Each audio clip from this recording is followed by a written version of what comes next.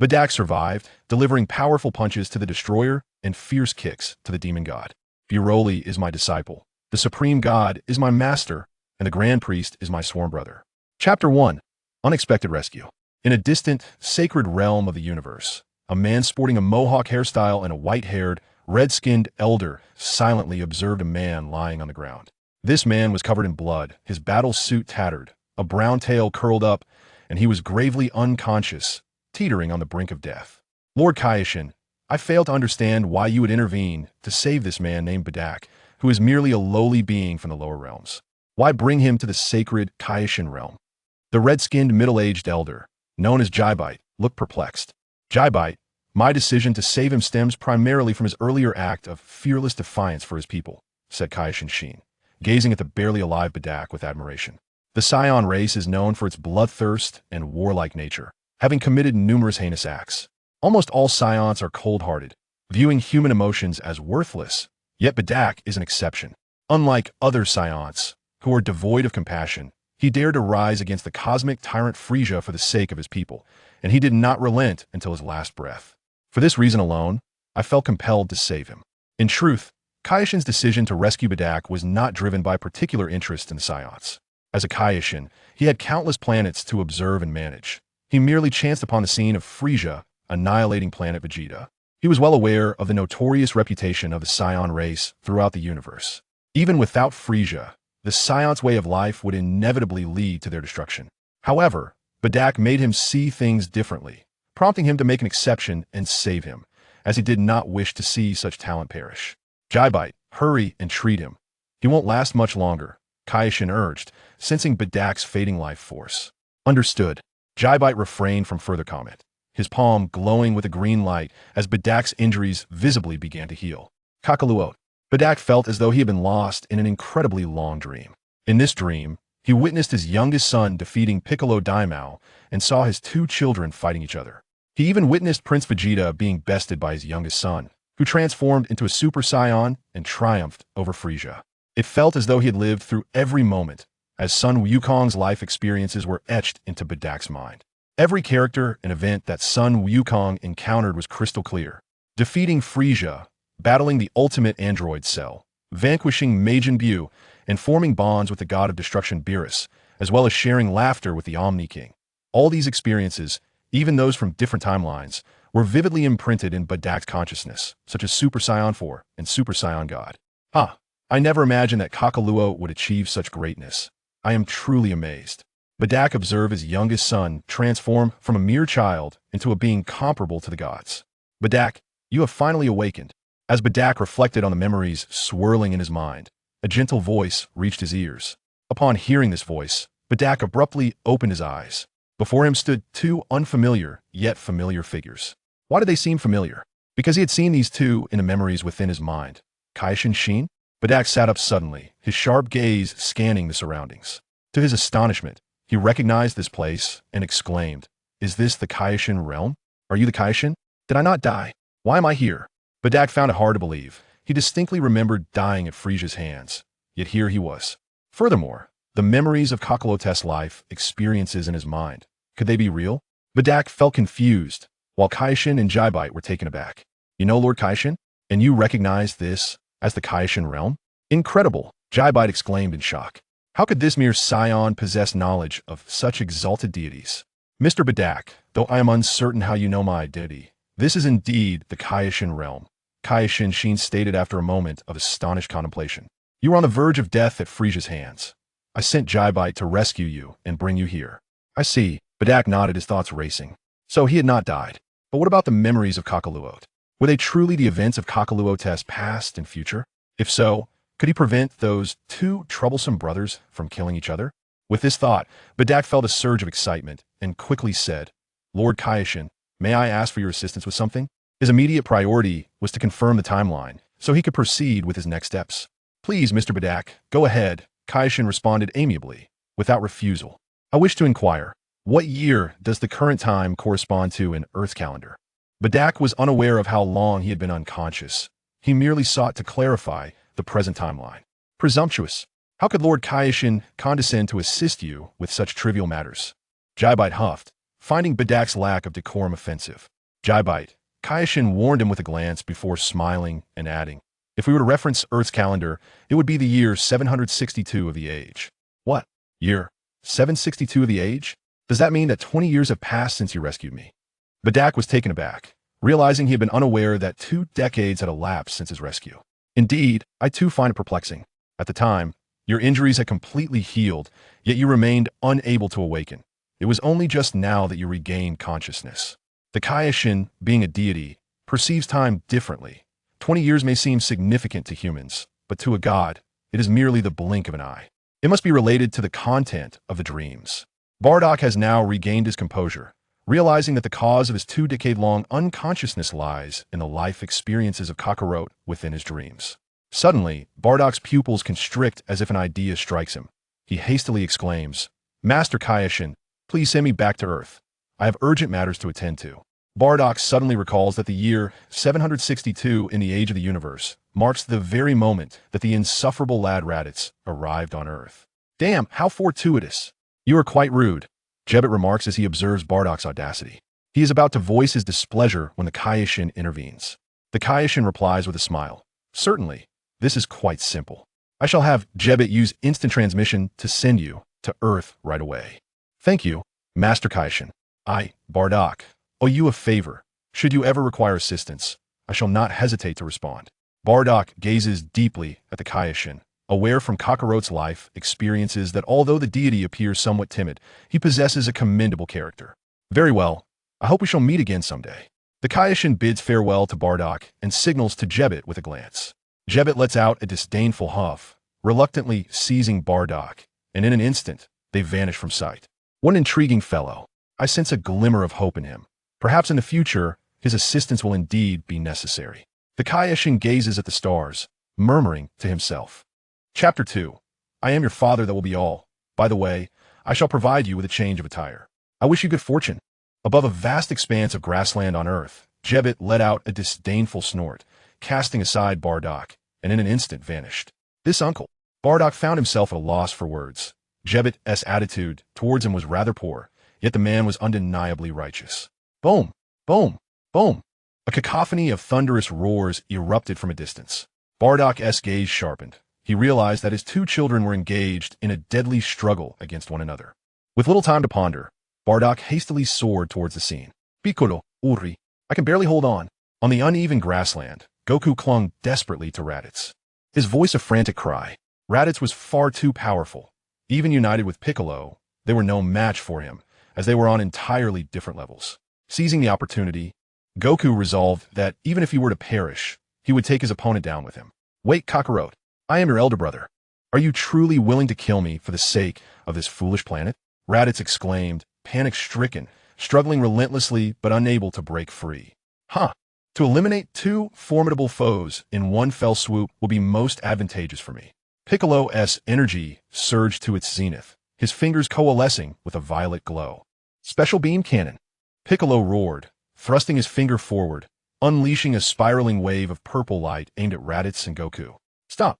Just as the special beam cannon was about to pierce through the 2, a figure suddenly materialized, effortlessly deflecting the powerful attack with a single palm. "What?" The unexpected turn of events left the 3 present utterly astonished, their gazes drawn to the newcomer. "Who are you?" Raditz's expression was one of disbelief, while Piccolo and Goku stood in stunned silence. Before them stood a figure clad in the same battle attire as Raditz, also possessing a tail. Most notably, this individual bore an uncanny resemblance to Goku, the only distinction being a scar upon his face. "Impudent child, what are you doing?" Bardock seethed with fury, materializing before Raditz and delivering a punch that sent him sprawling. Although Saiyans typically regarded blood relations with indifference, Bardock was different. He was a Saiyan of deep loyalty and affection.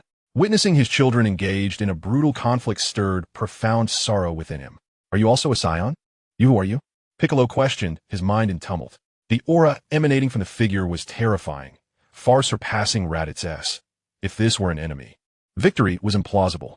Meanwhile, Goku's eyes widened in astonishment, feeling an inexplicable familiarity, a resonance echoing from the depths of his very being. "Kakarot, you fool. He is our father." Raditz, rising to his feet, yet still appearing utterly bewildered, stammered, "Father, You're not already? It's a long story. Suffice it to say, I'm still very much alive. At this moment, Bardock approached Sun Wukong with a reassuring smile and said, Kakarot, no, I should call you Sun Wukong. You have grown and become stronger. What? Father? This time, it was Goku and Piccolo who were astonished, especially Goku, who found it hard to believe. No wonder this person bore an uncanny resemblance to him. No wonder he felt a sense of familiarity. It turned out he was his father. However, this revelation was quickly overshadowed by a surge of battle spirit. His father was formidable, and Goku yearned for a chance to spar with him. It must be said that the thought processes of Saiyans differ remarkably from those of ordinary individuals. Raditz, come here, Bardock coldly commanded. Raditz, feeling aggrieved, walked over to Bardock, not daring to utter a word. Deep down, he held a mix of admiration and fear towards Bardock. He could not defy his father. I ask you, why did you engage in conflict with Kakarot? Though Bardock was aware of the reason, he maintained a stern expression as he questioned. Father, this is not my fault. I wanted to invite Kakarot to join my team, but he proved to be ungrateful, so... Raditz, resembling a child caught in wrongdoing, lowered his head and attempted to justify himself. I told you not to associate with Vegeta and the others, yet you refused to listen. Look at your current state. Bardock showed no mercy, scolding Raditz without reservation. In truth, Raditz was not always as he appeared now. Although slightly arrogant, he had been influenced by his association with Vegeta, which had led to his current demeanor. Piccolo and Goku exchanged glances, surprised to see the usually domineering Raditz behave like a child in front of Bardock. You will go and apologize to Kakarot. This is an order, Bardock asserted with an air of authority. Yes, Raditz replied, feeling utterly humiliated, despite his reluctance. He approached Goku and, gritting his teeth, said, Kakarot, I am sorry, it was my fault. After uttering these words, Raditz's expression became exceedingly grim. One could hardly recall a time when the proud Raditz had felt so constrained, except perhaps before Vegeta and Nappa. As long as you refrain from wrongdoing in the future, that will suffice. Goku, being inherently kind-hearted, accepted Raditz's apology. Only Piccolo remained vigilant. He did not trust Raditz and still held reservations about Bardock. These Saiyans were indeed ruthless beings, and one could not afford to be complacent. Bardock noticed the suspicion in Piccolo's gaze, but paid it no mind. Instead, he turned to Goku and said, Kakarot, in a year's time, Vegeta and Nappa will arrive on Earth. Do you believe, with your current strength, you can defeat Vegeta? I regret to say that, despite my reluctance, I cannot win with my current abilities. Goku responded candidly, acknowledging that he could not even defeat his older brother, let alone the more powerful Vegeta and Nappa. I must inform you that Vegeta's battle power is 18,000. Furthermore, there's an even more formidable and terrifying Cosmic Emperor, Frieza, orchestrating everything from behind the scenes.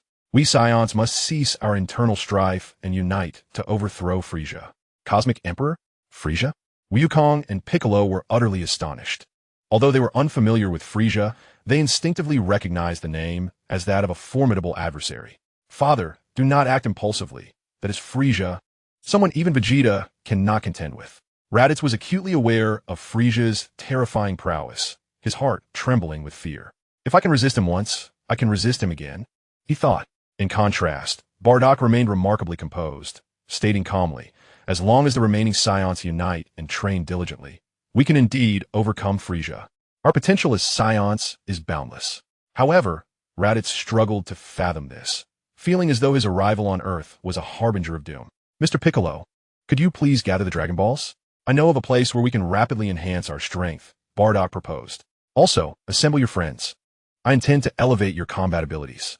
Bardock, with a battle power of approximately 10,000, had significantly increased due to his resurrection by the Kaishin, now boasting a battle power of 50,000, easily surpassing Vegeta.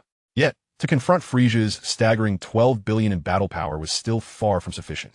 Chapter 3. Improving Wukong's life. You know of the Dragon Balls? Why should I trust you? Piccolo increasingly sensed that Bardock was no ordinary Saiyan. His knowledge of the Dragon Balls was perplexing. His cautious nature made him reluctant to place faith in Bardock. I know much more, such as your identity as an Namekian, your homeland being the distant planet Namek, and that you share a connection with the god of Earth, Bardock remarked with a subtle smile. Moreover, if I intended you harm, with my strength, a mere breath would suffice to eliminate you. Why resort to such tactics? This revelation left Piccolo momentarily speechless. He finally understood that what Raditz had mentioned about the Namekians truly referred to extraterrestrials. His homeland was indeed planet Namek. Not only Piccolo, but even the old Kai observing the battle from the Kai's temple was equally taken aback. So, I am an alien. No wonder I have always felt different from others. The old Kai murmured. Piccolo, I believe what my father has said. Wukong, however, was rather unfazed, having already accepted Bardock's identity in his heart. He sensed no malevolence emanating from Bardock. Rather, he exuded an aura of righteousness. More importantly, given Bardock's strength, it would be exceedingly simple for him to act against them without the need for deceit. Humph, Piccolo thought, momentarily casting aside his suspicions. Kakarot, return home for now. I have yet to meet my daughter-in-law. Bardock then approached Gohan, lifting him with a smile. This child possesses boundless potential. He is destined to become an exceptional talent. He could clearly envision Gohan's growth trajectory based on Kakarot's life experiences. The first to break through to Super Saiyan 2, a mysterious state that stands as the pinnacle of individual strength, eventually awakened the formidable beast form capable of rivaling Ultra Instinct. This is his grandson, and he must ensure that Gohan does not squander his martial prowess. Ha ha, Chi-Chi and Gohan will surely be delighted to see you.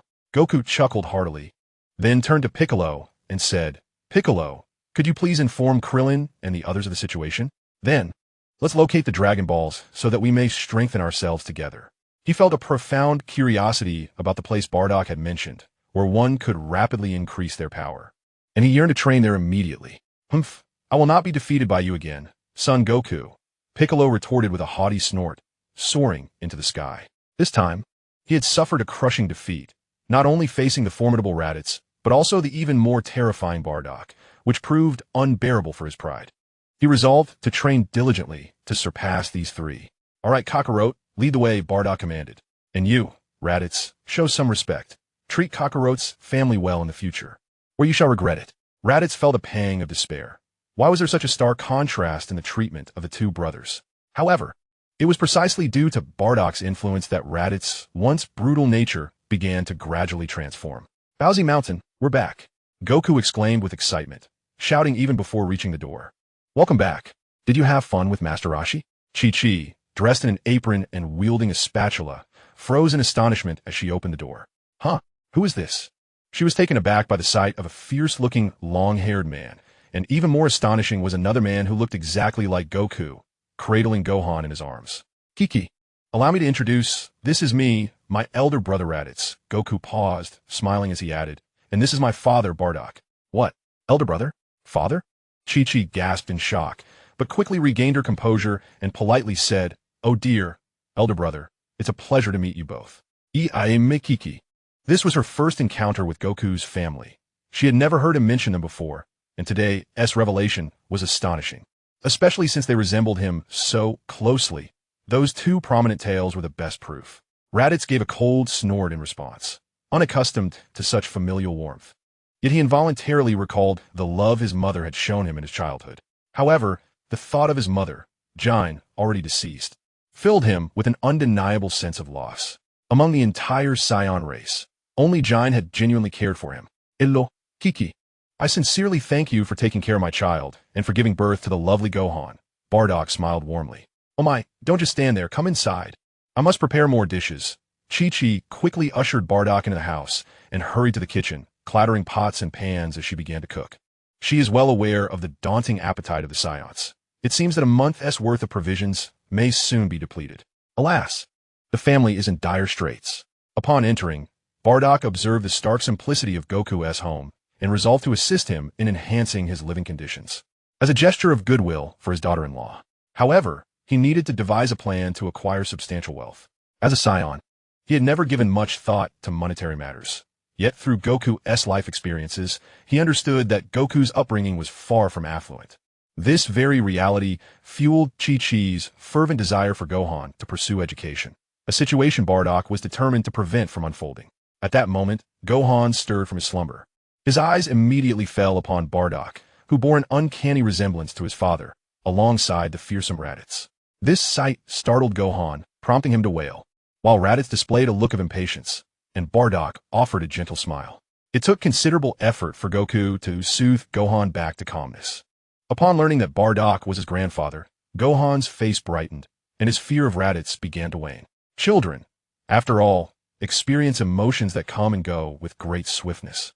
Father, could you elaborate on the universe in Frisia? Goku's mind was preoccupied with thoughts of Frisia, for in Bardock's tales, he was depicted as a fearsome deity. And Goku yearned for the chance to confront Frisia. Very well, I shall recount the details, Bardock replied, playfully engaging with Gohan as he recounted the story of Frisia, including the destruction of planet Vegeta. How infuriating! I had thought planet Vegeta was annihilated due to a cosmic collision, but it was Frisia's malevolence at play. We Saiyans toiled for him like beasts, that wretched fiend. Raditz seethed with rage, wishing he could slay Frisia immediately to vent his fury. Yet he recognized his own limitations and understood he was no match for Frisia at present. He vowed to train diligently to ultimately vanquish that demon. Goku, however, felt no particular attachment to planet Vegeta. His concern lay with Frisia's overwhelming strength. Astonishment and exhilaration coursed through him upon learning that Frisia possessed 3 transformation stages, culminating in an astonishing battle power of 12 million. Bardock revealed that Goku's own power level was a mere 400, rendering him akin to an insect in comparison. The terrifying might of Frisia loomed before him like an insurmountable mountain. Yet, it was precisely this realization that ignited Goku's determination. He resolved to train harder to defeat Frisia. Chapter 4. Don't bye. The Goku family shared a harmonious meal together, though Raditz appeared somewhat out of place. Following the meal, he retreated outside to ponder alone. He was reluctant to remain, yet Bardock's commands bound him to earth. Meanwhile, Goku, oblivious to Raditz's discomfort, incessantly urged him to engage in combat. Raditz, exasperated, reluctantly consented to spar with Goku. Observing this scene, Bardock couldn't help but smile softly. He believed that over time, Raditz would assimilate into life on Earth. With the fleeting moments available, it was prudent to assist Kakarot in acquiring some funds. After playfully teasing Gohan for a while, Bardock soared into the sky, contemplating how he might amass a considerable fortune. In truth, adhering to the Saiyan way, the most straightforward method would be to seize it back. However, Bardock was unconventional. He scorned such brutish tactics.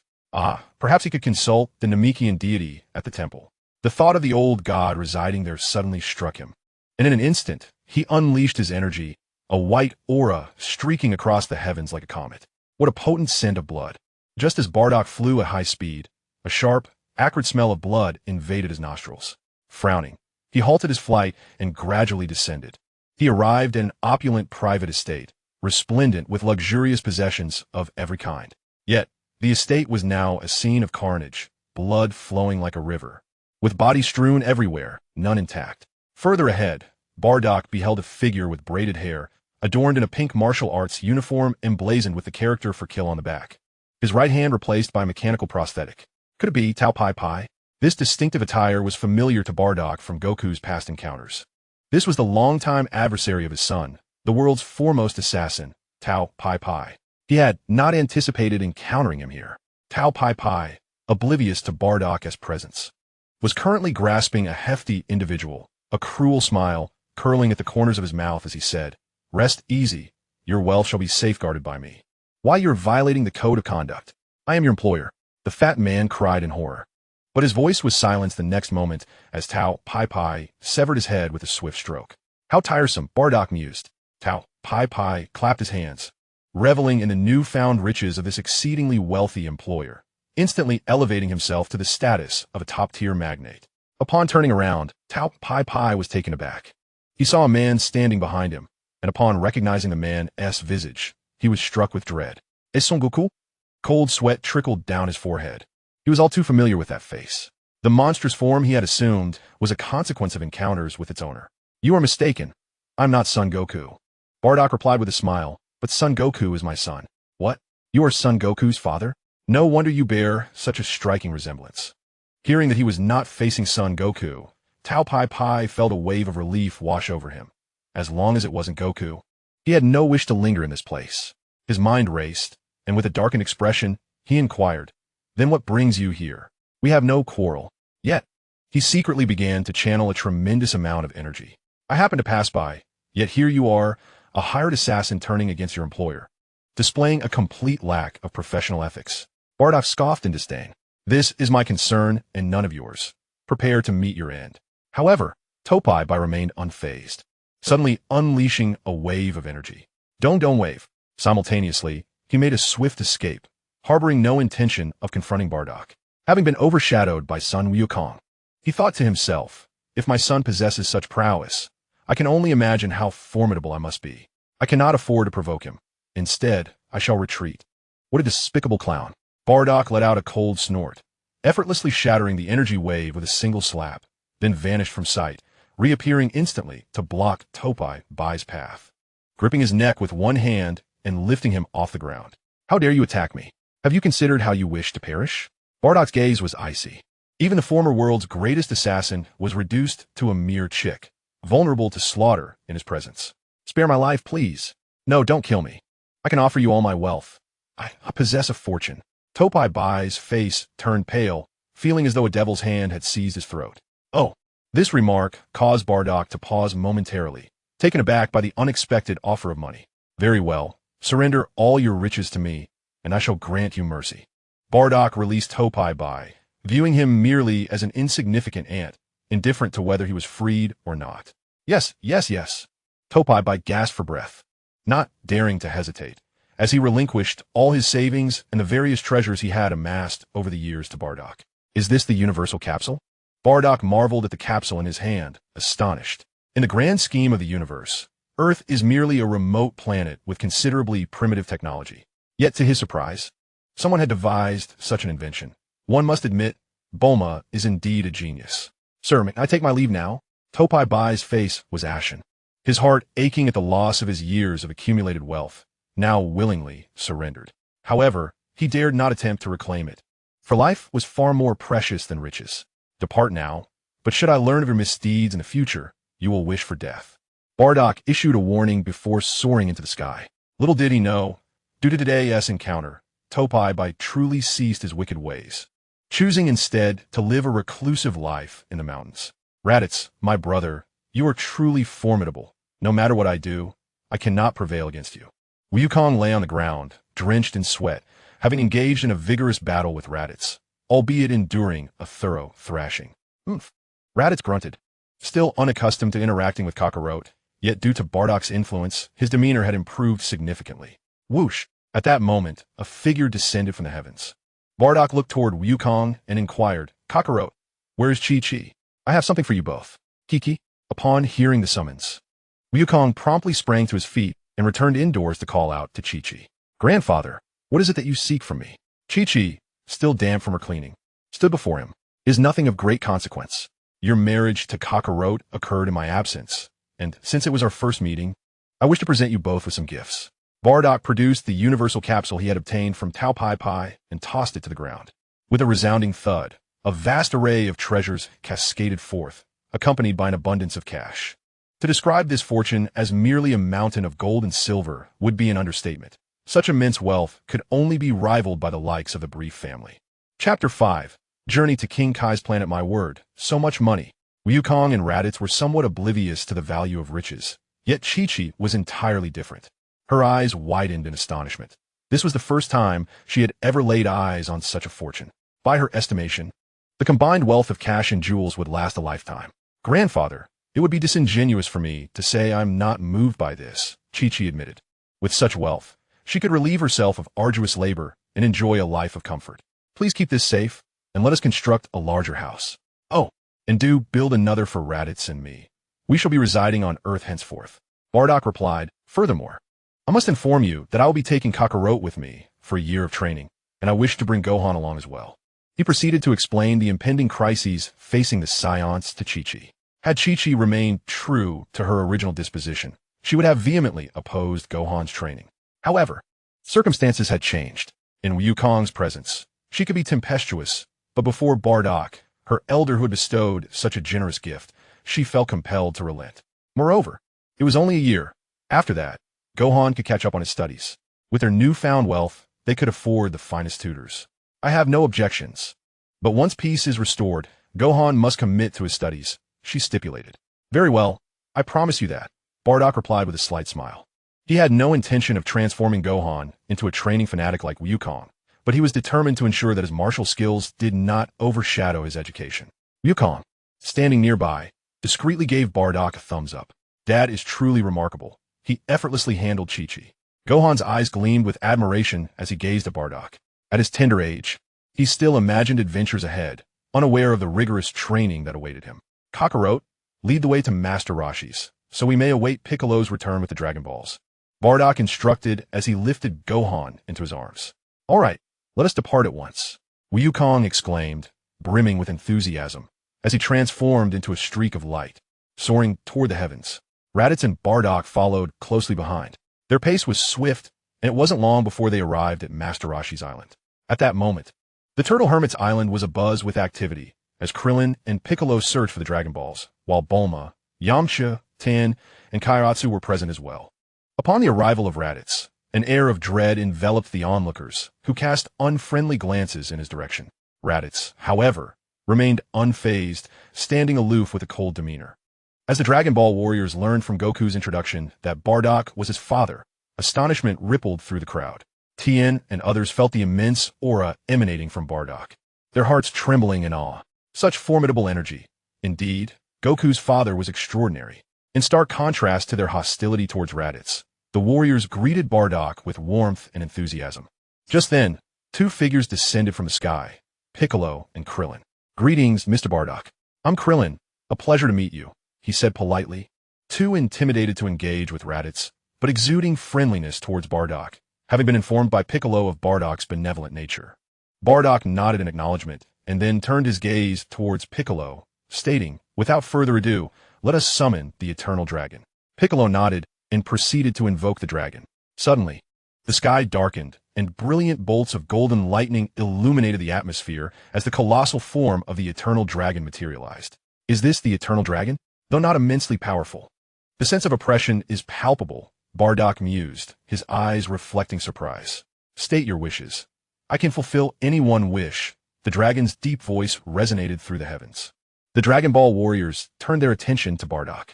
Eternal Dragon, could you transport us to King Kai's planet? Bardock proclaimed loudly. To King Kai's realm? That wish is quite simple, the dragon replied, a flash of red light flickering in its eyes, and in an instant, Bardock and the others vanished. Moments later, the dragon transformed into 7 orbs and scattered across different locations. In the heavenly temple, the old Kai observed the world below, his brow furrowed in contemplation.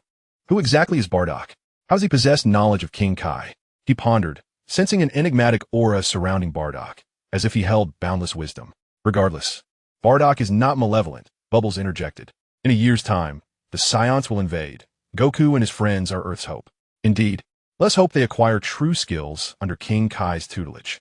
On King Kai's planet, which lay far from Earth, the landscape was surprisingly modest, a single small house, an old car, and a small tree. It was hard to fathom that such a renowned figure as King Kai resided in such simplicity. Ugh, I can't move. What is this? Why is it so heavy? Goku and his companions appeared on King Kai's planet, but in the next instant, aside from Raditz and Bardock, everyone else found themselves sprawled on the ground, unable to even lift a finger. Even Gohan, cradled in Bardock's arms, felt a profound discomfort. Had he been a mere human child, he might have been crushed under the pressure. However, Gohan, being a descendant of the Saiyans, possessed a physical resilience unparalleled by Earthlings. The gravity on King Kai's planet was 10 times that of Earth, but Bardock reassured everyone that they would adapt in due time. How pathetic to be unable to endure such a trivial 10-fold gravity, Raditz scoffed disdainfully.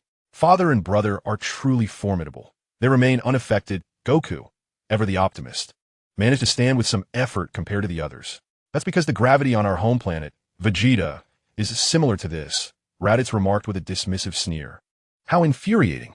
Piccolo, clearly unwilling to be ridiculed, clenched his teeth and also managed to rise. He found this experience particularly excruciating, especially since he was already clad in weighted training gear, feeling as though he were being crushed by a mountain. At that moment, a rather comical gorilla leapt into view, frolicking about in a manner that suggested it was oblivious to Goku and the others. Is that the King Kai? Goku, in his typical naivety, began to mimic the gorilla's antics, much to Raditz's annoyance. King Kai, we humbly request an audience, Bardock called out, raising his voice instead of approaching Goku. Who are you? A short, stout figure with blue skin lazily emerged from a nearby building. King Kai. Bardock greeted him politely, and the others quickly followed suit, showing their respect upon recognizing the esteemed figure. Goku, with his characteristic lack of decorum, greeted the king with an enthusiastic wave, turning crimson in embarrassment. You possess tails. Are you two Saiyans? King Kai inquired, his attention drawn to the tails of Raditz and Bardock. Aren't Saiyans merely a race of fighters? What brings you to this place? Chapter chasse, rapide advancement. King Kai, the situation is as follows. Bardock proceeded to explain in detail the impending invasion of Earth by the Saiyans and the looming threat posed by Frieza.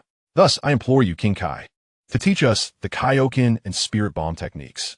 Bardock's demeanor was earnest, devoid of embellishment. Oh, you are aware of the Kaioken and Spirit Bomb? King Kai was taken aback, then proudly placed his hands on his hips, chuckling, it seems my techniques are quite renowned throughout the universe. Dad, we're the Kaioken and Spirit Bomb. Goku, confused, listened intently, as did Raditz and the others, who shared his bewilderment. The Kaioken is a technique that can exponentially enhance one's combat power, Bardock elucidated. The stronger the body, the greater the amplification. However, it has a significant drawback. It consumes vast amounts of energy and stamina, rendering it unsustainable for extended periods. If one exceeds their physical limits, it could lead to catastrophic failure. Regarding the Spirit Bomb, it is an immensely powerful technique capable of harnessing the energy of all living things for one's own use, exhibiting a perfect counter against malevolent beings. Its only drawback lies in the lengthy preparation time. How extraordinary! Is such a technique truly in existence? Goku and the others were left astounded, particularly Goku, whose heart raced with excitement. Should he master these two techniques, his strength would undoubtedly soar to unparalleled heights. Piccolo silently gritted his teeth, vowing to himself that he must learn these two skills. You, a Saiyan, seem to possess remarkable knowledge, the Supreme Kai remarked, casting a surprised glance at Bardock. Following this, the antenna-like appendages atop his head twitched as he continued. You are correct, indeed. Two Saiyans are en route to Earth and are expected to arrive in about a year. Great Lord Kai, please teach us your ways, Goku exclaimed, approaching with an overly familiar demeanor, wrapping his arm around the Supreme Kai's shoulder with a grin. You show a lack of respect, young man, the Supreme Kai replied, somewhat exasperated. He cleared his throat and added, I shall teach you, but first, you must make me laugh with 3 jokes. Jokes? The group was taken aback. The grand image they held of the Supreme Kai was beginning to crumble. Raditz, Piccolo, and Bardock were simply ill-suited for humor. Goku racked his brain, and after much thought, enlisted the help of Yamcha, who, accustomed to city life and charming women, shared several corny jokes that left the Supreme Kai in stitches. Very well, you all possess potential. The Supreme Kai chuckled heartily after a prolonged bout of laughter, then smiled. To learn the Kaioken and the Spirit Bomb, you must first capture Baburus. He pointed to the nearby gorilla Baburus. Is that all? All right, I'll give my all. Goku volunteered, dashing forward to seize Baburus. However, due to the tenfold gravity and Baburus' remarkable agility, Goku found himself unable to grasp even a single hair. The other Dragon Ball warriors joined the fray, including Piccolo and Raditz. Compared to the rest, Raditz found the task considerably easier, given that his power was second only to Bardock's. Yet he too was unable to capture Baburus in a timely manner. As for you, given your strength, there is no need for a trial. The Supreme Kai leisurely remarked from his chair. With your current power, defeating those two Saiyans would be a mere formality. Why engage in this unnecessary endeavor? While others were unaware of Bardock's true strength, the Supreme Kai could see right through it. This Saiyant's power surpassed his by several tiers. I seek to unite the Saiyans. If they continue to fight amongst themselves, our entire race may face extinction, Bardock declared, his gaze fixed on Goku. Moreover, my strength is still far from sufficient to confront Frieza. I must exhaust every means to grow stronger, to defeat Frieza and avenge my fallen comrades. Ah, I see. The Supreme Kai regarded Bardock intently, and after a prolonged silence, he smiled. You are unlike other Saiyans. Your heart is pure and just. You are worthy of inheriting the Kaioken and the Spirit Bomb. The King of the Universe personally imparted the techniques of the King's Fist and the Spirit Bomb to Bardock, while Goku and his companions diligently devoted themselves to their training. Time swiftly passed, and within the span of a year, their rigorous efforts bore fruit. Father, I'm going in. Dad, watch out. In the skies above King Kai's planet, Goku and Raditz flanked Bardock, unleashing a tempestuous aura that engulfed the realm. Raditz, your power is too scattered. How many times must I tell you? Faced with the combined might of his two sons, Bardock effortlessly grasped their fists, admonishing, Kakarot, Haven tu eaten? Is this all the strength you possess? With a swift motion, he sent both brothers crashing to the ground. Truly, you are my father. Your prowess is undeniable. Behold my double King S fist. Triple King S fist. Raditz and Goku erupted in a blaze of crimson energy, launching another assault upon Bardock with enhanced speed and strength. Yet, even amidst their ferocious onslaught, Bardock remained unperturbed, effortlessly countering each strike. Uncle e piccolo. Do you think Dad and Uncle could defeat Grandpa? After a year of rigorous training, Gohan had undergone a remarkable transformation as he observed the intense battle above, momentarily mesmerized. Notably, Gohan had spent the entire year under Piccolo's tutelage, as the latter, due to his nature, refrained from training with others, except for Gohan, whose innocence thawed the cold heart of this formidable demon. Although reluctant to admit it, Bardock's strength was overwhelming. Even in his normal state, he matched Goku and Raditz, who were in their King S fist form. Piccolo, arms crossed and observing with a detached demeanor, had also mastered the King S fist during the year of training, achieving a combat power exceeding 10,000, narrowing the gap with Goku, yet still vastly inferior to Bardock. Goku's father is truly monstrous. The Saiyans are extraordinarily powerful. Tien and the others watched in awe, having improved significantly after a year of grueling training, their combat power reaching 8,000, a marked enhancement from a year prior. Their admiration for Bardock was immense. Not only was he immensely powerful, but his commitment to training was unparalleled, coupled with extraordinary talent. You have compelled me to utilize the King S fist. Indeed, you have grown stronger, but it is time to conclude this. Bardock, unyielding against two opponents, suddenly changed his demeanor. With a flash of red light, he evaded Goku's Kamehameha with remarkable speed and delivered a heavy fist that sent Goku crashing to the ground. In an instant, he appeared behind Raditz, executing a sweeping kick that sent him tumbling. Incredible. There is no way to surpass that. Goku lay on the grass, drenched in sweat, gasping for breath. Raditz, equally exhausted, having achieved a combat power of 15,000 through a year of effort, found himself in the same predicament against Bardock. Utterly incapable of mounting any defense, Bardock lifted his two sons, satisfaction gleaming in his eyes. This year not only saw Goku and the others dramatically enhance their powers, but he himself also made remarkable progress, escalating from an initial combat strength of 50,000 to an impressive 100,000. In his ultimate state, he could unleash a 10-fold Kaioken. Such significant improvement was largely due to the training sessions alongside Goku and Raditz. Saiyans possess an inherent ability to rapidly evolve through combat. Presently, Goku, in comparison to his original portrayal, has become considerably stronger. You all should return to Earth now, Bardock stated. Chapter 7. Bardock's Power Lord KO. I apologize for the disturbance during this time, Bardock politely remarked. We shall return immediately. I kindly request that you notify the Earth's deity to guide us back via Snake Way. None of them possessed the ability to traverse between the underworld and the living realm. They had to rely on the deity's assistance. Understood. Hurry along now, replied KO, who was eager for these troublesome guests to depart, as their voracious appetites nearly consumed his pet over the course of a year. He wished for their swift exit, hoping they would refrain from returning. Thank you, Lord KO. Until we meet again. Goku cheerfully waved, then soared directly towards Snake Way, while the others bid farewell to KO as well. Kakarot, let us see whose speed is superior, Raditz provocatively challenged Goku. After a year of camaraderie, the Dragon Ball warriors had come to accept Raditz, although he could still be rather arrogant at times. He had shed much of the brutality he exhibited when he first arrived on Earth. Perhaps this is what they refer to as being influenced by one's companions. I will not be outdone by you, brother. Goku had fully embraced Raditz within his heart, unleashing his full power like a meteor streaking across the sky. Old son, in terms of speed, I shall not concede to you. Piccolo, too, refused to be left behind, closely tailing Goku with astonishing velocity. Uncle Piccolo, wait for me. Although Gohan's speed paled in comparison to Goku and Piccolo, it was still formidable. Hey, have you considered our feelings? Came the frantic complaints from Krillin and the others trailing behind. West City on Earth, once a bustling metropolis, now faced a dire catastrophe. In the heart of the city, two small spacecraft descended, from which emerged two menacing figures. The surrounding populace was terrified, yet they mustered the courage to investigate the unfolding events. I didn't expect such a warm welcome. The imposing figure, Dabura, surveyed the frightened citizens with a cruel smile. What a primitive planet. The inhabitants are so feeble. Yet it's still necessary to extend a proper greeting. With a swift motion, Dabura raised his finger, unleashing a terrifying aura that obliterated the entire town in an instant. The residents were reduced to mere ashes in a heartbeat.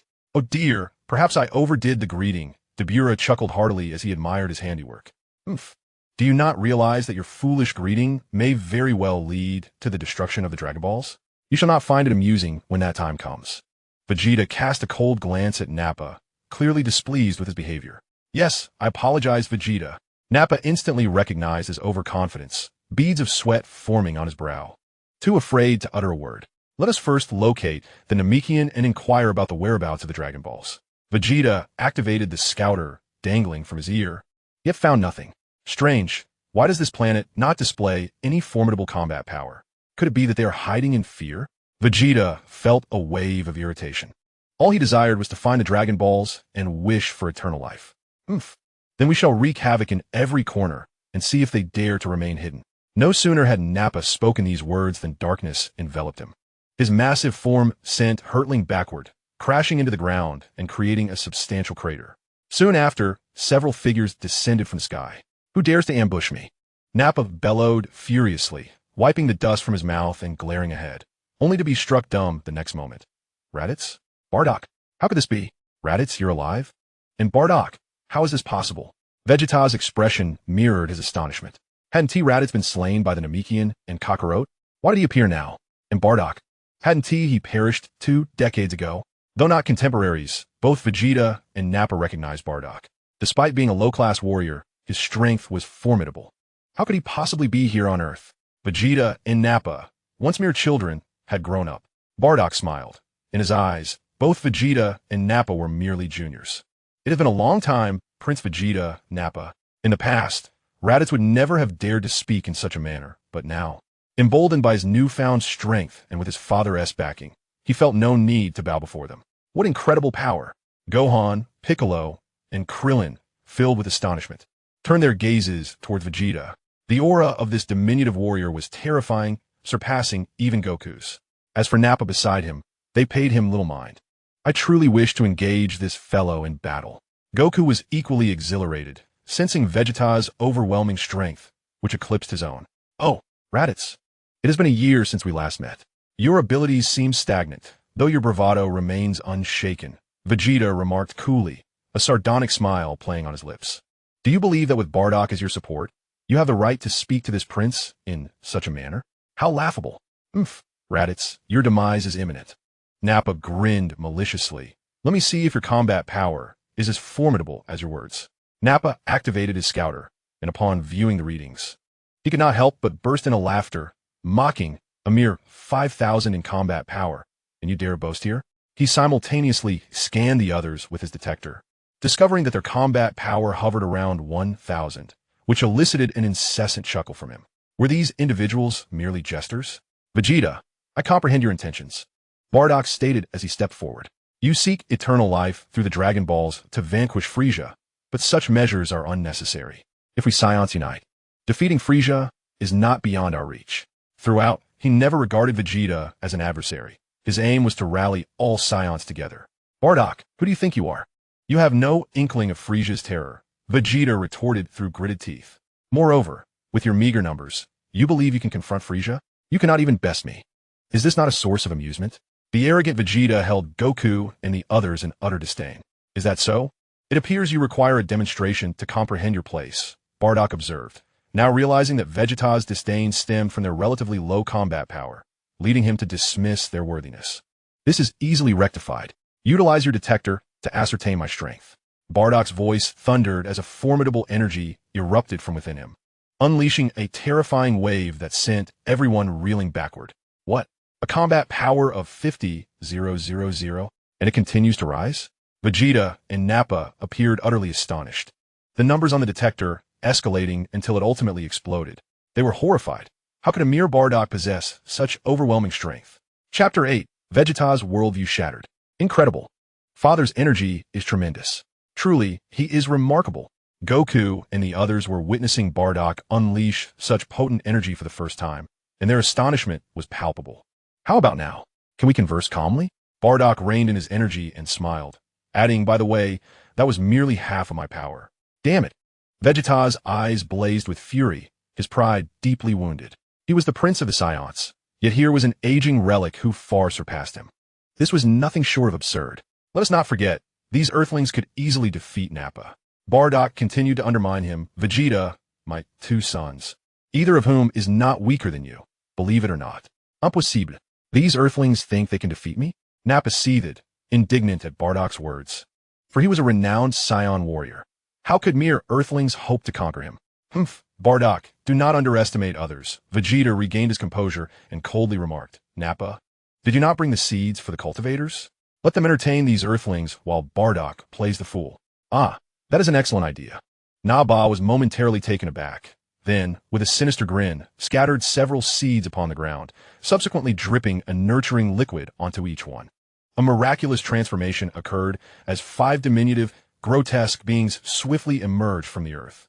These cultivators each possessed a combat strength exceeding 1,500. Cultivators, attack. Tear these Earthlings apart. Naba commanded, eagerly anticipating the spectacle of their utter defeat.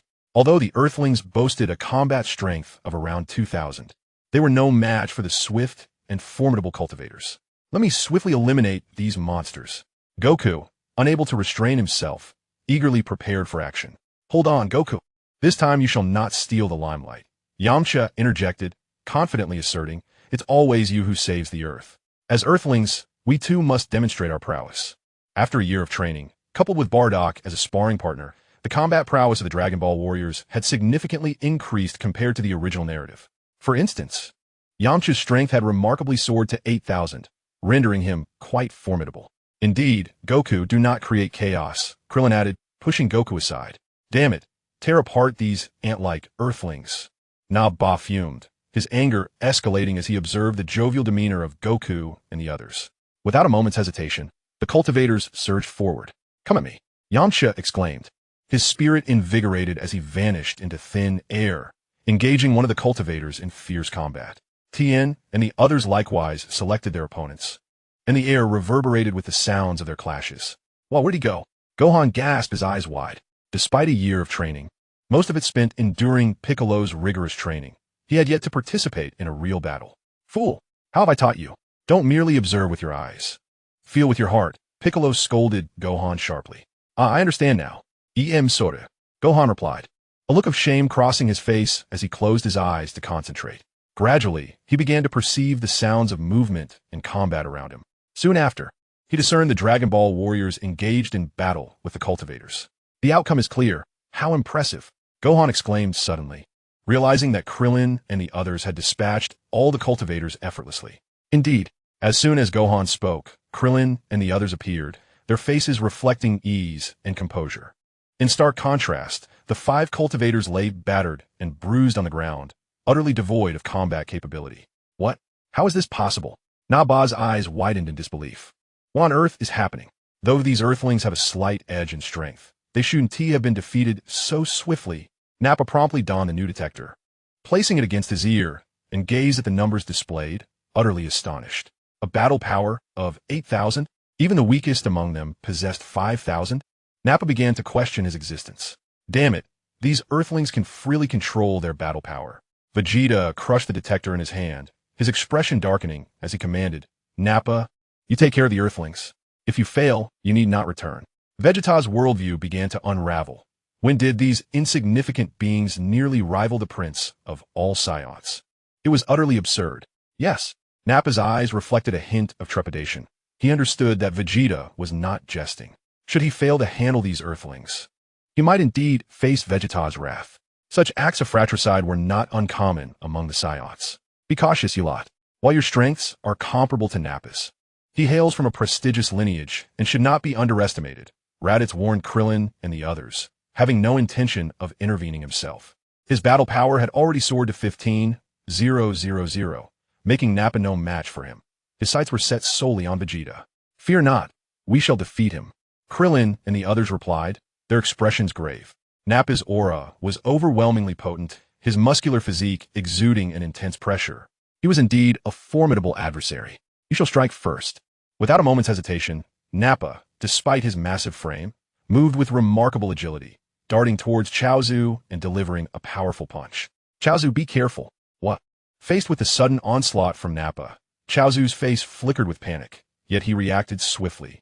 His hands glowing with a green light as his unique psychic ability ensnared Nappa in place. With a battle power of only 5,000, confronting Nappa head-on was futile. But restraining him was within his capabilities. What? Psychic powers? Nappa felt as if he were ensnared by countless vines, rendered immobile. Wolfang Fist. Spirit Ball. At that moment, Yamcha and Tien arrived, taking advantage of Nappa's immobilization to unleash their signature moves. Wah! The immense force sent Nappa hurtling away. Kamehameha. Krillin was not to be outdone.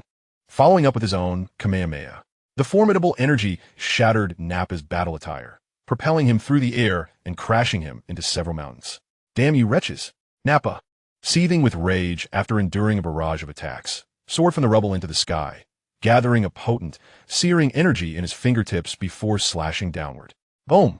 The ground trembled as if struck by a tremendous earthquake, a massive fissure appearing before the onlookers, billowing hot air rising from the earth.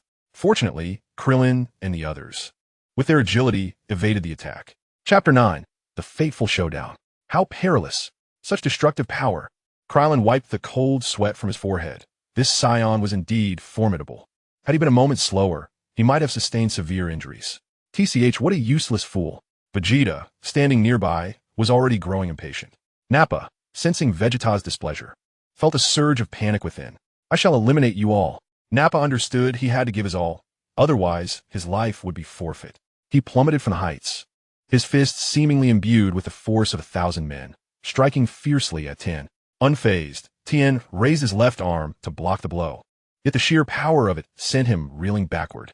Double Suki, he called out, unleashing 2 energy blasts that sped toward Nappa from either side. The angles were astutely calculated. Nappa had no choice but to ascend into the sky, but the energy spheres pursued him relentlessly, as if they had minds of their own. Damn, these earthlings, always resorting to peculiar tactics. Nappa glared furiously at Yamcha below, feeling as though he were being toyed with by these earthlings. Solar Flare. A figure darted past Nappa with incredible speed, arms outstretched, and the sky was suddenly filled with an intense, blinding light. What? What is this madness? The brilliant light blinded Nappa, while Vegeta below shielded his eyes. In contrast, Goku and the others were unaffected, as they could sense energy. Their eyesight was of little consequence. He is already lost, Goku murmured. Although Nappa possessed formidable combat abilities, his offensive methods were exceedingly monotonous, relying solely on brute strength. Faced with the meticulously coordinated techniques of Krillin and the others, he was utterly incapable of withstanding their assault. Just as Goku had predicted. After being struck by the solar flare, Nappa was swiftly besieged by Tien and his companions, the sky occasionally raining blood. Return to your planet. At last, Krillin delivered a powerful punch that sent Nappa crashing down from the sky, landing right beside Vegeta. Vegeta. Nappa, gravely injured, trembled as he reached out, seeking help for Vegeta. I told you, if you lost, do not return. Vegeta's gaze was cold and indifferent. He paid no heed to Nappa's pleas, instead seizing him and hurling him into the sky while simultaneously unleashing an energy blast. In Vegeta's eyes, a defeated Saiyan held no value whatsoever. Boom! Just as despair enveloped Nappa, Bardock's figure suddenly appeared, effortlessly deflecting Vegeta's energy blast and securely catching Nappa. Father, Dad, Goku, Raditz, and the others were bewildered, unsure of Bardock's intentions. Bardock, you! Nappa was equally perplexed. Why would Bardock, an enemy, choose to save him? Bardock gently lowered Nappa to the ground and addressed Raditz. Raditz, take care of Nappa. Understood. Reluctantly, Raditz approached Nappa, shielding him from harm. What purpose does such trash as Bardock serve?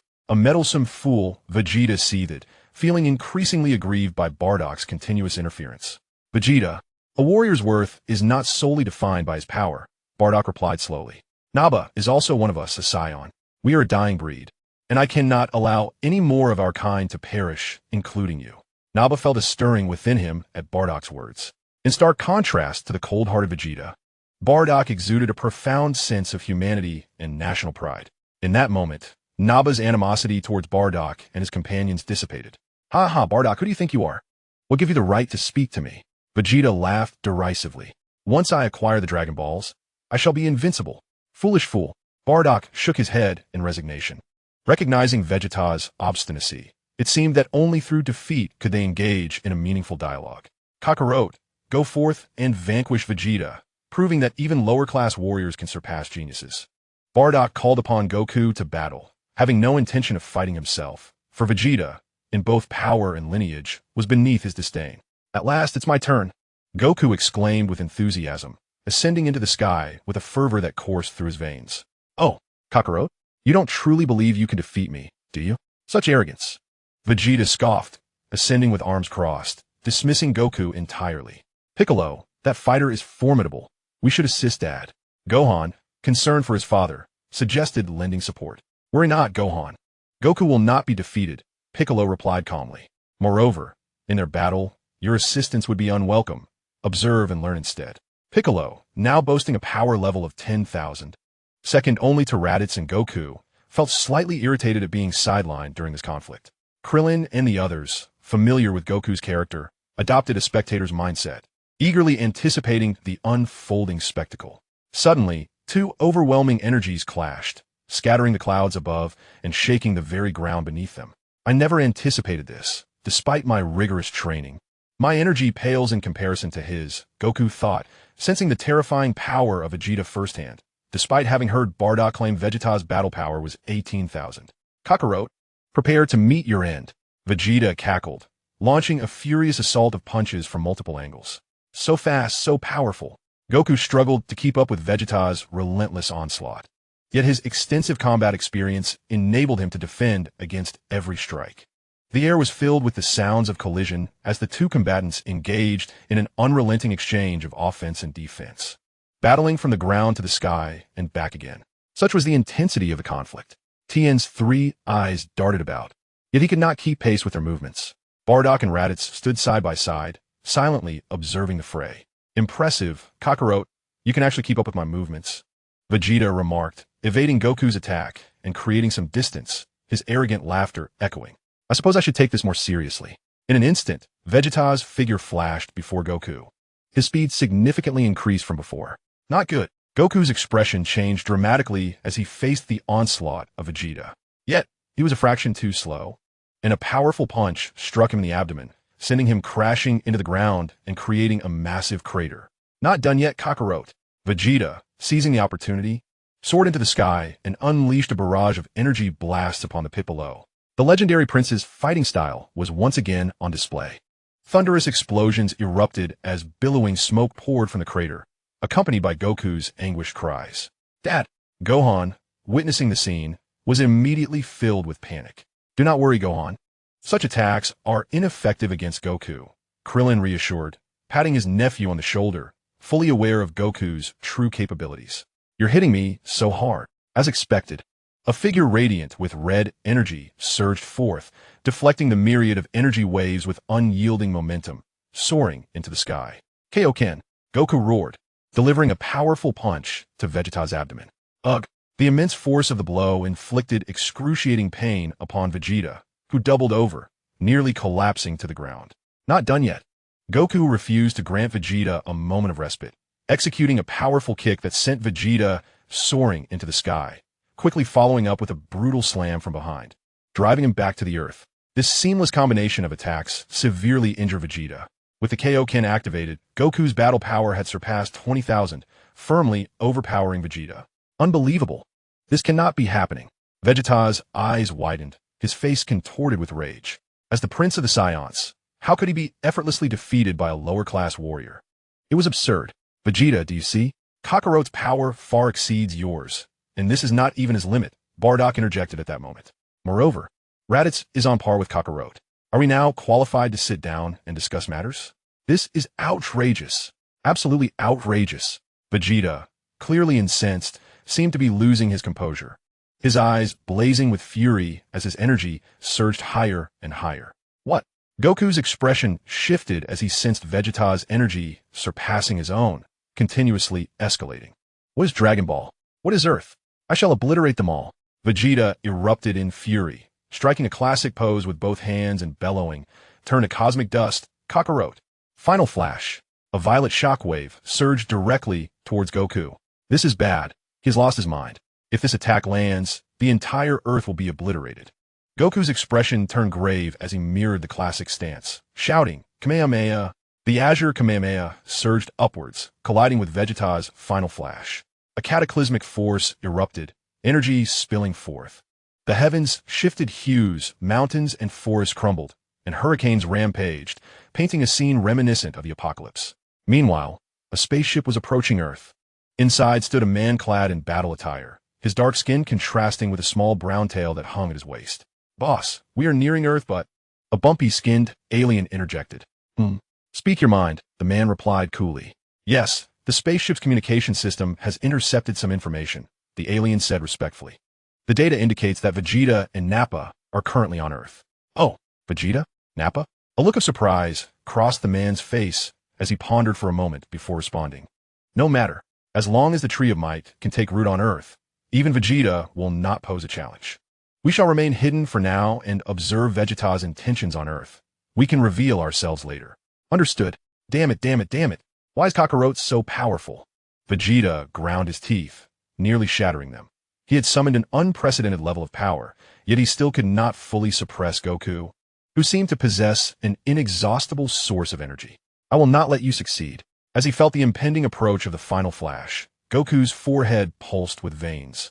Muscles surged, and he roared, Triple Kaioken. The Kamehameha, initially at a disadvantage, suddenly turned the tide, overpowering Vegeta's attack and driving upwards, swiftly closing the distance to Vegeta. This is bad. Vegeta could hardly believe it, but before he could react, the terrifying energy engulfed him, launching him into the skies above. So dangerous. After executing the Triple Kaioken, Goku reverted to his normal state, hands pressed against the ground, utterly exhausted. The burden of the Kaioken was immense. The higher the multiplier, the greater the strain. His limit was the 5-fold Kaioken, and employing the 3-fold had significantly drained his energy and left him nearly depleted. Are you awake? Krillin and the others rushed over, surrounding Goku, including Gohan. Vegeta's energy had vanished. It seemed he could not withstand the previous attack and had perished. Even the usually calm and cautious Piccolo believed that Vegeta could not have survived. Only Bardock remained silent, his perception surpassing that of Goku and the others. He sensed that Vegeta was not yet dead, still clinging to a faint breath of life. Is he planning to use that technique? Bardock seemed to discern something, his expression subtly shifting, yet he refrained from intervening. Kakarot, do you truly believe you have triumphed? You underestimate me, Prince Vegeta, just as everyone began to lower their guard. Vegeta's figure staggered down from the sky. At that moment, he appeared exceedingly disheveled, covered in wounds, blood seeping from various parts of his body. His once resilient battle armor reduced to tatters, his energy even lower than Goku's. What? As expected of Vegeta, he managed to survive. Goku was greatly astonished, never anticipating Vegeta's tenacity to endure such an onslaught. Struggling against his fatigue, he rose to his feet, a renewed fighting spirit igniting in his gaze. As for Krillin and the others, they were not as tense, recognizing that Vegeta was now at the end of his rope. Even Kaiatsu could easily defeat him at this point. Nonetheless, they prudently retreated, leaving the battlefield to Goku. This was a battle that belonged solely to him, one in which no one else could interfere. Kakarot, you are merely an inferior warrior, yet you have surpassed me. This is unforgivable. Vegeta, mustering his remaining strength, transformed his last vestiges of energy into a luminous sphere and hurled it fiercely into the sky. In the next moment, the sphere rapidly expanded, resembling a small, radiant moon. This is not good, Kakarot. He is about to transform. Seeing this, Raditz immediately cautioned Goku, fully aware of Vegeta's intentions. Chapter 11, The Devious Dales. Transform? Raditz's words left Goku perplexed. But the next instant, a roar resounded through the heavens. Vegeta's diminutive form, upon beholding the artificial moon above, instantly morphed into a towering giant. Simultaneously, his previously diminished energy surged dramatically. What? How is this possible? There is no full moon. How can he transform into a great ape? Krillin and the others were astonished, recalling how Goku had transformed into a great ape upon witnessing a full moon. Yet, there was none present now. This is our Saiyan-made moon, created by mimicking the full moon with our energy, Raditz explained. Transforming into a great ape amplifies one's combat power tenfold, but it consumes a significant amount of energy. Is such a phenomenon truly possible? Piccolo, hearing this for the first time, couldn't help but reflect on the terrifying potential of the Saiyans. Perhaps it is in the great ape form that a Saiyan's true nature is revealed. I understand now. The monster that trampled my grandfather and wreaked havoc at the martial arts tournament was, in fact, me. Goku realized many things at that moment. A wave of guilt washing over him. I am truly sorry, Grandpa. I will apologize to you in person someday. Kakarot, meet your demise. Though Vegeta has transformed into a great ape, his severely injured body limits his combat prowess to that of a feeble Goku. Anger and humiliation churn within him. As the proud prince of the Saiyans, he is forced to resort to every tactic against a lowly warrior. Such a disgrace is intolerable. With a tremendous stomp, he lunges his colossal foot towards Goku. Not on my watch. Goku roars, activating the Kaioken, his form erupting in a radiant crimson glow. He becomes a streak of red, evading Vegeta's attack and swiftly closing the distance, fists clenched, aiming a powerful strike at Vegeta's head. Get lost. Vegeta's tail sweeps with ferocity, making direct contact with Goku and sending him flying, blood spraying from Goku's mouth. Buzzing fills the air as a purple energy blast condenses in Vegeta's mouth, which he unleashes towards Goku. Damn it! Goku grits his teeth, stabilizing himself, realizing too late that evasion is impossible. Summoning all his strength, he deflects the energy blast, sending dust swirling in a chaotic cloud. Yet a vast shadow looms over Goku. Sensing impending doom, he instinctively retaliates with a punch. Boom! A thunderous roar echoes as the two engage once more. Vegeta endures several of Goku's strikes, his energy swiftly waning, but Goku too suffers, his stamina depleted from the Kaioken. Bang! They collide with a punch, both sent reeling back. Goku lands heavily, the crimson glow fading, panting heavily. This is bad. I lack the stamina to sustain the Kaioken.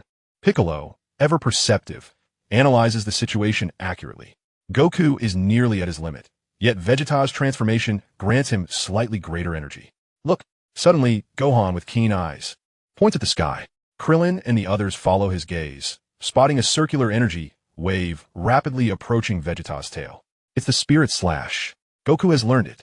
Krillin exclaims excitedly, astonished by Goku's newfound technique. That's right. If we sever his tail, Vegeta will revert to his normal state. Goku is brilliant. Yamcha shouts, exhilarated. As fate would have it, Goku, in his fall, unleashes the Spirit Slash, successfully severing Vegeta's tail. What? You wretched fool! I refuse to accept this. Vegeta bellows in fury, yearning to evade, but lacking the strength to do so, his body transforming back involuntarily. Once reverted to his humanoid form, Vegeta collapses to the ground, grievously injured, vulnerable to any foe. Ha ha! Truly, Vegeta is formidable. Even at my fullest, I merely reached a stalemate. Goku, now devoid of the strength to rise, harbors deep respect for Vegeta. Gohan, go and give Master Son a senzu bean. He has exhausted all his strength. At this moment, Piccolo instructed Gohan, reminding him that they had acquired several senzu beans from Master Karen for emergencies. Yes, Uncle Piccolo.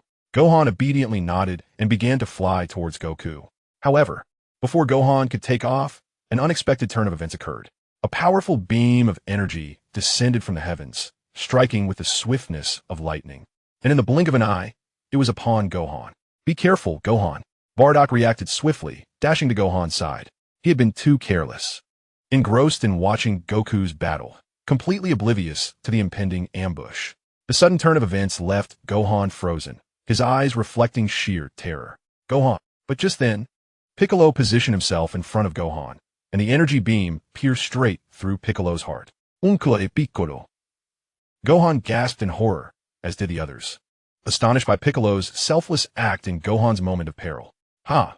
Who would have thought that I, the great Demon King Piccolo, would sacrifice myself for a mere child? Piccolo's life force waned rapidly. He gazed at Gohan with a sense of comfort and said, Gohan, it has been a pleasure knowing you. You are the first to truly care for me. You have grown stronger, but alas, I shall not witness it. Farewell. Slowly, Piccolo closed his eyes, his essence fading into the cosmos.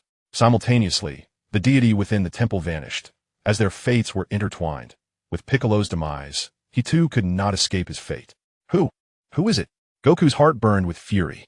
He understood well the significance of Piccolo. With his death, the Dragon Balls would vanish, leaving no chance for resurrection.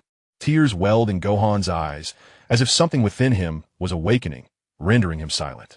He appeared as a beast on the verge of eruption. Such a foolish Namekian, sacrificing his life for a child. At that moment, several figures descended from the sky, one of which took everyone by surprise. This individual bore an uncanny resemblance to Goku. Yet his skin was darkened, and his expression was as sinister as a venomous serpent. Darius, is that you? Chapter 12, The Enraged Gohan. It is him, Bardock. Lying on the ground, barely clinging to life, and Vegeta, both wore expressions of astonishment. They were well aware of Darius, but never anticipated his appearance at this juncture. Striking down Piccolo in one fell swoop. You treacherous Saiyan, how dare you show your face? Bardock's gaze turned icy. As an elder member of the Saiyan race, he was all too familiar with Darius. Not only did he share Bardock's appearance, but he was also despicable and shameful, having betrayed the Saiyan people to establish himself as a so-called cosmic pirate. Bardock, why are you here? I thought you were dead. At this moment, Bardock caught sight of Dales, his expression marked by shock. Hadn't this fellow perished at Frieza's hands 2 decades ago? How is he still alive and well? This is perfect. I shall personally eliminate you, traitor. A cold smile graced Bardock's lips. Although he desired unity among the Saiyans, it did not extend to Dales. For this petty individual no longer deserved to be called a Saiyan. Is that so? Dales replied with disdain. In his mind, Bardock was merely a low-ranking warrior. And how formidable could his fighting power truly be? After years of training, Dales' power had already surpassed 50,000. Dealing with a washed-up Saiyan should be a trivial matter. Suddenly, a terrifying aura erupted, stunning everyone present. They all turned their heads in unison. Gohan. The Dragon Ball warriors were astounded. For the source of this dreadful energy was none other than Gohan himself. Goku was internally shaken. At this moment, Gohan's aura had far surpassed his own. That little brat. Vegeta, as if confronted by a specter, felt his pride take a severe blow. How could this be possible? A mere half-breed Saiyan child possessed such terrifying power. Return Uncle Piccolo to me. Gohan roared like a furious beast, his small frame shooting skyward with such speed that he was nearly invisible. In the blink of an eye, he was upon Dales, raining down punches on his abdomen like a torrential downpour. Goo! Gohan's rage-fueled strength was overwhelming, and Dales was unable to withstand it, spitting blood with each strike. Demon Flash. After a series of ferocious blows, Gohan delivered a powerful kick that sent Dales flying, subsequently gathering a fierce wave of energy in his hands and launching it at the airborne Dales. Boom! A violent explosion ensued, and a terrifying wave of energy formed a massive mushroom cloud, obliterating everything in its vicinity and creating a vacuum zone. Incredible! Raditz stared in astonishment. His nephew had unleashed such formidable power in an instant. Once Gohan had vented his fury, his overwhelming aura rapidly diminished, leaving him utterly weakened. This child's combat prowess fluctuated dramatically with his emotional state. Vegeta, with his vast combat experience, quickly discerned Gohan's true nature. This little fellow harbored a terrifying power within him, yet he lacked the ability to control it. In his current state, he was merely exhausting himself due to rage. Gohan, be careful! While everyone was astonished by Gohan's might, Bardock shouted a warning and surged towards him, his own energy flaring up. Grandpa? Gohan barely had time to react before he felt darkness engulf him. Dales had mysteriously appeared before him, gathering an energy blast aimed directly at Gohan's face. Bot. At this moment, Dales found himself in a dire predicament. His battle attire was tattered and stained with blood. Having endured an onslaught from Gohan, he evidently bore significant injuries, and his immediate goal was to eliminate that insufferable brat. Not so fast. The thunderous roar of Bardock echoed as he dashed forward like a gale, positioning himself before Gohan and delivering a powerful blow that sent Dales hurtling away. Gohan swiftly returned to Raditz. This scoundrel is mine to deal with, Bardock commanded with urgency. Rest assured, I possess a means to resurrect Piccolo. Now leave at once. Understood, Grandpa. Though Gohan's mind was in a haze, his reflexes were sharp, and he immediately soared back to Raditz's side. With Gohan now safe, Bardock exhaled in relief, turning his fierce gaze upon Dales, his voice dripping with menace. Indeed, you are a despicable wretch. You have successfully provoked my ire. Bardock, it seems you are truly eager to meet your demise, Dales retorted, wiping the blood from the corner of his mouth, his voice filled with rage. You lot, eliminate the rabble below. Yes, sir. Dales' subordinates dared not hesitate and charge towards Krillin and the others. This is bad. Their energy is overwhelming, and with Goku currently incapacitated, we stand no chance, Krillin remarked. His expression grim. The aura emanating from the adversaries far exceeded their own capabilities. Krillin, ensure Gohan and Kakarot's safety. I shall handle the rest, Raditz declared, stepping forth at the critical moment, single-handedly blocking the 5 opponents. That guy, Krillin and the others were taken aback, astonished that Raditz would stand against the enemy for their sake. He has indeed changed significantly. Yet, now was not the time for reflection. Krillin and the others swiftly retreated, moving the severely injured Goku to a secure location while shielding Gohan from any harm. As for Vegeta, he was of no concern to anyone. It appears your plan has failed, Bardock sneered, recognizing that Dales' subordinates lacked the combat prowess to match Raditz. One Raditz was more than sufficient to vanquish them. You insolent fool, do you think victory is assured? Allow me to show you something remarkable. Dales' icy gaze sharpened, and a sinister smile crept across his face as he tossed a seed to the ground. Boom! With the seed's contact with the earth, it rapidly burgeoned into a towering tree. The spirit fruit tree. Bardock murmured in astonishment, having witnessed such a sight during Goku's life experiences. This was an extraordinarily miraculous tree that, given suitable soil, could sprout instantaneously. The spirit fruit tree was also exceptionally enigmatic, capable of siphoning nutrients from the planet and bearing spirit fruits. These fruits were notoriously potent, capable of drastically enhancing one's combat power. As expected, the spirit fruit tree began voraciously absorbing nutrients from all directions, causing the flora within a 100-foot radius to wither instantly. How do you even know about the spirit fruit tree? Darius paused momentarily, for the seeds of the spirit fruit tree had come into his possession by chance.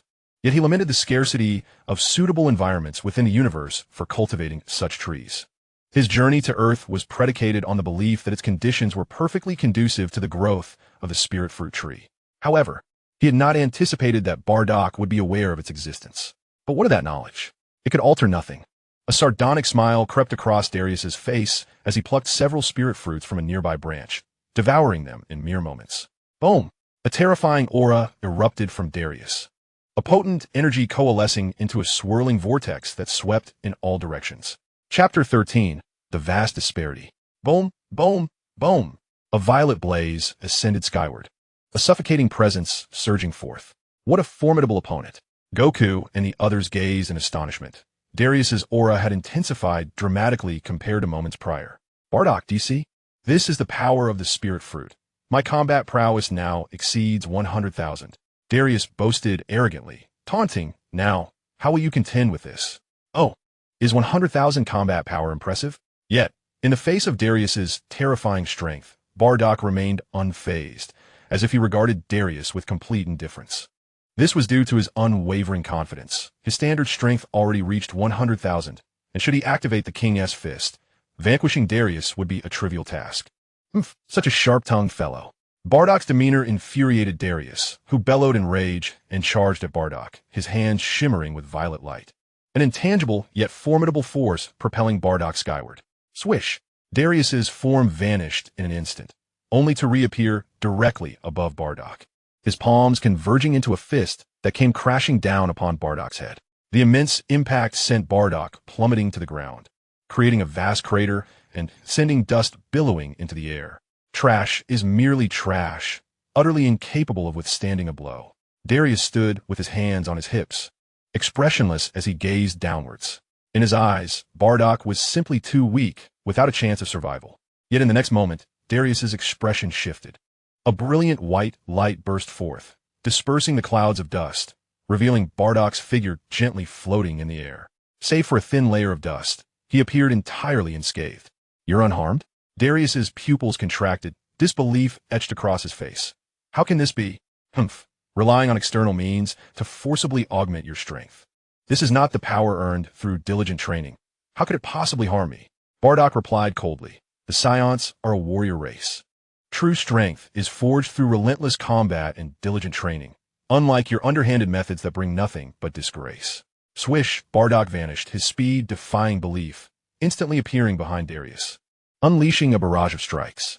The sky echoed with a series of sonic booms as Darius found himself utterly unable to retaliate against Bardock's relentless onslaught, remaining entirely in a position of defense. As Bardock articulated, Dale's strength was merely a forced enhancement derived from external means, not a reflection of his innate power, thus failing to exhibit its true potential. In contrast, Bardock's prowess stemmed entirely from his relentless self-discipline and diligent cultivation, highlighting the significant disparity between them. Meanwhile, on another battlefield, Raditz displayed unmatched valor, holding his ground against 5 adversaries and growing ever more formidable, ultimately vanquishing several of Dale's subordinates. Goku, your brother and father are astonishingly powerful. We are leagues apart, Krillin mused inwardly, recognizing the extraordinary nature of these Saiyans, feeling utterly outmatched. Indeed, they are my father and brother. I must continue to strive for improvement. Goku, equally invigorated, vowed to redouble his training efforts, aspiring to surpass both his father and brother.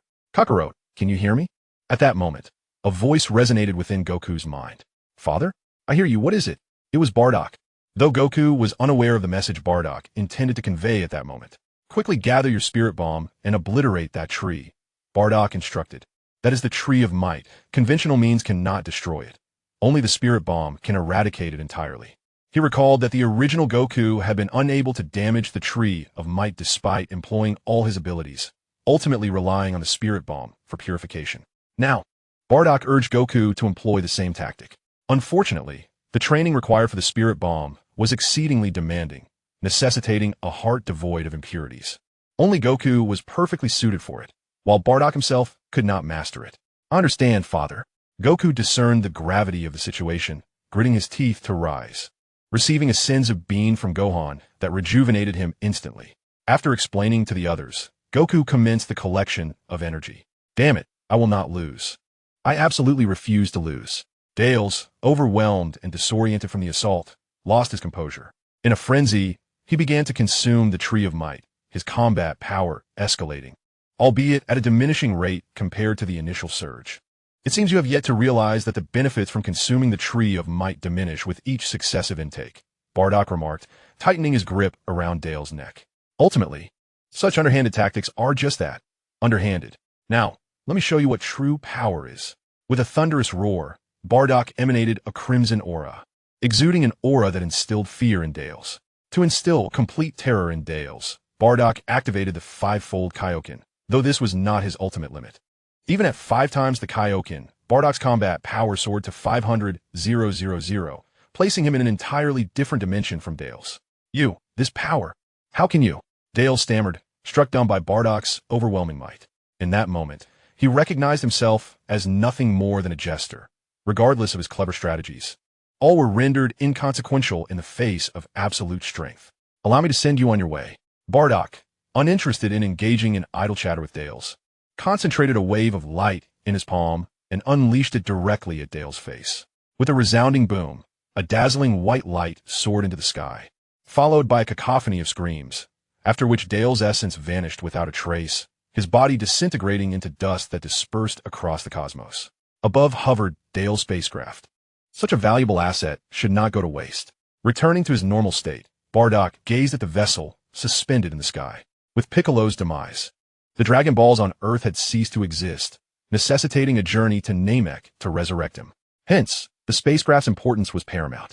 Bardock estimated that the speed of Dale's ship far surpassed that of Bulma's creations. With this thought, he soared towards the spacecraft, only to discover it was completely unguarded inside. It seemed Dale's was not faring well, having only a few insignificant subordinates. Bardock scoffed, but proceeded to the control panel, guiding the spacecraft to descend to the ground. Meanwhile, Goku had successfully gathered the spirit bomb and purified the Tree of Might, restoring peace to Earth once more. The group gathered around Bardock, all filled with admiration for him. Had it not been for Bardock, Earth would likely have fallen into chaos. The only one displeased was Vegeta, whose fiery gaze betrayed his fury. He seemed to have forgotten his pain, for today marked the most humiliating day of his life. The proud prince of Vegeta, a genius among geniuses, had been defeated by Goku, a lowly warrior. To add insult to injury, even Raditz, a former subordinate, was no less formidable than himself. The sheer power unleashed by Kakarot's son had left him shaken. As for Bardock, he was an unattainable figure in Vegeta's eyes. All these factors combined made Vegeta wish to obliterate the Earth in his frustration. Chapter 14. Hope lies on Namek. Gohan, hand me 2 Senzu beans. Bardock called out. receiving 2 from Gohan before administering 1 to Nappa.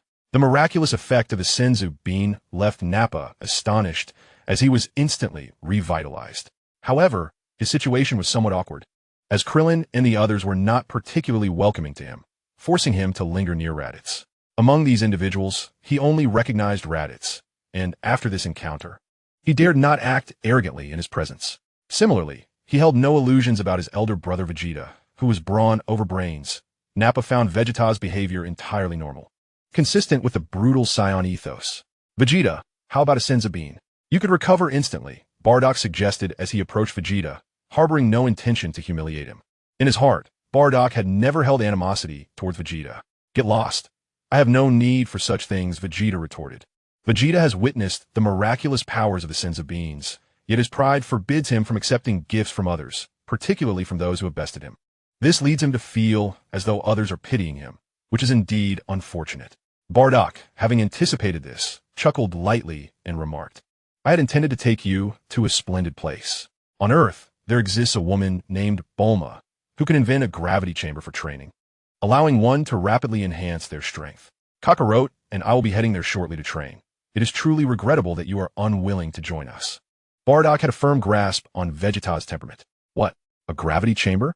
Upon hearing of the potential for swift enhancement of his abilities, Vegeta was inevitably intrigued. Having been surpassed by Bardock and the others, the thought of them training further while he lagged behind was entirely unacceptable. Vegeta, though reluctant to show his eagerness, declared, Humph, you shall not surpass me. I will train with all my might, transcending the limits of a Saiyan, and I will personally defeat you and Kakarot. Well then, I await your ascent in strength, Bardock replied with a smile, tossing a Senzu bean to Vegeta and adding, follow me. He then soared towards Goku.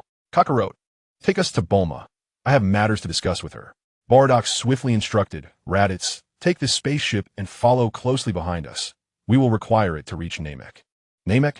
ISNT, that the homeland of Piccolo? Goku was somewhat puzzled, unsure of Bardock's intentions. Kakarot, you are quite foolish, Raditz rebuked. Father's meaning is quite clear. Piccolo is a Namekian, which implies that there must be Dragon Balls on Namek as well. If we travel there and locate the Dragon Balls, Piccolo can be revived. Is this the method you were referring to, Grandpa? Gohan suddenly grasped the situation, his expression a mix of surprise and joy. Raditz speaks truthfully, Bardock affirmed, ruffling Gohan's hair with a smile.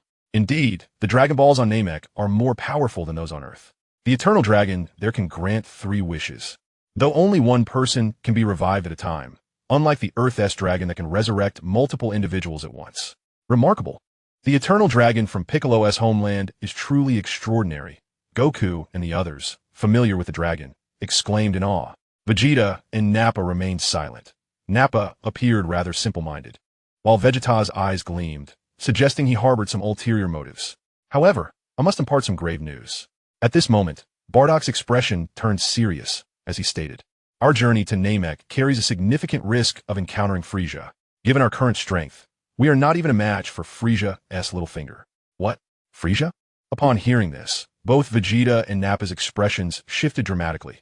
They were acutely aware of Frieza's terrifying nature, though they had no inkling of the extent of his power. Vegeta, in his naivety, even believed that Frieza was merely slightly stronger than Captain Ginyu. Father, is Frieza truly that formidable? Goku's expression turned grave, for Bardock had mentioned Frieza's terrifying prowess on multiple occasions. At present, our collective strength barely reaches a mere third of his capabilities. Bardock, not wishing to dispirit them further, refrained from fully articulating the extent of Frieza's terror. A battle power of 100 million is, to Goku and the others at this stage, an astronomical figure. Moreover, there looms the threat of Golden Frieza and the instantaneous annihilation posed by Black Frieza. Indeed, Frieza can rightfully be deemed the emperor of the universe. Hey Bardock, take me to that place you mentioned. I must commence my training at once. Vegeta, unable to contain his impatience upon hearing that Frieza might appear on Namek, was unwilling to squander time on Earth any longer. Very well, then let us proceed to Bulma's residence. Bardock, wise and perceptive, could easily discern Vegeta's ulterior motives. Yet he chose not to confront him, knowing full well that Vegeta would not succeed in his endeavors. Goku, accompanied by Bardock and the others, arrived at Bulma's home in grand fashion.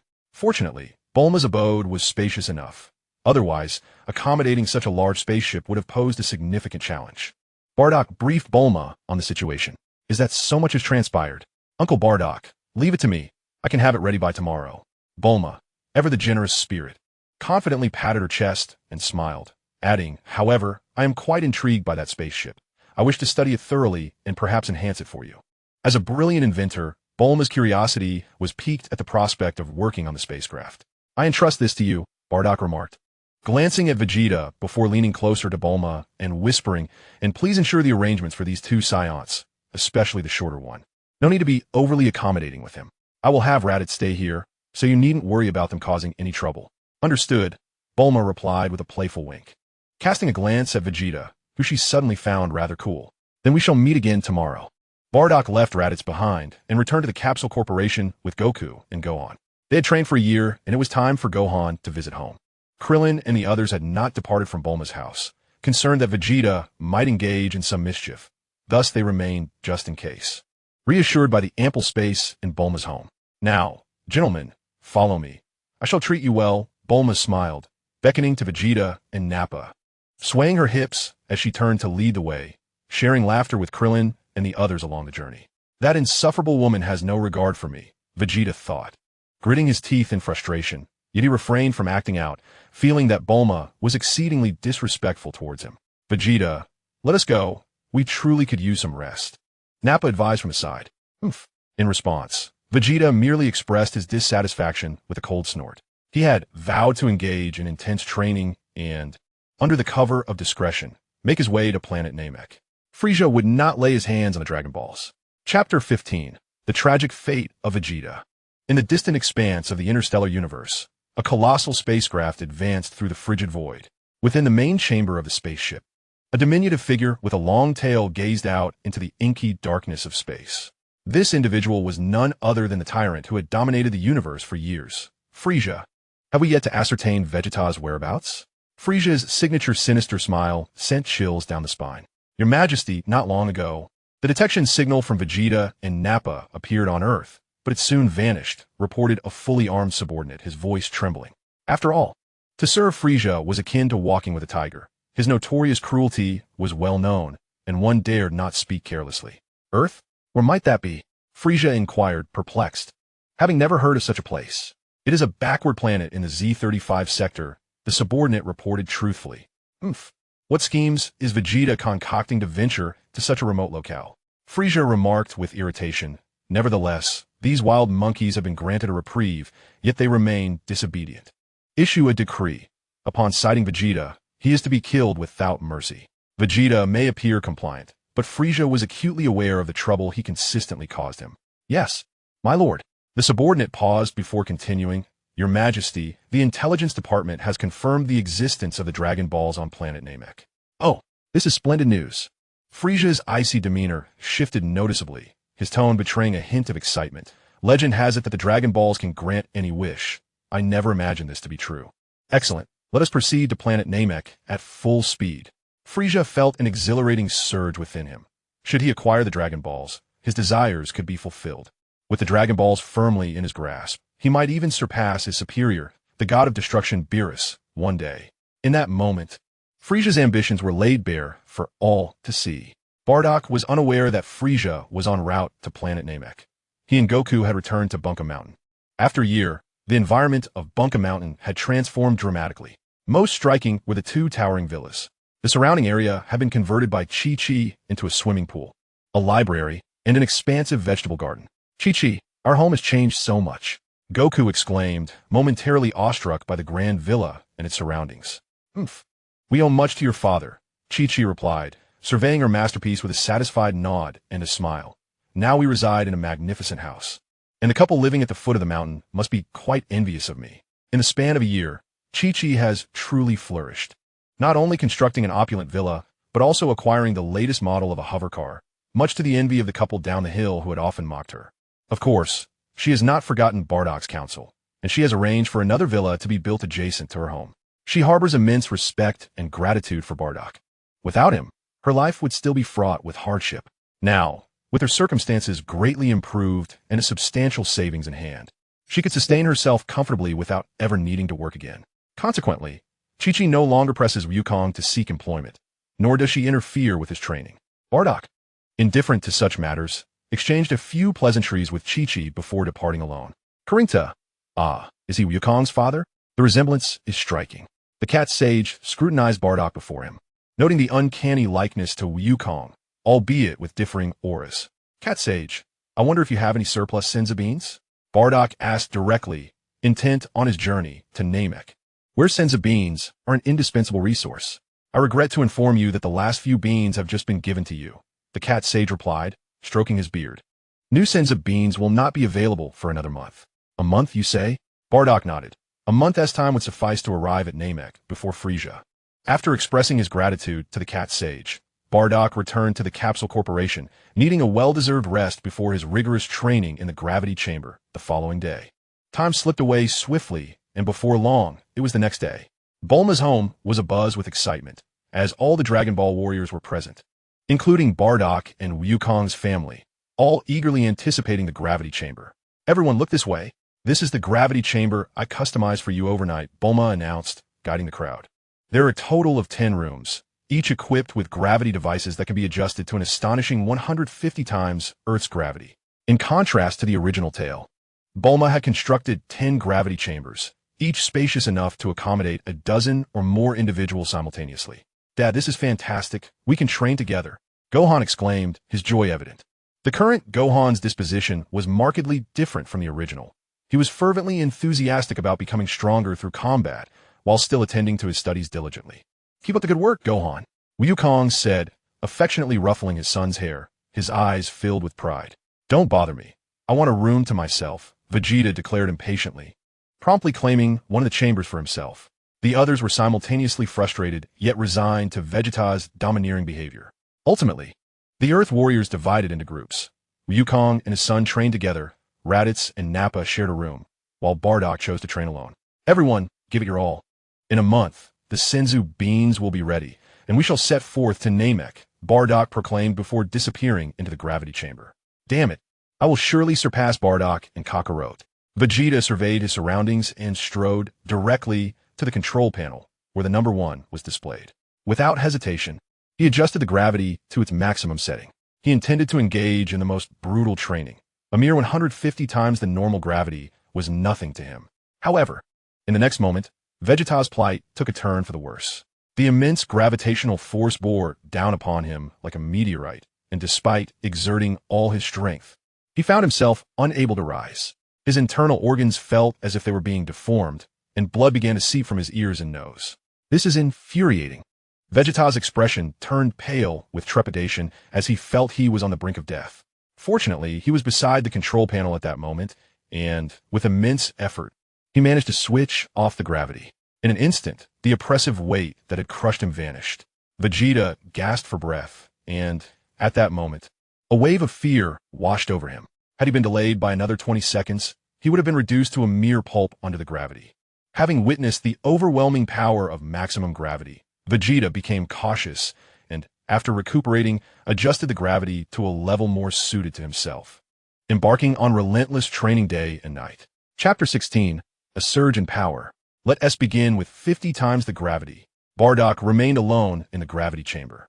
Without a hint of hesitation, he activated the 50-fold gravity.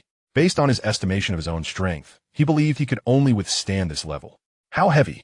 Indeed, under the 50-fold gravitational environment, Bardock struggled to move. Even the simplest action of raising his hand became exceedingly arduous. Yet, he did not waver. Instead, he chose to endure it with sheer physical strength.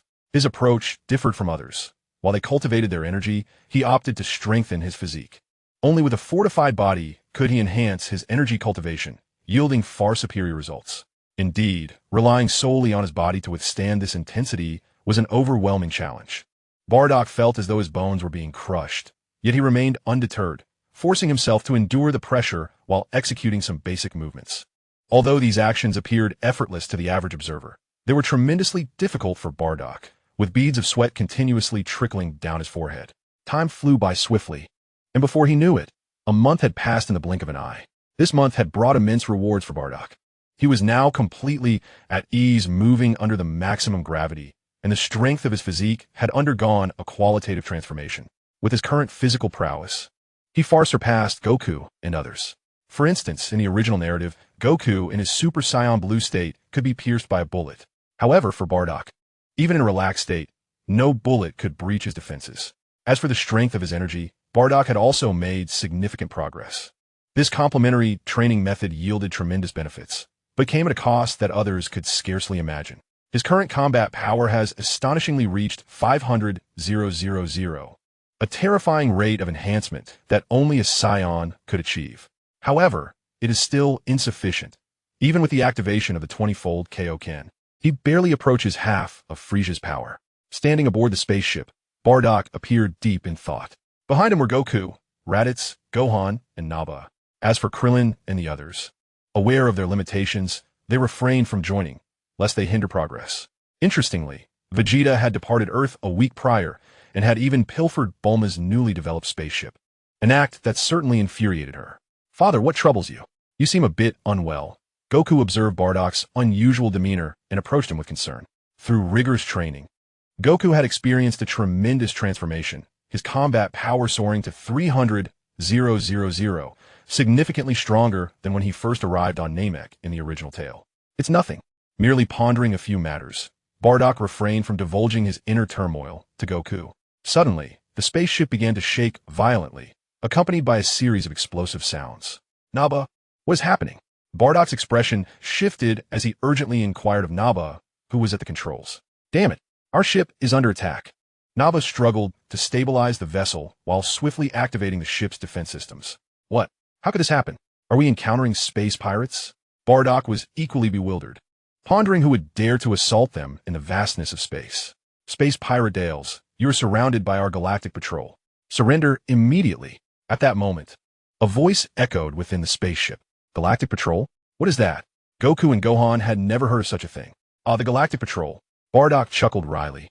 "We are currently aboard Dales' ship, so the Galactic Patrol must be mistaking us for him." In truth, Bardock had previously had some dealings with the Galactic Patrol, which now proved fortuitous. "Nappa, establish a communication link with them. I wish to converse," Bardock instructed. "Very well." Though Nappa was perplexed by Bardock's intentions, he obediently maneuvered the spaceship. "Esteemed Galactic Patrol, you are mistaken. We are not Dales." Once the connection was established, Bardock spoke up. "Is Jocko there?" "He is my friend." Upon hearing this, the Galactic Patrol members paused, and another voice responded. "Your voice sounds familiar." "Who are you? How do you know me?" Upon hearing the voice, Bardock's eyes brightened, and he smiled. "Gak, it has been quite a while. I am Bardock." "What, Mr. Bardock? You're not dead?" Gak's tone was filled with astonishment. "It's a long story. I survived a perilous ordeal, so I am indeed alive," Bardock replied with a chuckle. "By the way, what brings you to this region? Are you here to hunt down Dales? If that is the case, you may return, for I've already dealt with him." "Oh, so it was you who took care of Dales. No wonder his spaceship is in your possession," Gak remarked, clearly taken aback. "We initially came here in pursuit of a wanted race, only to stumble upon Dale's ship. One unexpected twist." "A wanted race? What have they done?" Bardock inquired. His curiosity piqued. Gak's tone shifted to a grave seriousness as he replied, "They're a most nefarious race known as the Datomu tribe. The members of this tribe are engaged in a wicked experiment, and upon receiving intelligence, we, the Galactic Police, rushed here to bring them to justice." "The Datomu tribe?" Bardock pondered, realizing he had never heard of them before. "Are they particularly powerful?" "Their combat prowess isn't exceptionally high, but they possess some peculiar techniques that make them quite troublesome to deal with," Gak explained. Suddenly, his expression brightened. "By the way, Bardock, since you're here, could you assist me in dealing with the Datomu tribe? With your presence, our chances of success would be significantly elevated." Gak was calculating. He knew Bardock was formidable, and with his help, subduing the Datomu tribe would be a walk in the park. He could then return to headquarters and take credit for the victory. A delightful prospect indeed. Bardock was momentarily taken aback by this request. He was on his way to planet Namek, and had no time for such distractions. However, a part of him was irresistibly drawn to confront the Datomu tribe. After all, he was a Saiyan, and the warrior spirit within him could not be easily quelled. "Very well. For your sake, I shall assist you this once," Bardock conceded. "Open the hatch of your spaceship, and I will join you shortly." "Thank you immensely," Gak exclaimed, brimming with excitement. Chapter 17. The Mysterious Tribe Father. "You agree to this? How will you reach planet Namek now?" Raditz questioned, a look of confusion etched on his face. as he held no fondness for the Galactic Police. It's merely a small task. Once I resolve this matter, they will transport me to planet Namek, so fret not. Bardock reassured with a smile. You all should proceed. Listen, if Frisia is indeed on planet Namek, do not engage him in conflict before I arrive. Father, I wish to accompany you. I too wish to see how formidable this Datomu tribe is. Goku chimed in, clearly excited at the prospect of battle, just like his father. No, you should head to planet Namek. Gohan still needs your care, Bardock replied, firmly declining Goku's request to join him. After bidding farewell to everyone, Bardock opened the hatch of the spaceship without hesitation and flew towards Gak's vessel. Though Saiyans cannot thrive in the cosmos, they can still engage in brief excursions. Upon arriving at Gak's location, Bardock discovered not only Gak but also several Galactic Patrol officers, whose combat power was remarkably feeble, barely exceeding 5,000. Bardock, it has been a long time. You look just the same as before, Gak remarked with a hint of nostalgia, internally lamenting how Saiyans seem impervious to aging. All right, let us hasten to the planet of the Datomu clan, Bardock stated without hesitation. Moreover, once the matter is resolved, you must escort me to Namek. You wish to go to Namek? That is certainly manageable. After traversing the cosmos for some time, Bardock and his companions descended upon a breathtaking planet. This celestial body resembled a veritable paradise, adorned with towering mountains and flowing waters, an abundance of serene and captivating flora. The most striking feature was a floating palace at the very heart of the planet. This ancient edifice was shrouded in thick mist, reminiscent of a heavenly abode. Such an ethereal place seemed difficult to associate with malevolence. Interesting, this planet harbors immense energies, Bardock sensed. Reflecting inwardly, one particular aura is exceptionally formidable and steeped in wickedness. If Gak and his companions were to confront it, they would likely perish here. Following the clues, the Datomu clan resided within that palace. Gak took out a telescope to gaze at the structure. Gak, you and your team should wait here. Your adversaries are formidable, Bardock advised. I sense many powerful beings inside. With your current fighting prowess, you would only meet an untimely demise. Allow me to proceed alone. What? Bardock's words irked the other Galactic Patrol officers, feeling somewhat belittled. Silence. All of you must heed Bardock. Gak quickly covered his teammates' mouths, aware of the notorious brutality of Saiyans, an encounter they could ill afford. Furthermore, based on his understanding of Bardock, he knew that Bardock was not mocking them, but genuinely concerned for their safety. Bardock, I entrust this to you. Please take care, Gak said earnestly, wishing for nothing untoward to happen to Bardock on his behalf. Rest assured, I shall return shortly, Bardock replied with a smile, then ascended into the air, soaring directly toward the palace. Have you found a suitable place to cultivate the divine tree? Within the palace, an elderly man with hair and beard as white as snow stood with his hands clasped behind his back. Upon closer inspection, his eyes were gray with peculiar markings. Not only this elder, but others within the palace shared similar traits. Regardless of gender, each possessed skin as pale as snow, with two horns protruding from their foreheads, and their eyes displayed a kaleidoscope of colors. Before this peculiar assembly stood an immense stone statue. The elder has confirmed that in the Z35 region, there exists a place called Earth, which is exceptionally conducive to the growth of the divine tree, responded a diminutive man. Excellent. As long as the divine tree can thrive, we shall continue to concoct elixirs. The elder nodded in satisfaction and declared, this time, Ishiki and Kagaya shall form a team to journey to Earth. Understood, elder. The man named Ishiki replied with a slight smile. In stark contrast, the woman named Kagaya wore an expressionless face, though internally she felt an immense sense of frustration. Within their clan, the hierarchy was distinctly defined. Lower-ranked members were required to unconditionally obey the commands of their superiors. She was but a humble servant, powerless to resist the arrangements of those in higher positions. Suddenly, a cold voice echoed from above. So, you are the so-called Datomu clan? How audacious to set your sights on Earth. This is sheer folly. A robust figure floated in the air, looking down upon them with a commanding presence. Who dares? The members of the Datomu clan were taken aback. Who was this man? And how did he appear before them, so silently? I am but a Saiyan, Bardock replied, his expression unyielding, yet his gaze fixated on the enormous stone statue. The immense energy he sensed emanated from this statue, which was paradoxical. How could a mere statue possess such vitality? Saiyan? You mean that warrior race? The faces of the Datomu clan shifted in apprehension.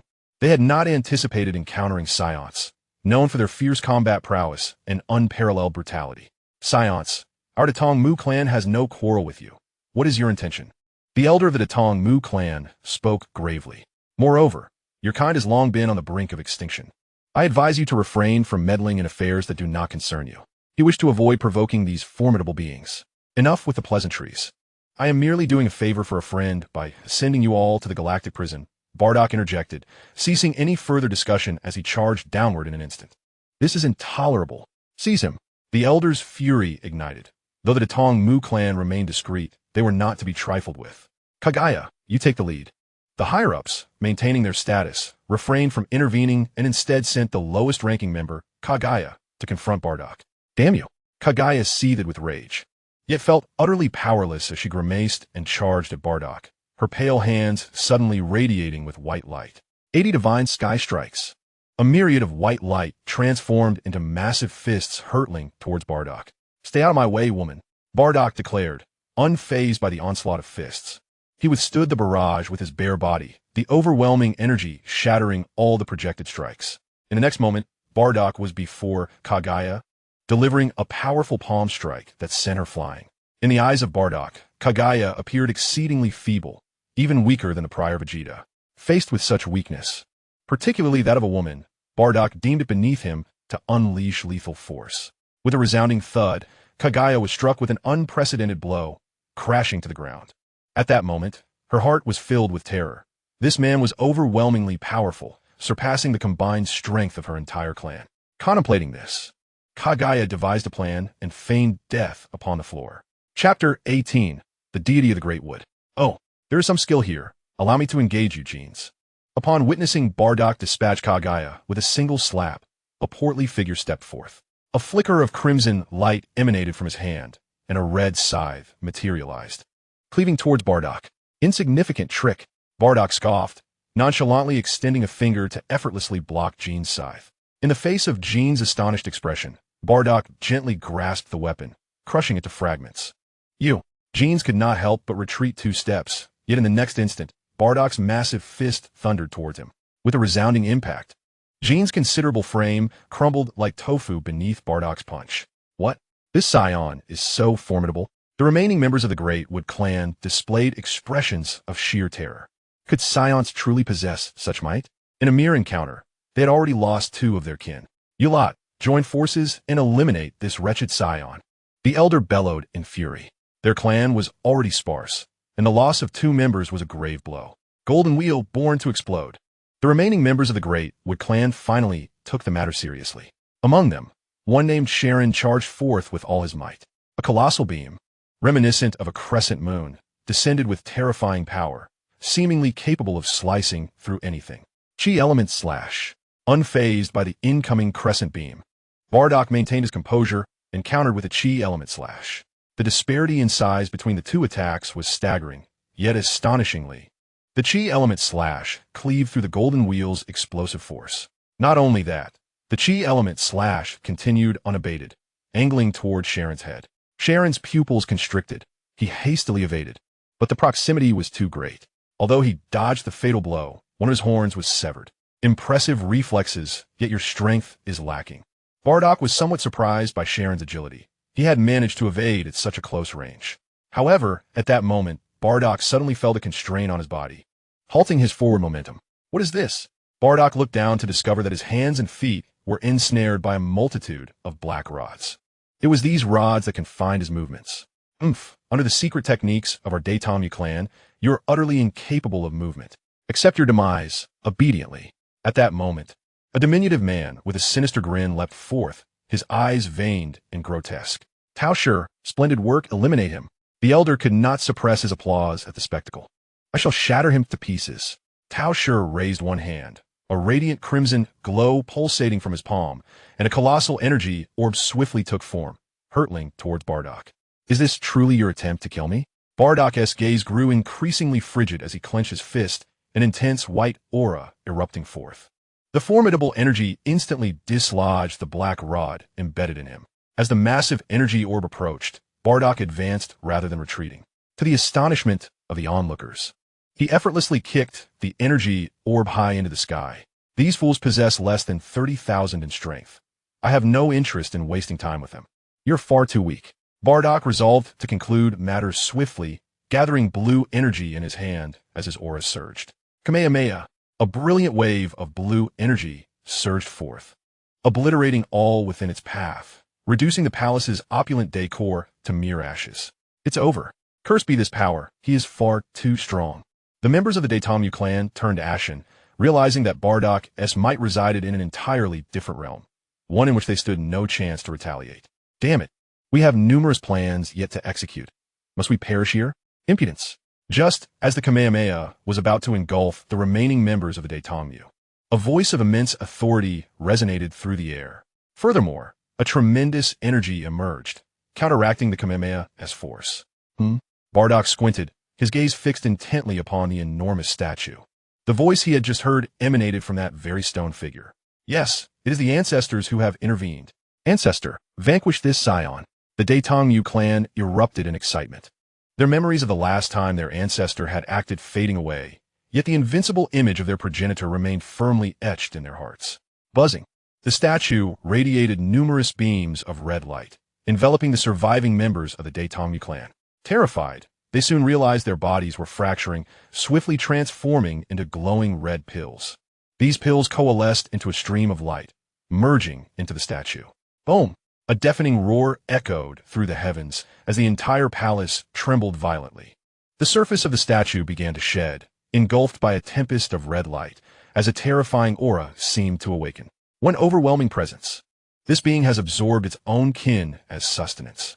Bardock hastily soared into the distance, comprehending that the previously sensed formidable aura indeed originated from the statue, essentially the fabled ancestor of the Datomu clan. Meanwhile, Kaguya, who had been lying on the ground feigning death, suddenly sprang up.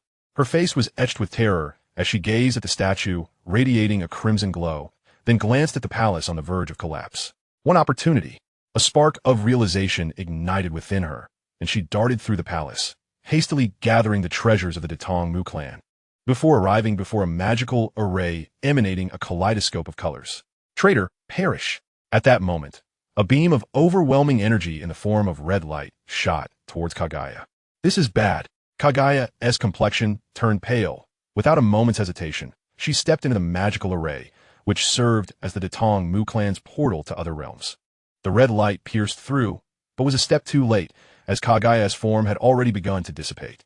Before vanishing, she cast a deep glance at Bardock, silently reminding herself never to provoke the Saiyans. Bardock, however, did not notice this fleeting shadow, for before him stood a middle-aged man clad in a white robe. Adorned with a single horn, his skin as pale as that of a corpse. Are you the leader of the Datomu clan? Bardock's expression grew grave. He sensed danger emanating from this man. Saiyans, such an ancient race. The man spoke coldly. I am the god of Datomu, and today, you shall meet your demise. Chapter 19, Bitter Battle. God of Datomu, you dare to claim such a title? Bardock scoffed, unimpressed. While the Datomu before him was formidable, he had not yet reached the heights of Frisia. Such a being daring to call himself a god? The destroyer gods were a different matter altogether, and this individual could not even surpass the Kaishin. He was merely a frog in a well. Your words have angered me. The god of Datomu retorted, incensed by Bardock's disdain. The man's pupils turned a shade of gray, etched with intricate patterns. With a fierce glare, a pitch-black flame materialized around Bardock. The sudden emergence of this dark flame caused Bardock great discomfort. He immediately erupted with rage, attempting to dispel the flames. Futile effort. This is the fire of Amaterasu, which will never extinguish until it has consumed its foe. The god of Datomu stood with his hands clasped behind his back, his gaze indifferent, exuding an aura of divine presence that elevated his stature immensely. Bardock attempted several times to dissipate the flames, only to discover their formidable nature. With his physical resilience, he could scarcely endure the searing heat. Had he not enveloped his skin with energy, he would likely have been reduced to ashes by now. Very well then, let us unleash our full power. I refuse to believe your flames are so potent.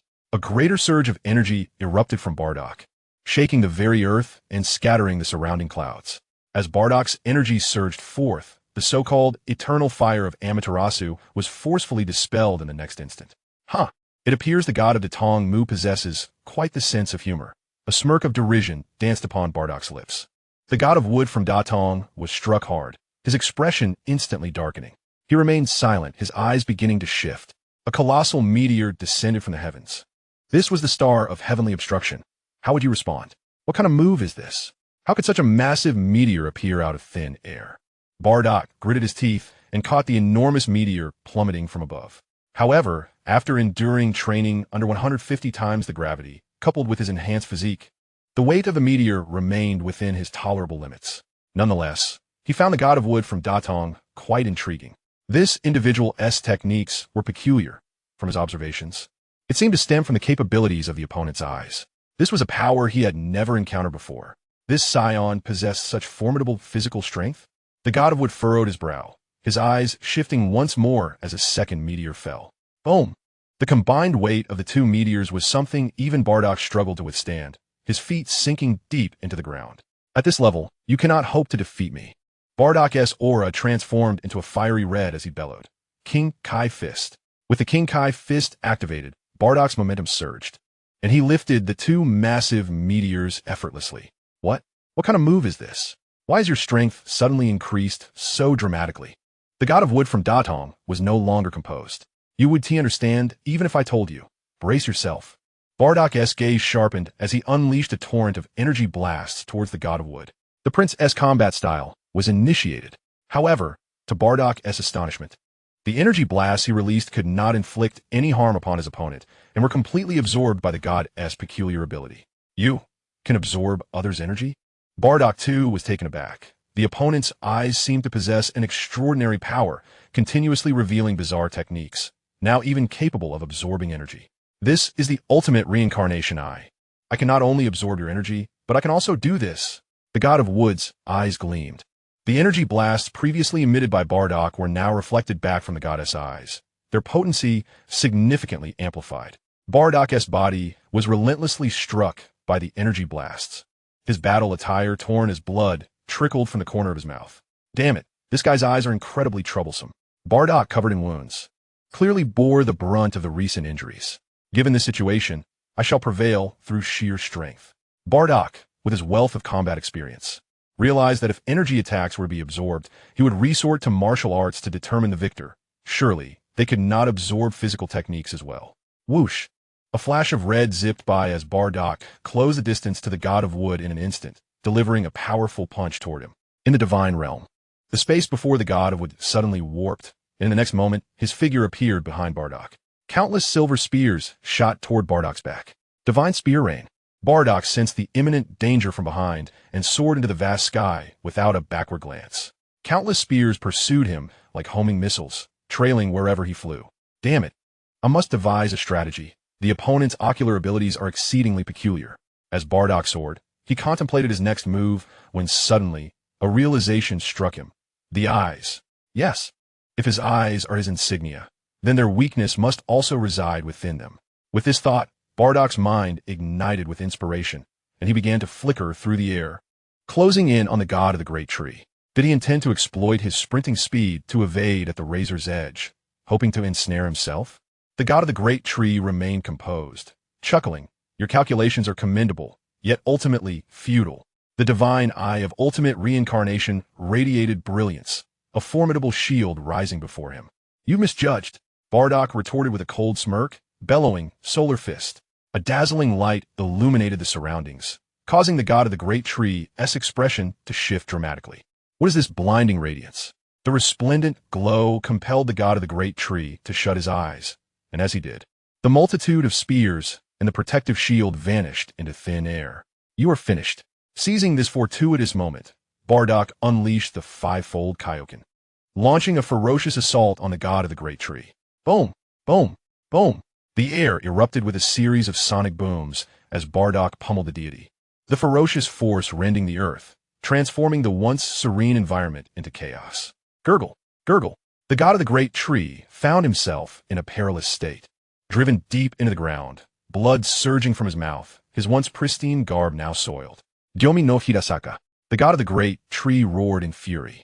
And as the brilliance of the solar fist faded, his eye of reincarnation activated once more, causing his form to vanish in an instant. Bardock's punch met only air, instantly recognizing the peculiarity of that eye's ability. Chapter 20. 20-fold Kaioken. You wretched Saiyan, you have successfully enraged me. The god of the great tree howled to the heavens, producing several fiery red fruits from seemingly nowhere, devouring them in a single gulp. Boom! A more terrifying aura emanated from within him, transforming his appearance. His previously slender figure swelled, and his once serene visage twisted into a grotesque mask of fury. In an instant, the skies darkened, the once clear atmosphere now rent with thunder, as if heralding the apocalypse. What? He has transformed. Bardock's expression turned pale. The aura radiating from the god of the great tree now surpassed previous levels, presenting a formidable challenge. The fruits he consumed, could they be the elixirs spoken of by those earlier beings?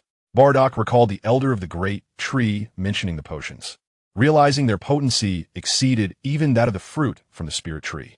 The combat prowess surged several-fold. Ha ha! After consuming the elixir and transforming, the god of Daitongmu emitted a maniacal laughter, as if he had completely lost his sanity. His originally intricate, pattern eyes had now morphed into a blood-red hue. Suddenly, a piercing sound broke the air. The god of Daitongmu transformed into a beam of light, hurtling towards Bardock at an unprecedented speed, significantly faster than before. How swift! Bardock's expression shifted dramatically. The god of Daitongmu's velocity was astonishing. Even in the state of five-fold Kaioken, he struggled to discern the movements. With a thunderous roar, Bardock was propelled like a cannonball, shattering several towering mountains in his wake. Cough! Bardock spat a mouthful of blood, having sustained severe injuries from that last blow. Yet, the god of Daitongmu offered no respite. He instantly traversed the vast distance, appearing behind Bardock in the blink of an eye. With his fists clenched tightly, the god of Daitongmu struck fiercely at Bardock's nape. Not a chance. Bardock, ever alert, sensed the imminent danger and swiftly dodged to the side, retaliating with a punch aimed at the god of Daitongmu. Boom! Boom! Boom! The fierce battle resumed, with both combatants engaging in primal combat, refusing to evade or retreat. The clash of their immense energies obliterated everything in the surroundings. What a terrifying being! What caliber of battle is this? In the distance, Jack and the others trembled, witnessing a scene reminiscent of the apocalypse, struggling to fathom such overwhelming power. We must retreat quickly, or we shall be caught in the crossfire. Jack urged his teammates to distance themselves from the battlefield, simultaneously relieved that they had enlisted Bardock. Otherwise, facing such a monster would have surely led to their annihilation. It seemed that after his transformation, the god of Daitongmu was unable to utilize his peculiar abilities. Throughout the skirmish, Bardock noticed that the god of Daitongmu had not employed his ultimate Rinnegan. Could it be that he was incapable of using it due to his loss of reason? This presented a prime opportunity. To be frank, the capabilities of the god of Daitongmu's ultimate Rinnegan were exceedingly troublesome.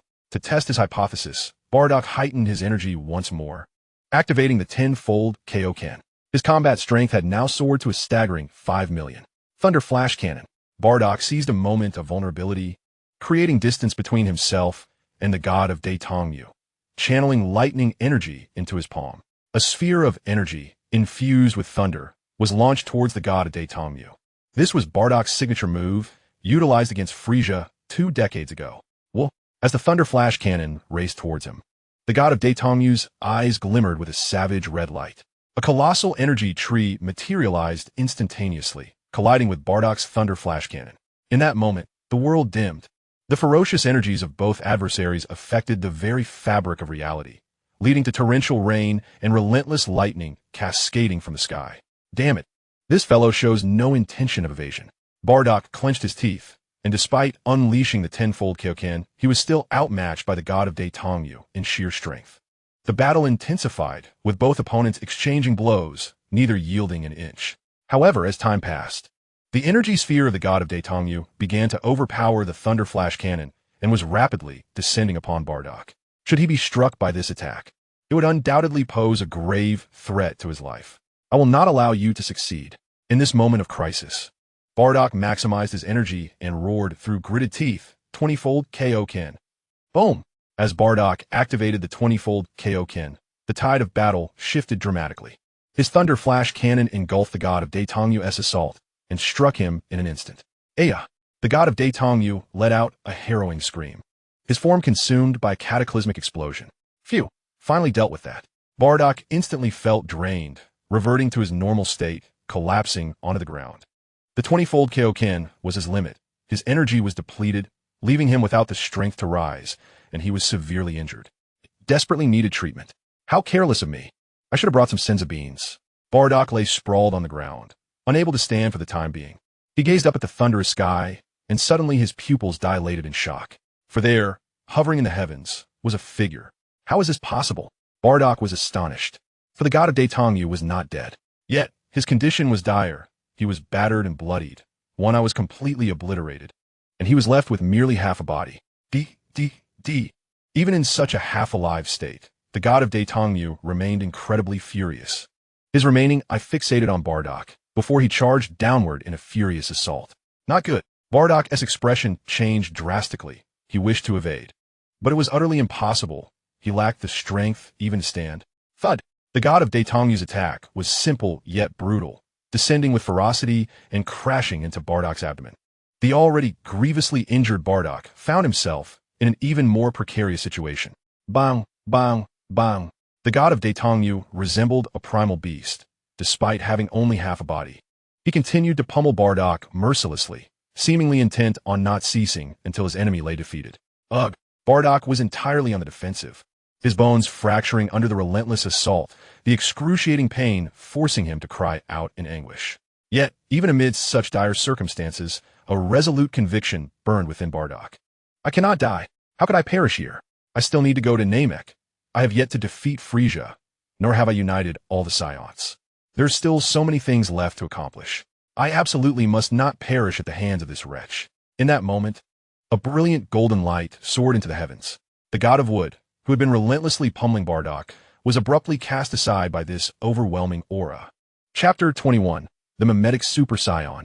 The golden beam ascended towards the clouds. What is this? Bardock gradually rose from the ground, astonished as he gazed upon his own hands, discovering a continuous surge of power emanating from within. At that moment, Bardock felt as though he could obliterate the very fabric of existence with a mere gesture. A Super Saiyan? No, the Super Saiyan form encompasses far more than this. Bardock murmured to himself, most notably aware that his hair had not transformed into the golden hue typical of a Super Saiyan. This was the Mimetic Super Saiyan. Bardock recalled having witnessed a similar form during Goku's life experiences. It was during Goku's battle with Shrag, when he had transformed into the Mimetic Super Saiyan in a moment of dire straits. Though the power of the Mimetic Super Saiyan could not compare to that of a true Super Saiyan, it was more than sufficient for Bardock at this juncture. You are doomed, god of wood. A confident smile adorned Bardock's lips, his gaze now brimming with lethal intent. After transforming into the Mimetic Super Saiyan, his strength exceeded even that of the 20-fold Kaioken. Furthermore, the god of wood was now at his wit's end. It was time for Bardock to reclaim the advantage. The god of wood, having lost his sanity, was devoid of any sense of fear. With a deafening roar, he swung his remaining right fist toward Bardock. Alas, Bardock had surpassed the god of wood by leaps and bounds. He seized the god of wood's fist and, without hesitation, hurled him into the sky. Kamehameha! Bardock unleashed the full force of his Kamehameha, executing it with utmost precision, for he sensed that this state could not be sustained for long. A swift resolution was imperative. Aya! The full-powered Kamehameha enveloped the god of wood, the tremendous energy obliterating him entirely. His aura dissipated. At last, victory was his. As Bardock relaxed, he reverted to his normal state, utterly exhausted, plummeting from the sky. He had sustained grave injuries, and without a senza bean, recovery would take weeks, if not longer. Hurry! He is on the brink of collapse. We must get him to the medical pod. At that moment, Gak appeared, urging his comrades to assist Bardock into the spacecraft. Gak! Remember to take me to Namek, Bardock uttered before succumbing to unconsciousness. Even in such a dire state, he still clung to the hope of reaching Namek. Gak muttered a few words of disbelief, yet his actions were swift. His companions promptly placed Bardock into the medical pod, and they piloted the spacecraft toward Namek. Time flew by, and 10 days swiftly passed. A spacecraft descended upon the surface of Namek. Namek is a world unlike Earth, where vibrant greenery flourishes everywhere. Even the skies and oceans are tinged with a verdant hue, evoking a refreshing sense of serenity. Is this truly the homeland of Uncle Piccolo? How breathtaking! This marks Gohan's inaugural visit to another planet, and his curiosity knows no bounds. He perceives several formidable energies, likely emanating from the Namekians. Goku, however, chooses not to indulge in the scenic beauty surrounding him. Instead, he closes his eyes to meticulously sense the flow of these energies. He discerns numerous auras akin to Piccolo's, scattered throughout the vicinity. The intensities vary, yet they are easily distinguishable. In that moment, Goku abruptly opens his eyes, beads of sweat forming on his forehead. Just moments ago, he had sensed a profoundly malevolent energy, one that, despite the distance, instilled a chilling terror within him. Damn it, Frieza has truly arrived. Nappa and Raditz were expressions of dread, while Goku remains oblivious to the identity of this terrifying presence, which they recognize all too well as belonging to Frieza. It is astonishing that Frieza has indeed come to Namek. Is this the aura of Frieza? It is overwhelmingly intimidating. Goku clenches his fists, his heart a tumult of fear and exhilaration. Ah, that energy belongs to Vegeta. With whom is he engaged in battle? Suddenly, Goku senses Vegeta's energy and exclaims with renewed vigor, "He is nearby. Let us seek him out." With that, he soars towards Vegeta's energy, followed closely by Nappa and the others. Vegeta, your misfortune is undeniable to encounter such a fate here. On a barren expanse, a purple-skinned alien, exuding arrogance, glares mockingly at Vegeta. He has received orders from Frieza to search for the Dragon Balls and fortuitously crossed paths with Vegeta. King Frieza has commanded that Vegeta be mercilessly eliminated. Having always held disdain for him, he now sees a golden opportunity to eradicate this foe openly. "Oh, is that you, Guldo?" Vegeta raises an eyebrow, his gaze dripping with contempt. "Unlucky, you say?" That assertion is rather perplexing.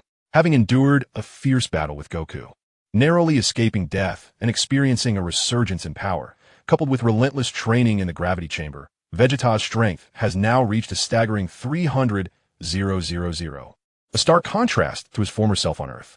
Confronted once more by Guldo, his heart brims with murderous intent. "You wild monkey.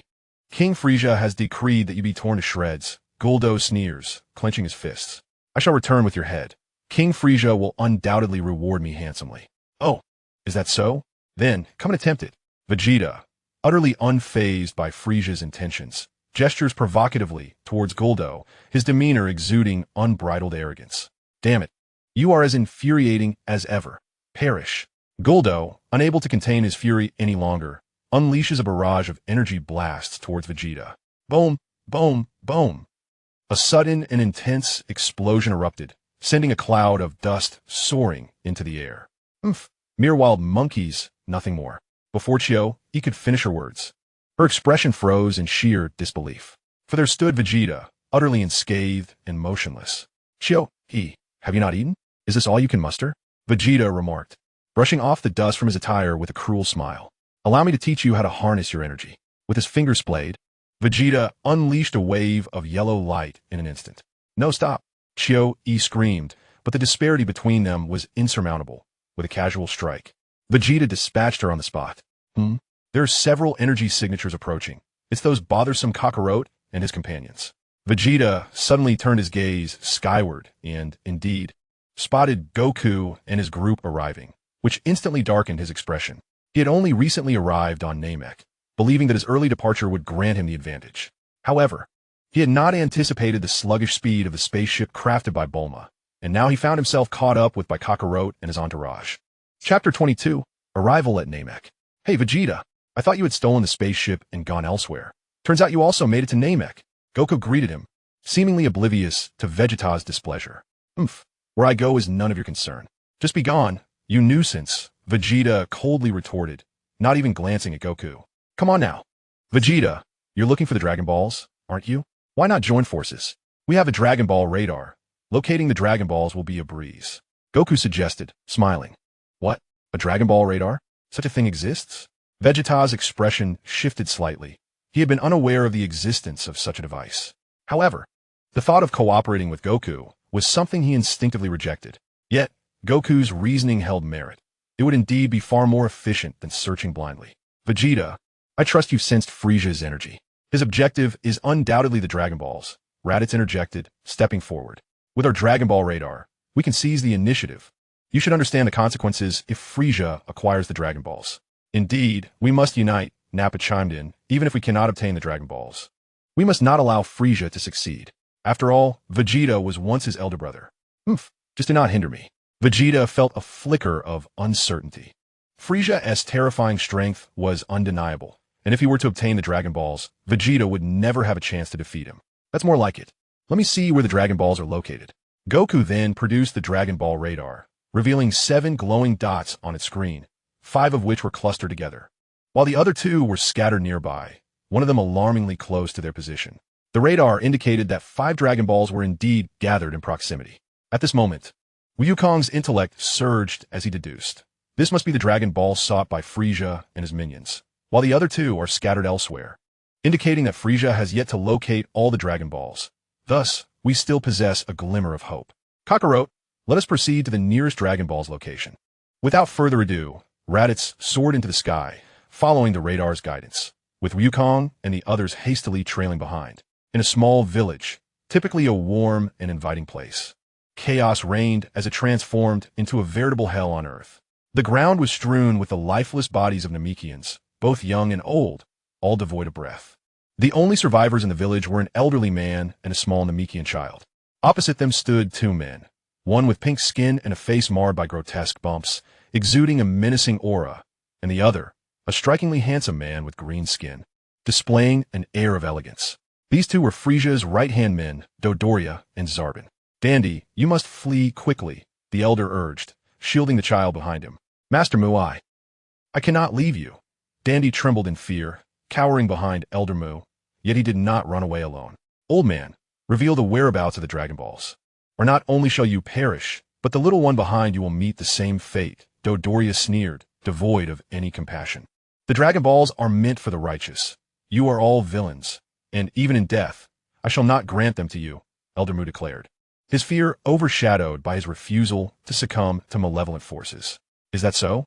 What a pity, Dodoria shrugged, laughing. Little brat, do not blame me. Blame this old fool.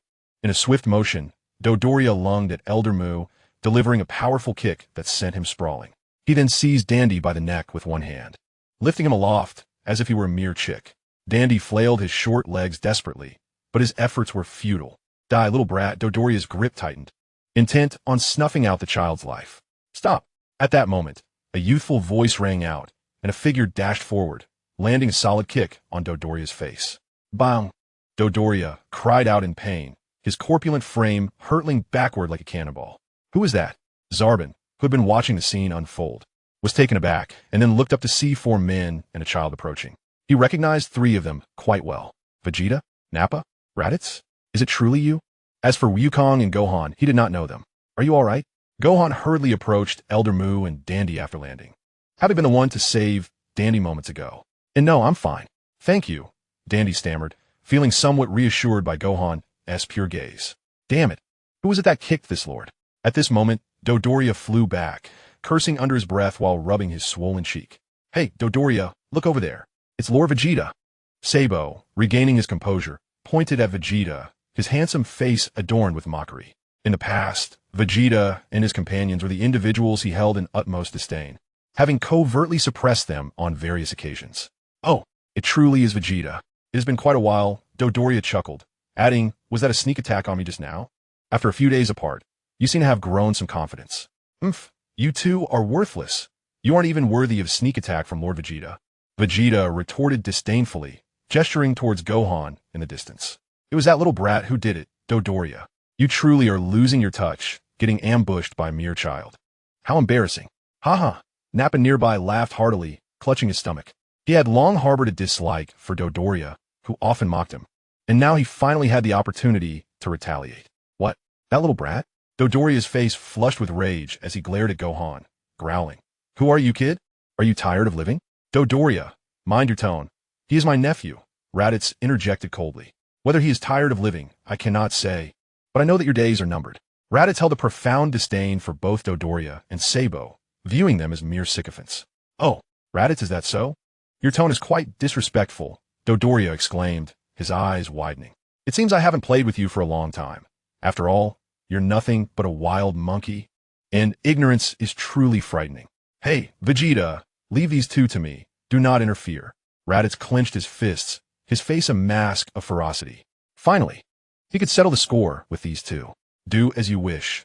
I disdain to dirty my hands with trash, Vegeta remarked, observing coldly. His true target being Frisia, everyone else mere ants in his eyes. "Hey, Sabo, did you hear that? Raditz wants to take us both on. Is today April Fool's Day?" Dodoria laughed heartily, slapping his thigh. "Then you can entertain yourself with Raditz. Consider a show," Sabo replied gracefully, turning and sitting to the side. In his eyes, both Vegeta and Raditz were nothing more than worthless opponents. He could easily crush them with one hand. However, just as their words finished, a dark shadow abruptly appeared before Sabo like a wraith. Chapter 23. The Might of Raditz. "What? Zulfust?" Sabo barely settled when he was struck with immense force, sent hurtling away into the distant lake. Dodoria rubbed his eyes vigorously, feeling as if he had not witnessed how Raditz moved. It was as if Sabo had been struck out of thin air. Truly impressive, thought Goku, hands on his hips, brimming with combat spirit. He knew how powerful Raditz was, nearly on par with his current strength. Tisich, Vegeta curled his lip, internally murmuring, how could Raditz, once a layabout, have transformed into such a formidable force? "What's the matter? Lord Dodoria? Weren't you going to teach me a lesson? Why have you stopped?" Raditz taunted, completely indifferent to Dodoria's displeased countenance. Did he think that speed alone would suffice? A reckless fool, Dodoria bellowed as he charged at Raditz. Despite his corpulent physique, his speed was not to be underestimated, and he launched a fierce assault on Raditz. "Too slow, far too slow. Your movements resemble those of a tortoise." In the face of Dodoria's onslaught, Raditz appeared effortlessly agile, refraining from counterattacking, evading all of Dodoria's strikes as if toying with him. Under the immense gravitational pressure of 150 times Earth's gravity, his strength now rivaled that of Goku, boasting a battle power of 300,000, while Dodoria barely exceeded 40,000. How could he possibly be a match? "You infuriate me." As Dodoria grew increasingly frantic, he could scarcely keep pace with Raditz's movements, rendering all his attacks futile. With a resounding thud, Raditz unleashed a single punch that struck Dodoria squarely in the face. Wow, that one punch, merely a standard blow, sent Dodoria reeling as if struck by a meteor, leaving him utterly drained and kneeling on the ground. Clutching his face, one blow had incapacitated him. Yet, this was not the end. Raditz had no intention of letting Dodoria off so easily. He mounted Dodoria and unleashed a flurry of punches, attacking with the ferocity of a street thug. Raditz expertly controlled his strength, refraining from utilizing energy blasts, relying solely on his fists to vent the pent-up frustration of years of mistreatment by Dodoria. How impressive! Then, protected by Gohan and Goku from a distance, watched in awe as the very demon that had ravaged their village was now being so thoroughly bested. "There is hope. Namek will be saved. Rest assured, old man. With us here, you shall not suffer harm," Goku replied with a smile. "Young ones, I am grateful. Namek is facing calamity, and I deeply apologize for my inability to offer you hospitality," Elder Moose said, his face filled with regret. "I can sense that you bear no malice. Save for that short fellow over there." Vegeta, overhearing this, darkened in countenance, nearly unable to restrain himself from intervening, prompting Goku to offer a helpless grin. "Raditz, I want you dead." Dodoria's furious shout echoed from afar, accompanied by an overwhelming aura as he surged towards Raditz. Just in time, Raditz had already sensed Sabo's presence and swiftly turned to deliver a powerful punch that met Sabo's fist head-on. The collision of their immense energies caused the ground to tremble violently. Sabo's furious strike resulted in his own injury as he was sent hurtling backward, blood spilling from his mouth. He was profoundly shaken. When did Raditz become so formidable? This strength seems to rival that of Captain Ginyu. "Since you were so eager to meet your demise, I shall oblige." Raditz, with an expressionless demeanor, emanated a white aura and swiftly closed the distance to Sabo. Grasping Sabo's head in a vice-like grip, he forcefully pressed it against a mountain peak, continuing to propel forward with Sabo in tow. The sheer force of his momentum carved a deep trench into the ground. Sabo's handsome visage was now marred with blood, as Raditz effortlessly lifted him with one hand. "Sabo," he taunted, "didn't you often proclaim that we Saiyans are mere lowly creatures?" Raditz struck Sabo twice, continuing, "What has happened now? How is it that the noble Sabo is being bested by a so-called inferior?" The satisfaction he felt was immense, as the once haughty Sabo now appeared lesser than an ant before him. Yet, the wretched Saiyan was a source of Sabo's fury, though he found himself utterly immobilized. As Raditz loomed like an insurmountable mountain, with no other choice, he resolved to employ that technique. Otherwise, he would truly perish at Raditz's hands. Suddenly, an aura of brilliance enveloped Sabo, and his energy began to surge. What is happening? Raditz observed in surprise as Sabo's power rapidly escalated. In the blink of an eye, Sabo was enveloped in a radiant light. When the brilliance dissipated, an unsightly monster stood before Raditz. "Oh, you could transform?" Raditz exclaimed, his eyes widening in astonishment. He had not anticipated Sabo possessed such an ability. This energy was indeed far superior to what had been moments ago. "Damn wild monkey. You forced me to this extent," he thought, intrigued. Transformed, Sabo bore a bloodthirsty countenance. He wasted no time and raised his muscular arm to strike Raditz. Bang! However, to Sabo's horror, Raditz merely used a single finger to block his powerful punch. How is this possible?" Sabo stammered, his expression one of disbelief.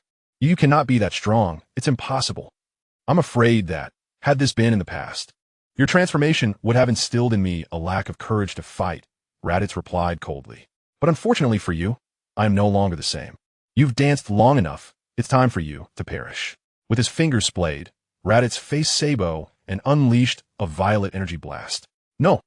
Sabo cried out in despair, but it was futile. The disparity in their powers was insurmountable. Under the impact of the violet energy, Sabo was utterly obliterated. Thus, one of Frisia's right-hand men lay dead, while the other was rendered incapacitated. "Excellent, thank you." With the crisis averted, Dandy and Elder Mu rejoiced. Gohan and Dandy had grown familiar as he clasped Dandy's hand, celebrating with exuberance. "Young ones, you're not Namekians, and I presume your purpose for being here is also the Dragon Balls?" At that moment, Elder Mu spoke up. Chapter 24. The Arrival of the Mysterious Strongman. "Indeed, for our companion has perished. He, like you, is a Namekian." Without hesitation, Goku revealed Piccolo's origins and the invasion by Frieza.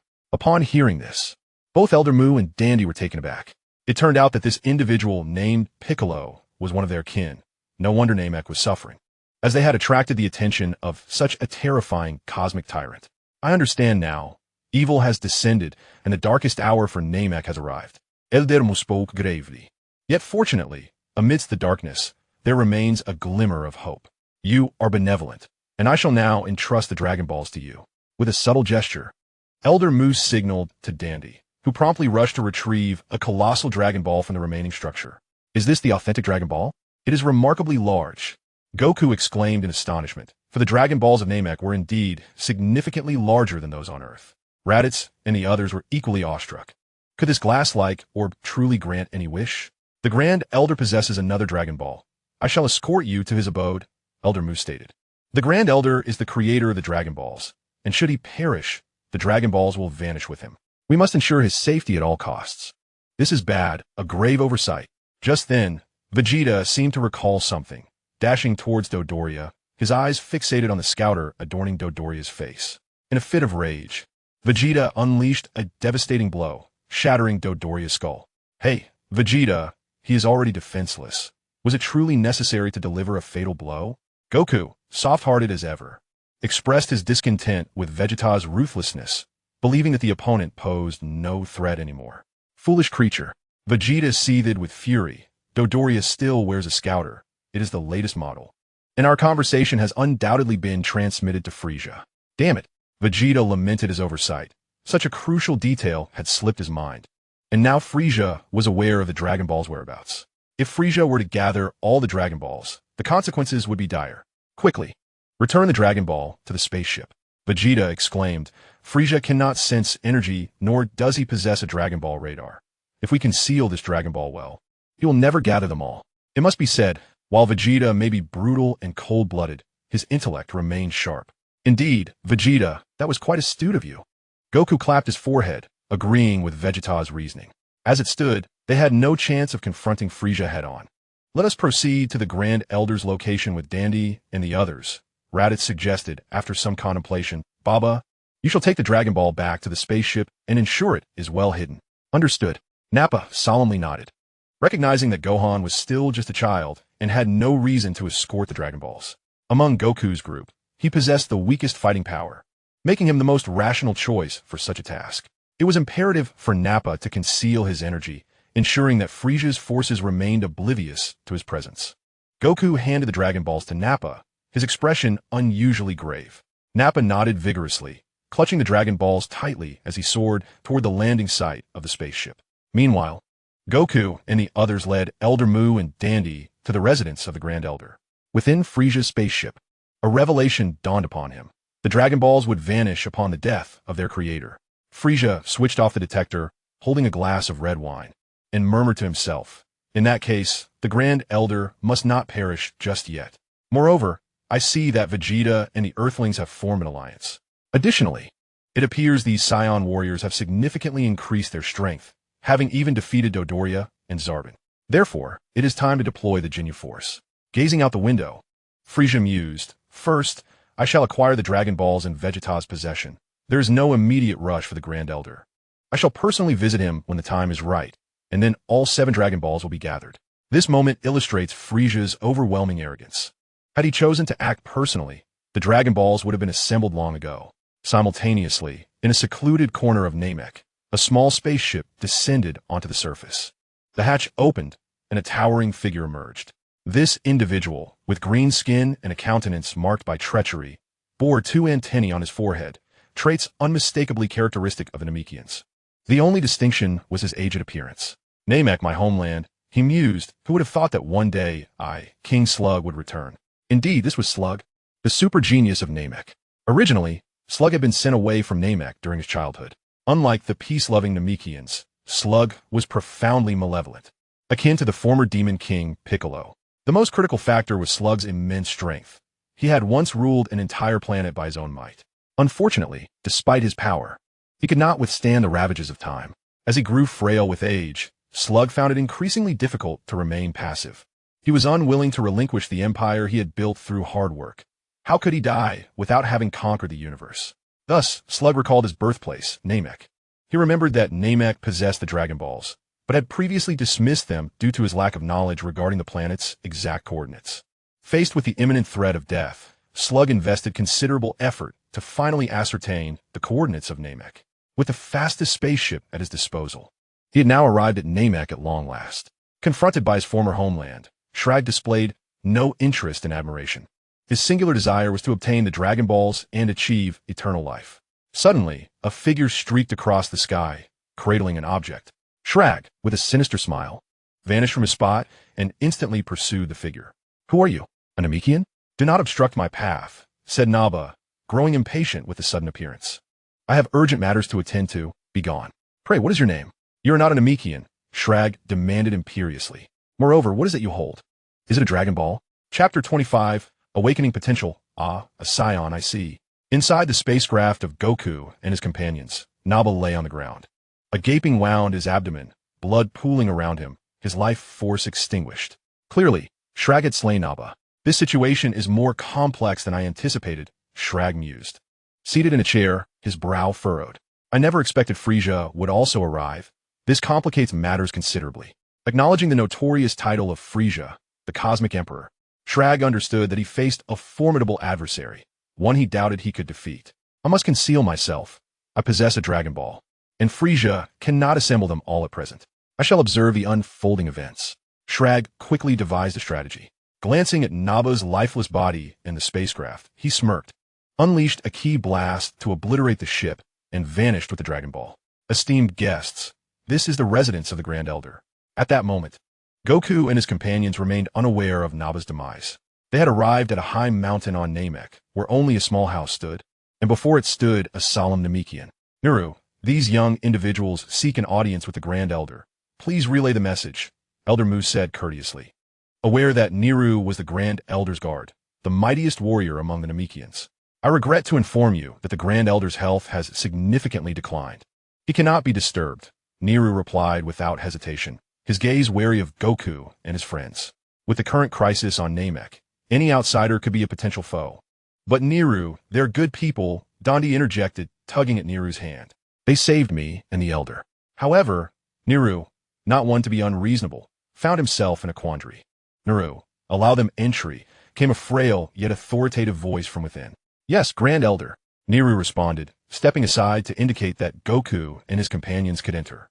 Upon entering, they discovered the room was modest, occupied by an elderly, corpulent man seated in a chair. Grand Elder, Elder Mu and Dondi addressed him with utmost respect. "The Science, I am aware of your intentions," the Grand Elder spoke slowly. Planet Namek is currently facing a grave crisis. Malevolent forces are stirring. At this moment, what Planet Namek requires is not the Grand Elder, but valiant warriors of righteousness. Furthermore, your companion has met his demise, and that child slug has returned to Planet Namek. Despite his advanced age, the Grand Elder was fully cognizant of all that transpired on Planet Namek, including slug arrival. However, in the face of such circumstances, he found himself utterly powerless. The only glimmer of hope lay in the few Saiyans before him. What? Nappa is dead? Upon hearing this, Goku and the others were taken aback, promptly sensing the disappearance of Nappa's energy. This is bad. That incompetent Nappa couldn't even handle a trivial task. And now the Dragon Balls might fall into the wrong hands. Vegeta was instantly alarmed. The Dragon Balls were in Nappa's possession, and with him gone, they would undoubtedly be seized by that slug fellow. Damn it, I must retrieve the Dragon Balls. Vegeta, ever impulsive, was poised to fly out in search of Slug. Wait, Saiyan, with your current strength, pursuing Slug would be tantamount to seeking death, the Grand Elder interjected, cautioning Vegeta. Slug is a prodigious genius of our planet Namek, but his heart is steeped in wickedness. His battle power rivals that of Frieza. What? The revelation stunned not only Vegeta and the others, but also Elder Mu and Dandy. When had such a formidable being emerged on planet Namek, possessing such immense battle power? Regardless of the circumstances, the Dragon Balls must not fall into the hands of others. True to his nature, Vegeta was undeterred by the Grand Elder's words, resolutely determined to confront Slug. Vegeta, I will accompany you. Saiyans never retreat. Goku and Raditz echoed his sentiment, their hearts brimming with combat fervor. Truly, the indomitable spirit of the Saiyan warrior. With a sigh, the Grand Elder conceded, very well. Since you are unafraid of evil, I shall lend you my assistance. Come to my side, and I can unlock your potential. Grand Elder, you mustn't. Doing so will only exacerbate your frail condition, Nairu interjected, warning that such an act would further compromise the Grand Elder's already weakened body. Nairu, I have already stated, Planet Namek no longer requires the Grand Elder, only righteous warriors, the Grand Elder replied with a smile. Moreover, my time is limited. There is no need for concern. Hey, can you truly unlock potential? If I discover you are deceiving me, I will not let you off easily, Vegeta said, intrigued, stepping forward first. Rest assured, the Namekians do not lie, the Grand Elder responded, unfazed by Vegeta's attitude, as he gently placed his hand on his head. Vegeta snorted dismissively, yet he too was eager to see if the Grand Elder's power was as remarkable as claimed. Oh, truly astonishing. Your potential is boundless, the Grand Elder exclaimed in amazement. With my current abilities, I can only awaken a fraction of your potential. As the words left his lips, Vegeta's eyes widened, a formidable energy surging from within him. His combat power soared dramatically, escalating from 300,000 to 1 million. Had the Grand Elder been his prime, he would likely have unlocked even greater potential. Astonishing.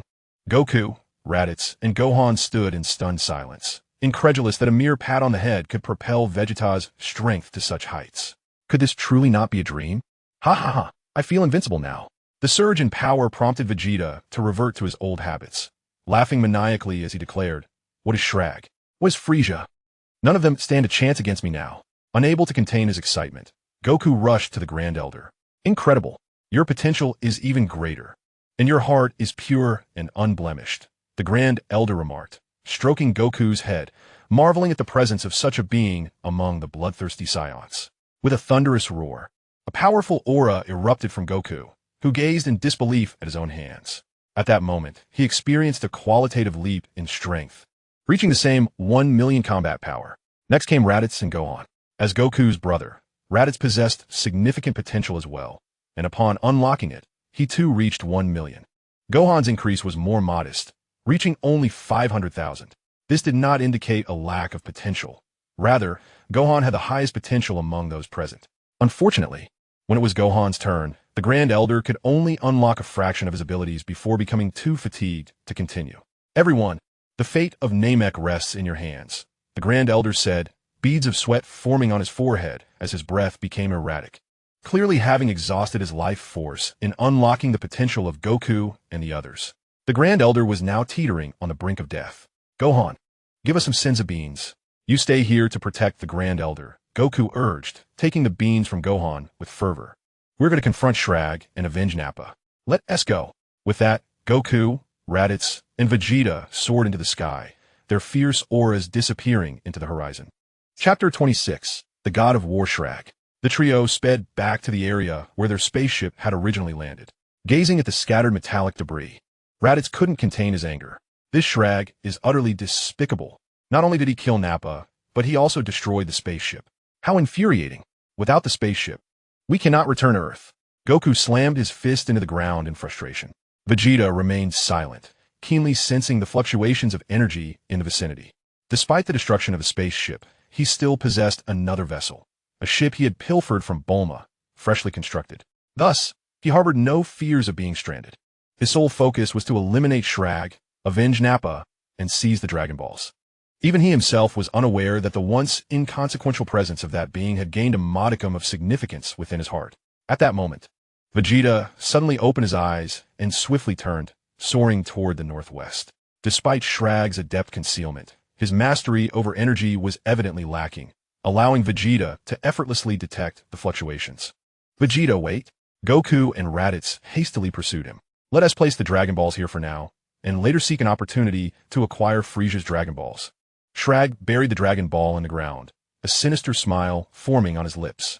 As long as I can regain my youth, even Frieza will not intimidate me. Shrag, prepare to meet your end. Just as Shrag was caught off guard, a furious roar echoed from the skies, a forceful and domineering aura rapidly approaching. None other than Vegeta, Goku, and Raditz. Boom! As Shrag raised his head in astonishment, Vegeta struck him squarely in the cheek, sending him skidding across the ground, crashing into several mountains. Who dares to ambush me? Though he had taken a direct hit, Shrag remained unscathed. His face twisted in a grimace as he glared at Vegeta and his companions from a distance. Science? Are you the companions of that giant? This individual exuded a heavy aura of malevolence, reminiscent of the former demon King Piccolo. Goku's expression turned grave as he sensed pure evil emanating from Shrag, a darkness he had previously encountered in Piccolo. How dare you steal my Dragon Balls, you Namekian? You seek death. Vegeta's fury reached its zenith as he unleashed a powerful aura, an overwhelming force radiating from him. In the blink of an eye, Vegeta vanished from sight, reappearing before Shrag, unleashing a barrage of energy blasts that surged toward him like a torrent. A mere Saiyan dares to provoke the demon race? Shrag's expression was one of utter disdain as he nonchalantly deflected Vegeta's attacks with a single hand. What? Vegeta was taken aback. How could this be? Though he had not exerted his full strength, his opponent had effortlessly neutralized his assault with just one hand. It seemed the elder had not exaggerated. Shrag indeed possessed considerable prowess. Saiyan. Shrag's temperament was far from amiable, his eyes flashing with intensity as he emitted two beams of crimson light, moving with blinding speed.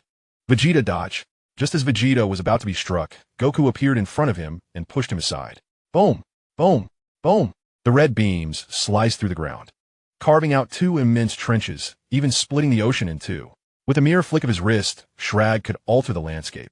This was the terrifying extent of his power. Kakarot, do not meddle. Vegeta was angered by Goku's interference, yet he felt a sense of trepidation. Had that attack connected, he would have faced severe injury, if not death. Having believed that enhanced strength would effortlessly lead to the defeat of Shrag, it now appears that such naivety was misplaced. Be cautious, Vegeta. This adversary is not easily vanquished. Goku's fighting spirit had already ignited, and he swiftly charged towards Shrag, launching a fierce and rapid onslaught. Yet, despite Goku's relentless assault, Shrag evaded each attack with remarkable ease, effortlessly sidestepping every approach. Kakarot, I shall assist you. Raditz called out, joining the fray. The two brothers coordinated their attacks against Shrag, their fierce presence resonating throughout the battlefield. Truly, the Saiyan warriors exemplified their reputation for valor and ferocity. As Shrag faced the dual onslaught, he maintained an air of indifference. Even taunting, but your strength is far too feeble. You can't even scratch me. With a resounding crash, Shrag extended his arms, effortlessly catching Goku and Raditz's fists. With a powerful tug, he slammed them together, discarding them like refuse. Though aged and lacking his peak power, he was still beyond the capabilities of Goku and Raditz at this moment. Suddenly, a violet energy wave surged from behind, striking Shrag squarely in the back. A tremendous explosion erupted, forming a colossal mushroom cloud that enveloped the ground in thick smoke. Humph, your opponent is none other than me, Vegeta sneered. confident that Shrag could not withstand his full force attack. However, as the smoke dissipated, Vegeta was utterly astounded. Shrag, aside from his tattered clothing, bore no injuries whatsoever. Is this creature a monster? Vegeta seethed. Goku and Raditz were equally taken aback. They would not have dared to absorb such a blow, yet Shrag remained unscathed. Was the disparity between them so vast? When did Saiyans resort to ambush tactics? Shrag brushed off the dust, his gaze growing colder as he declared, "Let me first allow you to taste the essence of fear." In an instant, he vanished from sight, only to reappear before Vegeta, unleashing a green energy wave from his mouth. The massive shock wave engulfed Vegeta, its overwhelming force obliterating everything in its path. "Vegeta!" Goku and Raditz cried out, hastening towards him. Damn it! Vegeta lay on the ground, bloodied and breathless, his power diminished to a mere whisper. With a single blow, he had been rendered incapacitated. Vegeta, quickly, consume the Senzu Bean. After that, you will recover, Goku urged, hastily placing a Senzu Bean into Vegeta's mouth. Having experienced the miraculous effects of the bean before, Vegeta summoned the last of his strength to swallow it. In the next moment, the seemingly lifeless Vegeta was instantaneously revitalized. Damn it, I will kill you. Vegeta seethed with rage. As the proud prince of the Saiyans, he had been defeated in a single blow. How could he possibly face the world if this news were spread? He resolved to make Slag pay dearly. Chapter 27, Alliance. Brother, our opponent is far too formidable. We stand no chance alone, Goku stated with an expression of grave seriousness. We must join forces. In truth, Goku was not fond of teaming up against adversaries. But the situation was dire. Slag's power was overwhelming, and if they continued to fight separately, they might very well meet their end here. That monster had yet to unleash his true strength. Raditz roared, activating the Kaioken and charging at Slag. Goku, unwilling to be outdone, also initiated the Kaioken to confront Slag. What is that? How can it restore one's strength instantaneously? Slag's eyes glimmered with astonishment, yet he had no time to ponder, as Goku and his companions had already reached him. The trio, Goku, Vegeta, and Raditz, launched a relentless assault on Slag. The fierce clash of energy resonated through the skies, as Goku and Raditz, empowered by the Kaioken, exhibited a formidable prowess that far surpassed their previous capabilities. Vegeta, in particular, flitted around the periphery of the battlefield, harassing Slag and causing him to falter. What is happening? Their combat power has surged remarkably. Slag assumed a defensive stance, bracing against the combined onslaught of Goku and his brother. Yet internally, he was caught in a tempest of turmoil. He found himself at a disadvantage. You pesky insects! Do not get too cocky. Slag, increasingly vexed by the trio, radiated a blinding aura as a more potent force erupted, forcibly repelling Goku and his companions. His arms elongated, ensnaring Vegeta, who had been a constant nuisance, and he slammed him fiercely into the ground. Gasping, Vegeta coughed up blood. Everyone be cautious. His body parts can change at will, Goku warned, well aware of the Namekian's combat style. Electric wave. A violet shock wave surged towards Slag's arm as Raditz seized the opportunity to launch a full-force attack. This strike inflicted pain on Slag, compelling him to release Vegeta and retract his arm. However, it only served to infuriate Slag further. With his fingers splayed, he unleashed a barrage of indiscriminate energy blasts toward Goku and the others. The sky was filled with countless energy attacks, and Goku and his companions dared not underestimate their foe, darting through the air to evade Slag's relentless barrage. Kamehameha! Gritting his teeth, Goku unleashed a Kamehameha, forcefully dispersing the dense cluster of energy blasts in the sky. You've left yourself open. Slag materialized behind Goku, his expression shifting in horror. Instinctively turned and threw a punch without a moment's hesitation.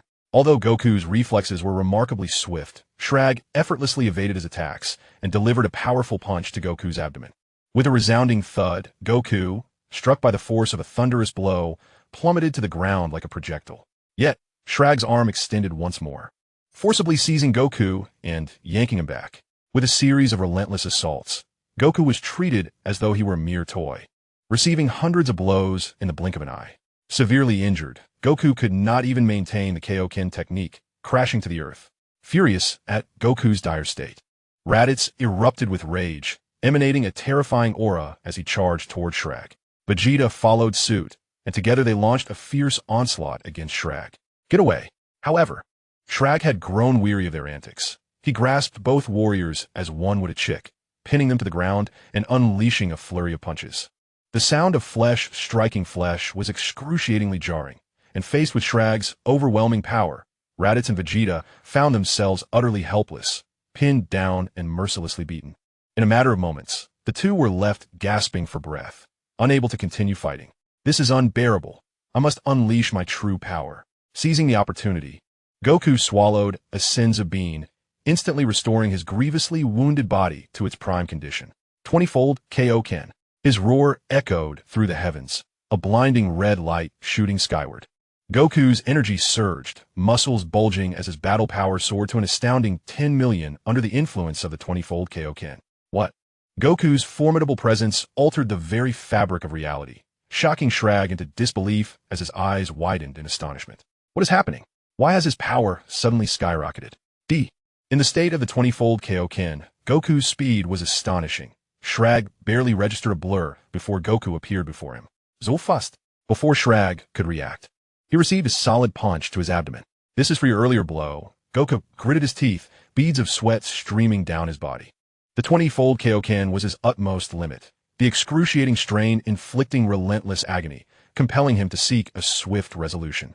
With a powerful strike, Shrag was sent soaring into the sky, blood seeping from his mouth. A torrent of emotions surged within him. Goku's battle power was nearly on par with his own. When did the Saiyans become so formidable? But before he could contemplate further, a chilling presence enveloped him. In an instant, Goku caught up to Shrag and delivered a crushing blow to the back of his head. Shrag plummeted from the sky once more, but Goku provided him no respite. He swiftly reappeared before Shrag, kicking him back into the heavens. Yet, Goku too suffered. Blood erupted from his nose and mouth. The burden of the 20-fold Kaioken exceeding his expectations. With the might of a 20-fold Kaioken, Goku strained his body and unleashed a full-force Kamehameha towards the sky.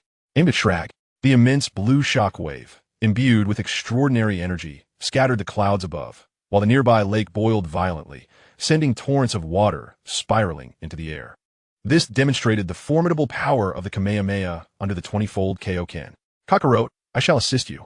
Raditz suddenly appeared before Goku, having consumed his last battle-enhancing fruit. Restoring his strength, with a fierce roar, he directed his full force skyward, his body glowing red as he too utilized the 20-fold Kaioken. The Kamehameha and Raditz's shockwave intertwined and ultimately merged, culminating in an even more powerful wave of energy.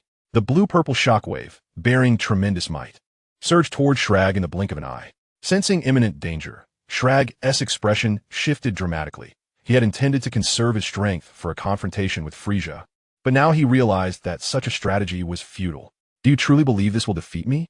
You are sorely mistaken, Shrag bellowed, as a colossal energy sphere rapidly coalesced in his hand, which he hurled downward. The attacks collided instantaneously. Chapter 28, Annihilation. A violent tremor reverberated throughout the entirety of Namek. Whether among the dwindling Namekians or Frieza's entourage, everyone felt the overwhelming energy saturating the planet. What was happening? Who was fighting? Frieza, aboard his spaceship, ascended towards the sky, gazing at the vividly colored horizon, his serpent-like eyes narrowing. Is it Vegeta and his crew? No, they should lack the capability to create such a commotion. Frieza mused to himself, or perhaps an unforeseen situation has arisen. Activating his scouter, he indeed detected several powerful energy signatures, alongside a few slightly weaker ones engaged in battle not far from the site. Daring to play tricks beneath my very nose? Who possesses such audacity? A sinister smile crept across Frieza's lips as he turned to his captain. Captain Ginyu, I need you to investigate who is battling there. If you find Vegeta and his crew, eliminate them on the spot. The Ginyu force had recently arrived on Namek. Understood, Lord Frieza. Ginyu wasted no time, vanishing into the sky with his team in a flash of light. Frieza gazed at the horizon, a nagging feeling of impending misfortune weighing on him.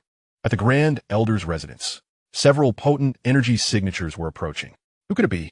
Gohan, initially focused on the battle involving Goku, suddenly stood upright, his gaze fixed on the distance. He could sense 5 energy signatures racing toward them. Although their intensity appeared modest in Gohan's eyes, he knew they were significant. Naru, children, you must go and bring your friends back immediately. At this moment, the elder spoke. Frieza's subordinates are approaching. They're gravely injured, and if discovered, the situation will turn dire. As the Elder, he was acutely aware of every shift in the atmosphere of the planet. What?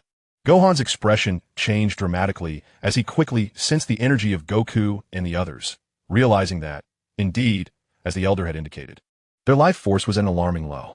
Without hesitation, he soared toward Goku with all his might. Elder, this is a precarious situation. If I leave, I fear. Nairu hesitated, concerned that the Elder might encounter peril if he departed. It is of no consequence. Should I perish, the Dragon Balls will vanish. Right now, I am in the safest position, the Elder stated, his clarity of mind unwavering, indifferent to his own fate. Then I shall take my leave. Upon reflection, Nairu recognized the truth in the Elder's words. Frieza would never act against the Elder until he had acquired all the Dragon Balls. Moreover, as a man of righteousness, had it not been for the Elder's protection, he would have already charged into battle. He swiftly followed Gohan. Ha ha ha, you wretched ants. Did you think your attacks could vanquish me? Shrag was in a pitiful state, his body marred with wounds, and his right arm severed from the recent assault. However, as a Namekian, he possessed self-regeneration abilities, and with a fierce roar, his lost arm grew back. Yet, this feat left him with scarcely a fraction of his energy. His combat power reduced to a mere tenth of its usual capacity. Meanwhile, Goku and his companions lay below, gravely injured and unconscious from the explosive impact. At this moment, any one of their foes could easily dispatch them. This will send you to hell, accursed Saiyans. Shrag seethed with hatred, initially intending to lie in wait and orchestrate mischief. But now, after being worn down by Goku and his allies, he found himself severely wounded and incapable of swift recovery. His animosity toward Goku and the others was palpable. Shrag concentrated the meager energy he had left to form an energy sphere, his eyes filled with intense murderous intent. Just as he prepared to unleash his fury upon Goku and his companions, a sudden change washed over his face. Who approaches? 1207. His expression darkened as he sensed several energies drawing near, alarmingly close. In his uninjured state, these energies would have seemed insignificant, but now, lacking in combat strength. He feared for his life should they be enemies. The typically cunning and cautious Shrag would not recklessly place himself in danger out of momentary anger. Next time, I shall kill you, he declared decisively, abandoning even the hidden Dragon Balls as he retreated from the battlefield. As Shrag departed, Gohan and Nairu arrived on the scene. Father, Uncle Vegeta. Gohan swiftly spotted Goku and the others lying on the ground, and he quickly descended, relieved to find them merely unconscious. Uncle Nail, we must hurry, he urged, lifting Goku onto his back. Wait a moment, there are Dragon Balls hidden here, Nail replied, moving to a concealed corner to retrieve a Dragon Ball from the shadows and tossing it to Gohan. Ah, this is the Dragon Ball Elder Mu entrusted to us. So it was indeed taken by Shrag, Gohan realized, examining the stars upon it. Let us depart. Nail hoisted Raditz and Vegeta, preparing to leave the area. Suddenly, 5 dark figures appear before them. It was none other than the Ginyu Force, posing in an exaggeratedly grotesque manner. Who are you? Are you Frieza's subordinates? Gohan inquired, not taking the time to appreciate their antics, though he secretly found them quite impressive. Look, they're a Namekian. Oh, and isn't that Vegeta and Raditz? Ginyu exclaimed, hands on hips. Hey kid, is that a Dragon Ball you have? Splendid. Ha. Ginyu had not expected to uncover Vegeta's whereabouts, let alone discover a Dragon Ball during his reconnaissance. This was a fortuitous turn of events. Upon returning, Frieza would surely reward him handsomely. Hand over the Dragon Ball, and I might consider granting you a swift end, Guldo boasted arrogantly. A mere child like you could be dispatched with a mere breath. Get lost, all of you. Gohan's anxiety surged, a terrifying aura erupting from within him. He was desperate to carry Goku away and had no time for idle banter with the Ginyu Force. Thus, Gohan unleashed his full power, an orange glow coalescing in his hands. Masenko. Without any further ado, Gohan released a powerful Masenko, a beam of energy that surged towards the entire Ginyu Force like a laser. What? Get out of the way. The Ginyu Force, sensing the overwhelming energy, was filled with dread. Unfortunately, their arrogance left them with no time to evade. With a resounding explosion, the entire Ginyu Force was obliterated into dust. Pitifully, they had barely made their entrance before meeting their demise. Gohan's combat prowess far surpassed theirs, making it a trivial task to dispatch the Ginyu Force. Without hesitation, he clutched the Dragon Ball and hastily departed with Goku on his back. Chapter 29. Luring the snake out of its hole. Dend quickly assist them with healing. In the Elder's chamber, Gohan and Nail had safely returned Goku and the others. The Elder promptly instructed Dand to employ his magic for healing. Yes, was the immediate response. Dandy's small face was solemn as he closed his eyes, his palms glowing with a verdant light. Shortly thereafter, Wukong and the others swiftly regained their former strength. That vile Shrag, I shall end his life, Vegeta bellowed, ever impulsive, eager to vanquish Shrag upon his recovery. This time, their defeat had been utterly humiliating. Teaming up with Kakarot was a disgrace, and now, they couldn't even best a mere Namekian. It was truly a stain on his existence. Wait, Vegeta, Wukong interjected, astonished as he gazed at his own hands. What is happening? Why has my strength increased so significantly? Wukong was taken aback after his restoration. His power had multiplied several times over. How could this be? Kakarot, we Saiyans are a warrior race, Vegeta remarked, crossing his arms with a disdainful huff. Whenever a Saiyan teeters on the brink of death, should they be revived, their battle power can be greatly amplified. Indeed, the more grievous the wounds, the greater the enhancement. Raditz chimed in. I feel that with our current strength, should we encounter Shrag again, we will not suffer defeat. Wukong clenched his fists, a renewed fighting spirit igniting within him. This was the first time he faced such a formidable adversary as Shrag. Saiyans, do not act rashly, the Elder spoke, his voice steady. The current situation is delicate. Frieza is already stirring, and Shrag is lurking with intent. If we act recklessly, they may conspire against you first. The Elder, wise with age, had a keen grasp of the situation. Vegeta scoffed, not one to be fooled. He understood the Elder's implications. They merely needed to wait for Shrag and Frieza to clash before seizing the opportunity to strike. Elder, I comprehend your meaning, but how can we provoke them to fight? Raditz posed the critical question. Shrag and Frieza bore no animosity towards one another, and even if they crossed paths, a fierce battle was not guaranteed. The Dragon Balls. The Elder suggested, though his own combat prowess was lacking, his intellect was unparalleled. After all, age brings wisdom. Dragon Balls? What do you mean? The assembled individuals were puzzled, unable to grasp the Elder's words. Do you not possess a Dragon Ball? Present it to Shrag, the Elder strategized, speaking slowly. Then, one of you should approach Frieza and inform him of Shrag's possession of a Dragon Ball, leading him to Shrag.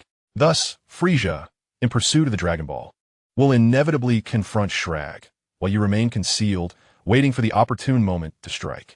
However, this hinges on your confidence in your own speed. The Elder's ploy to lure the snake from its hole was straightforward. Frieza's character would undoubtedly take the bait. Wow, grandfather, you are so clever, Wukong exclaimed. Though he didn't fully understand, he felt the brilliance of the plan. Then let me go. Your speed is no match for mine. Vegeta seemed determined to surpass the Goku brothers in every aspect. Vegeta, is this truly wise? Raditz had originally intended to lure Frieza out, only to be outpaced by Vegeta. Just sit back and watch.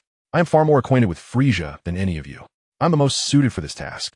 Vegeta turned away from Goku and addressed Gohan, saying, Boy, hand over the Dragon Ball. I shall return it to Shrag now. Gohan hesitated, for he did not fully trust Vegeta, but upon seeing Goku nod in agreement, he reluctantly surrendered the Dragon Ball to Vegeta. Wait a moment. It's best to delay for at least an hour, the Elder spoke again. Shrag has just battled you. His condition is far from optimal. If you lure Frieza now, Shrag may be killed in an instant. It would be prudent to wait until he has recovered. This way, Frieza will also be somewhat fatigued, increasing your chances of victory. This fellow is truly cunning. Raditz and Vegeta exchanged glances, acknowledging the Elder's wisdom. Though he appeared amiable, his intellect was remarkably sharp, considering all angles. Only Goku, the simpleton, remained oblivious. An hour passed in the blink of an eye. In a dim and damp cave, Shrag finally regained his full strength. After all, the inhabitants of Namek possessed formidable self-healing abilities. As long as there was breath, they could recover from injuries. Of course, this was nowhere near the near-immortal recovery of Majin Buu. I am fully restored now. It is time to deal with those wild monkeys, Shrag remarked with a cruel smile. But first, I must check on the Dragon Ball I had hidden. As Shrag stepped out of the cave, he was taken aback to find the Dragon Ball he had concealed now lay before him. What is this? Why is my Dragon Ball here? Shrag quickly picked it up, his gaze darting suspiciously around, shouting, Who is lurking? Show yourself. He had surmised that someone had deliberately placed the Dragon Ball there, but he could not fathom who it was. Unfortunately, no one paid heed to his frantic calls. You shall pay for this. From a distant corner, Vegeta wore a cold smirk. then turned his back and sped towards Frisia's location. To avoid alerting Shrag, he concealed his energy, opting to run rather than fly, ensuring he would remain undetected. What is happening? All signals from the Ginyu Force have vanished. Frisia's expression darkened ominously, a wave of brutal malice emanating from him. An hour had elapsed, and the Ginyu Force had not reported back, indicating that they had been utterly annihilated. Frisia speculated, "What audacity! You dare to disregard me! Frisia the Emperor, come out at once!" At that moment, a familiar voice resonated outside the spaceship. Vegeta, Chapter 30, Watching the Tigers Fight. Upon hearing the voice, Frisia was momentarily taken aback, but in the next instant, he burst through the top of the spaceship, hovering in midair. "Indeed, it is you behind this mischief, Vegeta." Frisia had already suspected that Vegeta's group was involved, and seeing him now confirmed his suspicions. "Ah, Frisia, it has been a while," Vegeta replied with a sinister tone. "Did you eliminate the Ginyu Force?" Instead of launching an immediate attack, Frisia questioned him. "The Ginyu Force? How amusing. Those inept fools are hardly worthy of my effort." Vegeta, having learned from Gohan that the Ginyu Force had previously been present, found Frisia's reaction unsurprising. "It seems your power has grown during our time apart. You even managed to defeat the Ginyu Force." Frisia clapped his hands in admiration. "I always regarded you as a talent, but alas, you have been too disobedient. Now that you present yourself before me, do you believe you can triumph over me? Your life will eventually be mine, but not today."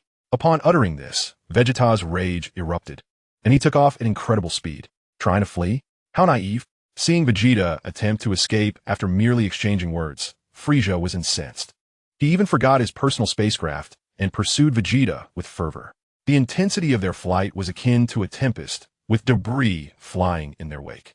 "This fellow, how has his speed increased so dramatically?" Frisia's expression shifted to one of surprise. After a brief pursuit, he realized that in his current state, he could not keep up with Vegeta, who was pulling further away. This revelation astonished him.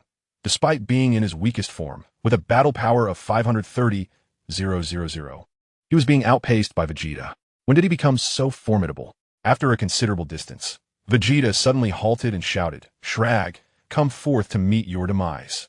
He raised his hand and unleashed a powerful energy wave downward, resulting in a violent explosion that enveloped the area in clouds of smoke. "Now that's my chance. I must escape."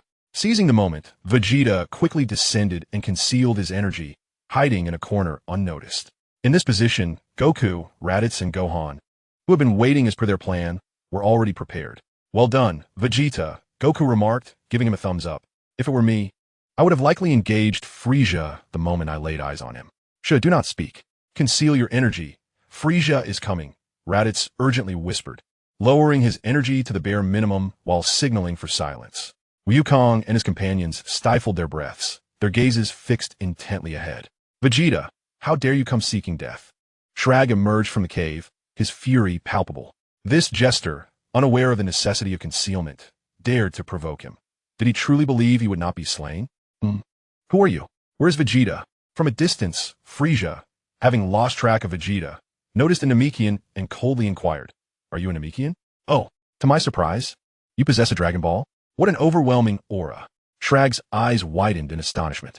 You are Frisia?" Though he had never laid eyes on Frisia, he could distinctly sense the terrifying energy emanating from him. Among all beings in the universe, only the notorious Frisia could wield such dread power. "Oh, you are familiar with my esteemed name? How delightful." Frisia descended from the air, stating, "You are not like the other Namekians. Who precisely are you?" "Huh. The name of the cosmic tyrant Frisia is known to all," Shrag replied with a facade of ease, though internally he braced himself. "I am Shrag of the Demon Clan." "Shrag?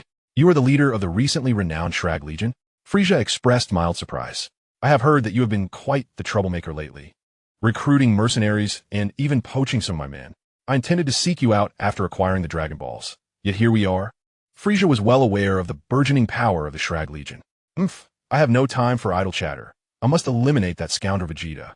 Shrag had no desire to engage Frisia in battle at this moment, and he feigned an intention to depart.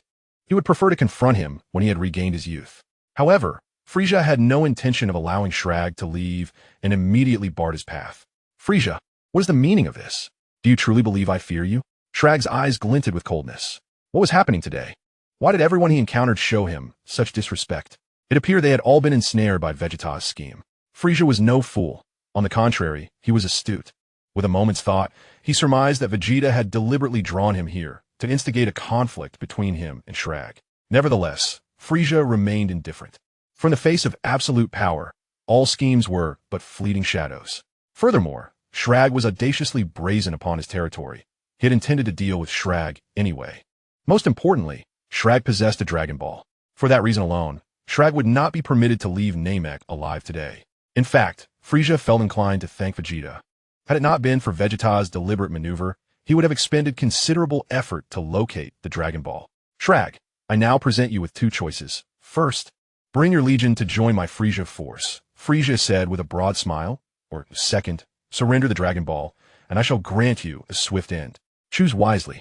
Huh? Join you? Become your subordinate? What a joke. Shrag, filled with rage, let out a derisive laugh and declared, I, the illustrious King Shrag, have always had others at my command. You seek the Dragon Balls, do you? If you possess the audacity, come and claim them over my fallen body. With that, Shrag forcefully hurled the Dragon Ball to the ground, his tone rife with arrogance. Although he was typically cautious, it did not signify cowardice. With Frieza virtually stepping on his neck, shirking in fear would only invite ridicule. Moreover, he had faith in his own abilities. Despite the widespread belief that Frieza was the universe's supreme warrior, Shrag was no pushover and was prepared for mutual destruction if need be. Ah, such spirit. No wonder your rise has been so swift, Frieza remarked, clapping his hands with a mixture of admiration and regret. It is truly a pity. A talent like yours would have thrived under my command, but alas, you failed to recognize your fortune. In that case, I shall bid you farewell. As Frieza ascended into the sky, Shrag, unwilling to yield, followed suit, locking eyes with his formidable opponent. The battle between these two titans was on the verge of commencing. Chapter 31. The terrifying power of Frieza. Indeed, there was courage in Shrag. In his current form, he estimated he could not best Frieza. Thus, Frieza, crossing his arms with a chilling smile, declared, Allow me to show you what true terror looks like. Recognizing Shrag's rapid ascension, Frieza understood that his opponent was formidable, and thus he had no intention of toying with him. He immediately transformed into his final form. With a flash of light, Frieza's ultimate form was revealed before Shrag. What? Such overwhelming energy! Goku and the others, watching from a distance, were struck with astonishment. Although the scene lacked cataclysmic drama, Frieza's presence sent a shiver down their spines. Despite the distance, they could palpably feel the immense pressure emanating from Frieza. Was this the extent of Frieza's power? I'm still far from it. A bead of sweat trickled down Goku's forehead, his emotions a mix of excitement and shock. He had assumed that after his near-fatal resurrection, his strength would be comparable to Frieza's. However, the disparity felt akin to that between an ant and an elephant. Vegeta, gritting his teeth, realized after witnessing Frieza's ultimate form that he had grossly underestimated him. He felt a deep sense of resentment. This is my true form. Now, how will you respond? Frieza spread his arms wide, his tail lightly tapping the ground, a smirk plastered on his face. Shrag remained silent, his heart heavy, for Frieza's current power towered over him. Even if he regained his youth, victory was utterly unattainable. Shrag had once naively believed that the title of Cosmic Emperor was merely a boast. But now he recognized the folly of his narrow perspective. Will you not make a move? You may find that the opportunity to act will soon vanish, Frieza remarked casually, utterly dismissive of Shrag. You underestimate me. Shrag was incensed, unleashing his fury to its zenith as a torrent of flames erupted from his mouth. The intense blaze seemed capable of incinerating the very air itself. Is he exerting his full strength from the outset? How intriguing. Frieza, with a smile adorning his face, raised his right hand with a casual elegance, effortlessly countering Shrag's fiery assault. With a mere squeeze, he extinguished the cataclysmic flames as if they were but a candle-less flicker. In a flash, Shrag vanished and reappeared behind Frieza, launching a kick aimed at him. Yet, Frieza remained unmoved, his tail seemingly endowed with sentience, ensnaring Shrag's legs and forcefully throwing him to the ground. The impact reverberated through the earth, creating a deep crater beneath him. Frieza descended from the air, casting a condescending gaze upon the disheveled Shrag, tauntingly inquiring, "What is the matter? A mere casual strike has rendered you utterly defenseless?" The derision in his words struck Shrag deeply, igniting his fury anew. He gathered his energy once more, forming a massive energy sphere in his mouth. "Foolish jester," Frieza declared, denying Shurag any chance to retaliate as he pressed his palm against the energy sphere, disregarding its volatile power and forcefully shoved it back down Shurag's throat. With a horrified gasp, Shurag's eyes widened as the energy sphere detonated within him, the violent explosion tearing his mouth open and sending him hurtling backward. Frisia's prowess rendered Shurag, once a formidable adversary, akin to a mere child, devoid of any capacity to resist. Goku marveled at the spectacle, questioning whether this was the same Shurag who had previously annihilated their group, now so utterly humiliated. Vegeta and Raditz were equally struck by fear, their hearts trembling at the sheer might of Frieza. Gohan, can you hear me? Gohan. In a moment of astonishment, Gohan was suddenly stirred by a familiar voice resonating within the depths of his mind. Piccolo, Uncle Piccolo? Where are you? What's happening? Gohan recognized the voice immediately, frantically scanning his surroundings, yet finding no trace of Piccolo. I am with King Kai, currently communicating with you through him. Since his demise, Piccolo had been training under King Kai's guidance, a deliberate act on the part of the king. He was well aware of the situation concerning Namek through King Kai's insights. I see. Uncle Piccolo, you're reaching out to me now for a specific reason, aren't you? Gohan, perceptive as ever, understood that Piccolo must have urgent matters that required his attention. Indeed, I'm fully aware of the circumstances on Namek. To be brief, Piccolo stated, listen closely. Frieza and Slug are currently engaged in battle, and a spaceship is undoubtedly inadequately defended. Conceal your energy now and seize Slug's Dragon Ball. Then promptly head to the Elder to acquire the final Dragon Ball. Once you have both, you must swiftly make your way to Frieza's spaceship, where 5 Dragon Balls await. With this, all the Dragon Balls will be gathered. But what should we do once we have them? Piccolo's intention was clear, and Gohan understood that it was merely a matter of collecting all the Dragon Balls while Frieza was absent. The Namekian dragon can grant 3 wishes, and the first wish is to revive me. Piccolo quickly added, as for the other 2 wishes, we shall consider them later. Hurry, Slug 1T hold out much longer. I understand. Gohan solemnly nodded and hurriedly conveyed Piccolo's plan to Goku and the others. Why must it be you? Can't I go instead? Vegeta protested, displeased at the notion. This was a prime opportunity to make wishes. How could they allow Gohan to squander it on trivial desires? Vegeta, even if you went, it would be futile. You do not know how to summon the dragon. Goku interjected, swiftly stopping Vegeta. Besides, the 3 of us together could delay Frieza even if he becomes aware. What? You have to summon the dragon? Vegeta fell silent, realizing he indeed did not know how to do so. Though begrudgingly, he relinquished the idea. He understood that, given the current situation, neither Goku nor Raditz would grant him the chance to wish. All right, whatever wishes you have, we can discuss them after we defeat Frieza. Goku declared emphatically, patting Gohan on the shoulder. Gohan, it is up to you to ensure Piccolo's revival. You must complete this before Frieza reacts. Your father has faith in you. I know, Dad. I won't let you down, Gohan replied, his gaze resolute. He glanced furtively at the tumultuous battlefield in the distance before suppressing his energy to the lowest level and swiftly approaching the location of the Dragon Balls. The process was remarkably smooth. Neither Frieza nor Slug seemed to notice as Gohan stealthily retrieved the Dragon Balls nestled in the ground. Without a moment's hesitation, Gohan leaped into the lake, swimming along the bottom toward the Elder's location. He was quite astute, knowing that flying would make him an immediate target. Thus, traversing through the water was the more prudent choice. Chapter 32. The Rebirth of Piccolo. At the edge of a lake on Namek, Gohan emerged drenched. He did not linger for a second and flew directly to the Elder, recounting the events that had transpired. Without a moment's hesitation, the Elder handed Gohan the final Dragon Ball. Thank you, Elder. I must take my leave now. Farewell. Gohan, clutching 2 Dragon Balls, hurriedly departed. Gohan, wait a moment. I will have Dandy accompany you, the Elder declared. To make a wish, one must speak the language of Namek. Hurry, I cannot hold on much longer. At that moment, the Elder's complexion was exceedingly pale, and each word he uttered was an arduous task, clearly indicating that his life was nearing its end. Understanding the gravity of the situation, Gohan's expression turned serious as he instructed Dandy to climb onto his back, channeling all his strength to soar towards Frieza's spaceship.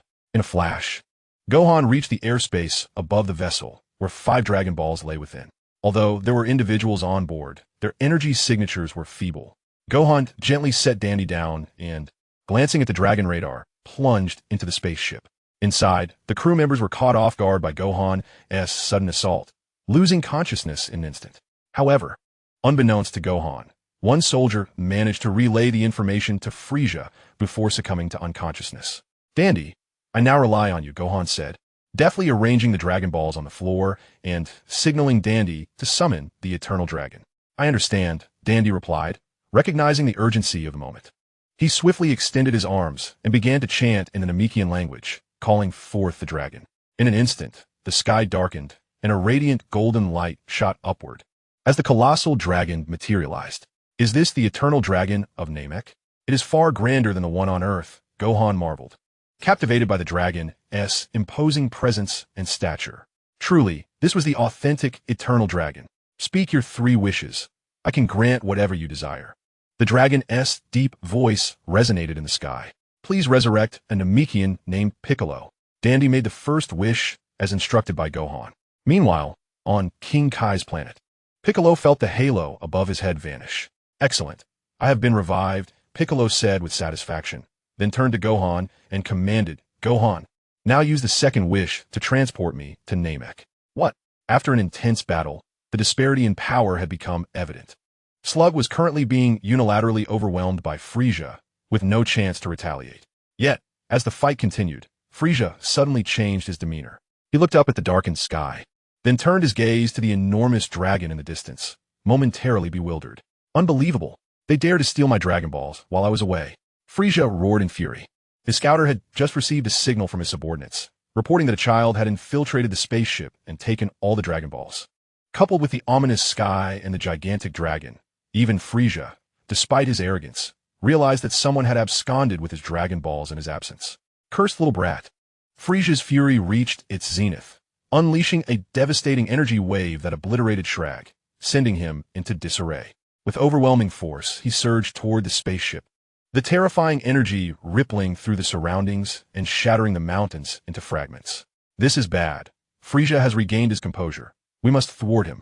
Observing from the sidelines, Goku immediately activated his 20-fold Kaioken, transforming into a crimson streak of light in pursuit of Frieza, closely followed by Raditz and Vegeta. "Vegeta? Raditz? And that individual looks remarkably familiar." Noticing the commotion behind him, Frieza glanced back, his rage intensifying. In that moment, he comprehended the trap laid before him. It was that scoundrel Vegeta who had intentionally lured him into battle with Shrag, aiming to seize his Dragon Balls in the process. "You shall not return," Goku roared, unleashing a full-powered 20-fold Kamehameha wave towards Frieza. He did not harbor the delusion of vanquishing Frieza. His sole aim was to buy Gohan a moment's respite. With explosive force, the energy surged forth. Raditz and Vegeta, equally resolute, unleashed their ultimate techniques in unison. Faced with the trio's combined onslaught, even Frieza was compelled to halt. A swarm of ants, he sneered, veins bulging, his body pulsating with a menacing purple light, forming a circular barrier before he charged forward. The supernova attack, a grotesque purple radiance akin to a rampaging bull, shattered Goku and his comrades' assault, relentlessly barreling toward them. What? Goku and his allies were struck with terror, their hearts sinking. The combined might of their efforts had been effortlessly dismantled by Frieza. What an unfathomable force. Yet, there was no time for contemplation as Frieza closed in with blinding speed, leaving them no chance to evade. With a thunderous crash, Goku and his companions plummeted to the ground. Frieza's wrathful strike was no jest, and Goku and Raditz reverted from their Kaioken state to normalcy. Frieza cast a cold glance at the trio before charging once more toward the spaceship. For now, he would spare their lives, intending to eliminate the 3 Saiyan monkeys later. Do not think you can escape. Despite sustaining significant injuries, Goku and his companions were not incapacitated, and they surged forward with renewed energy in pursuit of Frieza.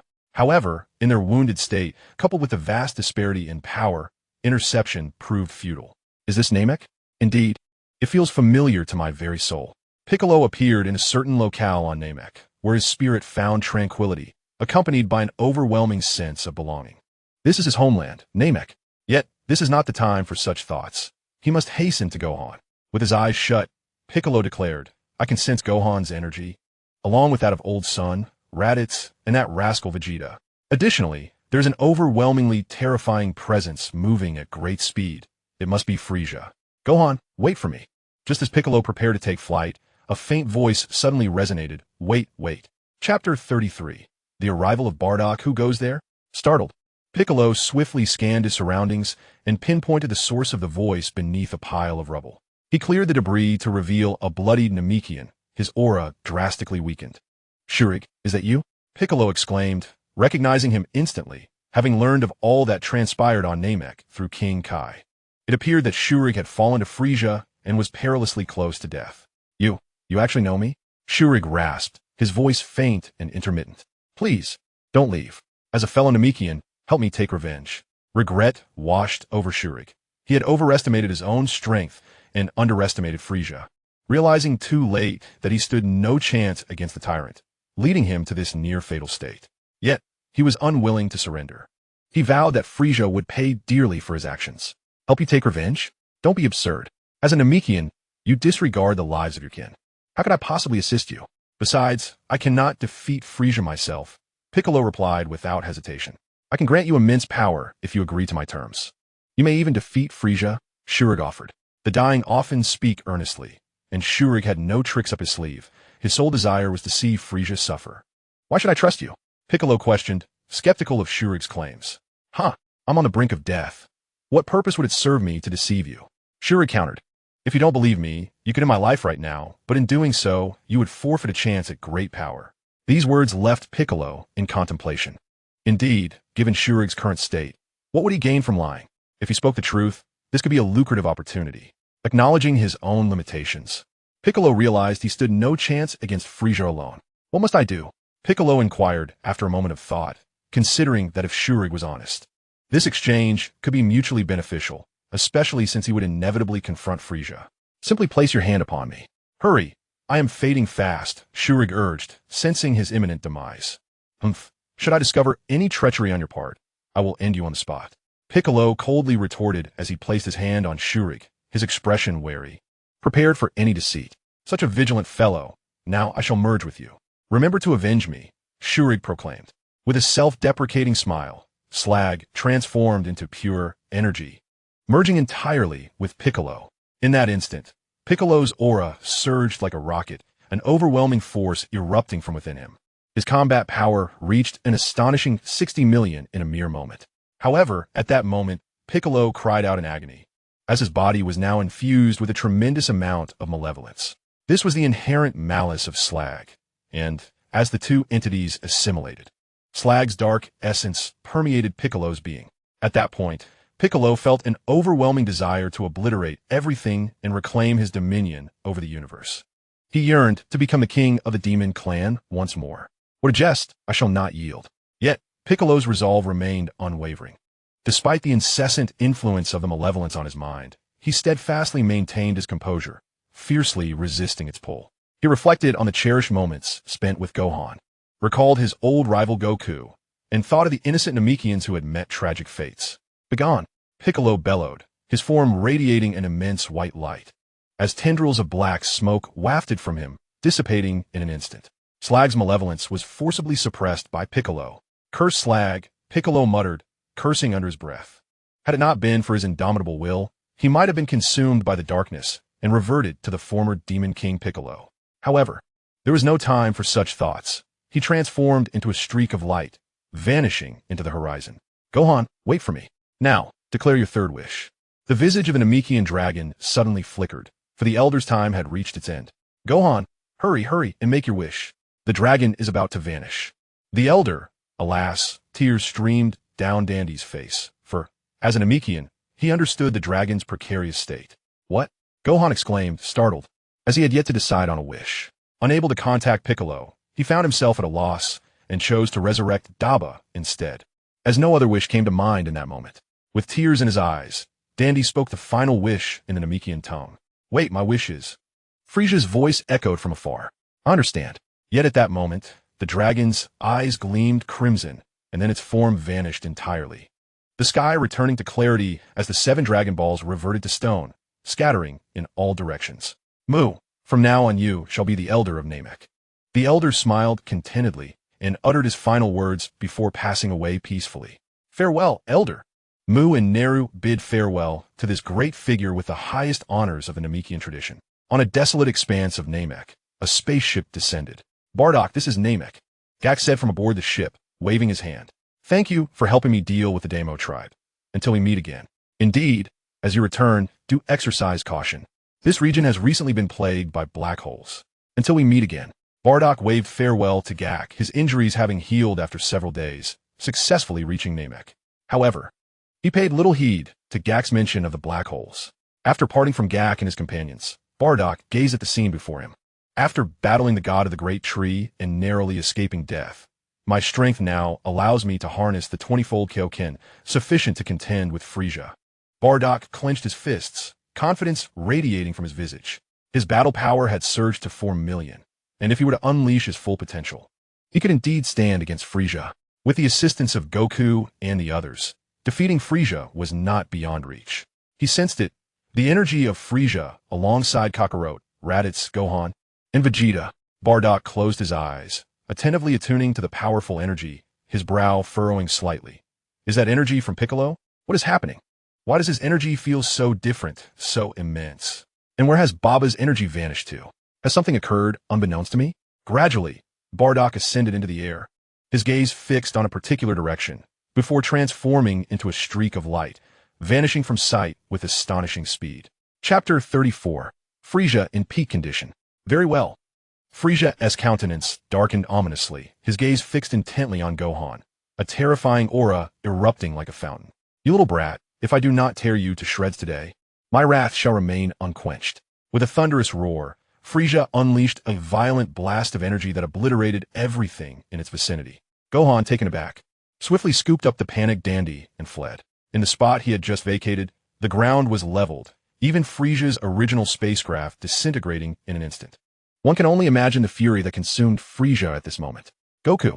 The voice of Goku echoed from afar, a red light streaking across the sky, positioning itself before Gohan, his expression grave as he locked eyes with Frisia.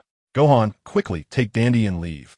Raditz interjected, placing himself protectively in front of Gohan, urging him to escape.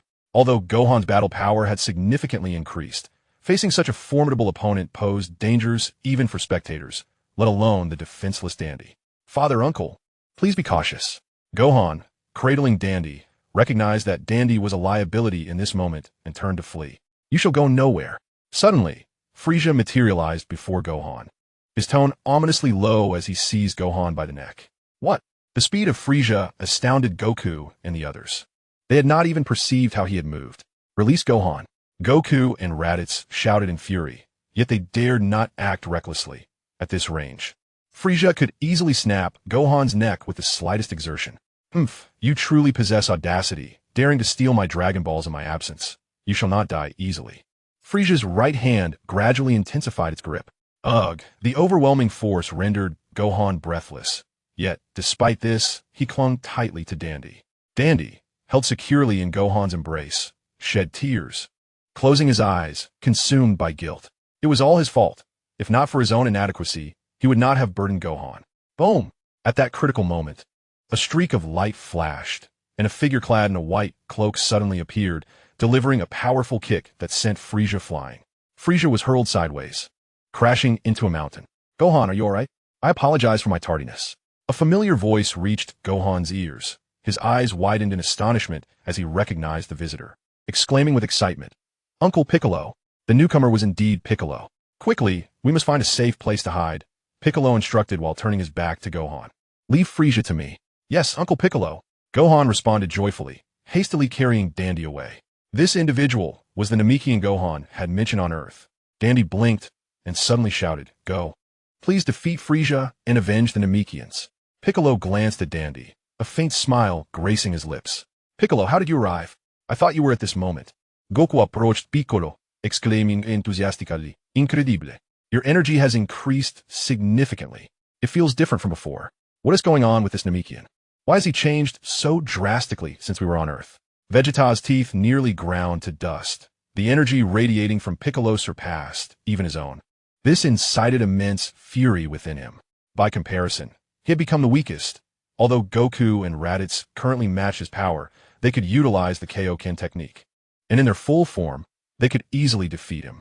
Now, even Piccolo had far surpassed him, fueling his rage. It was I who instructed Gohan to use the second wish to transport me here.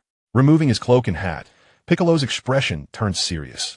As for my situation, it is a long story. For now, we must address the immediate threat. Boom! No sooner had Piccolo spoken than Frisia's figure erupted from the rubble. Goku and Raditz prepared themselves for battle. A Namekian? I never anticipated such strength could emerge from Namek. Frisia brushed the dust from his lips, coldly remarking, "Instead of hiding properly, you choose to seek death. Do you not wish to savor your final moments? Humph, you slaughtered my homeland, Namek, and murdered countless innocent kin." Piccolo declared fiercely, "Today, I shall stain your hands with the blood of Namek." Hehehe. It seems the Namekian possesses quite the sense of humor. Frisia chuckled softly. Then his expression suddenly turned cold, and he spoke in a chilling tone. "Since you are all so eager to meet your demise, I shall oblige. Today, be it Saiyans or Namekians, all shall find their graves here." With a thunderous roar, a purple aura erupted from Frisia, who took the initiative, gently waving his arm as massive boulders began to swirl around him. With a swift motion, the boulders shot down like cannonballs. "Are you ready? Let's go." Goku and Raditz activated the Kaioken, charging forward and scattering the boulders that stood in their way. Piccolo was not to be outdone. As he advanced, he shattered the boulders with powerful punches and kicks. Vegeta, exhibiting even greater brutality, unleashed a barrage of energy blasts that obliterated all the boulders. "You have fallen into my trap." Frisia's sinister laughter echoed as he appeared like a specter above Goku, Raditz, and Piccolo, his hands emanating a circle of orange orbs. These orbs enveloped the three warriors completely. "What is this?" Goku struggled desperately, but he could not break free. Bang, bang, bang. Frisia had no time to play with them. He viciously kicked the orb back and forth in the air, creating a cacophony of thunderous sounds. "Go!" Frisia kicked the orb, sending Goku and the others plummeting like meteors. Boom! Upon crashing to the ground, the orb triggered a cataclysmic explosion. Vast mountains and oceans vanished in an instant, giving rise to an enormous mushroom cloud. This was the power of Frisia, each casual strike capable of obliterating stars. "You have grown complacent, Frisia." At that moment, Vegeta lunged forward, delivering a full-force punch that sent Frisia hurtling away. Seizing the opportunity, Vegeta relentlessly pursued Frisia, raining down a flurry of punches. Bang, bang, bang. Frisia was bombarded by Vegeta's fists, the sound of each blow resonating with brutal clarity. In that moment, Vegeta felt an exhilarating satisfaction. This scene had only ever unfolded in his dreams. He never imagined that today, he would finally have the chance to pummel Frisia. "Vegeta, have you had enough? Doesn't it feel delightful?" But just as Vegeta was reveling in the moment, Frisia suddenly grasped Vegeta's fist with a firm grip. Despite enduring Vegeta's full-force assault, Frisia remained unscathed. "What?" Vegeta gasped, halting his punches in shock and fury. How could Frisia emerge without a scratch? "It is truly pathetic that you still do not comprehend." The voice of Raditz resonated from behind, his entire being engulfed in crimson flames as he launched a powerful kick toward Frisia. "Raditz, I never realized you possessed such prowess before, but alas, your intellect remains lacking." Frisia retorted, swiftly turning to seize Raditz's leg. Yet his arm trembled uncontrollably, clearly indicating that even he struggled to maintain his grip on Raditz's formidable kick. This astonished Frisia. Raditz, who once boasted a meager battle power of less than 2,000, had experienced such rapid growth and strength during their brief separation. The current Raditz was indeed far superior to Vegeta. Explosive wave. As Frisia clutched his leg, Raditz reacted with remarkable speed, delivering a devastating finishing move. A colossal purple energy sphere struck Frisia directly, instantly enveloping the area in thick clouds of dust. "Vegeta, are you alright?" Goku inquired as he soared to Vegeta's side, unable to contain his concern. "No, it's none of your business," Vegeta snapped, rising unsteadily to his feet, though his energy had significantly waned. "That's good. Handle it yourself. I must assist my brother," Goku replied with a smile, noticing that Vegeta seemed relatively unharmed, before darting skyward once more. At this moment, Piccolo returned, and the three of them encircled Frisia in a formidable formation. "You just inflicted pain upon me," Frisia remarked with a sinister chuckle as the dust settled to reveal his figure, caressing his injured face. "In all my existence, I have never been wounded. This is delightful. Indeed, Saiyans must not be spared. Let us engage in a battle to the death." Goku, Piccolo, and Raditz erupted with fury, their combined terrifying auras relentlessly pressing against Frisia. This scene incited great frustration in Vegeta below, who, having been swiftly defeated, found it extremely difficult to rise, leaving him to seethe in impotent rage. A battle to the death? Frieza scoffed coldly. I'm afraid, in my eyes, you are merely ants. What do you know of such a struggle? His gaze fixed upon Raditz, as he chillingly declared, You have caused me pain. Now it is your turn. With a swift whoosh, Frieza appeared before Raditz, delivering an elbow strike that sent him flying. Brother! Raditz cried out, prompting Goku and Piccolo to react instantaneously, rushing toward Frieza. However, they were met with two energy blades slicing through the air like swords. The enormous energy blades skimmed the ground, targeting Piccolo and Goku, who dared not confront them head-on and could only evade to the side. With a thunderous crash, the colossal energy blades cleaved through Namek, creating a vast rift that spanned much of the planet's surface. Goku and the others felt a chilling dread. Such an attack, executed in an instant, could have nearly severed the entire planet with just a flick of Frieza's finger. Truly, Frieza was a terrifying force to be reckoned with. The echoes of anguished cries reverberated as Raditz was seized by Frieza, who mercilessly swung him back and forth, slamming him into the ground, causing massive fissures to spread across the earth, which was sinking into despair. In this dire moment, Goku held nothing back, unleashing a powerful spirit slice aimed directly at Frieza. The villain, upon witnessing this attack, revealed a sinister grin. He yanked Raditz up and hurled him towards the trajectory of the spirit slice. Despicable! Goku gasped in horror and had to redirect the spirit slice away from Frieza, narrowly preventing Raditz from being shredded into pieces. Old son, I've got him. Quickly unleash the Kamehameha, came Piccolo's urgent voice. It turned out that Piccolo, utilizing his long reach, had firmly grasped Frieza. Well done. Goku could not help but commend him. Without a moment's hesitation, he gathered all his energy and shouted, 20-fold Kaioken, Kamehameha. However, before Goku could execute his move, Frieza had already freed himself from Piccolo's grasp, severing Piccolo's arm with a swift chop. In the blink of an eye, he lunged towards Goku, sending him crashing to the ground with a single slap. In less than a second, Frieza had dismantled their combined assault. Do you see the disparity in our powers? What does it matter if the three of you join forces? Frieza sneered, arms crossed. Ants are ultimately ants. Even united, you remain worthless. Infuriated, Goku struggled to rise from the ground. Though he was not severely injured, his energy was nearly depleted, and the strain of the 20-fold Kaioken was no trifling matter. Raditz's condition was dire, not quite as incapacitated as Vegeta, but his fighting spirit was waning. Piccolo, while in the best shape of the three, bore a heavy heart. For the current situation mirrored Frieza's words. Even united, they stood no chance against him. What is the matter? Have you reached the end of your rope? Frieza mocked. If that is the case, then I shall send you on your way. He slowly ascended into the sky, pointing a finger upward as a massive, fiery energy sphere materialized instantly. Do you see this? This is the very technique I employed to annihilate planet Vegeta. Frieza cackled wickedly. Now, I shall use this planet destruction ball to send you on your way. This is called closure. This is bad. He is deadly serious. Goku swayed as he stood, a resigned smile on his face, yet his gaze remained resolute. Old son, do you still have strength left? Piccolo inquired, understanding the unspoken message between them. It was a call to fight with every ounce of their being. If they could not withstand this energy sphere, Namek would be obliterated. Raditz, forcing his battered body to approach Goku, declared, All right, let us fight to the bitter end. If we must perish, let be alongside planet Namek. Deep within Wukong's heart, the flames of battle were ignited, drawing upon an inexplicable reservoir of strength. Wukong unleashed the 20-fold Kaioken once more, directing his most formidable Kamehameha at Frieza. The attack, alongside the magic energy wave and the explosive impact, manifested as three distinct beams of energy, spiraling upwards towards the heavens, targeting Frieza. Yet, in his futile struggle, Frieza merely shook his head, then pressed his finger downward with a casual gesture. The colossal energy sphere, steeped in the essence of annihilation, collided with the trio's offensive maneuvers. The very planet Namek trembled. Its sky transformed into a blood-red hue. Such an astonishing energy surge caused a cosmic disturbance. Alas, despite their combined efforts, the trio was in no condition to contend with Frieza's might. The tyrant's planet-destroying attack steadily overpowered their waves of energy, relentlessly advancing downwards, poised to engulf them all. But what if I were to join? Chapter 36. You are still alive?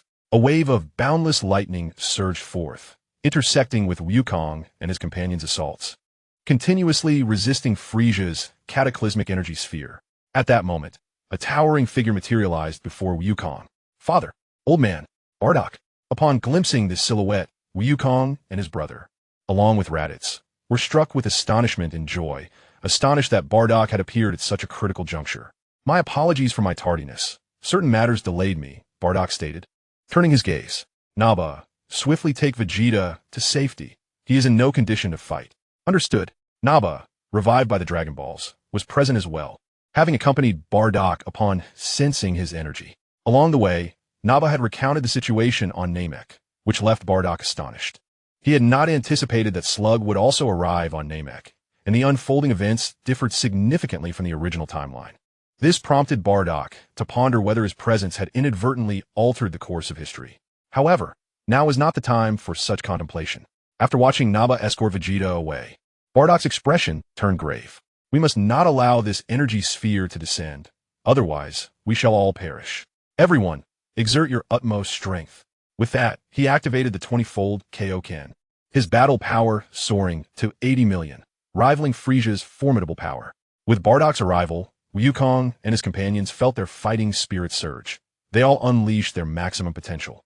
Even Gohan, who had been spectating, was unable to resist joining the fray. Excellent, Gohan, you have grown stronger, Bardock exclaimed with a smile. Rallying, let us strike together. As their voices erupted in unison, the previously dire circumstances shifted dramatically. The colorful waves of energy began to push back against Frisia's planet-destroying attack, swiftly converging upon the tyrant. What? Is it truly you, Bardock? How is it that you have not perished? Frisia exclaimed in astonishment, unable to fathom that the defiant foe from 2 decades past still lived. Huh, if you have survived, then how could I possibly fall so easily? Bardock proclaimed with a fierce cry. Now, allow you to experience the might of the Saiyans. Prepare to meet your end, Frisia. In an overwhelming surge of energy, a colossal sphere enveloped Frisia, launching him into the depths of outer space, where it detonated in a brilliant explosion. The sky was consumed by blinding light. At last, it is done, Goku said, his legs giving way as he collapsed to the ground, reverting to his normal state. The toll on his body had been immense, rendering him incapable of even flight. Raditz and Piccolo, equally exhausted, lay beside Goku, gasping for breath. Frisia's presence had vanished. It appeared that even he could not withstand such a devastating onslaught. Bardock, sensing the absence of Frisia's energy, realized that the grievances of the past had finally dissipated. Yet, he could not help but feel a tinge of regret for not witnessing Kakarot's transformation into a Super Saiyan. Grandfather, Gohan leaped onto Bardock's shoulder, embracing his neck with a smile. Gohan, you have grown quite a bit, Bardock remarked, stroking Gohan's head and reflecting on the miraculous nature of his rapid development. Dad, you have become incredibly powerful. That burst of strength just now left us in the dust, Goku said in admiration, having sensed Bardock's aura as it surged to 20 times that of the Kaioken.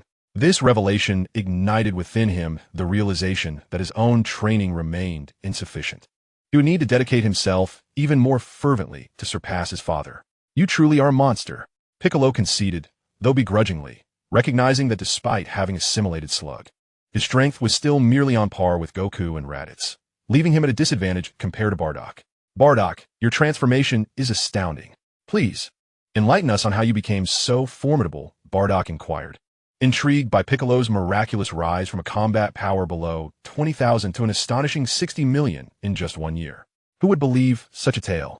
Goku and the others were equally curious about Piccolo's journey. Even the gravely injured Vegeta could not resist drawing near. Piccolo recounted his training in the other world following his death, his journey to Namek through the Dragon Balls, and his subsequent assimilation of Slug. So that is the secret behind your strength, Goku mused, realizing the implications of Piccolo's assimilation. Gohan and Din cheered for Piccolo's accomplishments. Damn it, these detestable individuals. Vegeta seethed, unable to conceal his frustration. Among them, he felt the sting of humiliation as his power ranked lowest. How could the proud Saiyan endure such a reality? No, this will not stand. I shall train with relentless intensity. I must become a Super Saiyan, as long as one can become a Super Saiyan. What are Bardock and the Namekians to Lord Vegeta? They would all be trampled beneath his feet. Just as the crowd erupted in laughter and cheers, a chilling beam descended from the heavens, moving with unparalleled speed, leaving the onlookers, including Bardock, utterly oblivious. A purple ray pierced Raditz's chest, striking precisely where his heart resided. Raditz's pupils dilated as he stared in disbelief at his own chest, before collapsing weakly to the ground. Oh ha ho ho ho. Let me see who I struck. A sinister laugh echoed, declaring, well, it appears to be Raditz, ha ha ha. Frisia. The crowd was taken aback, disbelief etched on their faces. In the wake of such a terrifying assault, Frisia was still alive? Brother, uncle, Raditz. The trio of Bardock, Raditz, and Goku fumed with rage as they beheld Raditz's lifeless form, especially Bardock. Memories of Raditz's birth flashed vividly in his mind, igniting a surge of wrath from the depths of his soul.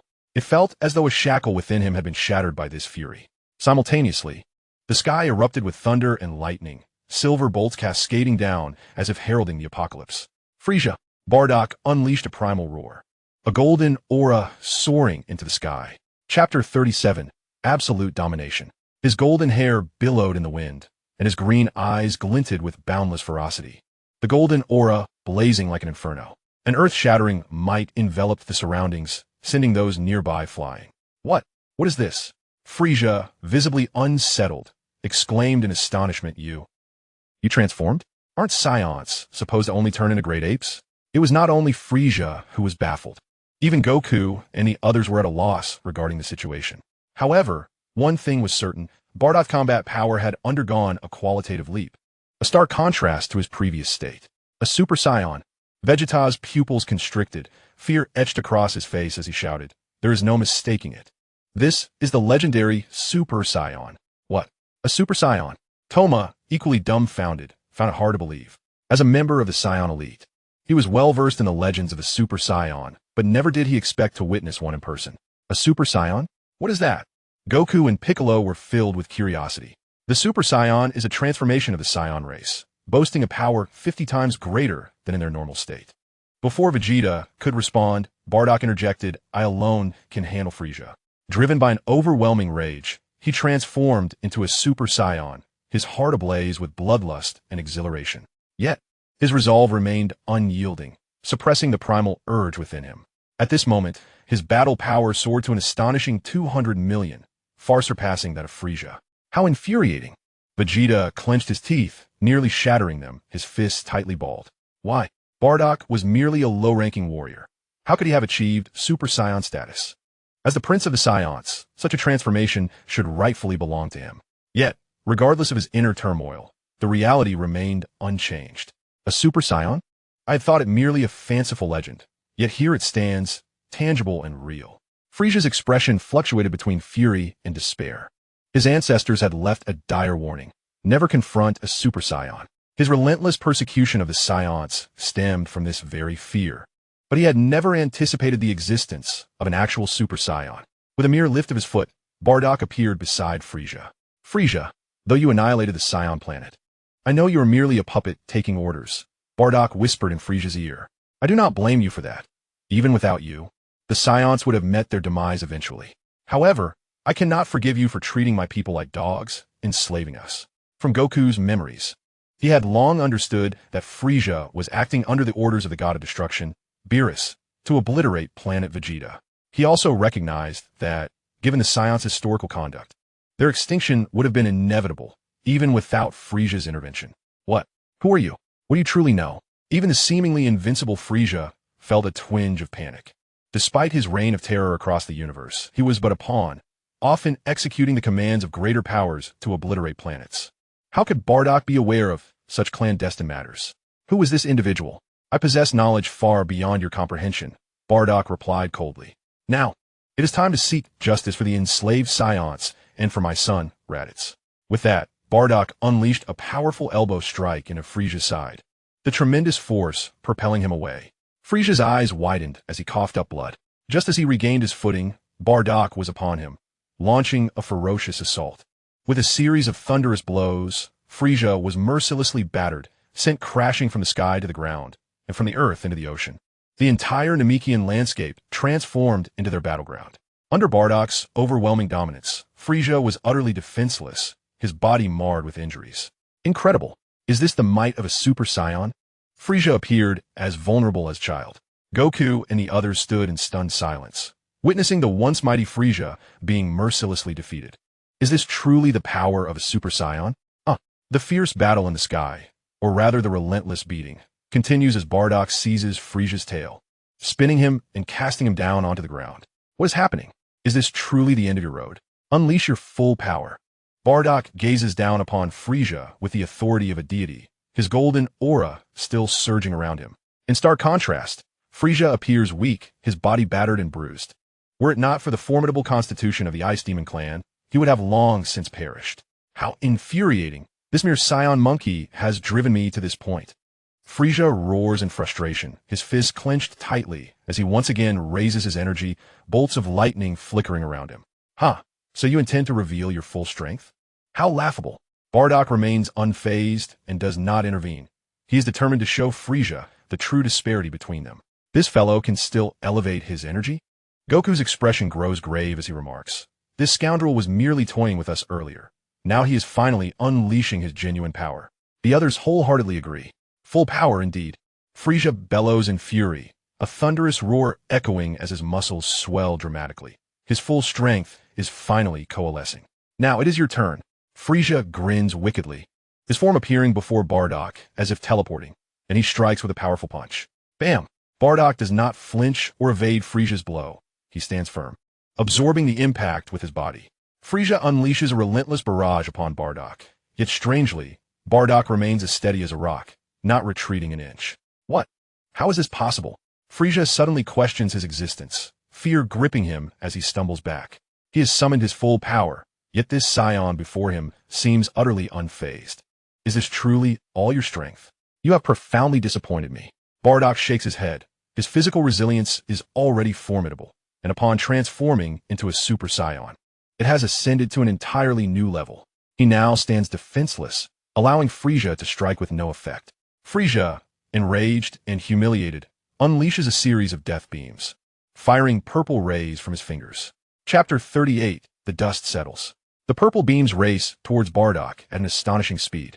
Yet, astonishingly, Bardock merely raises a single finger, effortlessly blocking all of Frieza's attacks. Remarkable. Frieza has already lost. Goku and the others are filled with exhilaration, and given the current circumstances, Frieza's defeat seems inevitable. The gap between them is too vast. Impossible, impossible. How could I, Frieza, ever lose? Frieza is deeply shaken, realizing he has become utterly powerless. Neither physical nor magical attacks are effective against Bardock. How can I possibly continue this fight? Frieza, you have been defeated. Descend into hell and repent before the innocent souls. Bardock no longer wishes to prolong this battle. The current Frieza is nothing more than a spent force, and continuing the fight holds no purpose. It is time to send him on his way. I lost. Upon hearing this, Frieza's lips quivered, swiftly giving way to a furious outburst. I, King Frieza, shall never accept defeat. You shall perish alongside this planet. In a fit of madness, Frieza resolved to take everyone down with him. As far as he knew, Saiyans could not survive in the void of space. However, he could. If he detonated this planet, those detestable Saiyans would perish in the cosmos. A colossal energy sphere swiftly coalesced, and without further ado, Frieza hurled it downward. Should this energy sphere impact the ground, no Super Saiyan would escape death. What? This fiend intends to obliterate the planet, exclaimed Goku and the others in terror, yet they were powerless to intervene. The energy sphere contained Frieza's full might, far beyond their capacity to withstand. Dandy closed his eyes in despair. You are as treacherous as ever. But Bardock would not allow Frieza to have his way. He had anticipated Frieza's desperate gamble. In a flash, Bardock descended to the surface, his right hand crackling with electric energy as he unleashed a thunderous shockwave. Lightning cannon. The immense wave of energy sliced through the air, forcefully repelling Frieza's destructive sphere back towards him, mere moments before it returned to confront Frieza. Curse you! Frieza's eyes were bloodshot as he roared in rage, but it was futile. His form was engulfed by the massive shockwave, propelling him into the depths of outer space. The earth-shattering explosion reverberated through the heavens, enveloping the sky in a blinding white light. Frieza's presence had dissipated entirely. Thus, the once mighty Cosmic Emperor met his demise. We did it! Goku and the others cheered. This time, Frieza was truly gone. Wonderful! Dandy and Gohan clasped hands in jubilant celebration. The malevolent Frisia had finally received his just deserts. The deceased Namekians could now rest in peace. With Frisia's energy extinguished, their long-standing grievances could finally be laid to rest. Bardock sensed carefully and confirmed that Frisia was indeed irrevocably dead. He sighed in relief, his golden aura fading as he returned to his normal state. This journey to Namek had yielded remarkable results. Not only had they vanquished Frisia and preserved Namek from destruction, but Bardock had also ascended to Super Saiyan. Although Raditz had fallen, it mattered little. Regaining his composure, Bardock reflected, Piccolo has been resurrected, and the Dragon Balls on Earth have revived once more. In due time, the fallen Namekians and Raditz shall return. Father, grandfather, Wukong, Gohan, and Piccolo approached with gratitude. Thank you for saving Namek, Dandy expressed sincerely. It was merely a small effort, Bardock replied with a smile, then turned to Piccolo. Contact King Kai and ask him to inform the Earth S-Guardian to use the Dragon Balls to revive those who were slain by Frisia's minions. I understand now, Piccolo. Ever the astute one grasped Bardock's intention.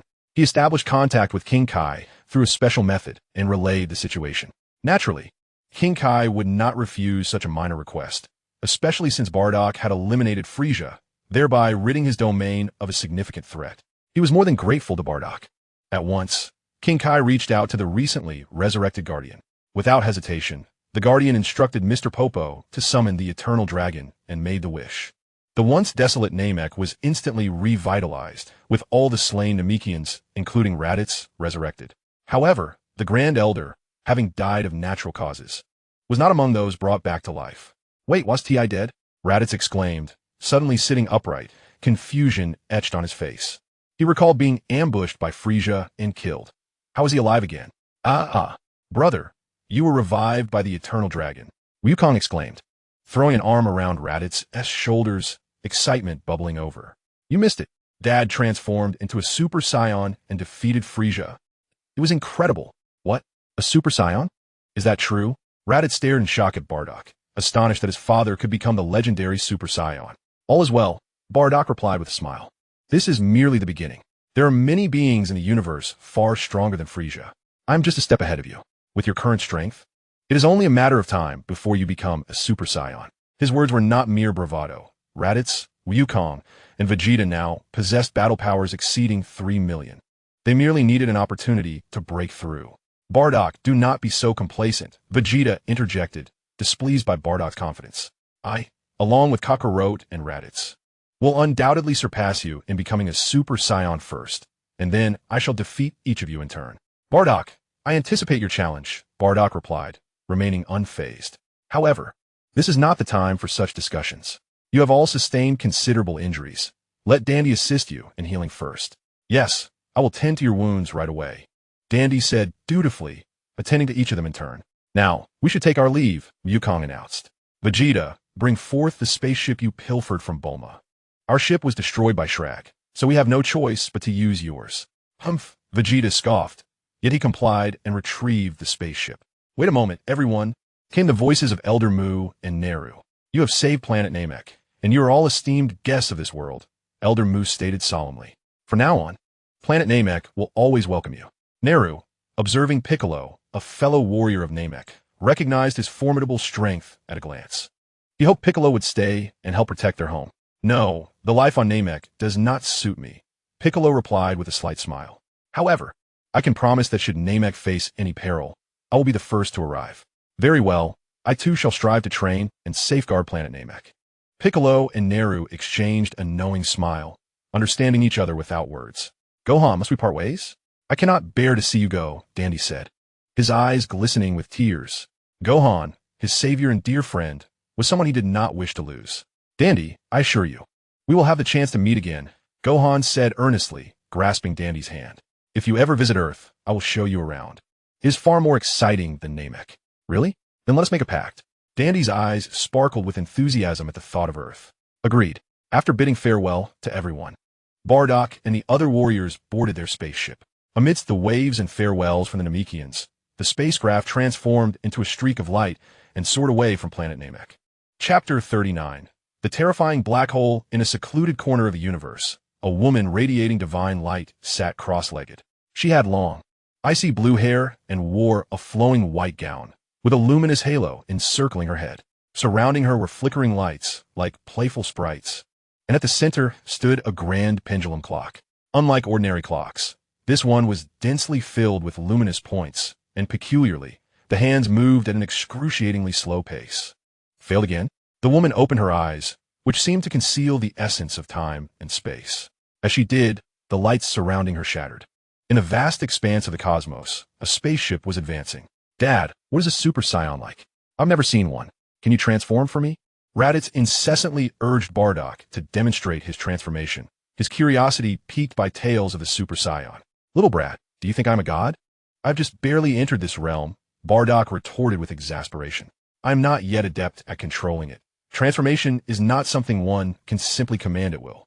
In the original tale, Goku took considerable time and effort to master the transformation into a Super Saiyan, achieving it only through relentless practice. Bardock had just recently broken through. It was impossible for him to transform at will. Raditz felt a hint of disappointment, having heard Kakarot boast about the invincibility of Super Saiyans. He truly wished to witness it firsthand. Vegeta sat alone in a corner, his heart yearning to inquire about the transformation into a Super Saiyan. Yet his pride held him back, leaving him to ponder in solitude. Piccolo was also engaged in deep contemplation, his training methods diverging from those of the Saiyans. As for Gohan, he hurriedly completed his homework. Otherwise, upon returning to Earth, he feared his mother would discover his unfinished tasks and prohibit him from training. Influenced by Bardock, Gohan's aspiration to become a scholar had faded significantly. Presently, his primary focus was on training to strengthen himself and follow in his grandfather's footsteps, while academics merely required him to keep up. Suddenly, as everyone rested, the spaceship jolted violently. Hey Nat, what's going on? After dying once, can't you even pilot a spaceship? Vegeta, in a foul mood, vented his frustrations on Nab. It's not my fault. Nab replied, bewildered. I don't know what is happening. There's an immense energy outside pulling the ship, and the defense system is utterly ineffective. What? Is that even possible? Bardock hurried to the control panel. Activate the external view. We haven't encountered space pirates, have we? Bardock's words were not unfounded, for many space pirates roamed the cosmos, including the infamous Dallas from the past. I'm not certain. Let us see what the situation is. Nab quickly activated the ship's sensors, projecting a colossal image within the vessel. Upon witnessing the projection, everyone, including Bardock, gasped in shock. A black hole. Except for Goku, who remained oblivious, the others were taken aback. What terrible luck to encounter a black hole. Bardock cursed inwardly, his anxiety escalating. The power of a black hole was no trivial matter, even as a Super Saiyan. If he were to be ensnared, his demise would be inevitable. Yet, survival in the vastness of space was not an option. Their situation had truly spiraled into misfortune. Nab, quickly activate the propulsion system. If we're pulled in the black hole, we'll all perish. Vegeta's expression darkened. He had yet to achieve Super Saiyan status and could not afford to die in a black hole. He knew the spaceship was equipped with a propulsion system and could only hope it would prove effective. Nab, not daring to delay, promptly initiated the propulsion system, causing the spaceship to emit a fiery jet as it surged forward. However, against the gravitational pull of the black hole, the ship barely moved 100 meters before being yanked back. Damn it, the propulsion system is useless. How infuriating. Nab roared, yet he was at a loss. No matter how advanced the technology, one would bow to a black hole. Are we destined to perish here? Goku, too, was in a frenzy. He feared death not, but dying in such a manner felt too humiliating. Bardock's expression shifted continually as he glanced at Goku, then at Raditz, finally fixing his gaze on Gohan. As if having made a momentous decision, Bardock took a deep breath and spoke solemnly. Nappa, open the hatch of the spacecraft. What are you planning, Bardock? Nappa gazed at Bardock in disbelief, unsure of his intentions. Bardock, you. Piccolo seemed to have guessed Bardock's plan and seized him tightly. Piccolo. This is the only way, Bardock explained tersely, pushing Nappa aside and pressing the hatch release button. A surge of energy erupted, sending everyone staggering back as he propelled himself out into the cosmos. That, even Goku, despite his usual naivety, understood Bardock's intentions at that moment. Unable to contain his anger, he shouted and attempted to rush out to stop Bardock. However, it was too late. Bardock retaliated with a wave of energy that sent Goku crashing back into the spacecraft, while he himself soared towards the black hole. Kakarot, you are the hope of the Saiyans. Even if I perish, you must survive. Bardock's gaze was resolute. In this moment of crisis, his hair transformed into a golden hue, and he was engulfed in a blazing golden aura. Get back! He formed an energy shield around himself, resolute even as the terrifying gravitational pull threatened to tear him apart. Turning towards the spaceship, he unleashed a Kamehameha wave. The blue energy beam sliced through the darkness of space, colliding with the vessel and forcefully propelling it away from the grasp of the black hole. Bardock expertly controlled his power, ensuring the ship remained intact. Kakarot, farewell. As he uttered those words, his body was completely consumed by the black hole. Dad! Old man! Grandpa! Witnessing Bardock being swallowed by the black hole, Goku, Raditz, and Gohan pounded the floor in despair. Bardock had risked his life to save them. Bardock! Piccolo fell silent, filled with admiration for Bardock, yet overwhelmed by sorrow. What are you all lamenting about? Don't we have the Dragon Balls on Earth? The only one maintaining composure was Vegeta, crossing his arms as he remarked, even if Bardock truly perished, once we return to Earth, we can use the Dragon Balls to bring him back. You fools. Ah, how could I have forgotten that? Despite Vegeta's harsh words, Goku's eyes lit up with realization. Yes, how could I overlook that? In an instant, the somber atmosphere dissipated. All right, full speed ahead to Earth. Goku clenched his fists, vowing to summon Shenron immediately upon their return to resurrect Bardock. Chapter 40. The Understanding of Instant Transmission. What is this? After being drawn into the black hole, Bardock did not experience the anticipated sensation of his body being torn apart. He widened his eyes, surveying his surroundings, and found himself in a silvery, tunnel-like expanse. The space resembled a tunnel filled with fragmented points of light, which seemed to flow backwards incessantly. What is happening? Could it be that inside a black hole is like this? This was a situation that Bardock had never encountered before. He was utterly bewildered by what was transpiring. However, it seemed that his life was spared for the time being. Yet, what did this all mean? His body was immobile, and where did this tunnel lead? Bardock found himself unable to move, merely a spectator to the receding scenery around him.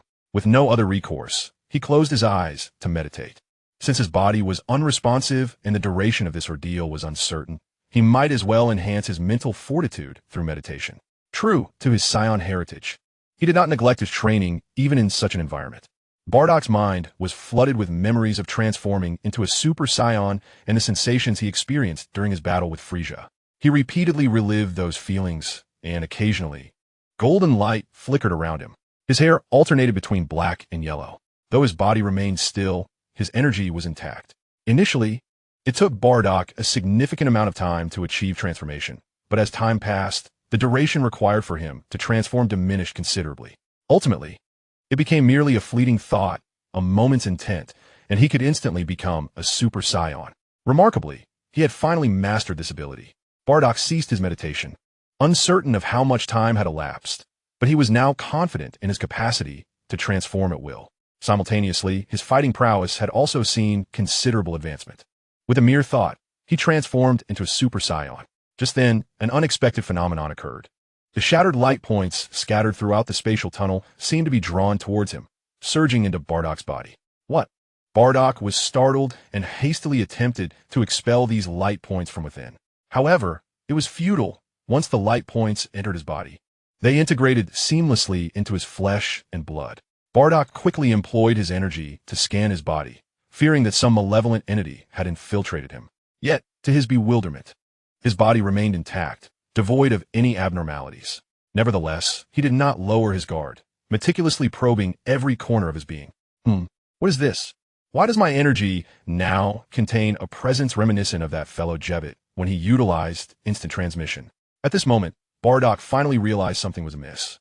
He discerned that his energy had undergone a subtle transformation, one that felt oddly familiar, resembling the altered energy associated with Jebbit's instant transmission. Of course, this did not imply that their energies were identical. Could it be?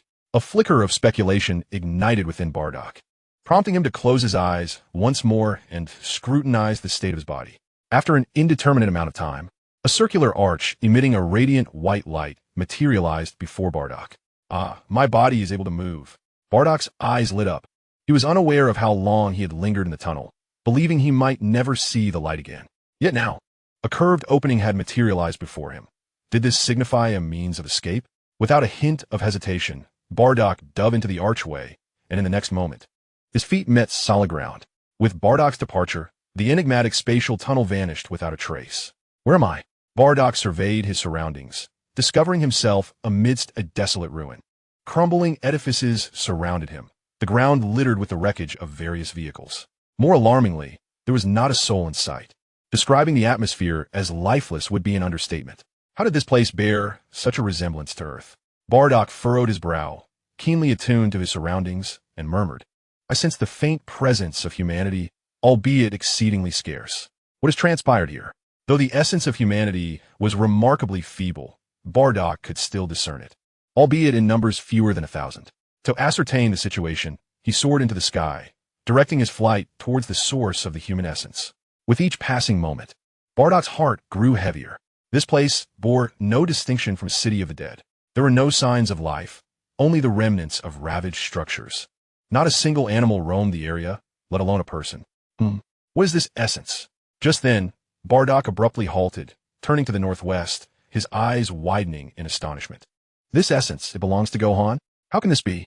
When did Gohan's presence become so formidable? Not only Gohan, but there was also another, slightly weaker essence alongside Bulma's. Bardock's astonishment deepened. While Gohan had indeed grown stronger, he was certain he had not reached this level. This power was nearly on par with his own. Perfect. I can test that technique now and see if my hypothesis holds true. Bardock slowly closed his eyes, and in the next instant, he vanished from his position. When he reappeared, he found himself on a distant hillside. Indeed, my conjecture was correct. Those shimmering fragments are the energy of time and space. A glint of brilliance flickered in Bardock's eyes. What he had just utilized was instantaneous movement akin to that of Jebit, unlike the instantaneous movement of the Ardetra, which required the presence of energy to reach any destination. His method allowed him to traverse anywhere, even to places devoid of life force. As he sensed his essence resonating with that of Jebit during the execution of instantaneous movement, a vague realization dawned upon him. It was only after he fully assimilated the energy of those luminous fragments that he comprehended the technique of instantaneous movement. Yet, he had been unable to practice it within the confines of the tunnel. Having successfully employed it now, he could finally confirm that the fragments contained the energies of time and space. However, he remained oblivious to the origins of the spatial energy and how it manifested within that peculiar tunnel. Yet, this was not the time for such contemplations. It was essential to first ascertain the present circumstances. Father? How can this be? At that moment, a voice filled with astonishment reached Bardock's ears. Chapter 41. The Future World. Bardock was taken aback. Before him stood a one-armed young man and a boy with blue hair. The one-armed youth bore a striking resemblance to an adult Gohan, while the blue-haired boy shared certain features with Vegeta. Upon seeing these two, Bardock exclaimed, "Gohan? Trunks!" It became evident to him that he had somehow arrived in the future world. This was still Earth, albeit a version from an alternate timeline. In this reality, Goku had succumbed to a heart disease, while Vegeta and the other Dragon Ball warriors fell to the androids 17 and 18. Only Gohan and Trunks remained. "You are not my father." Gohan's eyes widened, and his tone turned serious. "Though your appearance is identical to my father's, your demeanor is entirely different. Moreover, my father does not possess a tail. Who on earth are you?" Upon first encountering Bardock, future Gohan instinctively believed he was looking at Son Goku. However, upon closer inspection, he realized they were not the same individual at all. The contrast in their auras was too stark. Goku was carefree and jovial, while Bardock exuded maturity and composure. The most evident distinction was that Goku lacked a tail. Young Trunks, filled with curiosity, pondered aloud. This person has a tail. Could he be a Saiyan? "Gohan," Bardock began, "you may find this hard to believe, but I am not Kakarot. I am Bardock, Kakarot's father, and thus your grandfather." The revelation left Gohan and Trunks utterly astonished. However, Gohan hesitated to fully accept it, recalling that Uncle Vegeta had claimed Bardock had perished long ago, which seemed too fantastical to accept. "Please do not rush. Allow me to explain." Bardock then recounted his journey from the past and his unintended arrival in the future due to a temporal black hole, conveying the details to Gohan. Gohan and Trunks remained in a state of disbelief for a prolonged moment. "I see now. That is why you resemble my father so closely." Gohan took a deep breath and remarked, "I never imagined there could be multiple timelines, and that the events of the past could differ so drastically from those in our current reality." In the future timeline he inhabited, Bardock had long since perished, and Frieza had been defeated by Goku. Indeed, the universe is vast beyond measure, housing countless timelines, each with its unique historical trajectory, Bardock elucidated. While he had previously been unaware of these matters, Kakarot's memories had imparted upon him a wealth of hidden knowledge. He was even aware that in the future world, Gohan would soon meet his demise at the hands of the androids. However, now that he had arrived, he would not allow Gohan to fight alone. For the future Gohan was indeed his grandson. The androids were nothing to be overly concerned about. Grandfather. Gohan's voice trembled. After losing all his relatives and friends, encountering a close kin was a rare joy that filled his heart with elation. He was no longer solitary. Be good, Bardock nodded, then turned his gaze to Gohan's empty sleeves and inquired, "Is your hand missing because of the androids?" "Indeed," Gohan replied somberly, "the androids possess immense power. In a one-on-one confrontation, I do not fear them. However, with two of them, I can barely hold my own." "Gohan, you fought alone for so many years. You have my admiration," Bardock said, patting Gohan's shoulder reassuringly. "But fret not, for I shall stand by your side to defeat the androids." A heap of scrap metal dares to act with impunity. Although Bardock had just stepped into the Super Saiyan phase, his battle prowess surpassed that of the current Gohan. Coupled with his mastery of instant transmission, vanquishing one of the androids should pose no significant challenge. "Uncle, do not underestimate the androids. They are truly formidable and possess boundless stamina, making them quite troublesome," Trunks interjected, sensing Bardock's underestimation. "Ha ha, Trunks, you're nothing like your father, Vegeta," Bardock chuckled. Though Vegeta may be reckless, he has never shied away from a strong adversary. This is the pride of the Saiyans, even against the mightiest foes. They fight to the bitter end. Pure-blooded Saiyans and half-blooded Saiyans differ greatly. In the future world, Gohan and Trunks, when faced with insurmountable foes, often lack the tenacity. In contrast, pure-blooded Saiyans like Goku and Vegeta respond to formidable opponents with exhilaration rather than trepidation. Trunks fell silent, for he had been born just after Vegeta's demise and thus knew little of his father's true nature. "Rest assured, with me here, the future world shall not succumb to darkness," Bardock declared. "But for now, let us refrain from such talk. Can you take me to get something to eat? I am quite famished." He was indeed hungry, having not eaten a single morsel since the fierce battle against Frieza on Namek, followed by traversing the temporal black hole. "Ha ha! Grandfather, your words are reminiscent of my father," Gohan exclaimed, a smile breaking through after a long absence. Initially, he had intended to face the androids alone, but Bardock's arrival had dispelled that notion. Perhaps, united with his grandfather, they could indeed defeat those two fiends. With this hopeful sentiment in his heart, Gohan led Bardock to Bulma's residence in West City. In the future world, Bulma has aged gracefully. Upon discovering that Bardock hails from a bygone era and is Gohan's grandfather, she is taken aback. As thoughts of time-space black holes flood her mind, she recalls her secret research, which has hit a stalemate. However, after hearing Bardock's tale, many of her lingering questions have begun to unravel. "Mr. Bardock, come here. There is an abundance of food," Bulma exclaims as she retrieves a plethora of provisions from her multifunctional capsule, then hastily retreats to her studies. She is confident that it won't be long before she invents a groundbreaking device. "Bulma, wait." At that moment, Bardock suddenly calls out to her. What is it, Mr. Bardock?" Bulma halts, her curiosity piqued as she turns to face him. "I wish to inquire, are there still spaceships available?" "Spaceships?" Both Gohan and Trunks share Bulma's confusion, uncertain of Bardock's reasoning behind the question. "At present, there are none, but if you require a spaceship, given my current resources, it will take approximately 2 months to construct one." Bulma feels a tinge of regret. Due to the androids, many areas of the future world have suffered devastation, leading to a scarcity of scientific materials. Were the materials plentiful, Bulma's advanced technology could conjure a spaceship in a mere day. 2 months? That's manageable. Bardock ponders for a moment before stating, "Please assist me in constructing a spaceship." "Grandpa, what do you need a spaceship for at this time? Are you planning to venture into space?" Gohan inquires. "Indeed, I aim to resurrect the Dragon Balls." Chapter 42, Trouble with the Androids. "What? The Dragon Balls?" Bardock's declaration elicits gasps from Gohan and Trunks. In this era, with Piccolo having perished, the Dragon Balls have vanished as well. How could Bardock possibly intend to revive them?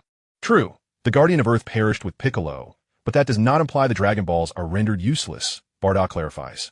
If we can locate a Namekian on Namek and have him become the new Guardian of Earth, then the Dragon Balls can function once more.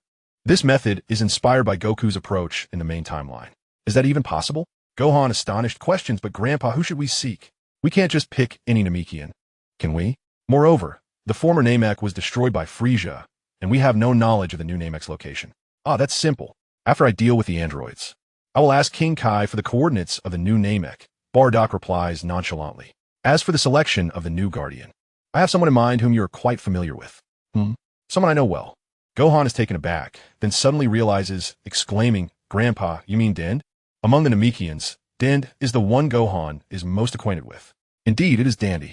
Bardock nodded and remarked, although this young man may not be a combat type, he is undoubtedly a prodigious member of the Dragon Clan. Trust me, he is the ideal candidate for the divine role. How splendid. If the Dragon Balls can truly bring about resurrection, then there is hope for the entire world.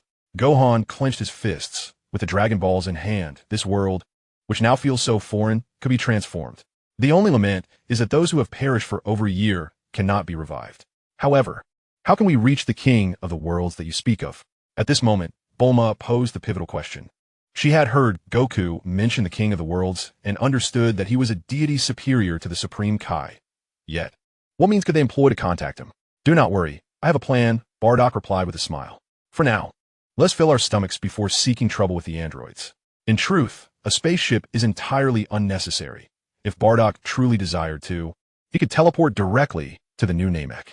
However, he did not intend to do so, for if he were to resolve every matter himself, the younger generation would lack the motivation to progress. Moreover, as he was not from this timeline, assisting Gohan in defeating the androids was already a favor granted due to their familial bond. As for other trivial matters, it was best left to the younger ones to tackle. Seeing Bardock as confident demeanor, Bulma momentarily lost herself in thought. She was all too familiar with that expression, as if she were gazing upon the Goku of yesteryears. This inexplicably filled her with a sense of reassurance, and she smiled before retreating to her laboratory. Bardock, however, was unconcerned with such matters, devouring a chicken leg with an insatiable appetite that surpassed even Goku's. Gohan and Trunks merely observed in silence, their hearts taut with tension and excitement, leaving no room for appetite. Having satiated his hunger, Bardock rose and said, Gohan, do you know the location of the androids? Let's proceed to deal with those scrap heaps. I know. Although the androids lack energy signatures, Gohan remained vigilant about their movements and naturally knew where they were. I want to go too. Upon seeing Gohan and Bardock preparing for battle, Trunks expressed his desire to accompany them. Trunks, your strength is still too feeble. It would be perilous for you to join us. Gohan furrowed his brow, aware that the cataclysmic battles at the Super Saiyan level could endanger even those merely spectating. No, I want to witness you vanquish the androids with my own eyes. Yet Trunks was quite stubborn, a trait reminiscent of Vegeta. Let him come, Gohan, Bardock encouraged, patting Trunks on the back with a smile. I will ensure this child remains safe, and besides, this battle will be beneficial for him. Trunks, pay close attention and learn well. Do not bring shame to your father. Yes, Trunks responded enthusiastically, his expression brimming with excitement. Meanwhile, in the distant world of Earth, a year has passed since Bardock triumphed over Frieza, and the Dragon Balls are once again at our disposal. What desires do you harbor? I can fulfill one of your wishes. The colossal Shenron spirals majestically in the sky, its crimson eyes fixed upon those below. Shenron, I implore you to resurrect a Saiyan named Bardock, Goku cried out, flanked by Gohan, Piccolo, and Raditz. As for Vegeta and Nappa, upon returning from Namek, they have entrenched themselves in the gravity chamber for training. Interestingly, Vegeta and Nappa behave like rascals, making themselves at home in Bulma's residence, impervious to any attempts to evict them. This has understandably irked Bulma, but for reasons unknown, she has refrained from driving Vegeta away. Goku, filled with excitement, gazed at Shenron, unable to forget the moment when Bardock selflessly saved them. With the Dragon Balls once more within reach, he summoned them without delay. The wish was simple. Shenron's eyes flickered ominously, but after a pause, he spoke. I'm sorry, your wish cannot be granted. The Saiyan Bardock is not deceased. Please propose another wish. What? Father is alive? Goku and the others exchanged bewildered glances, grappling with this revelation. How could someone survive being drawn into a black hole? Nevertheless, this news brought a wave of relief. Although their wish could not be fulfilled, at least they knew Bardock was alive, which was more than they could hope for. Yet, if Bardock is alive, why hasn't he returned to Earth? Piccolo inquired at that moment. Right? Goku exclaimed, slapping his forehead. If Bardock is indeed alive, why has he not come back to Earth after a whole year? Could he be entangled in some predicament? Shenron, please tell us where Bardock currently resides. Raditz implored the dragon. I regret to inform you that my abilities do not extend to probing beyond the realm of time and space, Shinran replied, a hint of resignation in his voice. It seemed every wish they made was beyond his capacity to fulfill. Is this some kind of jest? What does it mean to be outside of time and space? Does it imply that Bardock is not in this world? Piccolo frowned, struggling to comprehend Shinran's meaning despite his intellect. Indeed, I cannot locate this individual within the confines of this timeline, Shinran confirmed. Do you have any other wishes? No. It's all right, Shinran. We shall forego making a wish this time, Piccolo declared, and in an instant, Shinran dissipated into 7 beams of light. If even Shinran could not ascertain Bardock's whereabouts, it seemed futile to squander their wish.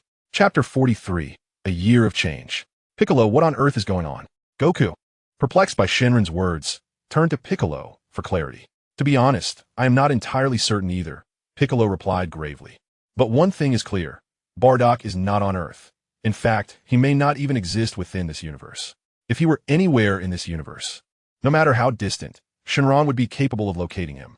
The fact that even Shinran is unaware suggests that Bardock has ventured to an unknown realm. Is that so? Upon hearing those words, Wukong felt a tinge of disappointment. Alas, I wonder when my father will return. It has been far too long since we last sparred. Yet, upon learning that Bardock was still alive, Wukong's worries dissipated. He now yearned for his father to witness his newfound prowess. It is noteworthy that Wukong had ascended to the realm of Super Saiyan. This transformation can be traced back to their recent return to Earth, when Frisia's brother, Cooler, launched an attack. Faced with Cooler, who possessed 4 transformation stages, Wukong found himself utterly powerless. However, Cooler, in a reckless display, targeted Gohan and nearly brought him to the brink of death. This provoked Wukong's anger, allowing him to break through his limits and successfully transform into a Super Saiyan, ultimately vanquishing Cooler with overwhelming force.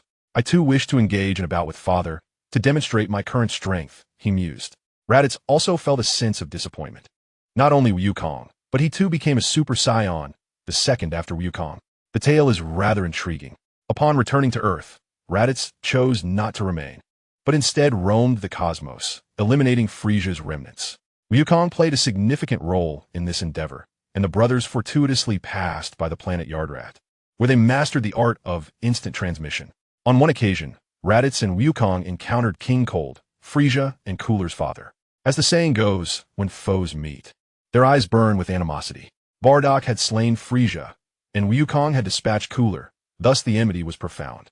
Consequently, upon their meeting, King Cold initiated combat. The battle was exceedingly fierce. King Cold possessed the same 4 transformation stages as Cooler, and surpassed both Frisia and Cooler in strength. Even in his Super Saiyan form, Wukong found himself unable to contend with King Cold. In a moment of desperation, Raditz, fueled by his frustration at his own weakness, awakened his Super Saiyan abilities. Together, the 2 Super Saiyans managed to defeat King Cold. Following this victory, Raditz forcefully assimilated King Cold's forces. However, Wukong had little interest in these events and subsequently ventured into the cosmos less frequently. Kakarot, I must return to the Saiyan Alliance, Raditz declared. Frisia's minions have been largely eradicated, yet Cooler's faction continues to wreak havoc. I must return to oversee the Saiyan Alliance. The mere mention of Cooler's remnants made Raditz's teeth grind in frustration. These scoundrels proved exceedingly cunning, engaging in guerrilla warfare that inflicted significant losses upon his Saiyan Alliance. He resolved to return to the stronghold, vowing to eradicate Cooler's influence once and for all. Uncle, I shall accompany you, Gohan exclaimed eagerly. Throughout the past year, he had frequently followed Raditz into cosmic battles. Fortunately, he had not neglected his studies. Despite being under 8 years old, he had already completed university-level coursework, proving himself to be a true prodigy. It is precisely due to this extraordinary talent for reading that Chi-Chi did not impose any restrictions. After all, Chi-Chi currently had no time to attend to Goku and Gohan, as she was engrossed in running a culinary restaurant, tirelessly occupied each day. Interestingly, her establishment, in collaboration with Bulma's Capsule Corporation, has become the most renowned dining venue on Earth, boasting no fewer than 100 branches, a true testament to her status as a wealthy entrepreneur. Just inform your mother, Raditz said, affectionately ruffling Gohan's hair, clearly pleased with his nephew. Not only did Gohan possess immense potential, but he was also a well-rounded individual. In Raditz's Saiyan Alliance, Gohan stood as a paragon of youthful genius. As for Piccolo, his time spent with Gohan had diminished, yet this did not affect their bond. He still cherished solitary training sessions, occasionally sparring with Goku. This balance of work and relaxation saw Piccolo's combat prowess soar. Come on, Piccolo, let us also engage in training, Goku suggested, watching Gohan depart with Raditz. He said nothing, content that Gohan would benefit greatly under Raditz's guidance.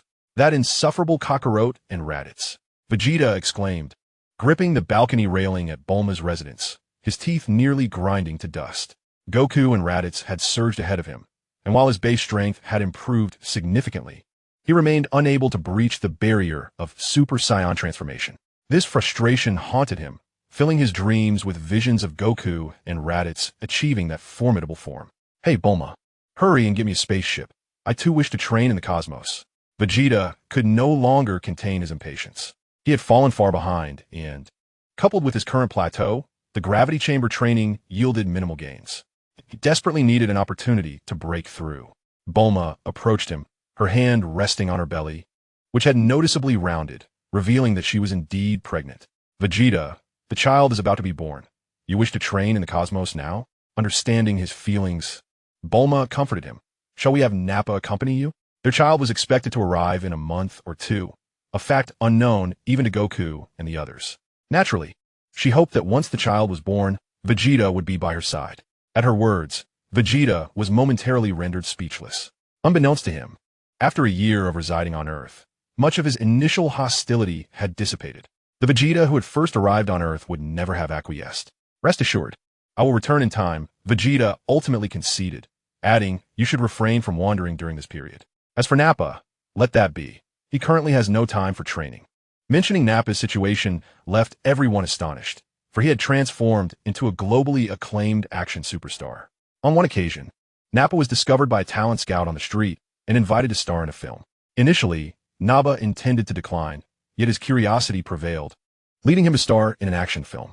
To everyone's astonishment, Nappa's acting prowess proved to be remarkably commendable. He executed a variety of challenging stunts without the need for a stunt double. From that moment on, Nappa soared to stardom, attracting numerous directors eager to cast him, and his remuneration increased exponentially. As for Nappa himself, he reveled in the attention, discovering a profound enjoyment in the limelight. Notably, despite his ascendance as an action superstar, he did not neglect his training. No matter how busy he became, he always carved out time for practice. Keep it up, Vegeta. If Goku and his brother can become Super Saiyans, I firmly believe you can too, Bulma encouraged with a smile. Humph, Vegeta scoffed, accepting the multifunctional capsule Bulma handed him. And as he turned, a faint smile graced his lips. Chapter 44. Is it you who calls us androids? In a future world, amidst the ruins strewn with debris and rubble, a golden-haired girl unleashed her fury upon a still-standing skyscraper. Ah, the blonde maiden, possessing a strikingly beautiful yet fierce visage, relentlessly fired energy blasts. Behind her, a boy clad in a red scarf rested his chin on his hand, observing her with an air of nonchalance. He was handsome, with a center-parted mane that enhanced his charm. These two were none other than the future androids 17 and 18, modified by Dr. Gero. Hey 18, was it really necessary to get this upset over losing a video game? 17 remarked, shrugging his shoulders in exasperation. I don't care. I need to vent. Where are all the humans? 18 retorted through gritted teeth. Humans have mostly been eradicated by us, 17 replied. If I had known, I would have killed them off so swiftly. Now we have nothing to entertain ourselves with. Is that so? If there is nothing to play with, I shall entertain you. A commanding voice resonated from the heavens. Bardock descended slowly from the sky, arms crossed, his expression exuding an aura of authority. Flanking him were Gohan and Trunks, both on high alert. Goku. Upon seeing Bardock, both 17 and 18 were taken aback. But Goku died from heart disease. How is he suddenly here? I am not Goku, but he is my son, Bardock replied coolly. And you two tin cans dare to call yourselves androids? Your abilities are rather modest, yet your arrogance is quite pronounced. His tone, casual yet dismissive, suggested a lack of regard for the duo. Gohan felt a bead of sweat form on his brow. His grandfather was rather formidable. Meanwhile, Trunks gazed at Bardock with admiration, thinking how incredibly imposing and stylish he was. Oh, Goku's father? 17 mused, scrutinizing Bardock with intrigue. You truly resemble him. Yet your aura is entirely different. How fascinating. Did you just call us tin cans? 18. already irritated, became even more incensed at Bardock's words, her voice cold as she responded, "You say our abilities are modest? What a farce. I shall take my frustrations out on you." With a swift motion, Android 18, a fierce contender, charged directly at Bardock, leaving a trail of afterimages in her wake. "Be careful, Grandpa," Gohan warned, unable to suppress his concern as he witnessed 18's aggressive advance, while he himself transformed into a Super Saiyan. Trunks, observing the onset of battle, quickly distanced himself from the fray. How audacious for a woman to act so brazenly. Begone. Bardock, unfazed by the fact that 18 was a woman, clenched his fists tightly and launched a rapid punch toward her. With a resounding impact, 18, caught in a moment of arrogance and underestimating her opponent, was struck squarely by Bardock's fist. She was sent hurtling backward, crashing through several dilapidated buildings. Android 17, watching from the sidelines, narrowed his eyes in disbelief, astonished that this man claiming to be Goku's father possessed the ability to harm 18. "Interesting," he remarked, applauding. "To send 18 flying is quite the feat. Allow me to join the fray." Bardock cast a sidelong glance at 17, knowing that this android's strength slightly surpassed that of 18. "Wait, 17, this one is mine." I'm truly angered now. 18 charged back into the fray, her hair disheveled and her denim jacket significantly tattered. "You face me," Gohan declared, stepping in front of 18, his emerald eyes brimming with lethal intent. "Gohan, you truly have a short memory," 18 scoffed, sneering. "How many times have you lost to us? A corner dog dares to challenge me? Is that so? If it were a one-on-one battle, I would dispatch you with ease, were it not for your alliance," Gohan retorted, his words ringing with truth. In a fit of rage, 18 vanished from sight, clearly provoked by Gohan's taunt. Undaunted, Gohan mirrored her swift movements, and a fierce battle erupted in the skies above. Their energies collided, creating a cacophony of explosive sounds. "Now it's your turn. Make your move, scrap metal," Bardock taunted, disregarding the increasingly irritable expression on 17's face as he beckoned him forward. "You are quite arrogant. However, those who are excessively proud meet their demise swiftly." 17's demeanor grew colder as he lifted his foot slightly, and in the blink of an eye, he materialized before Bardock, executing a sweeping kick aimed at him. Bardock's fighting style diverged from Goku's. He preferred direct confrontation and immediately transformed into a Super Saiyan. With a resounding clash, he effortlessly blocked 17's sweeping kick with his arm. "Oof." 17 grunted, performing 2 mid-air flips before unleashing an energy blast at Bardock. In response to the impending ki blast, Bardock merely swatted it away with a single hand. On the 17th, emboldened by his boundless energy, he unleashed a flurry of energy blasts. In an instant, the vast expanse of the sky was saturated with dense energy orbs. "Such limitless energy breeds audacity," Bardock exclaimed, yet he would not remain passive. With a brilliant golden aura, he transformed into a streak of golden light, forcefully breaking through the barrage of energy blasts, akin to an unstoppable, rampaging dragon. "What?" The expression on number 17's face shifted. This Saiyan had managed to breach his offensive onslaught. More alarming was the fact that Bardock, entirely forsaking his defense, remained unscathed by number 17's attacks. What kind of physical prowess is this? However, there was no time for contemplation, as Bardock had already closed the distance, delivering a powerful punch. Bang! Number 17 could not evade and braced himself, retaliating with his own fist. Their fists collided against each other's faces, resulting in a tremendous explosion of energy that created a blinding white energy ring. "Have you not eaten? Is this all the strength you possess?" Enduring number 17's punch with relative ease, Bardock remained largely unharmed. His current physical fortitude was more than sufficient to withstand number 17's physical assaults. Conversely, number 17 lacked such resilience, as a trickle of blood began to seep from the corner of his mouth after taking Bardock's blow. "Do not become too complacent," number 17 bellowed, charging forward to grapple with Bardock. Unfazed, Bardock met him blow for blow, fist against fist, foot against foot. The combat was devoid of any elaborate techniques. It was a raw and brutal exchange. Their figures flickered in the sky, the sheer intensity of their energy causing the ground to tremble incessantly. The ferocity of this battle surpassed even that of Gohan and number 18. Chapter 45, A Dominant Kill. How incredible! Uncle Bardock is truly formidable. Perched atop a precariously leaning building, Trunks was overcome with excitement, clenching his fists in exhilaration. The android number 17 finds himself at a disadvantage, while Uncle Bardock grows ever more tenacious, even surpassing Brother Gohan. Though still young, Trunks possessed a mature mindset, attentively observing the duel, gaining immense insight. His focus unwavering as he fixated on both battlefields. Bardock and number 17 were engaged in a fierce struggle, while Gohan's confrontation was no less intense. Gohan's strength was comparable to that of number 17, and now, facing the comparatively weaker number 18, he had completely seized control of the battle's tempo. In light of Gohan's ferocious assault, number 18 appeared increasingly beleaguered. Unlike the Gohan of the past, the future Gohan possessed considerable combat experience, effortlessly exploiting every opening for counterattacks.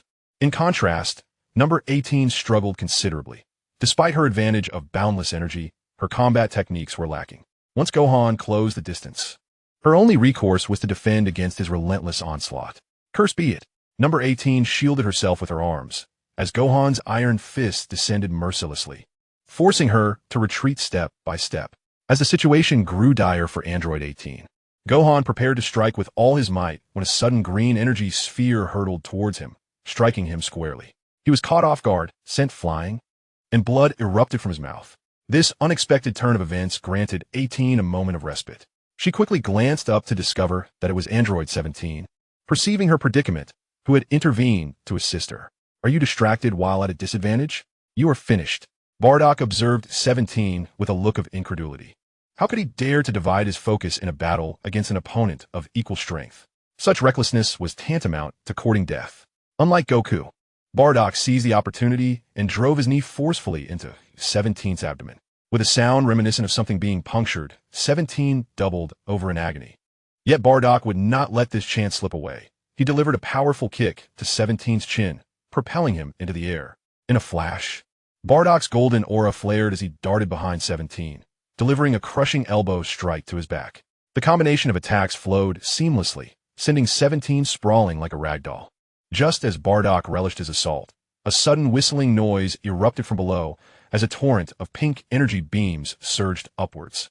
Upon closer inspection, it was 18, coming to 17's aid. Bardock found himself unable to evade, and the overwhelming barrage of pink rays struck him, resulting in a massive explosion. This disruption afforded 17 a moment to catch his breath. He gazed in horror at the scene before him. This Saiyan was truly terrifying, fighting as if possessed by madness. Heedless of his own life, and entirely unguarded against his assaults. Yet, the unfortunate reality was that the Saiyan's body seemed as resilient as steel, rendering 17's efforts largely ineffective. Did it work? Both 17 and 18 stared at the sight of the explosion, believing that 18's full-force attack would surely leave some impact. However, as the smoke cleared, they were left utterly dumbfounded. Bardock emerged relatively unscathed, save for his tattered combat uniform. Impressive for an android, Bardock mused, regarding his trembling hands that still emitted smoke. He understood clearly now. In a contest of comparable power, if his opponent did not unleash their full strength, they would be unable to breach his defenses. For instance, 18's previous strike had indeed caused him pain, but it lacked the force necessary to inflict real injury. Curse this monster! 18's expression darkened. Her teeth clenched in fury as she shouted, "Let us take him down together, 17. But before she could finish her sentence, a powerful fist struck her, sending her flying. Your opponent is me. Do not even think of teaming up again. The figure of Gohan slowly ascended from the ground. He had just been ambushed by Android 17, leaving him with visible injuries, though fortunately none were severe. Gohan, Android 18, filled with rage, steadied herself and charged at Gohan, conjuring several pink energy spheres in her hands. The energy spheres whizzed past, transforming midair into a shape reminiscent of a keyblade. Once again, this technique, Gohan was quite familiar with it, having suffered greatly from it in the past. However, now unencumbered by the presence of Android 17, Gohan found it much easier to evade. His body suddenly split into numerous afterimages, causing all of Android 18's attacks to strike only at his phantoms. Oh, Multi-Phantom Feast. Bardock, observing the battle from above, noticed Gohan's technique and smiled faintly, no longer concerned. With Gohan's strength, defeating Android 18 would pose no challenge. It was more prudent to deal with Android 17 first. All right, scrap metal, it's time to send you on your way. Bardock unleashed a surge of energy, his right hand crackling with electric light, forming an enormous energy sphere in an instant. The thunder cannon, radiating waves of thunderous light, surged towards Android 17, violently dispersing the clouds in its path. Barrier. Faced with the oncoming shockwave, Android 17's expression changed drastically. He sensed the imminent threat of death and, without hesitation, activated his shield. This barrier was Android 17's trump card, capable of withstanding any attack. Boom! Like a meteor striking the Earth, Bardock's thunder cannon collided with Android 17's barrier, yet it was successfully blocked, the overwhelming electric light failing to penetrate the shield. Did he think that encasing himself in a protective shell would ensure his safety? Bardock was not surprised. He knew of this ability. He slowly brought his palms together, channeling his energy to its peak, golden flames of ki surging forth. Kamehameha. Bardock unleashed his full-power Kamehameha, which combined with the thunder cannon, resulting in a cataclysmic surge of energy that shook the very ground, sending violent gusts radiating outward. Even Trunks, watching from a distance, was blown away by the force of this energy. What? Android 17's eyes widened in shock as he realized that his activated barrier was beginning to crack. Bardock's energy was too immense, exceeding the barrier's capacity. Crack! A sharp, piercing sound of shattering filled the air as Android 17's shield shattered instantaneously. No! The raging energy engulfed Android 17, and after a brilliant flash, he was left with nothing but dust. 17. Android 18 was left utterly stunned, unable to comprehend that 17 had been eradicated. Even Gohan found himself momentarily dazed. Gohan, what are you doing? Hurry up and finish this. Stop dawdling, Bardock urged, finding Gohan's hesitation overly tedious. Chapter 46. It's time for you to leave. Yes. Gohan regained his composure and directed his gaze once more towards Android 18. His tone laced with a palpable intent to kill. Android, our world has been plunged into chaos by your kind, with countless Earthlings perishing at your hands. Now, venture to the depths of hell and seek forgiveness from the innocents you have wronged. A formidable energy surged from Gohan as he positioned his remaining arm against his forehead. Special Beam Cannon. Gohan unleashed the signature move of Piccolo, silently vowing, Uncle Piccolo, I avenge you. But Android 18, having lost all will to fight following the death of Android 17, failed to activate her protective shield in the face of Gohan's relentless assault. The Special Beam Cannon pierced through her form, crimson blood gushing forth. A gaping wound opened in her abdomen, and the light of life swiftly faded from her eyes as her body erupted in the air. The malevolent androids 17 and 18 ultimately paid the ultimate price for their transgressions. Well done, Gohan. Bardock smiled with pride before reverting to his usual form and descending. Grandfather. Thank you, Gohan said, his eyes glistening with emotion. Without you, I cannot fathom when this hellish era would ever witness peace. Foolish child, what are you saying? Bardock gently patted Gohan's shoulder. Brother Gohan, Uncle Bardock. At that moment, Trunks flew over, his face alight with admiration. Uncle, you were incredible, effortlessly defeating Android 17. The young Trunks had clearly begun to idolize Bardock. Haha, it's nothing extraordinary, merely a matter of convenience, Bardock chuckled, ruffling Trunks' hair. Now let us return. Upon our return, I shall teach you the ways of training, so you too can become a Super Saiyan. As for the matters that follow, I shall leave them to the inhabitants of this era.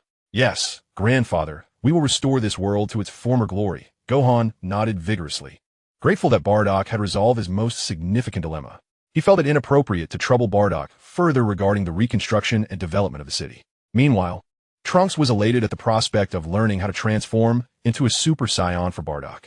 Simultaneously, on a distant planet in the past world, Vegeta stood alone atop a mountain, his body smeared with blood. Above him, a relentless barrage of meteors descended. Kakarot, Raditz, Bardock, I shall not fall behind you, Vegeta bellowed, shattering meteor after meteor with his fists. I must become a Super Saiyan. He obliterated dozens of meteors, but a colossal one soon loomed, crashing down upon him and burying him deep within the earth. His injuries worsened, yet Vegeta remained unwavering, fueled by his indomitable spirit. He recalled the events that had transpired since his arrival on Earth. First, the shock of Bardock's strength, followed by his defeat at the hands of the lower-class warrior, Kakarot, on the planet Namek, having been thoroughly defeated by Frieza and left to pick up the pieces of his shattered pride. Vegeta found himself grappling with an unbearable reality. He had been saved by a lowly warrior he had always scorned. This accumulation of humiliation ignited within him an unprecedented fury. I refuse to believe that I will fail. The intense anger surged forth, breaking free from the shackles that constrained him, and an overwhelming aura erupted into the sky.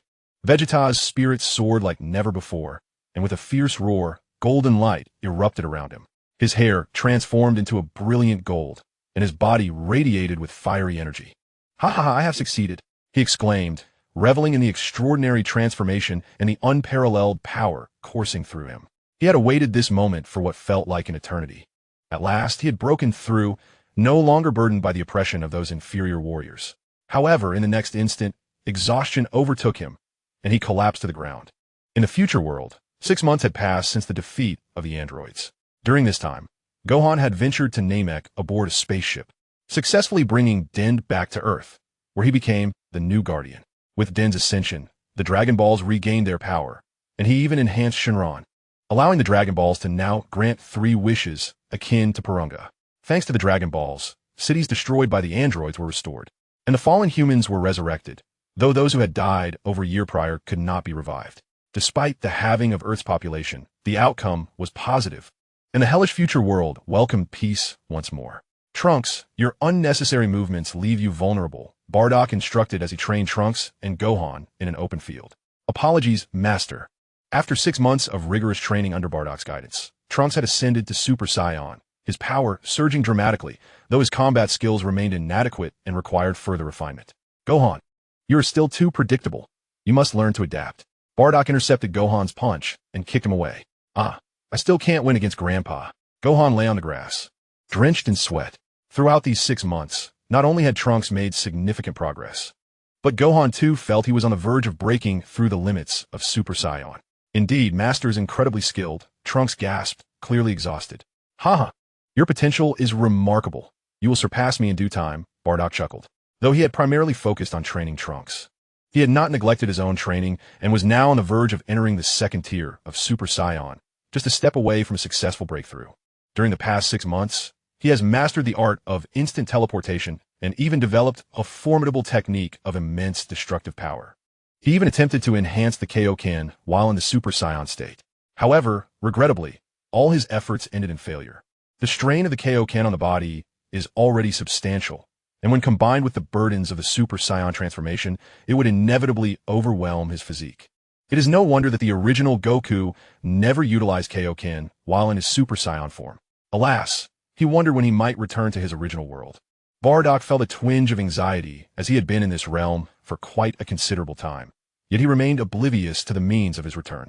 Surely, he could not rely on mere chance in the universe, hoping to encounter a black hole. Just as Bardock found himself in a state of despair, a radiant light descended from the heavens. A figure enveloped in divine radiance slowly descended from the celestial expanse. "It is time for you to leave this timeline." Chapter 47, Lunith. A halo of sanctity surrounded her, complemented by a flowing white gown, her long black hair dancing in the wind, and a flawlessly exquisite visage. In her right hand, she held a silver divine staff. Undoubtedly, she was a paragon of beauty. "Who are you?" Bardock and his companions' expressions shifted dramatically, their vigilance heightened as they regarded the breathtaking woman before them. "What manner of being is this?" "Isensa no aura." Bardock's face turned pale as he pondered. The absence of any presence. Could it be? A possibility crossed his mind. Trunks and Gohan remained equally alert, suspecting yet another adversary had emerged. The woman emanating divine light surveyed the trio, ultimately fixing her gaze upon Bardock, her tone icy as she declared, "Otherworldly being, it is time for you to accompany me." "Wait, who precisely are you?" Bardock queried gravely. "Are you a deity?" In that moment, Bardock was reminded of the higher-tier deities, such as the god of destruction, for whom mortals could not perceive their presence. "What? A god?" Gohan and Trunks' pupils constricted. The term god was not foreign to Gohan, for Earth had its own celestial beings, including the Kaioshin, a deity of even higher rank. Could it be that this woman before them was akin to a Kaioshin? "You possess considerable knowledge," the woman, icy as a glacier, stated. "My name is Lunith, the Kaioshin of Time." Lunith? The Kaioshin of Time? This title was entirely unfamiliar to Bardock. For as far as he understood, the universe was inhabited solely by Kaioshin, gods of destruction, and the angelic race, along with the Supreme Zeno. When had a Kaioshin of Time emerged? To the being from another dimension, "I must apologize," Lunith continued, "for my momentary lapse. I inadvertently drew you from your own timeline into this one." "Is it you?" Bardock suddenly realized. "So the black hole I encountered was your doing?" However, He did not exhibit any hostility. He felt none from Lunars either, and from the words exchanged, it seemed that the other party was not intentionally malevolent. The reason for this was that I had, at that time, encountered a slight deviation during my cultivation, causing fragments of time and space to scatter into your universe, creating a temporal tunnel. Lunars remarked, "From you, I can sense the energy of the time fragments. Have you absorbed them?" It turned out that those specks of light were indeed the time fragments. Bardock nodded and replied, "Indeed, I have even comprehended the art of instantaneous movement from them."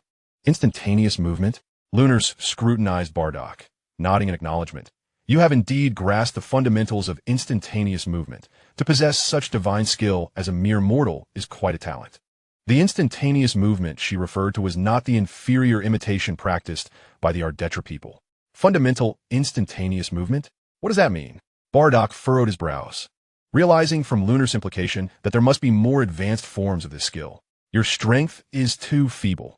Knowing too much will serve you no good," Lunars replied, seemingly lost in her own thoughts. "I must take you away now. My oversight has brought you into this timeline and inadvertently altered its historical trajectory. You cannot remain here any longer." As the Kaioshin of time, her duty was to oversee all temporal realms of the universe. Should significant disruptions arise, it fell upon her to restore order. Bardock gazed steadfastly at Lunars, and after a prolonged silence, he spoke, "I will leave with you. But may I request a moment to bid farewell to them?" "Very well." Ordinarily, Bardock would have been guilty of a grave offense for traversing time, warranting immediate expulsion and confinement in a temporal prison. However, due to the circumstances being her fault, she refrained from punishing him. "Goat and Trunks, you have seen it. I must depart from this timeline." Bardock turned to the still-shocked duo. "Grandpa, Master." Goten and Trunks were filled with reluctance. Yet they understood that Bardock could not remain here indefinitely, as he was not of this world. The sorrow they felt was profound. Goten, in particular, mourned for his only remaining family. Trunks felt an immense sense of loss, for this was the master who had trained him diligently. "How have I always taught you? Be strong. Scions do not shed tears," Bardock said sternly. "Listen, your current strength is still insufficient. There are many formidable foes in the universe, even in my absence. You must not neglect your training. Furthermore, if you encounter insurmountable adversaries, you may seek refuge in the hyperbolic time chamber at the Grand Kai S Temple to enhance your abilities swiftly. Lastly, please convey my farewell to Bulma." Bardock waved his hand and then stood before Lunars. Without further ado, Lunars unleashed a vibrant burst of multicolored light that soared into the sky. "Grandfather, please send my regards to my parents from the past." Gohan and Trunks waved goodbye repeatedly. Bardock smiled with a sense of comfort, and then he vanished along with Lunars. "Gohan, Master has truly departed," Trunks said, his mood profoundly somber, as if he had lost a beloved family member. "Come now, Trunks, Grandfather's right. We must be strong," Gohan reassured, patting Trunks on the shoulder. "This timeline ultimately does not belong to Grandfather. Only by striving to become stronger can we protect our homeland. Perhaps one day, we may meet Grandfather again." Unbeknownst to Gohan, these words would soon manifest into reality. In a secluded expanse of the universe, a flicker of silver light appeared, and the figures of Bardock and Lunars materialized. "What is this place?" Bardock gazed around, discovering himself within a grand palace. Before him stood an enormous pendulum clock. The energy here mirrored that of the temporal fragments he had encountered earlier. Bardock's spirit trembled. This place was saturated with the energies of time and space. "This is where I dwell, known as the realm of time," Lunars explained, glancing at the great clock. "It exists independent of the entire universe. Do you see the clock before you? Do you understand what it represents?" "I'm not sure. Is there a specific significance?" Bardock replied, his attention fixed on the grand clock. "That is the clock of time and space. It allows one to observe all dimensions and timelines within the universe." With a gentle wave of the divine staff in her hand, Lunars invoked images that danced upon the clock's face, resembling vivid projections of reality. Chapter 48, The Apprentice of the God of Time. Bardock, a scion born on planet Vegeta in Universe 7, had been saved by the God of Time 2 decades prior. Lunars continued, "However, in other timelines, you met your demise at the hands of the cosmic tyrant Frieza. Moreover, you possess the unique ability to traverse time and foresee the future. In alternate timelines, you have even used this extraordinary gift to journey far into the past." Bardock gazed intently at the projections, his mind in turmoil, as they depicted the events he had experienced in those alternate realities. In those timelines, he foresaw Goku's triumph over Frieza and even transformed into a Super Saiyan to vanquish the ancestral demons of the Frost clan. The myriad occurrences left Bardock in awe, contemplating the profound mysteries of time and space. What then is the extent of power held by the god of time, who governs the entirety of the universe's temporal and spatial realms? Bardock pondered. So, what is it that you wish to convey? He inquired, uncertain of Lunas's intentions in bringing him to her palace and speaking in riddles. Perhaps you are unaware, but due to the temporal fragments, you now exude a hint of divine essence. At this moment, Lunars gazed at Bardock and remarked, particularly, you possess an innate talent for the path of time and space. Therefore, I wish to cultivate you into the new Kaioshin of time. What? You want me to become the Kaioshin of time? Bardock furrowed his brow, hesitating to agree immediately. Instead, he inquired, aren't you already fulfilling that role well? Why would you want to take on the position? What is your objective? The seal of the rift in time and space has gradually weakened, Lunars replied, unperturbed, and continued patiently. If the entities within the rift were to emerge, not only would your universe be in peril, but the other 12 universes would cease to exist as well. My purpose is quite simple. I require assistance. For with my abilities alone, I cannot prevent that ancient and formidable force from breaking free. The rift in time and space. An ancient power? Bardock seemingly grasped some cosmic secrets and pressed on, what exactly is sealed within this rift? Even if you are unable to resolve it, are there not the gods of destruction and the angels, as well as the supreme Xeno-sama? I truly cannot comprehend what role I could possibly play. His words held a kernel of truth. In comparison to those formidable deities, he felt insignificant, akin to an ant, and wondered how he could possibly influence matters of such a cosmic scale. Oh, you are indeed remarkable, as even Xeno-sama and the angels are aware of this. Lunars expressed mild surprise and stated, my duty is to maintain the temporal balance of the entire realm. Thus, I differ from the other deities, as I am not under Xeno-sama's jurisdiction. Both Xeno-sama and I have our respective responsibilities. He does not interfere in my affairs, just as I do not meddle in his. As for the finer details, your current strength is insufficient for you to grasp, so I urge you to contemplate this matter. If, as you say, the power within the rift could affect the entire realm, then surely Xeno-sama would not simply stand by and watch all living beings perish. Bardock pondered for a long while before speaking. In his view, all 12 universes were under Xeno's management. If there were any real danger, he should not remain indifferent. You are mistaken. Do not use human reasoning to measure the thoughts of the supreme deity. Lunars shook his head and replied, what you do not understand is that Xeno-sama's duty is to eradicate. Even if all universes were to be destroyed, it would mean little to him. Where there is destruction, there is also creation. Even if all universes were to vanish, other forces would inevitably create new ones. This is the cycle of the grand cosmos. Ah, I see. It is akin to how the god of destruction governs destruction, while the Kaioshin oversees creation. Bardock nodded in understanding. He refrained from judging Xeno's actions as either callous or merciless, for as Lunars had stated, one must not use human perspective to speculate on the thoughts of deities. Due to the differing heights at which they existed, from a human viewpoint, Xeno's actions might appear cold-blooded and cruel, yet from the divine perspective, it was merely a process of cosmic renewal. A pressing question emerged. If, as you suggest, the fabric of time and space should tear, what compels you to intervene? Bardock posed a pivotal inquiry, stating, as you mentioned, even if all our universes were obliterated, wouldn't other deities simply forge new ones? In that case, why concern yourself with this trivial matter? Because this situation is different, Lunars replied gravely. As for the reason, you are not yet worthy to know. However, I can assure you that should that power be unleashed, all beings across the universes would perish. In this realm, aside from myself and a select few under the Grand King, no one would survive, and the opportunity to create new universes will be lost forever. Lunar's words plunged Bardock into deep contemplation. He did not doubt Lunar's honesty. There was no need for deception, as they existed in entirely different dimensions. Why would an entity of such stature bother to mislead a mere pawn?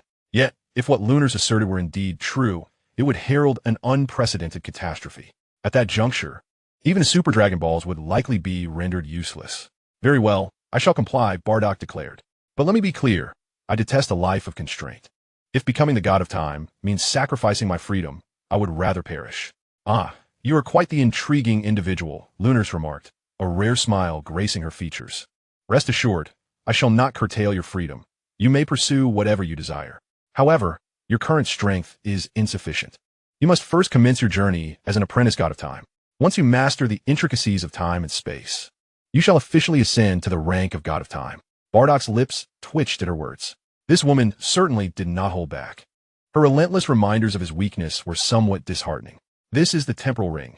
Take it, Lunar said, tossing a silver ring to Bardock. This serves as your identification as an apprentice god of time. To truly master the fabric of time and space, you must continuously traverse different realms to gain insight. However, I must caution you, never interfere with the historical trajectory of other realms. Such actions would disrupt the laws of time and exacerbate the deterioration of the fabric of reality. Understanding dawned on Bardock. He now grasped why Lunars had forcibly returned him from the future. It was all for this reason. No wonder there existed a strict decree among the deities. Manipulating time is a grave offense. The root of the issue lay here. Chapter 49. Return to the original timeline. As Bardock donned the silver temporal ring, he instantly radiated a silvery, holy light, though it flickered out almost as quickly as it appeared. Congratulations on becoming an apprentice god of time, Lunars proclaimed. You now exude a hint of divine essence, transcending the realm of mortals. Yet, this is merely the beginning. You must diligently train to grasp the laws of time and space. Master Lunars, what exactly are these laws you keep mentioning? Bardock inquired, perplexed by the concept that seemed rather formidable. The so-called laws are the primordial energies of the universe. Lunas elucidated. Consider, for instance, the creative principles of the Supreme Kai, the destructive laws of the God of Destruction, and the power laws of the angelic race. Does that not imply that instant transmission is also a facet of the space-time laws? Bardock, possessing remarkable intelligence, swiftly grasped the underlying meaning. Indeed, his mind was quite agile. Lunas nodded in affirmation, stating, Instant transmission is a manifestation of the space-time laws, akin to your current method of instant transmission, which is merely the initial stage of mastery. The true, perfected instant transmission can transcend space and traverse time, allowing one to journey freely to both the past and the future. Astonishing. Bardock raised an eyebrow. Realizing that his current ability was but the first phase, it seemed he needed further training. He glanced once more at Lunas, the Kai of Time, who could effortlessly traverse space, undoubtedly having mastered the ultimate instant transmission. Very well, should you encounter any uncertainties, you may reach out to me through the time-space ring. Lunas remarked, Now, I shall return you to Universe 7. With a wave of her divine staff, a radiant multicolored light enveloped Bardock, and he vanished from sight. In Universe 7, on Earth, at Mount Ah, how dreadfully dull it is. I long for a worthy adversary to spar with. Goku, donned in rural attire, tossed aside his hoe and lay on the ground, hands cradling his head. He felt exceedingly bored. Raditz was preoccupied with matters of the Saiyan Alliance. Gohan was assisting him. Piccolo was training alone, and that elusive Vegeta had not shown his face in ages. He yearned for a sparring partner, feeling as if he were rusting away. Hey, Kakarot, it has been quite a while.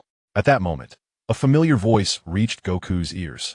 Upon hearing it, he sprang up from the ground, astonished, gazing at Bardock, who had suddenly appeared before him. Father, Goku exclaimed, a surge of excitement coursing through him. Father, you have returned. Where have you been all this time?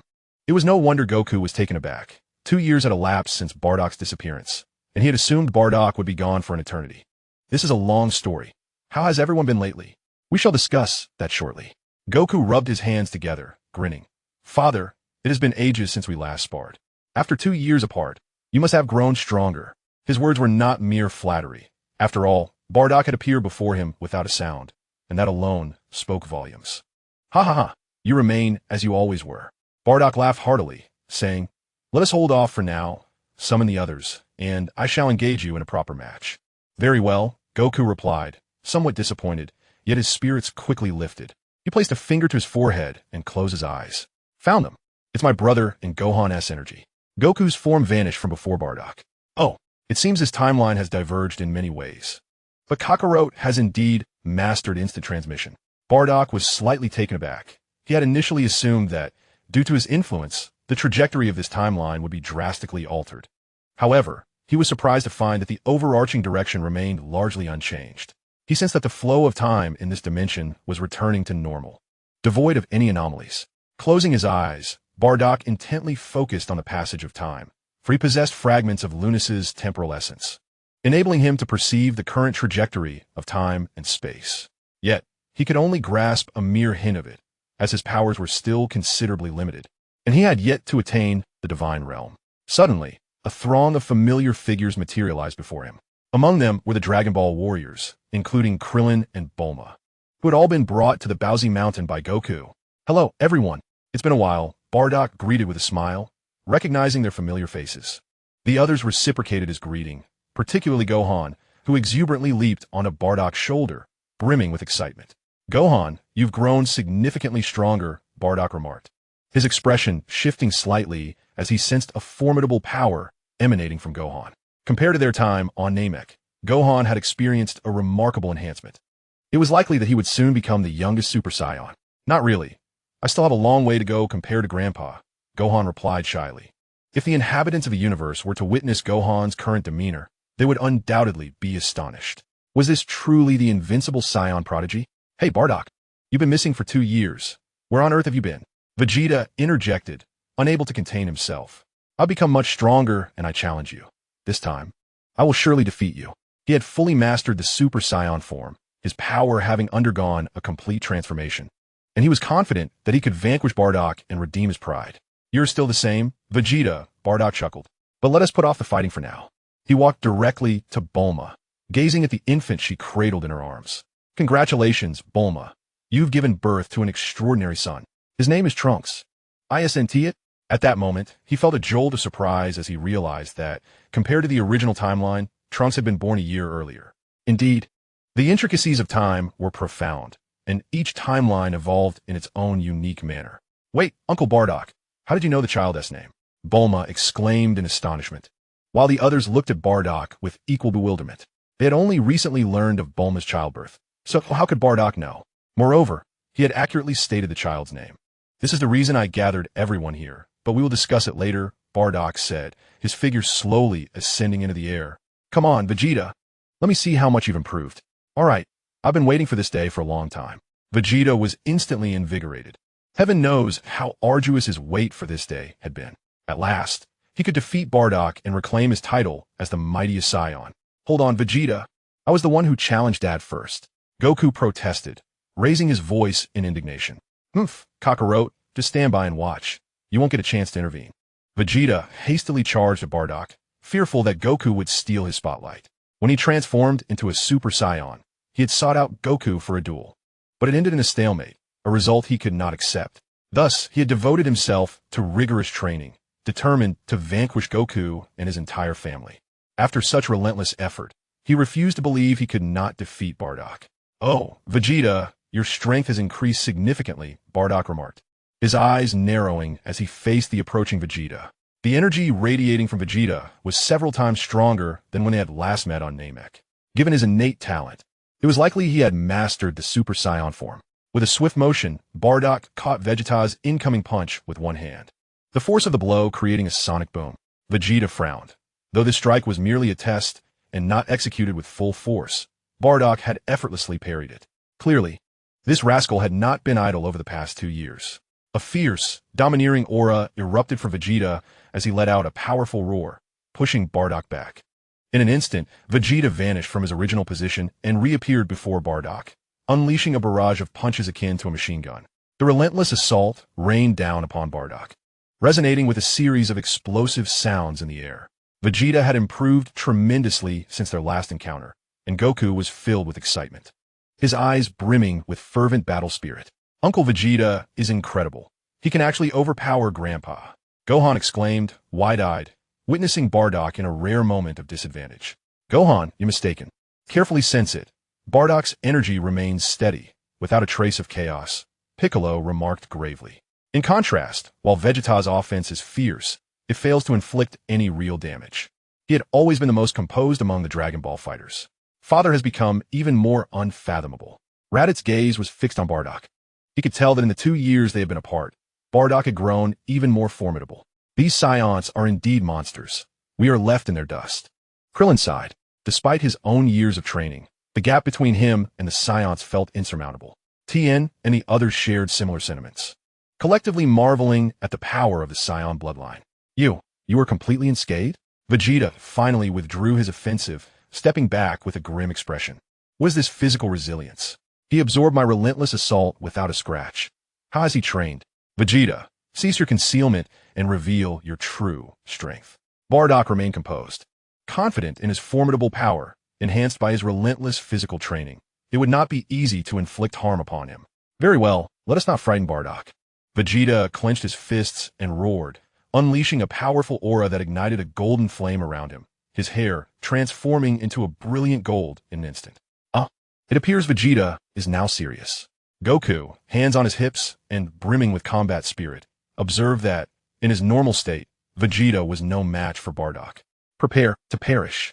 Vegeta bellowed, his body moving like lightning, his speed reaching its zenith as he charged towards Bardock, delivering a heavy punch. After transforming into a Super Saiyan, Vegeta's power significantly surpassed that of the original timeline. Bardock pondered internally. Facing him in his normal state is far too inadequate.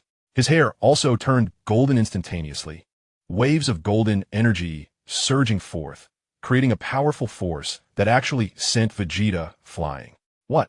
Vegeta's pupils constricted, disbelief washing over him. How could he be launched away solely by an aura? What kind of power is this? Goku and the others were equally astonished, for Bardock's energy had evidently surpassed that of Vegeta's. Among Super Saiyans, the disparity was now glaringly evident. Curiously, Bardock's energy contained a hint of an unusual power. What could it mean? Only Piccolo's eyes gleamed with insight. He keenly detected a unique energy, albeit faint, yet he recognized it. Come and face me. Vegeta would not be intimidated by Bardock. He charged forward again, delivering another punch. As Bardock prepared to counterattack, Vegeta feigned a strike, vanishing in an instant, only for a ki blast to erupt behind Bardock. The ki blast detonated with tremendous force, engulfing Bardock in a powerful energy wave. However, to everyone's surprise, Vegeta had merely struck Bardock's illusory form. The real Bardock had appeared elsewhere. The afterimage fist? This technique is rather antiquated. Vegeta scoffed, recognizing the move Bardock had employed. Although it may be, it is still effective, Bardock remarked with a smile. Now it is my turn. With a swift motion, his figure silently vanished from sight. What? Vegeta was taken aback, as he could no longer sense Bardock's aura. He had experienced this technique before from Kakarot. Instant transmission? Goku and Raditz were utterly astounded, for Bardock had indeed utilized instant transmission. Prepare to fall, Vegeta. Bardock materialized directly above Vegeta, delivering a kick that sent him crashing to the ground. However, he expertly moderated his strength, merely incapacitating Vegeta without inflicting severe damage. Curse be this. Vegeta reverted to his normal state, gritting his teeth as he rose, his heart brimming with fury. He could hardly accept that he had been unable to withstand even a single blow from Bardock. However, from the recent assault by Bardock, it is evident that the opponent has not yet exerted his full strength, and the disparity is glaringly apparent. Father, I have arrived. After Vegeta's defeat, Goku could no longer restrain himself, transforming into a Super Saiyan to engage Bardock in combat. Two beams of golden light flickered continuously in the air as the father and son clashed entirely through skill, the intensity of their battle surpassing even that of Vegeta. Unfortunately, Goku's power was merely on par with Vegeta's, and even his ultimate technique, instant transmission, proved ineffective against Bardock, regardless of whether he initiated or responded. Bardock effortlessly countered the instant transmission.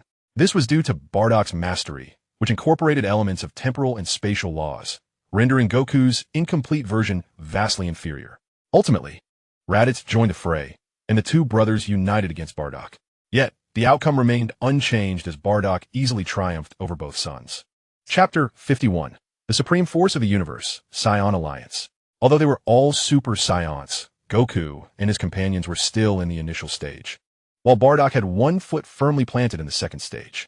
Coupled with the inherent power gap, even a combined effort from Goku and the others would not suffice to challenge Bardock, unless one of them could transcend into the second stage of Super Saiyan. Father, our training is insufficient. No matter what we do, we cannot defeat you.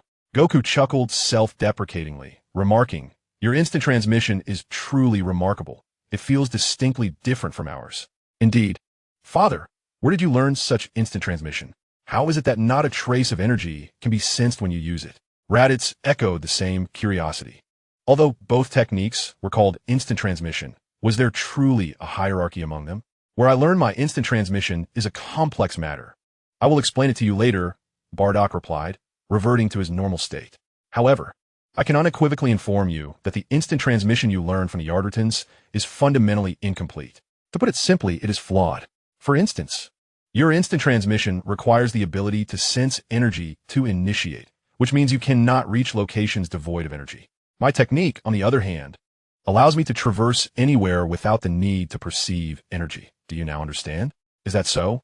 I never imagined that your instant transmission would surpass ours. Goku exclaimed in astonishment, realizing that Bardock's method was indeed more convenient. No wonder their instant transmission was so easily countered by their father. This was the reason. Raditz felt enlightened. Curse it! This confounded instant transmission is indeed a formidable skill. I must master it as well. Vegeta simmered with frustration nearby, feeling disadvantaged by his inability to use instant transmission.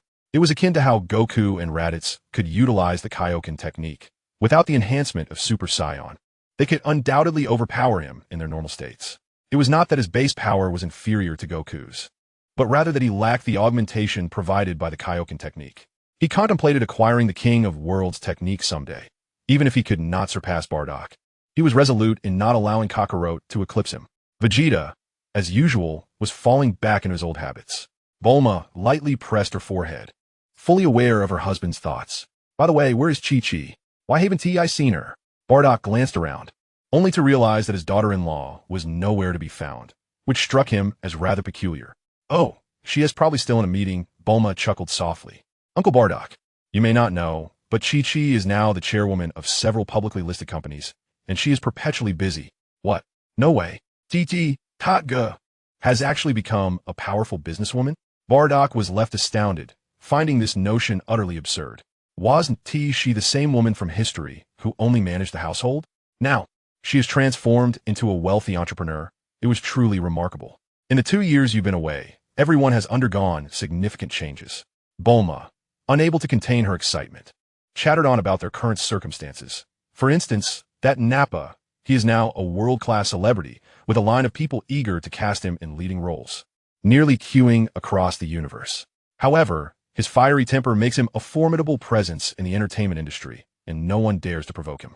Rumor has it that once, when a paparazzo attempted to photograph him, Nappa gave him a thorough beating. That news was sensational. Bulma recounted in detail the transformations of their friends, and Bardock listened with a mix of amusement and astonishment. He could hardly believe that the rough and aggressive Nappa had morphed from invader into a superstar, a truly unexpected turn of events. Furthermore, Krillin had taken on the role of a police officer, earning the title of the God of the Police, with a perfect case-solving rate that made him well-known in the community. Yamcha had become a wandering singer, while Tien and Kairatsu opened a martial arts school, dedicated to promoting the Turtle School and Crane School techniques. It was evident that each individual's life path diverged greatly from that of the main timeline. Raditz, what is this Saiyan alliance you created? E.M. intrigued, Bardock inquired. Oh, it's nothing much. I simply gathered the scattered Scions from back in the day. Raditz replied with a grin while scratching his head. I also recruited Frisia's former subordinates, annihilated that Gula Fellows faction, and incorporated the soldiers under King Cold's command. Oh, you've accomplished quite a bit, haven't you? Bardock expressed his surprise. He anticipated that during his absence, the Ice Demon clan, Esgula, and King Cold would meet their demise at the hands of Goku and Raditz, with their powers ultimately absorbed by Raditz. What delighted Bardock even more was Raditz's success in reuniting the surviving Scions, a feat he had long wished for. It seemed that Raditz had indeed taken this endeavor to heart. Grandfather, you may not be aware, but our Scion alliance has now supplanted Frisia's reign as the Cosmic Emperor. As the one most familiar with the Scion alliance, Gohan expressed his exhilaration. Moreover, we have established a cooperative relationship with the Galactic Patrol.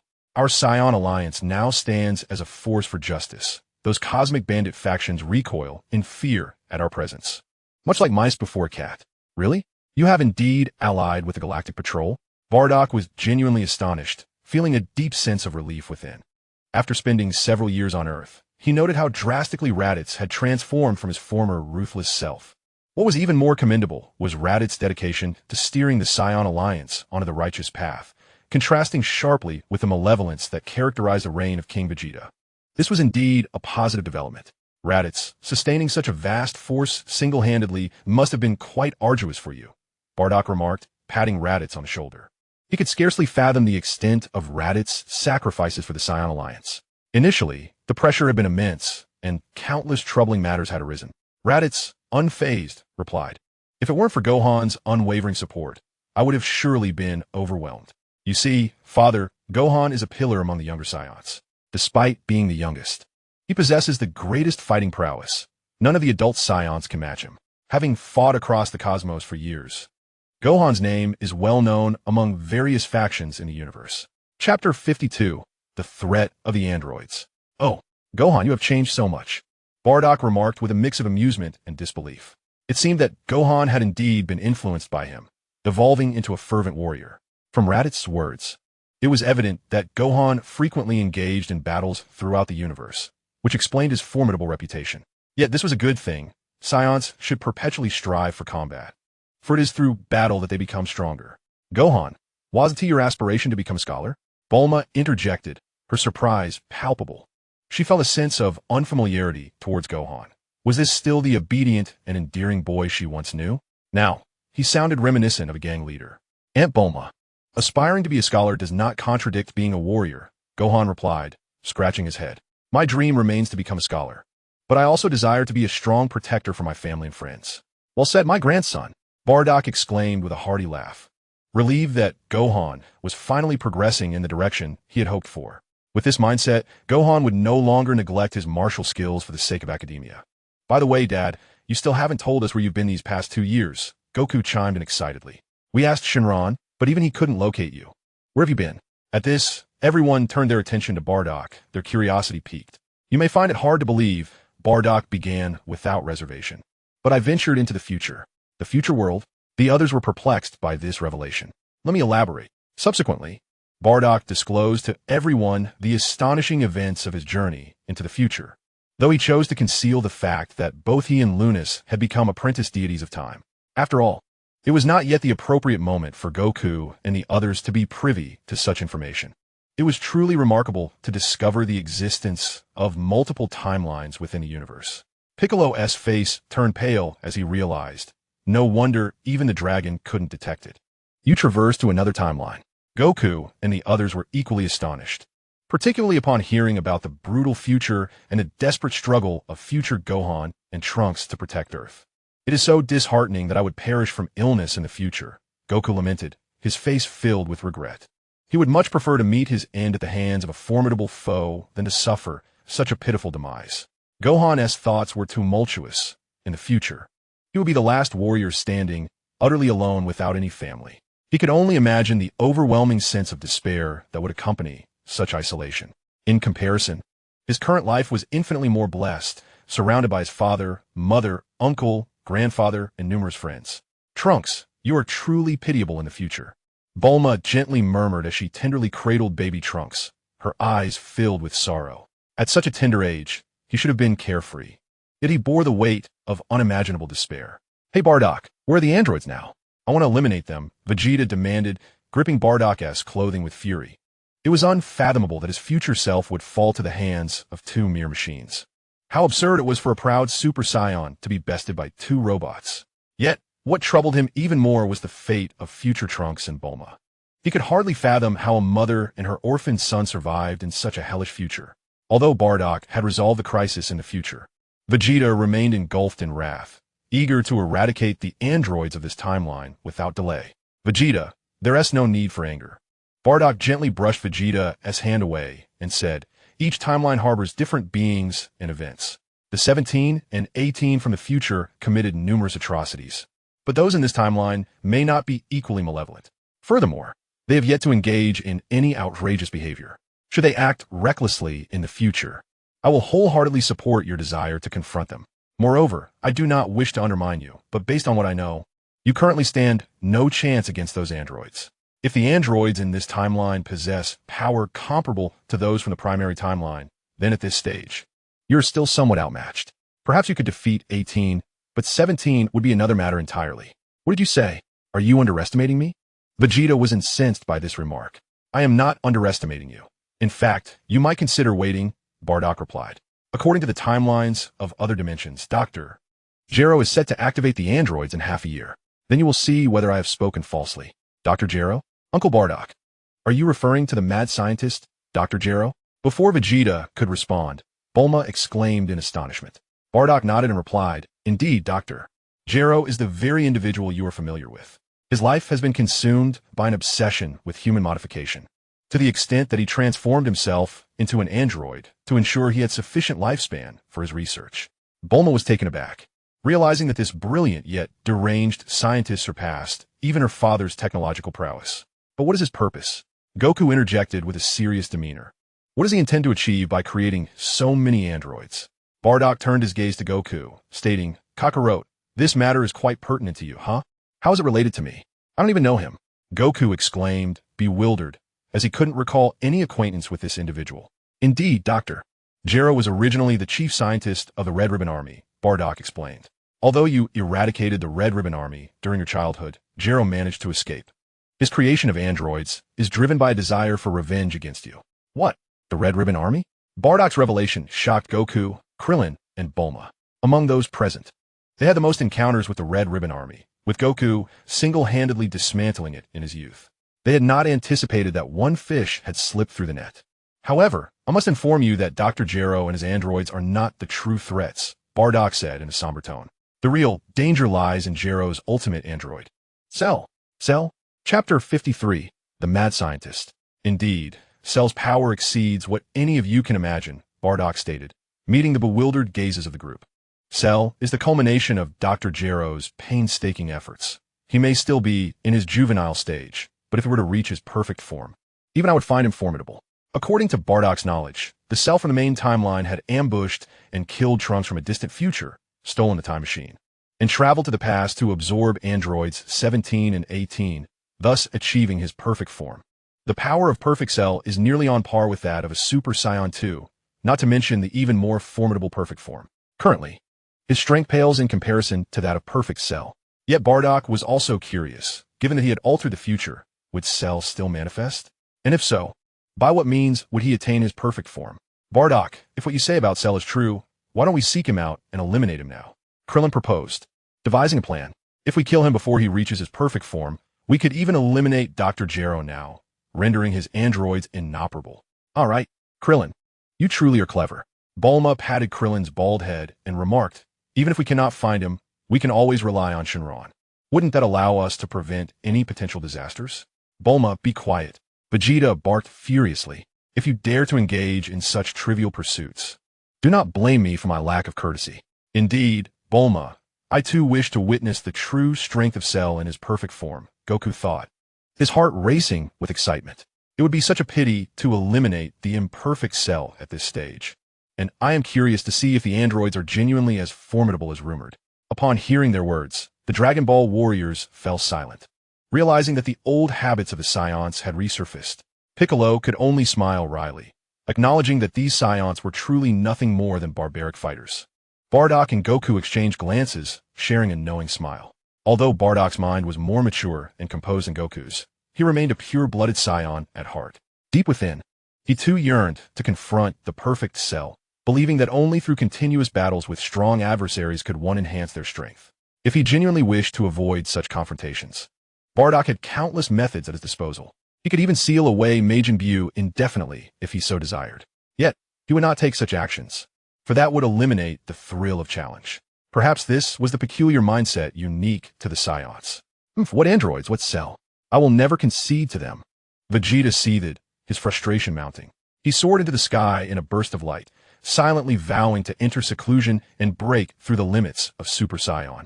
With heavy hearts, the warriors departed, each contemplating their commitment to training upon their return in preparation for the impending conflict. "Father, would you like to visit the Saiyan Alliance?" Raditz inquired as everyone began to leave. He wished for Bardock to witness the fruits of his labor over the years. "Certainly, I too wish to see how many Saiyans remain," Bardock replied, eager to explore the Saiyan Alliance. His greatest aspiration was to unite all surviving Saiyans. "I'll join you. It's been a while since I visited the Saiyan Alliance," Goku chimed in, his voice filled with enthusiasm. "Very well, let us set off," Bardock declared, and in an instant, they teleported to the headquarters of the Saiyan Alliance. Meanwhile, in a dimly lit underground chamber on Earth, an elderly man with white hair and beard stared intently at a creature within a cultivation tank, his face alight with fervor. Beside him stood another man of similar age, albeit with blue skin, unmistakably not of earthly origin. Dr. Gero, is this the ultimate android you have developed, Cell? The blue-skinned man inquired, his gaze fixed on the creature within the tank. Indeed, Dr. Mew, Gero affirmed. This is my masterpiece, composed of countless collected cells. Doctor, Gero proclaimed with pride. Within Cell lie the cells of Goku and other Saiyans, as well as those of formidable beings, such as the cosmic tyrant Frieza. Should Cell attain his perfect form, his power would be unrivaled across the universe. Alas! Oh, Dr. Gero, what seems to be the problem? Dr. Mew inquired, observing Dr. Gero's despondent demeanor, puzzled by the old man's sudden lament. It is worth noting that Dr. Mew had fortuitously encountered Dr. Gero, and through their dialogue, he discovered the remarkable prowess of Dr. Gero's scientific endeavors. The two men felt an instant camaraderie, akin to kindred spirits. Thus, these two scientific geniuses joined forces. Unfortunately, for Cell to reach his perfect form, he required two critical energy cores. A look of turmoil creased Dr. Gero's face. What energy cores? Can't we simply procure replacements? Dr. Mew queried, perplexed. Ah, therein lies my dilemma, Dr. Gero replied, conflicted. The energy cores in question are derived from androids 17 and 18. For Cell to achieve perfection, he must absorb them. Is that not a straightforward task? We could dismantle the energy cores from those two androids and install them into Cell, Dr. Mew remarked, still struggling to grasp the complexity of the situation. However, I believe that Android 17 possesses potential far exceeding that of Cell, Dr. Gero elucidated. Yet, 17 retains human emotions, rendering him imperfect in his current state. If we could eliminate 17's emotional constraints, he would evolve into a warrior even more formidable than Cell. Dr. Gero harbored grand ambitions, seeking to control both Android 17 and facilitate Cell's transformation into his perfect form. Yet, if Cell were to absorb 17 at this juncture, his strength would be significantly diminished, rendering the endeavor unworthy. I comprehend your intentions, Dr. Gero, Dr. Mew chuckled. Worry not. Once Cell's growth phase concludes, you may rest assured that he will absorb androids 17 and 18. And how do you propose to achieve this? Do you possess a solution? Dr. Gero inquired, astonished by Dr. Mew's confidence. While I lack a definitive solution, come with me, and I shall show you something of great interest. Dr. Mew led Dr. Gero to another laboratory, where he unveiled two energy capsules, exclaiming, What do you see here? Androids 17 and 18? How is this possible? Dr. Gero gasped in disbelief, his eyes widening at the sight of the two bodies suspended within the energy capsules. These are the androids 17 and 18 developed based on your research principles, Dr. Mew declared triumphantly. Or rather, they should be referred to as Hell 17 and 18. Hell 17 and 18? Dr. Gero echoed, intrigued. Indeed, thanks to my modifications, their strength surpasses that of your original creations, Dr. Mew smirked. However, due to the absence of energy cores, they do not possess infinite energy. Nonetheless, they will obey commands without question. Dr. Mew, you are a true genius, Dr. Gero marveled. What are your plans moving forward? It is quite simple. I too wish to witness the true strength of Cell's ultimate form. Dr. Mew remarked, however, Cell is still in his juvenile stage. He requires time to evolve. During this interval, we shall endeavor to devise a method to eradicate the human emotions of number 17. Once everything is prepared, we can allow Cell to absorb it. Yet, Dr. Mew, the duration of this process seems excessively long. I am concerned that Goku and his companions may grow even stronger. Dr. Gero harbored some apprehension. According to his research, the rate of growth in Goku and the others' power is alarmingly swift. If this trend continues, Cell may not even recognize them as adversaries. Your concerns are not unfounded. Dr. Mew replied gravely. The growth rate of these Saiyans is astonishing. We must devise a strategy to eliminate them. The longer we delay, the more troublesome it will become. What if I dispatch numbers 13, 14, and 15 to deal with these Saiyans? Dr. Gero suggested with a ruthless tone. Though they may not match the strength of numbers 17 and 18, they are not significantly weaker and should suffice to confront the Saiyans. Very well then. Let them take the lead. If necessary, I will deploy Hell's numbers 17 and 18, Dr. Mew concurred. Let us intensify our efforts during this time and strive to achieve our ideal as soon as possible. Agreed. Let us collaborate harmoniously. At the Saiyan Alliance headquarters, Bardock mused. You truly outdid yourself, Raditz, in selecting planet Bigelow as the Alliance's base. Observing the towering edifices of the Saiyan Alliance, Bardock felt a peculiar sensation. This Bigelow is a planet of remarkably advanced technological civilization. In the primary timeline, Cooler dominated Bigelow, thus becoming Metal Cooler. Yet in this timeline, Bigelow has been seized by Raditz, leaving the unfortunate Cooler without a chance for resurgence. As he walked and observed, Bardock sensed numerous formidable presences. Although their battle power was under 50,000, the collective combat strength of the Saiyan Alliance far surpassed that of the former Frisia force. What surprised him even more was that the Saiyan Alliance was not composed solely of Scions. Various cosmic races were present. These individuals did not don Saiyan Alliance attire. Rather, they appeared to be tourists. Raditz, what is the meaning of this? Bardock inquired, gesturing towards the extraterrestrials ambling down the street. Oh, they're visitors from various corners of the universe, Raditz explained. Our Saiyan Alliance is multifaceted. We not only offer hotels and tourist attractions, but as long as they do not cause disturbances here, they are welcome to conduct business or enjoy leisure activities. By the heavens, did you conceive all of this? Bardock exclaimed in astonishment. Is this truly a power, or does it sound more like a tourist destination? Certainly not. I lack such ingenuity, Raditz replied with a sheepish smile. These ideas were all suggested by Bulma. Thanks to her insights, our Saiyan Alliance boasts substantial economic strength. As the daughter of Earth's wealthiest individual, Bulma was naturally adept in commerce, seamlessly transferring the Earth business model to this new venture. It is indeed remarkable that, thanks to Bulma's initiatives, the economic stature of the Saiyan Alliance has surged to unprecedented heights.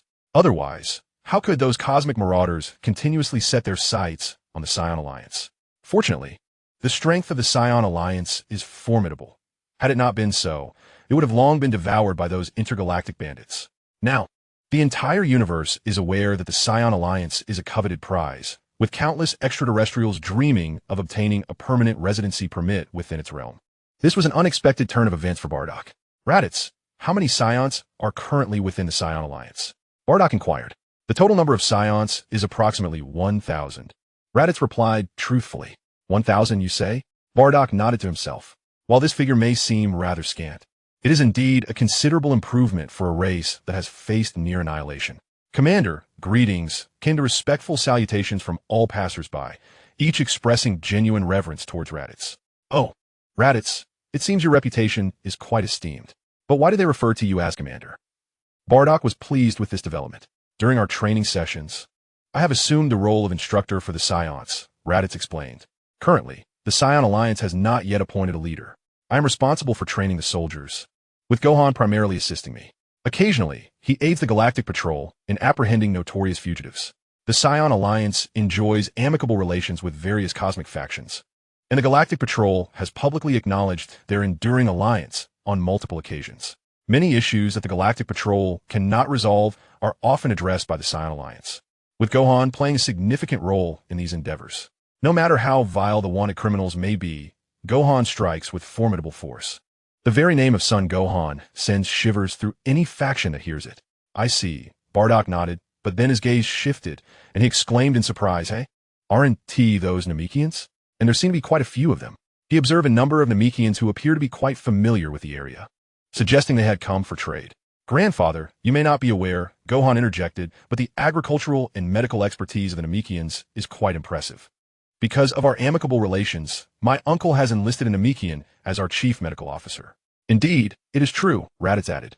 As allies, the Namekians are free to travel, conduct business, and even reside permanently within the Saiyan Alliance. We, in turn, provide protection for the Namekians.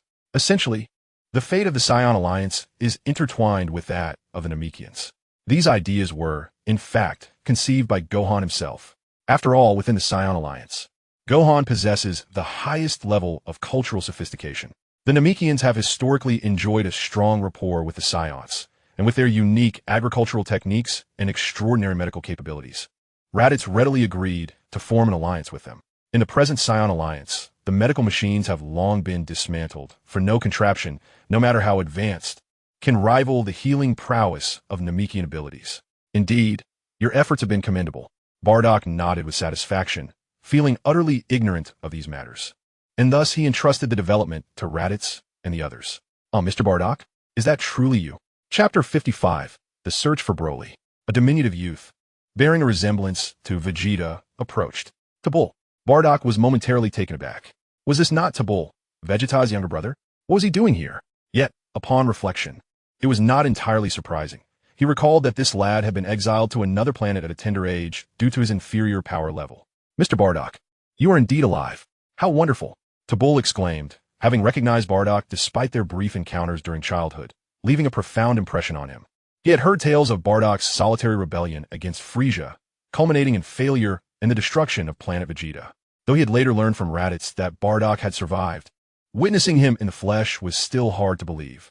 Tabul, you have managed to endure in such a harsh environment. That is commendable. Bardock sensed Tabul's energy and discovered that his battle power had now surpassed 500,000. While it did not reach Gohan's level, it had far exceeded that of his father. King Vegeta.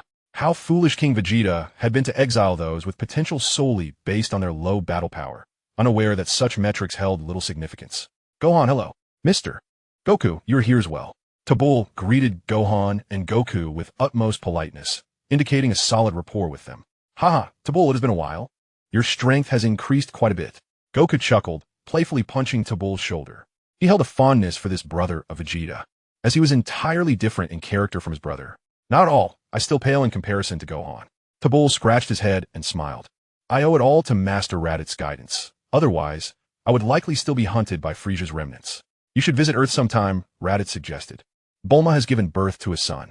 As the uncle, you ought to return and meet your nephew. What? Bulma has had a child? Tabul exclaimed in astonishment. That is splendid news. In the blink of an eye, my brother has become a father. Very well, I shall return to Earth with Giri one of these days.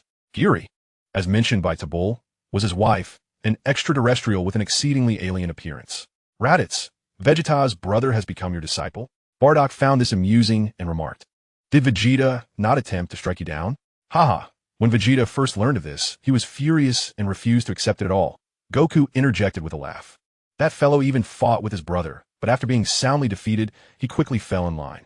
Haha, indeed, this is quite the embodiment of Vegeta. Bardock chuckled softly. Then a certain Saiyan came to his mind, prompting him to inquire. By the way, have you managed to locate all the scattered Saiyans, including one named Broly? He was acutely aware of how formidable this individual, born on the same day as Goku, could be.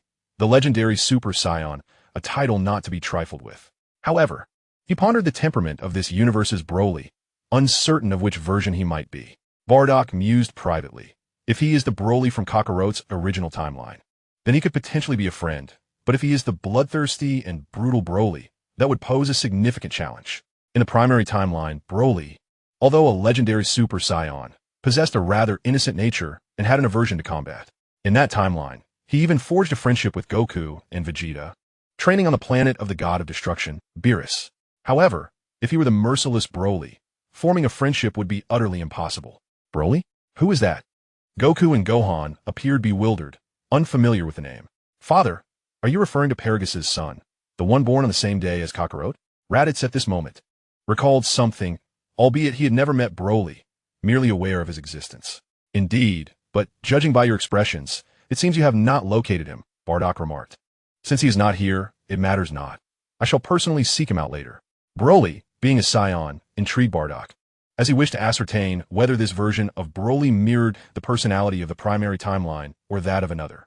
Father, what is the significance of this Broly that necessitates your personal search? Raditz was far from the simple-minded Goku.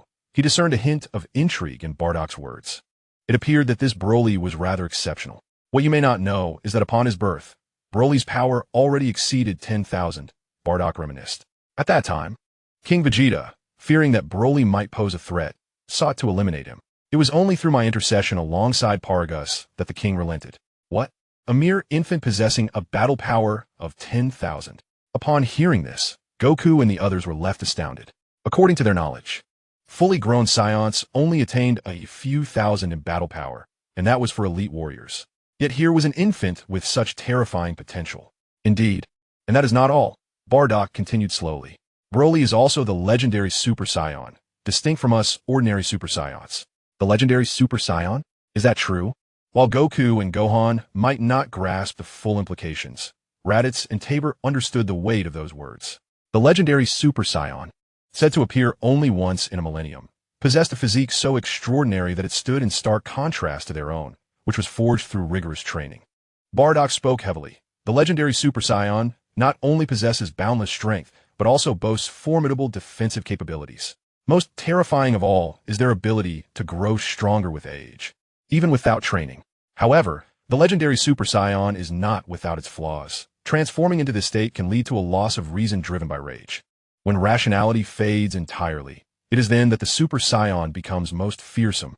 Such prowess stirred a tempest within Goku and the others, particularly Goku, who was palpably exhilarated.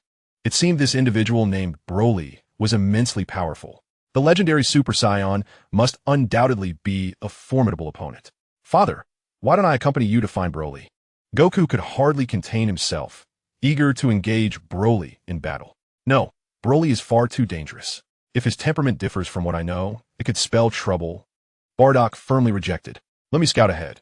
If this Broly is indeed the one I am familiar with, I shall bring him back. And then you may fight to your heart's content. Bardock was well aware of Goku's intentions. The pretense of seeking Broly was merely a guise for his desire to fight. Very well, but do hurry back with him, Goku implored, his heart racing with excitement at the thought of such a formidable opponent, especially one that even his father regarded with caution. All right, I will first visit the King Kai. You all return to Earth and await my news. Chapter 56, Planet Vampa. King Kai, long time no see. How have you been? On King Kai's planet, the North Kai was reclining in a chair, resting. Suddenly, Bardock's figure appeared before him, startling the king so much that he tumbled off his chair. Bardock, how did you get here? King Kai exclaimed wide-eyed. You've been gone for 2 years. I almost thought you were dead. In truth, King Kai had been monitoring Bardock and the other Dragon Ball warriors. But due to Bardock being drawn into a time-space black hole 2 years prior, he had been unaware of his fate. Thus, seeing Bardock's sudden reappearance was nothing short of astonishing.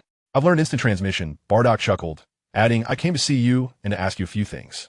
Oh, that ring of yours is rather remarkable, King Kai remarked, pulling out a magnifying glass from somewhere and scrutinizing Bardock's every detail. What's going on with you? Why do you seem to exude a divine aura?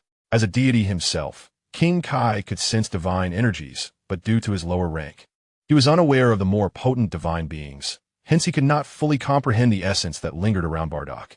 That's a long story. I'll tell you later, Bardock replied, not wishing to divulge too much to King Kai. He then shifted the conversation, saying, I came to ask for your assistance. Oh, you have already ascended to the status of a Super Saiyan. What could possibly challenge you? The King of the Universe was perplexed, as Bardock's power had far surpassed his own, leaving him to wonder what assistance he could possibly provide.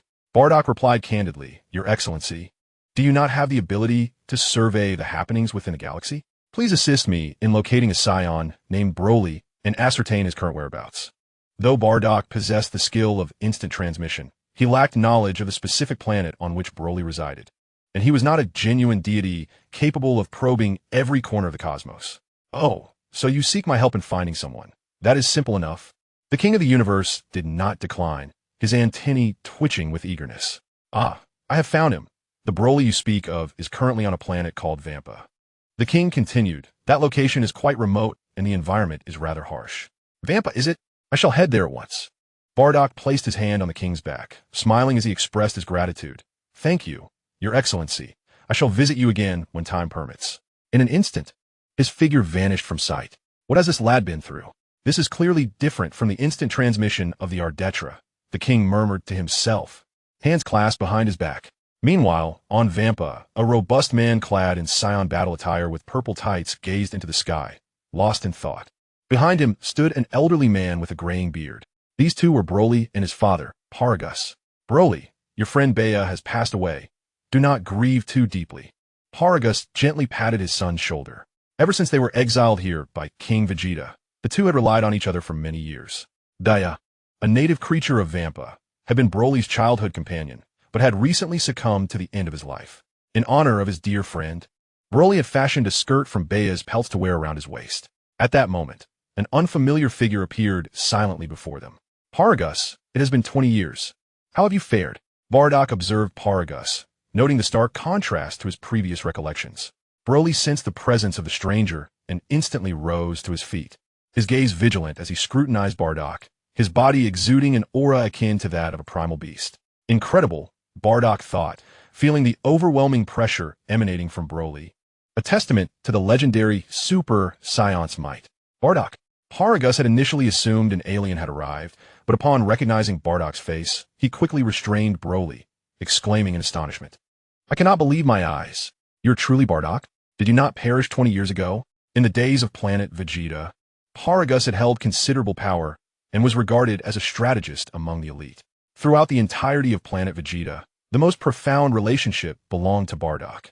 Upon his departure from the planet, he had heard of Bardock's demise in his valiant rebellion against Frieza and mourned for a considerable time thereafter.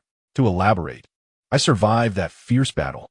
Bardock chuckled. "This must be your son Broly, is it not? When I first encountered him, he was but an infant. How he has grown in the blink of an eye." Broly quickly addressed Bardock as uncle. Paragus urged, his tone brimming with excitement. "He is your father's closest friend, not an adversary." It was no wonder Paragus was so animated. The mere fact that a dear friend still lived brought him immense joy. "Uncle Bardock," Broly obediently murmured, before falling into a pensive silence.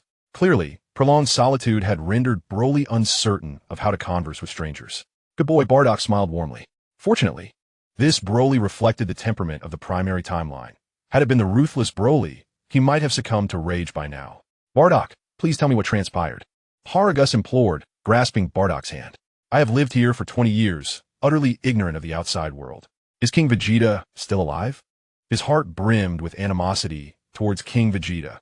Had it not been for him, they would not have endured such a wretched existence. "Paragus, before we proceed, I must ask you something," Bardock stated with utmost seriousness. "If you were given the chance to leave this planet, what would you do? Would you seek vengeance against King Vegeta?" Though Paragus was Bardock's dear friend, 2 decades had elapsed, and one could never be certain if his character had become twisted, morphing into the vengeful figure of the primary timeline who exploited his own child for revenge. Should that be the case, even their friendship would not deter Bardock from intervening. "If I could escape this place, I would undoubtedly seek retribution against King Vegeta," Paragus replied, noting Bardock's earnest demeanor. "King Vegeta has caused us to be uprooted. This grudge is irreconcilable."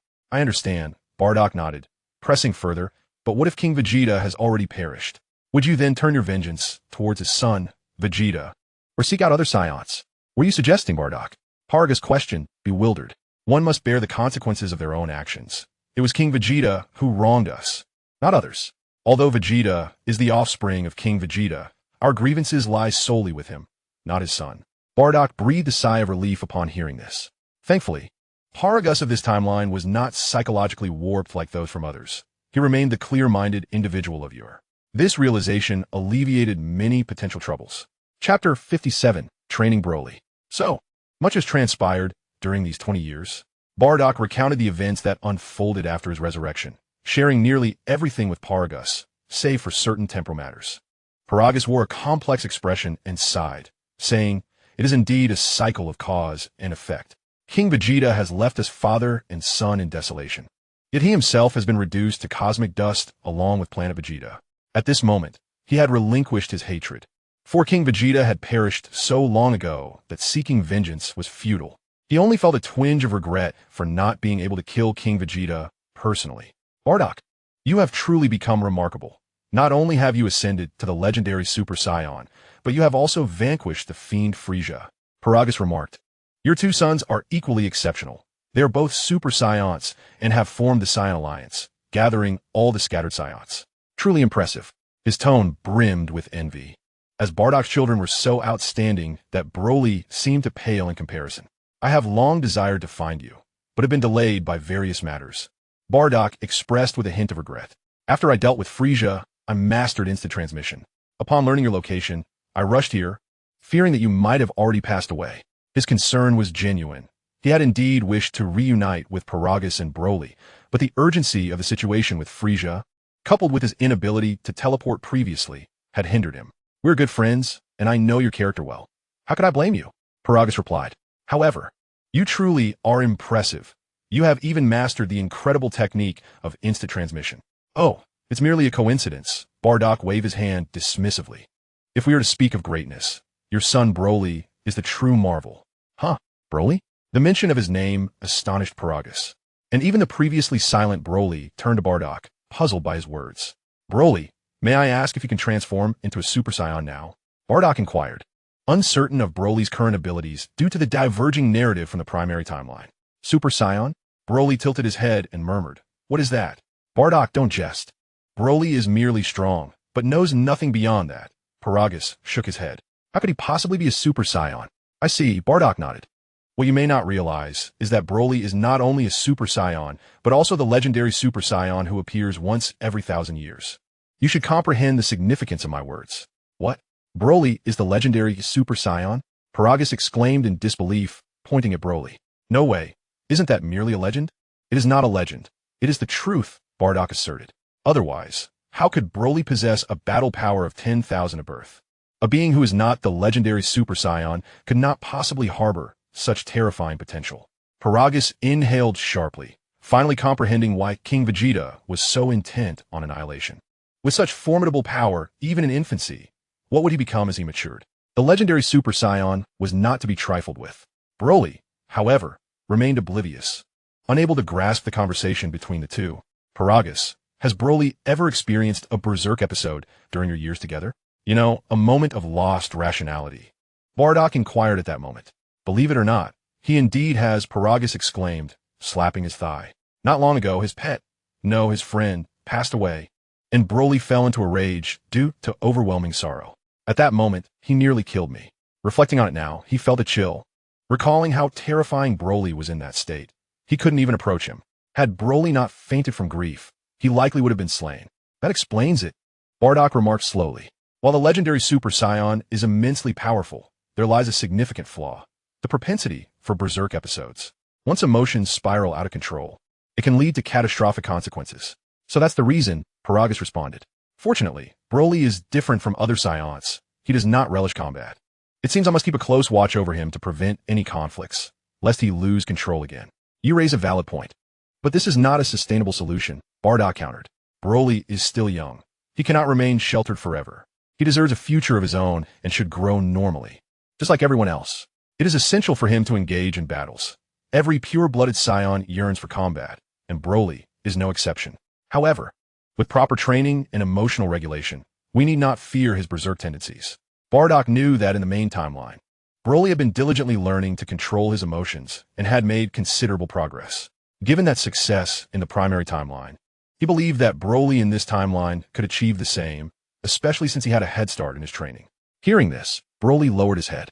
Despite his aversion to fighting, there lingered an innate desire for battle within him, one he managed to suppress effectively. Moreover, Paragus often taught him not to compete with others, which over time had buried that desire even deeper within him. Broly. Observing Broly's demeanor, Paragus recognized Bardock's insight.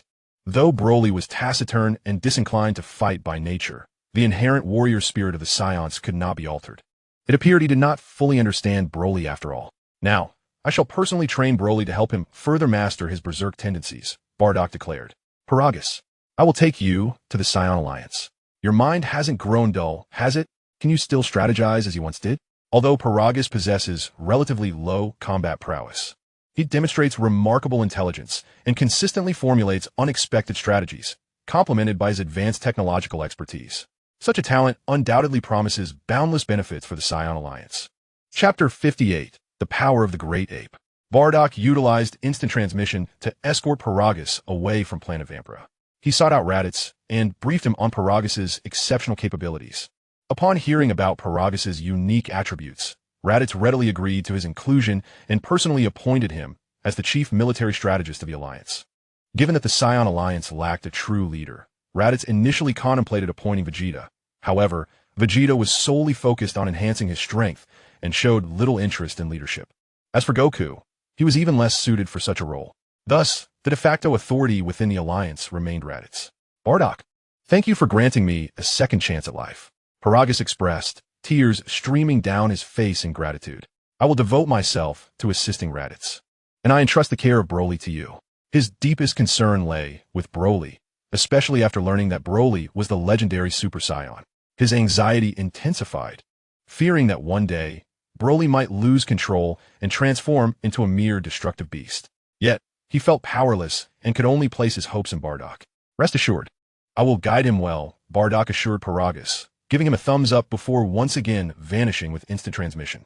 On Planet Vampira, Bardock said, Broly, before we begin training, let us ensure you're well fed. He retrieved a bounty of food from the multifunctional capsule and smiled. You haven't enjoyed a decent meal since birth. So go ahead and eat your fill. Thank you, Uncle, Broly replied, his eyes sparkling, as the enticing aroma of the food ignited his appetite.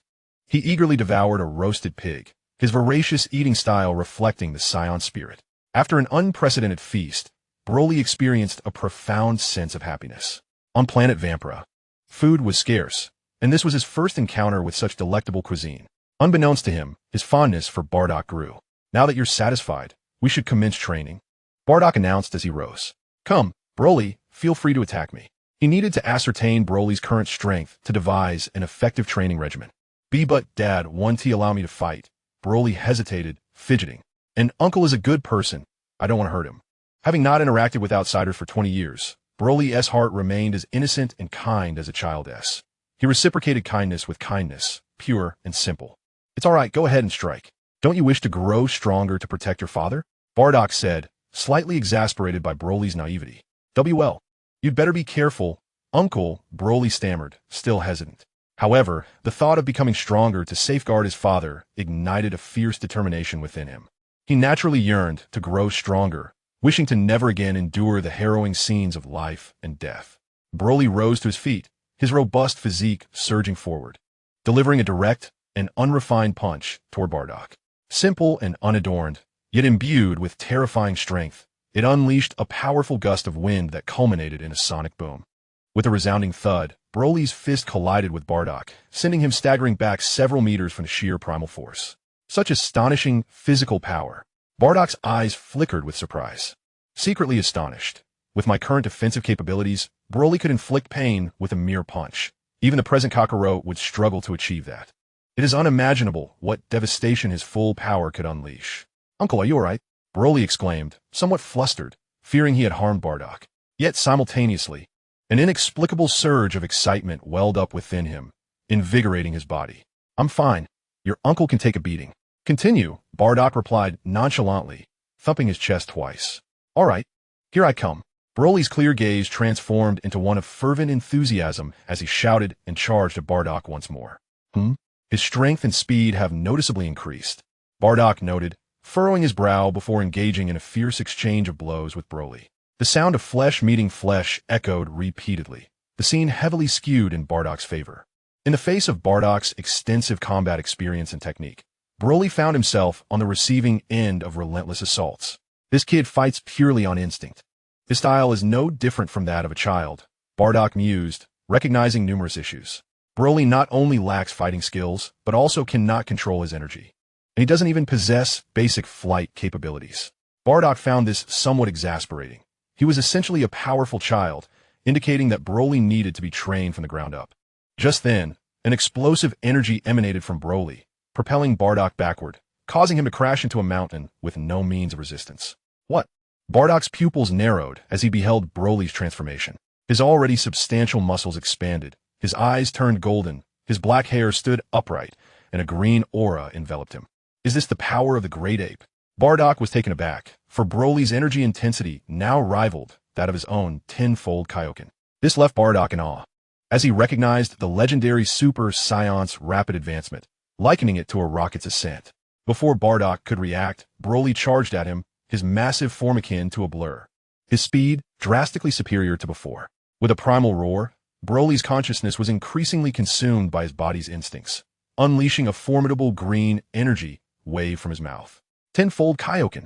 Bardock, unwilling to be careless, swiftly activated the tenfold Kaioken, simultaneously unleashing a tremendous punch. A colossal force propelled Broly's energy wave away, sending it crashing into a distant lake, obliterating it entirely. However, Broly, at this moment, resembled a furious beast, delivering one punch after another toward Bardock. This youth indeed possessed terrifying potential, not only learning and evolving rapidly during battle, but also gradually acclimatizing to the might of the great ape. Bardock seized Broly and executed a shoulder throw, sending him flying. Yet, within Bardock's heart, astonishment brewed, for Broly's power was continuously escalating with each exchange, seemingly limitless. Such an unreasonable method of enhancement could likely be attributed solely to Broly. The boy had yet to reach his limits. Bardock was determined to draw forth all of his latent abilities. With resolve, The crimson aura enveloping Bardock surged dramatically as he decisively initiated the 20-fold Kaioken.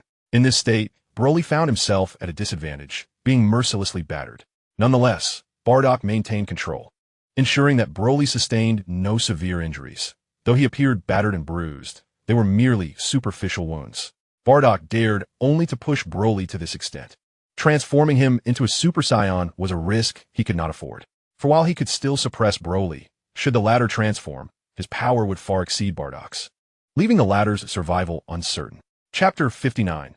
The second level of Super Saiyan, a guttural roar echoed throughout the entirety of Planet Vampa. As Broly's phantom flickered in and out of sight, his speed reaching unparalleled heights. In the face of Broly's relentless assault, Bardock could only adopt a defensive stance, each punch and kick striking him with excruciating force. As time progressed, Broly's offensive intensity escalated, his Saiyan physique gradually revealing its advantages. It was becoming untenable. In the Kaioken state, Bardock could no longer withstand the onslaught. He felt both exhilarated and astonished. His current strength had surpassed that of his initial transformation into a Super Saiyan on Namek. Yet, even so, he was firmly subdued by Broly's great ape power, making it difficult to fathom just how formidable Broly would be post-transformation into a Super Saiyan. It was likely that even a fully realized Cell would have to bow before him. No more holding back. Bardock recognized the necessity, promptly relinquishing the Kaioken state. Clenching his fists tightly, he roared, golden light radiating incessantly. With a resounding crash, Bardock transformed into a Super Saiyan, an intense, fiery aura emanating from him. Faced with this overwhelming presence, even Broly could not suppress his astonishment, being forcibly pushed back over 100 meters. He had not yet completely lost control. A modicum of rationality remained, albeit overshadowed by an overwhelming desire for battle. This was in Broly's simple mind. He could not comprehend how Bardock's hair had changed color, yet the formidable aura emanating from him was unmistakably real. Broly, behold, this is the Super Saiyan, Bardock declared, his gaze sharpening with intensity. In an instant, he appeared before Broly, executing a swift spinning kick that struck Broly's form. The impact was explosive. Bardock's speed was so overwhelming that Broly was sent hurtling several kilometers away, his massive body crashing through mountains. Even with his ironclad physique, Broly found himself momentarily at a loss, a trickle of blood escaping from the corner of his mouth. However, this was swiftly followed by an insatiable surge of battle spirit within him. His form began to transform once more, enveloped in a golden-green aura as his black irises vanished, radiating a cataclysmic energy.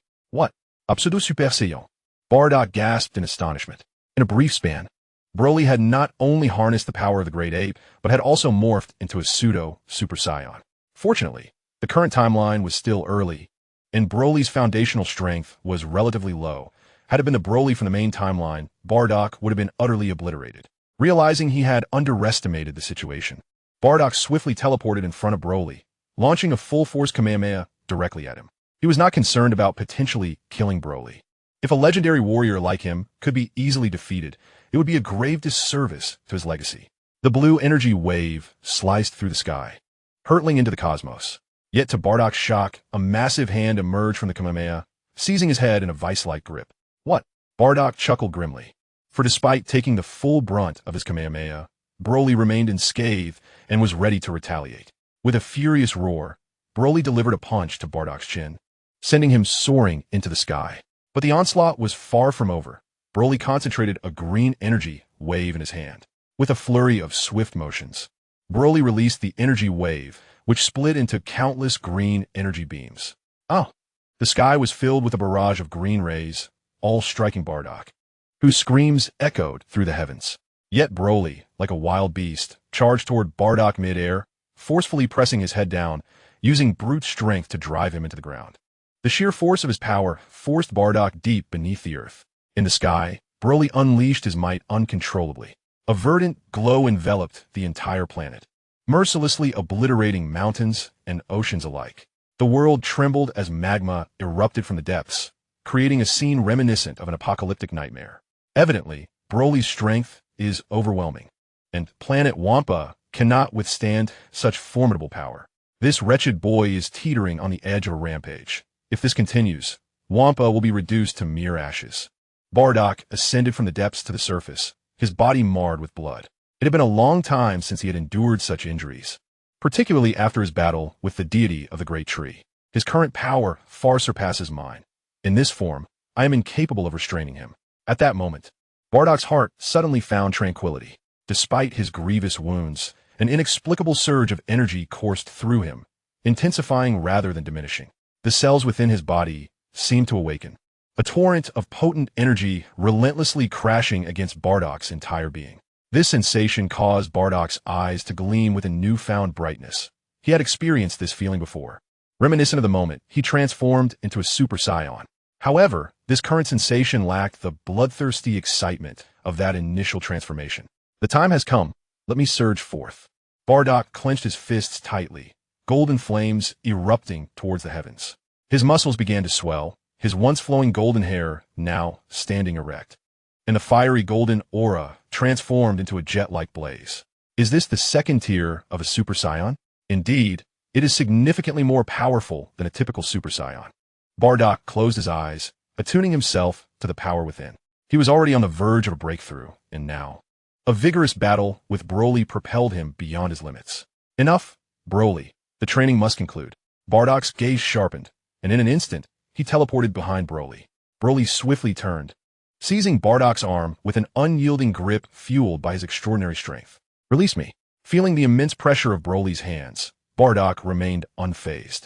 With a powerful shout, he unleashed his formidable energy, violently shaking off Broly's grip. His strength now eclipsed Broly's, albeit temporarily, as Broly would inevitably grow stronger through their conflict. Therefore, Bardock resolved to conclude this sparring session, restoring Broly's sanity in the process. As for how to achieve this, it was not a daunting task. He merely needed to incapacitate Broly. Of course, he had no intention of killing him. Just knocking him out would suffice to render Broly unable to fight, allowing him to regain his normal state. Overcoming Broly in his current state through brute force would be futile, yet Bardock was undeterred. With arms outstretched, he bellowed. Solar flare. A blinding white light illuminated the surroundings. Unfamiliar with such a technique, Broly instinctively shielded his eyes. This was precisely what Bardock awaited. He teleported behind Broly and delivered a powerful chop to his neck with all his might. The neck is a vulnerable point in the human body, and even Broly is not exempt from this, especially when struck with Bardock's full force. With a swift strike, Broly's fierce energy dissipated in an instant, his formidable presence vanishing as he collapsed to the ground with a thud. Chapter 60. 6 months later, 6 months passed in the blink of an eye. During this time, the Dragon Ball warriors each pursued their own lives. Raditz, occupied with managing the Saiyan Alliance, rarely returned to Earth. Fortunately, with the assistance of Paragus, Raditz found his burdens considerably lightened, allowing him time to train. Although Paragus had aged, his intellect remained sharp, and his many plans and strategies proved immensely beneficial to the Saiyan Alliance. In the current landscape of the Alliance, Paragus held the position of second-in-command, a role he relished, reminiscent of his younger days. Thanks to Paragus's support, Gohan returned to Earth to continue his life. The Saiyan Alliance's influence now stretched across the entirety of the Northern Galaxy. No faction, be it a rival power or cosmic marauder, dared to stir trouble within its realm. Thus, the Northern Galaxy now basked in an era of absolute peace. Goku continued his routine, tending to farm work by day and dedicating the rest of his time to training. Vegeta, on the other hand, adopted a more reclusive lifestyle, focusing solely on training, with meals and sleep as his only distractions. As for Bardock, he was busier than ever, living under the spotlight, yet he never neglected his training, standing on the precipice of becoming a Super Saiyan. Throughout these 6 months, Bardock devoted his time to training Broly. Following their last battle, Bardock had successfully transcended to the second level of Super Saiyan. Now, half a year later, he had ascended even further, achieving the third tier of Super Saiyan. However, this transformation came with significant drawbacks, preventing Bardock from utilizing it freely. He diligently worked towards mastering the full power of Super Saiyan, yet he remained a step away from complete control. He could not maintain the Super Saiyan state at all times. Only when he could sustain it in daily life would he truly embody the full power of Super Saiyan. As for Broly, the past 6 months could only be described as extraordinary. His regular strength now rivaled Bardock's, having learned to control and sense his energy, as well as mastering the art of flight. His previously sparse combat techniques had transformed him into a seasoned warrior, largely thanks to Bardock's meticulous guidance. On a peak of Mount Wanpa, Bardock gazed into the vast expanse of the cosmic night sky, a sense of solitude creeping into his heart. He thought of his wife, Jine, overwhelmed by a profound sense of regret and sorrow over her untimely death. He once contemplated resurrecting Jine using the dragon of Shinran. However, upon reflection, he realized that Jine had been deceased for over 20 years, and neither the Earth-S Shinran nor the Namekian Shinran possessed the capability to revive her. If there were any means left to bring Jine back to life, it would likely involve the Super Dragon Balls. Yet, the Super Dragon Balls are not easily attainable, and at this moment, he is incapable of retrieving them. Furthermore, utilizing the Super Dragon Balls might attract the attention of the higher deities in the universe. Currently, Bardock is unwilling to engage with such powerful beings until he has attained a certain level of strength. Master, what are you thinking about? Broly inquired, seated beside Bardock. Presently, Broly, aside from being unable to transform into a Super Saiyan, has gained control over his rampaging emotions in his great ape state. He holds Bardock in high regard and is immensely grateful for his guidance. Thanks to Bardock's training, his previously taciturn nature has become more vibrant, and in his heart, Bardock holds equal importance to him as his own father. It's nothing, merely reminiscing about the past, Bardock replied. Broly, we have lingered on this planet for quite some time. It is time for me to take you to another place for training. Another place for training? Broly queried, puzzled. Indeed, Bardock affirmed with a nod. Although you have gradually learned to control your outbursts under my tutelage, it is still not enough. If you aspire to become a Super Saiyan, you will inevitably lose control again. Hence, I intend to seek a professional to train you. Broly's tendency to rampage stems primarily from mental barriers, an area in which Bardock lacks expertise. Thus, he has resolved to find someone knowledgeable. Wherever you go, I shall follow, Broly declared without hesitation, believing that as long as he was with Bardock, it mattered not where they were. Very well, let us first visit your father, Bardock said as he stood up. It has been half a year since you last saw him. He will surely be delighted to witness your transformation. Bardock calculated the time and estimated that the androids should soon be making their appearance, necessitating his return to Earth. Bardock brought Broly to the Saiyan Alliance. The long-separated father and son naturally engaged in warm exchanges. Upon seeing Broly's newfound cheerful disposition, Paragus felt a sense of comfort and repeatedly expressed his gratitude to Bardock. Paragus, I plan to take Broly to live on Earth. I would like to hear your thoughts on this, Bardock stated. Given that Broly is Paragus's son, it is only respectful to consider his opinion. Of course, I acknowledge my limitations and cannot adequately guide Broly, Paragus readily agreed. With you mentoring him, I am at ease. Please go ahead and do visit me occasionally, old man that I am. Father, why not join me in living on Earth, as Master mentioned? Broly suggested at that moment. I shall not accompany you. You have grown up and must carve out your own path, no longer clinging to your father. Paragus gently patted Broly's head and said with a smile, Moreover, I have grown accustomed to life in the Alliance. I am quite content here, so you need not concern yourself with me. Reluctantly, Broly acquiesced to Paragus' words. Very well, we must take our leave. After bidding farewell to Paragus, Bardock led Broly towards Earth. On Earth, at the sacred temple, tranquility and serenity reigned as ever. Mr. Popo busily tended to the cleanliness of the temple, while the old Supreme, Kai, continued to observe the affairs of the lower realms. How peculiar, he mused, furrowing his brow. I have been feeling a sense of unease lately. Is there some significant event about to unfold in the lower realms? Just as the old Supreme, Kai, pondered this, two figures materialized before him. Bardock, what brings you here? The old Supreme Kai turned to see Bardock, his tone tinged with surprise. And who might this be? Upon gazing at the robust Broly, the old Supreme Kai's expression grew serious, for he sensed an overwhelming and fearsome aura emanating from the young Saiyan. This is Broly, another Saiyan, Bardock replied with a smile. He is somewhat of my disciple. May I inquire if Mr. Popo is present? Your disciple? No wonder his aura is so formidable, the old Supreme Kai acknowledged. His curiosity piqued. What business do you have with Mr. Popo? As it happens, I intend for Broly to train within the temple, Bardock explained. His situation is rather unique. To put it simply, he tends to lose control during battles. I would like to request your assistance in training him in the mastery of his mind. Mr. Popo had previously taught Goku the ways of mental cultivation, with remarkable results, and having him train Broly would be ideal. In truth, the finest mentor for such a task would undoubtedly be Whis, but at this juncture, Bardock had no access to Whis and had to settle for the next best option. I see. This is a minor matter, the old Supreme Kai responded readily, setting aside Bardock's formidable strength. He could not deny the contributions Bardock and his companions had made in saving Earth. He promptly summoned Mr. Popo and briefed him on Broly's circumstances. Is that so? Then please follow me, Mr. Popo replied, maintaining his characteristic, inscrutable demeanor. Broly, you shall reside here from now on. Bardock placed a reassuring hand on Broly's shoulder, saying, Mr. Popo and the Supreme Kai are good individuals. They will guide you diligently. Furthermore, I will also be living on Earth, so you need not worry about my absence. One thing to remember, however, until you have completely mastered your own power, under no circumstances should you engage in combat with others. Understood? I understand, Master. I will not fight with anyone, Broly replied obediently. His nature was already averse to conflict, and upon realizing his circumstances, he was even less inclined to engage in battles. For the consequences of losing control will be dire. Very well, you shall remain here. I must return home now to rest. Bardock waved goodbye to Broly, and then soared towards the direction of West City. Oh, Chi-Chi, it is indeed a challenge to see you. Upon returning to West City, Bardock was pleasantly surprised to encounter Chi-Chi. The current Chi-Chi had undergone a remarkable transformation. Her hair was elegantly styled, her face adorned with subtle makeup, and she wore an expensive-looking professional outfit. Her entire demeanor radiated an aura of sophistication, resembling that of a formidable CEO.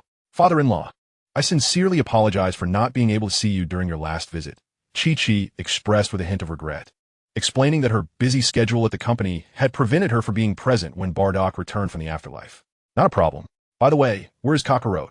Why isn't he at home? Bardock inquired, gesturing dismissively. Goku is out. Goten is preparing to start middle school, and I asked him to accompany Goten for enrollment. Kiki replied, Witazmaid. Goten, now 12, was indeed at the right age for middle school, and despite his extraordinary academic prowess, he didn't neglect his studies. Is Kakarot up to the task? Bardock chuckled, then sensed Goku's energy before bidding Chi-Chi farewell and vanishing from sight. Chi-Chi had grown accustomed to Bardock's sudden departures. Now that her business was on track, she no longer needed to be hands-on, granting her ample free time. Goten, haven't you already mastered your university coursework? Why continue studying? Goku casually remarked as he strolled through the bustling streets. Dad, well, you have a point. I'm still a child, and naturally, I need to attend school, Goten replied. Though he enjoyed fighting and displayed fierce determination, he was not willing to abandon his education. Suddenly, a figure appeared out of thin air. Hey, Dad, what brings you back? Goku exclaimed, startled. Then couldn't contain his excitement. I heard from my brother that you went to find Broly. Did you succeed? Is he as formidable as they say? Goten joyfully called out to his grandfather, though he felt a rush of astonishment at Bardock's energy, which had deepened considerably since 6 months prior. I found him. He is currently training at the God Realm, Bardock replied. Kakarot, I know what you're thinking, but refrain from confronting Broly just yet. He has not fully mastered his power. Huh? What a pity. I was looking forward to a match with him. Goku lamented, as he had often daydreamed about battling the legendary Super Saiyan over the past 6 months, only to have his opportunity dashed, leaving him filled with regret. Just then, an explosion erupted in the street, sending the surrounding crowd into a frenzy of screams and chaos. The once vibrant thoroughfare devolved into disarray. What's going on? Bardock furrowed his brow, exchanging a glance with Goku. The two quickly ascended towards the source of the explosion, with Goten closely following. At the heart of the bustling district, cars lay haphazardly, the street was riddled with potholes, and numerous injured civilians were strewn about. Beside the street stood 3 individuals clad in peculiar attire. At the forefront was a man donning a cap, accompanied by a shorter figure wearing a hat and grasping a bottle filled with an unknown substance, and a robust man with bulging muscles and a long braid. Did they instigate this? Goku floated in mid-air, his expression tinged with confusion, as he remarked, strange. I cannot sense their energy. Grandpa, could it be that they are? Gohan's face turned serious as he contemplated. They are androids, Bardock interjected, somewhat astonished. They're the creations of Dr. Gero, specifically androids 13, 14, and 15. He felt a sense of surprise within, for the androids before him were distinctly different from those in the primary timeline. According to the timeline of the main universe, it should have been Dr. Gero and Android 19 who first sought out Goku, yet now it was 13 and his companions who had emerged first. A palpable sense of disorder in the flow of time and space enveloped the surroundings. Bardock closed his eyes, attuning himself to the fluctuations of time and space. A skill he had developed through rigorous training, albeit still limited compared to the higher deities who could perceive the entirety of the universe. Although each timeline's development varied, Any disruption in the flow of time and space necessitated rectification. If left unchecked, it might seem inconsequential in the short term, but over time, unforeseen consequences could arise. Having identified his target, Goku and Gohan, Android 15 fixed his gaze upon them in the sky, discarding a drink resembling gasoline, and unleashed a barrage of energy blasts toward Goku and Gohan. Chapter 62, Vegeta's Moment of Glory. The energy blasts surged upward from the ground, rapidly closing in on Goku and Gohan. Even Bardock found himself within the attack's range. With an expression of indifference, Bardock effortlessly swatted the energy blasts aside. Among these three androids from the primary timeline, the strongest was Android 13, yet he was no match for Goku in his Super Saiyan form. As for androids 14 and 15, they were only slightly stronger than Vegeta and Trunks in their normal states. The threat they posed was minimal. The only one to be wary of was Super 13. "Hey, you lot, if you seek vengeance, come at me," Goku proclaimed loudly. "Do not harm the innocent." The three androids ascended into the sky, encircling Goku and his companions. Android 13 sneered, "Fighting race of Saiyans, today marks your demise. If you wish to battle, follow me," Goku declared, glancing at the terrified crowd below. In a flash, he transformed into a streak of light and soared away to a distant locale. Engaging in combat in a bustling city would inevitably endanger the innocent. Gohan and Bardock followed closely behind. "Wherever you fight, it will make no difference. You will still meet your end," Android 13 remarked nonchalantly as the three androids pursued Goku. After flying a considerable distance away from the crowded streets, Goku and his companions arrived at a desolate, icy expanse. The temperature here is frigid, and the desolate surroundings are perfectly suited for battle. "Very well, let us commence here." Goku descends from the sky, his gaze alert as he observes the three androids. Gohan is also ready for combat, while Bardock appears quite relaxed, seated upon a block of ice, seemingly content to spectate rather than engage. These adversaries are manageable for Goku and his companions. Bardock would only intervene in dire circumstances. He certainly wouldn't sully his hands with the likes of these weaklings. Suddenly, two figures materialize upon the icy expanse. Vegeta and Piccolo. "What brings you here?" Goku is momentarily taken aback upon seeing them. Kakarot, do not think you can steal the spotlight." Vegeta crosses his arms, remarking coldly, "Are these three indeed the 17th and 18th? They are unmistakably androids, devoid of any energy signature." Piccolo and Vegeta, sensing Goku's energy fluctuations, swiftly deduced the presence of androids and hastened to investigate. "Wait, they do not appear to be the 17th and 18th. Piccolo's cape billows in the wind, his expression grave as he states, "Bardock once mentioned that the 17th and 18th are a young boy and girl. It is evident that these three are not them." After years of rigorous training, Piccolo has become extraordinarily powerful. Without transforming into Super Saiyans, Goku and Vegeta would be no match for him. "Truly, Piccolo possesses a sharp intellect." At this moment, Bardock interjects. "They are indeed not the 17th and 18th. These three misfits are the 13th, 14th, and 15th. Bang. Just as Bardock finishes speaking, a red energy sphere hurtles toward them. "Who are you to dismiss us as misfits?" The 13th android's gaze is icy, his heart brimming with malice. This individual bears a striking resemblance to Goku, yet his data is absent from the database, indicating a significant oversight in Dr. Gero's research. Bardock nonchalantly swats the energy blast aside, taunting, "I am Bardock, the father of Goku. I advise you to remain focused, lest you forfeit your lives." "Goku's father." The 13th android is taken aback, but before he can react, a powerful fist strikes him squarely on the cheek. He is sent flying, his body skimming across the ground, his cap lost to the wind. You truly underestimate me, Prince Vegeta." Vegeta clenches his fist, a trademark confident smile gracing his lips. "Hey, Vegeta, don't steal my opponent. He is here for me, not you." Goku protests, displeased by Vegeta's lack of sportsmanship. "Get out of my way.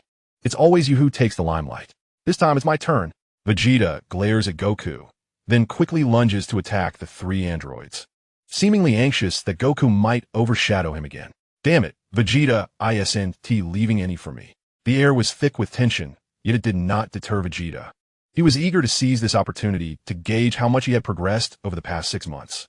"Let be, old son," Piccolo said with a resigned smile, patting Goku on the shoulder. Since becoming a Super Saiyan, that fellow Vegeta hasn't won a single match. He must have been bottling up his frustrations for quite some time. Let him unleash them now. Indeed, on Namek. Vegeta had either been mercilessly beaten by Zarbin or swiftly defeated by Frieza. After finally achieving the Super Saiyan transformation, he remained evenly matched with Goku, having never won a battle. Consequently, Vegeta's offense was unprecedentedly fierce. He faced 3 androids, forcing them to retreat under the pressure of his overwhelming aura, which shattered the surrounding glaciers. What is happening? The data must be erroneous. Vegeta's power far exceeds the recorded figures. Number 13, while parrying Vegeta's strikes, felt a wave of alarm wash over him. According to the records, Vegeta was not supposed to possess such formidable strength. He could still withstand Vegeta's onslaught. But numbers 14 and 15 were far less fortunate. Weaker than number 13, they found it exceedingly difficult to defend against Vegeta's every blow, each strike imbued with tremendous power. That guy Vegeta has significantly increased his prowess, Bardock thought to himself, nodding in acknowledgement. Vegeta's current strength was nearing the threshold of a Super Saiyan's limits. With a resounding barrage, Vegeta unleashed countless energy blasts from his hands. Number 13 evaded with agility, but numbers 14 and 15 were not so lucky. They were battered by Vegeta's relentless assault, their components scattering in disarray. This was merely Vegeta's base level of power. Hey, your 2 scrap metal companions are finished, Vegeta declared with audacious arrogance. Hurry and summon numbers 17 and 18. You're not enough. What? Numbers 17 and 18. Upon hearing this, number 13's expression darkened. He knew that their strength surpassed his own, yet he never considered himself weak. It was merely that Dr. Gero favored them. He despised any mention of the 2 in his presence. Are you seeking death? Number 13 seethed with rage, tearing off his clothing before launching himself at Vegeta like a cannonball. His speed significantly increased. Bang! Number 13 collided with Vegeta, sending him flying and blood gushing from his nose as he crashed into the icy river below. Swoosh! Enraged, number 13 dove into the frigid waters, disregarding the extreme cold. And within moments, he caught up to Vegeta. Grabbing him by the foot, he hurled him violently onto the stones beneath the icy surface. Puff! Vegeta, dazed from the impact, gritted his teeth and retaliated with a powerful energy blast. Number 13 was taken aback, swiftly sidestepping to evade the attack, while Vegeta seized the opportunity to deliver a powerful kick that sent him crashing onto the surface of the water, promptly following suit. Though the Saiyans are undeniably formidable, they possess certain physical limitations, such as their inability to survive in the vacuum of space or engage in protracted combat underwater. You possess a modicum of skill, Vegeta remarked, wiping the blood from his nose, his gaze suddenly sharp and cold. In your current state, it seems I may struggle to eliminate you. Nonetheless, allow me to demonstrate the true essence of terror. With a thunderous proclamation, Vegeta radiated a golden light. The brilliance illuminated the entire icy expanse, and his overwhelming aura shattered the glaciers around him. What? What is this? Number 13's eyes widened in disbelief. Why has Vegeta suddenly transformed with golden hair? This transformation signifies the emergence of the Super Saiyan. Vegeta charged downward, his potent energy swirling around him, moving with such velocity that he was nearly imperceptible. In an instant, number 13 found himself bombarded by a flurry of punches, his body crashing into the ground and creating a profound indentation. His right arm lay severed, revealing intricate mechanical components within. Clearly, in the face of the Super Saiyan, number 13 stood no chance. You are finished, Vegeta declared, slowly approaching number 13, his palm raised against him. Return to that so-called Dr. Gero and tell him to be more astute. I shall kill him on sight. Do you think you have triumphed? Number 13 suddenly erupted into a frenzy, using every ounce of strength to push Vegeta away, a crimson glow emanating from his body. In an astonishing turn of events, the scattered parts of androids 14 and 15 began to soar towards him, merging seamlessly with number 13. With a resounding crash, a flash of red light enveloped him, and his form underwent a dramatic transformation. His previously slender physique morphed into that of a muscular behemoth, his clothing stretched taut over his bulging muscles, skin turning a deep blue, and hair standing on end, exuding an aura of intimidation. What? This creature has absorbed those 2 androids? Vegeta instinctively shielded his eyes, overwhelmed by a sense of shock. Although he could not sense the energy of Super 13, an unmistakable feeling of threat permeated his being, an instinct born from the essence of the Super Saiyan. Simultaneously, in Dr. Gero's laboratory, the battle between Vegeta and Super 13 was being broadcast on a vast screen. What is happening with Vegeta? I thought Saiyans could only transform into great apes? Dr. Gero, pale and astonished, remarked, to think a single individual could force number 13 to this extent. Dr. Gero's investigations into Goku and the other Dragon Ball warriors had only reached the point of Vegeta and Nappa's arrival on Earth. He remained oblivious to the battles on planet Namek. Thus, he was unaware of the existence of the Super Saiyan. Dr. Gero, although your scientific prowess is commendable, your intelligence gathering leaves much to be desired. Dr. Mew, stroking his beard, remarked, this is a transformation of the Saiyans known as the Super Saiyan, which can also be interpreted as a cellular evolution. While Dr. Mew was deeply engrossed in scientific research, he was far more cunning and meticulous than Dr. Glow, having thoroughly investigated the Saiyan's secrets long ago. Super Saiyan, Dr. Glow exclaimed in astonishment. It appears I have underestimated them. At this rate, even Son Goku might transform into a Super Saiyan, which diminishes Super 13's chances of victory. Let us observe for now. I have already dispatched Hell 17, Dr. Mew calculated. Should Super 13 falter, Hell 17 will intervene to rescue him. Oh, Dr. Mew, how fortunate it is to have you by my side. When it comes to strategizing, I am indeed no match for you. Dr. Glow felt a sense of gratitude towards Dr. Mew, for they shared a common goal in Dr. Mew had assisted him greatly in numerous matters. Vegeta. Unlike in the primary timeline, Super 13 was not merely a fighter of destruction, but retained his intellect. His form flickered through the air with astonishing speed, surpassing Vegeta effortlessly. With a resounding thud, a fist the size of a basketball struck Vegeta's arm. Vegeta's eyes widened in shock as he sensed an overwhelming force approaching. He could not help but scream as his body was sent flying like a cannonball. Vegeta. Witnessing this, Goku quickly utilized instant transmission to reach Vegeta's side, catching him as he was propelled away. Damn it, Kakarot, stay out of my way. I will kill that guy. Vegeta struggled free from Goku's grasp, his expression twisted with rage. Without a moment's hesitation, he surged with golden energy, transforming into a brilliant flash as he charged towards Super 13. Vegeta, no, your current strength is not enough, Goku exclaimed anxiously, realizing that Super 13's power far exceeded Vegeta's. Engaging in a solo battle would be tantamount to seeking death. He swiftly transformed into a Super Saiyan and rushed to support Vegeta. Beside them, Piccolo and Gohan recognized the urgency and joined the fray. The combination of two Super Saiyans, one rivaling a Super Saiyan and a hybrid Saiyan with extraordinary talent, presented a formidable lineup. Even Super 13 would not dare to underestimate them. Energy blasts filled the air as Piccolo unleashed a barrage of ki blasts, releasing them with seemingly endless ferocity. Yet, none found their mark, much to Vegeta's dissatisfaction. Hey Piccolo, are you nearsighted? With aim like that, have you been training on a dog? Just as he finished speaking, Super 13 struck him with a slap, sending him plummeting into the icy depths below. Gohan glanced at Piccolo, understanding that Piccolo was not recklessly firing those energy blasts. They had developed a profound synergy, communicating their intentions with merely a glance. Gohan deftly utilized his speed to incessantly disrupt Super 13, fully aware that in terms of sheer power, he could not hope to match the formidable foe. Thus, he resolved to play the role of a supportive fighter. As Gohan persistently harassed Super 13, coupled with Goku's relentless assault, the latter found himself in a most disheveled state. Super 13 contemplated ignoring Goku momentarily to eliminate the bothersome Gohan, who was akin to a pesky fly, but Goku afforded him no such opportunity. A moment's distraction would result in a fierce onslaught. Step aside, Goku Gohan, boomed Piccolo from below, urgently alerting them. Chapter 64, Hell S-17th.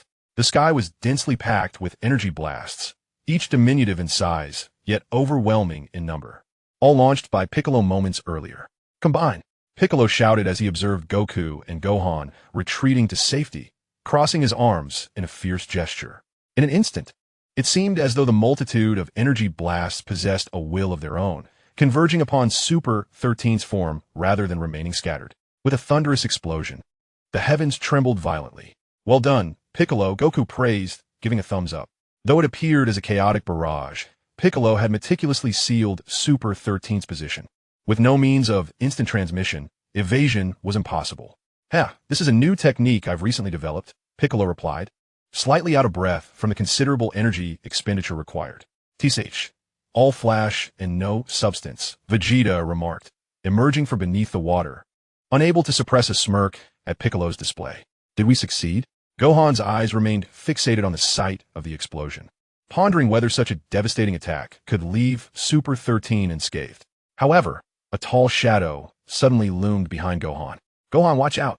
Piccolo and Goku exclaimed in alarm. But it was too late. Super 13 delivered a powerful punch to Gohan's back, sending him soaring into the air with a swift kick. "Die, you little brat." Super 13's chest glowed ominously as a massive red energy sphere formed instantaneously, hurtling towards Gohan with ferocity. Consumed by hatred for Gohan, who had just orchestrated a string of sneak attacks, Super 13 relished the chance to retaliate. "Damn it!" Piccolo exclaimed, frantically accelerating towards Gohan, while Goku prepared to teleport. Yet he was a heartbeat too slow. Bardock intervened, instantaneously transporting himself before Gohan, transforming into a Super Saiyan in the blink of an eye, and with a single hand. He shattered Super 13's attack. What? Both Super 13 and Goku's group stood in stunned disbelief. The power of that energy sphere had been terrifying, Goku reflected, knowing he would have been incapable of withstanding it had he attempted to absorb the blow. Yet, astonishingly, Bardock was able to crush that energy blast with merely a hand. What a terrifying display of power. That accursed Bardock, his strength evidently surpassed that of a Super Saiyan. Damn him. Vegeta gritted his teeth in frustration. Bardock's aura now far exceeded his own. This indicated that the opponent had transcended the limits of a Super Saiyan, once again surpassing him. Gohan refrained from intervening. "This level of combat is beyond your capabilities." Bardock caught Gohan and swiftly brought him to the ground. Although Gohan had made significant progress in strength, he had yet to transform into a Super Saiyan, and this level of battle was not something he could partake in at present. "Grandpa, thank you for saving me," Gohan said, his energy faint and clearly injured, having endured a full force attack from Super 13. It was remarkable that he had not perished on the spot. "It's all right. Here, consume this Senza bean and you'll recover," Bardock said, producing a Senza bean for Gohan to eat. In an instant, Gohan was revitalized. "Kakarot, Vegeta, Piccolo." Bardock then declared, "We must dispatch this foe swiftly, or I will take matters into my own hands." "What? That cannot happen," Goku and Vegeta exclaimed in alarm. If Bardock were to intervene, their roles would be utterly diminished. In a moment of desperation, Goku and Vegeta unleashed their full power. Two beams of golden light radiating like the sun. At that instant, they elevated their auras to their zenith, and Piccolo, not to be outdone, released his energy fully. Kamehameha. Final flash. Special beam cannon. 3 waves of varying colors roared forth like enraged dragons, their explosive energy reverberating across the land. What? Faced with the trio's full-on assault, Super 13's visage betrayed his fear. He sensed a dire threat looming. He attempted to evade, but the distance was too short. There was no escape. Super 13 hastily unleashed a protective shield, yet shattered within mere seconds. At this point, Super 13 truly panicked, but panic was futile. In the next moment, his colossal form was engulfed by the 3 energy waves. Following a cataclysmic explosion, Super 13 lay motionless on the ground, shrouded in black smoke, with fiery mechanical parts raining down around him. However, his chest still heaved slightly, indicating he had not yet met his end. "He is still alive."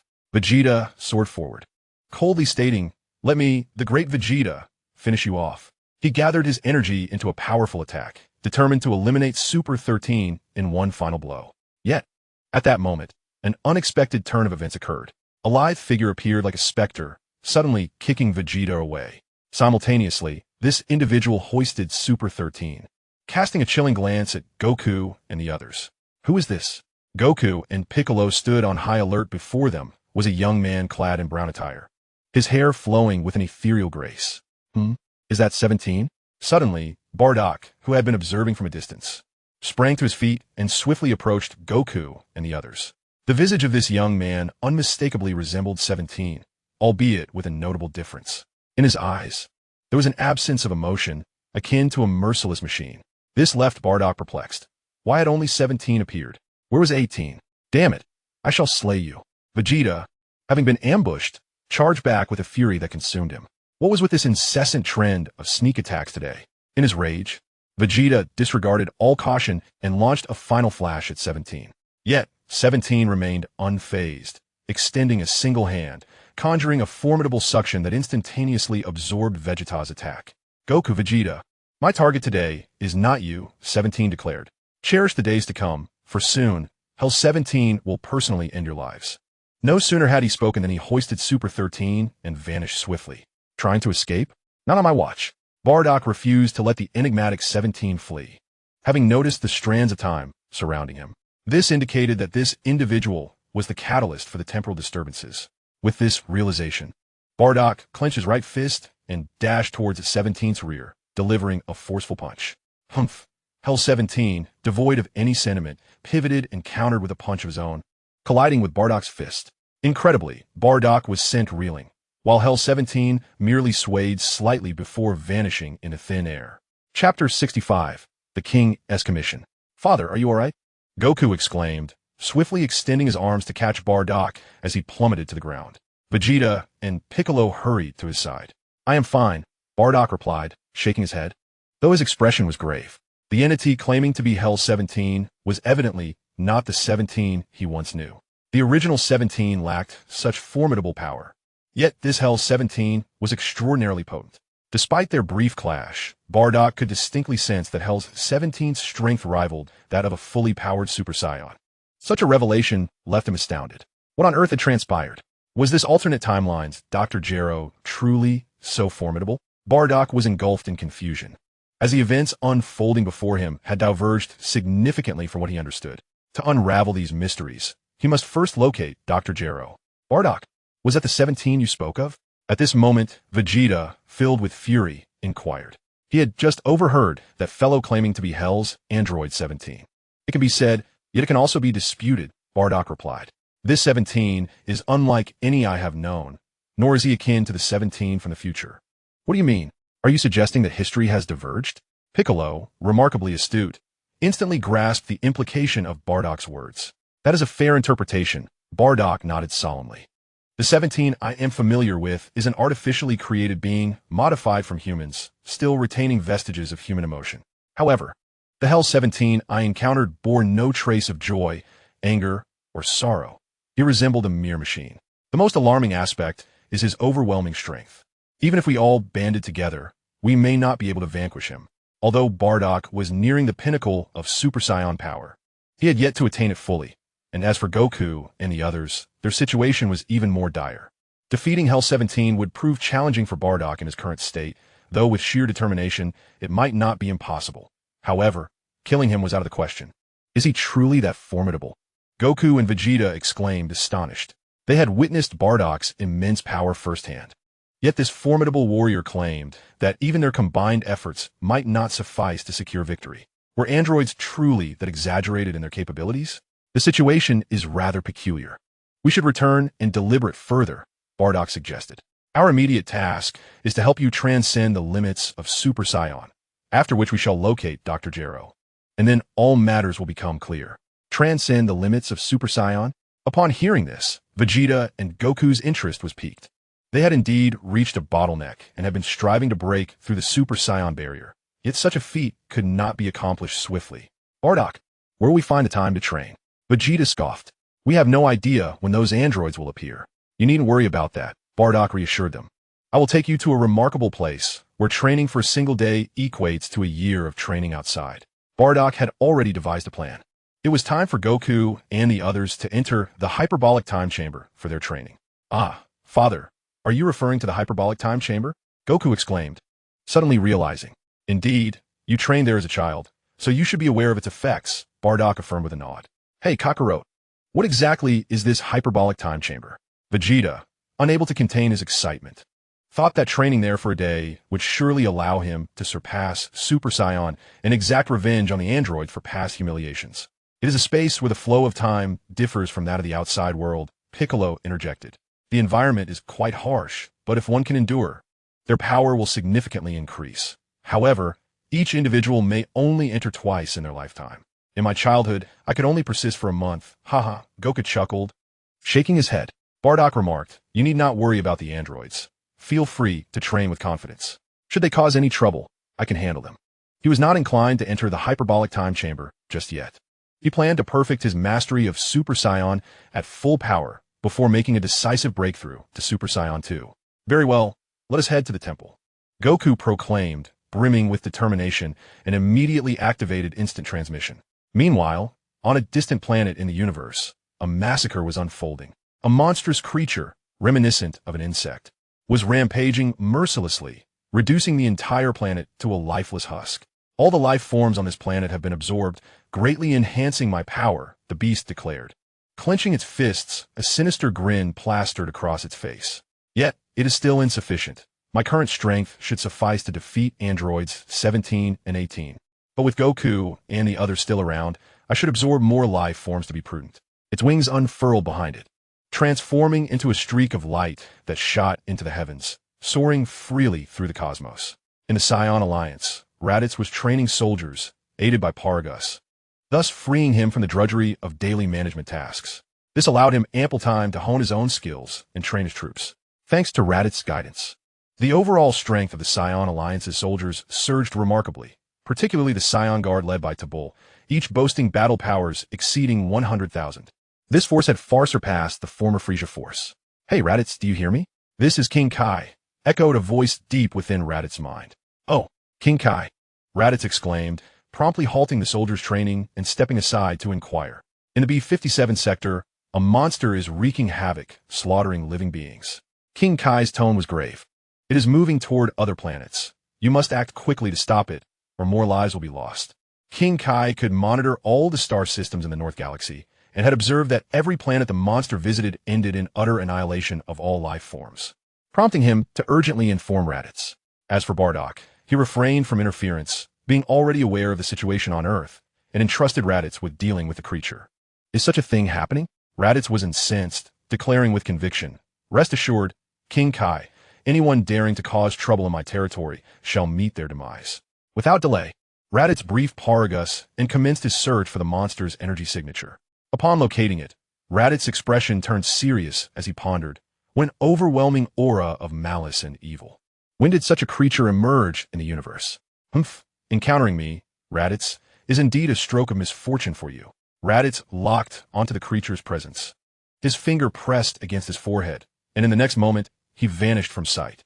Chapter 66. The Betrayal of Dr. Gero. In Dr. Gero's laboratory, Hell 17 laid the gravely injured Super 13 upon the ground, and then silently stood in the corner. Beside Hell 17 stood a strikingly beautiful young woman, Hell 18, a creation of Dr. Mew. Her strength was on par with that of Hell 17. "Dr. Gero, how do you intend to deal with Super 13? Dr. Mew inquired, her gaze shimmering with intrigue as she looked at the barely alive Super 13. "Let me examine him," Dr. Gero said, crouching down to inspect Super 13's body. His brow furrowed deeper as he spoke solemnly. "Most of the components on him have been destroyed, but fortunately, the core chip remains intact. It can still be repaired. Super 13 was one of his most cherished creations, and he could not bear to see it destroyed. Dr. Gero, I recall you once mentioned that Super 13's chip can absorb other androids. Is that not true?" Dr. Mew suddenly interjected. "Ah, yes. But why do you bring that up now?" Dr. Gero responded, perplexed by her sudden inquiry. "Rather than repairing this worthless scrap, it would be more prudent to dismantle Super 13's chip and install it in Hell 17 and Hell 18, Dr. Mew suggested ominously. "Absolutely not." Dr. Gero's words were cut short as a delicate hand pierced through his chest. He did not die immediately but stared wide-eyed at Hell 18, who had ambushed him from behind. "Mew, too!" Dr. Gero gasped in terror, recognizing that the two Hell androids followed only Dr. Mew's commands. Was she truly going to kill him? "Enough of this game we've played together. It has gone on long enough," Dr. Mew said, slowly approaching him with a sinister smile. "Did you really believe I wanted to collaborate with you? How naive. My ambition is to conquer the entire universe, and it is far more than simply eliminating Son Goku. Additionally, I must express my gratitude. Without your technology, I could not have created the Hell androids. As for you, your usefulness has come to an end. How despicable, you scoundrel." Dr. Gero glared in fury, realizing he had been deceived. The notion of a shared goal and brotherhood was nothing but a ruse. He felt utterly foolish. Yet, there was no time for regret. Hell 17 delivered a fatal kick, severing Dr. Gero's head from his body, then crushing it beneath his foot. History has a remarkable way of repeating itself. The Dr. Gero of the primary timeline met his demise at the hands of the 17 he created, and now, in this timeline, the same fate befell Dr. Gero, albeit at the hands of an enhanced version of Hell 17. "Doctor, what shall we do next?" Should we proceed to eliminate Son Goku and his companions? Hell 17 asked respectfully, standing at attention. Lacking any human emotions, both Hell 17 and Hell 18 would execute Dr. Mew's orders without resistance. Do not rush. The Saiyans are not to be feared. Dr. Mew picked up 3 remote controls from the table and remarked, these 2 must be the activation devices for androids 16, 17, and 18. Their perpetual energy cores are crucial components that you lack. Doctor, do you intend for us to absorb Dr. Gero's androids? Inquired Hell 18 at that moment. Although they are devoid of emotions, in all other aspects they are indistinguishable from humans. They are capable of thought, and their intellect is unparalleled. This is the remarkable aspect of Dr. Mew. His creations are nothing short of perfection. Haha, not just yet. I will first transfer the chip of Super 13 to you, Dr. Mew said with a sinister grin. As for Gero's 3 androids, I have grander plans. Doctor, what do you intend to do? The 2 androids were perplexed by Dr. Mew's scheme. ISNT Dr. Gero, always boasting about the strength of the perfect cell. Dr. Mew stroked his beard. I shall keep these 2 androids for Cell to absorb. If my estimations are correct, once you absorb Super 13, your strength will increase. And then, when you absorb the perfect cell, you shall become invincible. Though Dr. Mew is cunning and devious, his excessive arrogance may lead to his downfall. He will one day regret his pride. On Earth, at the sacred temple, Broly was training under Mr. Popo, but suddenly he opened his eyes. Master has arrived, along with several other powerful presences. Broly stood up and apologetically addressed Mr. Popo. Mr. Popo, may I go meet my master? Despite having just parted, Broly ceased his training the moment Bardock appeared, revealing his profound dependence on Bardock. Go ahead, but afterward, you must clear your mind and focus on your training. Mr. Popo did not hinder him, as the training had only just begun and a pause would not be detrimental. Thank you, Mr. Popo. Broly expressed his gratitude politely. Then in an instant, he appeared outside the temple. Oh, Broly, weren't you training with Mr. Popo? Why did you suddenly come out? Bardock observed with slight amusement. This boy truly clung to him. Is this the legendary Super Saiyan? Goku Vegeta? And the others gazed at Broly with keen interest.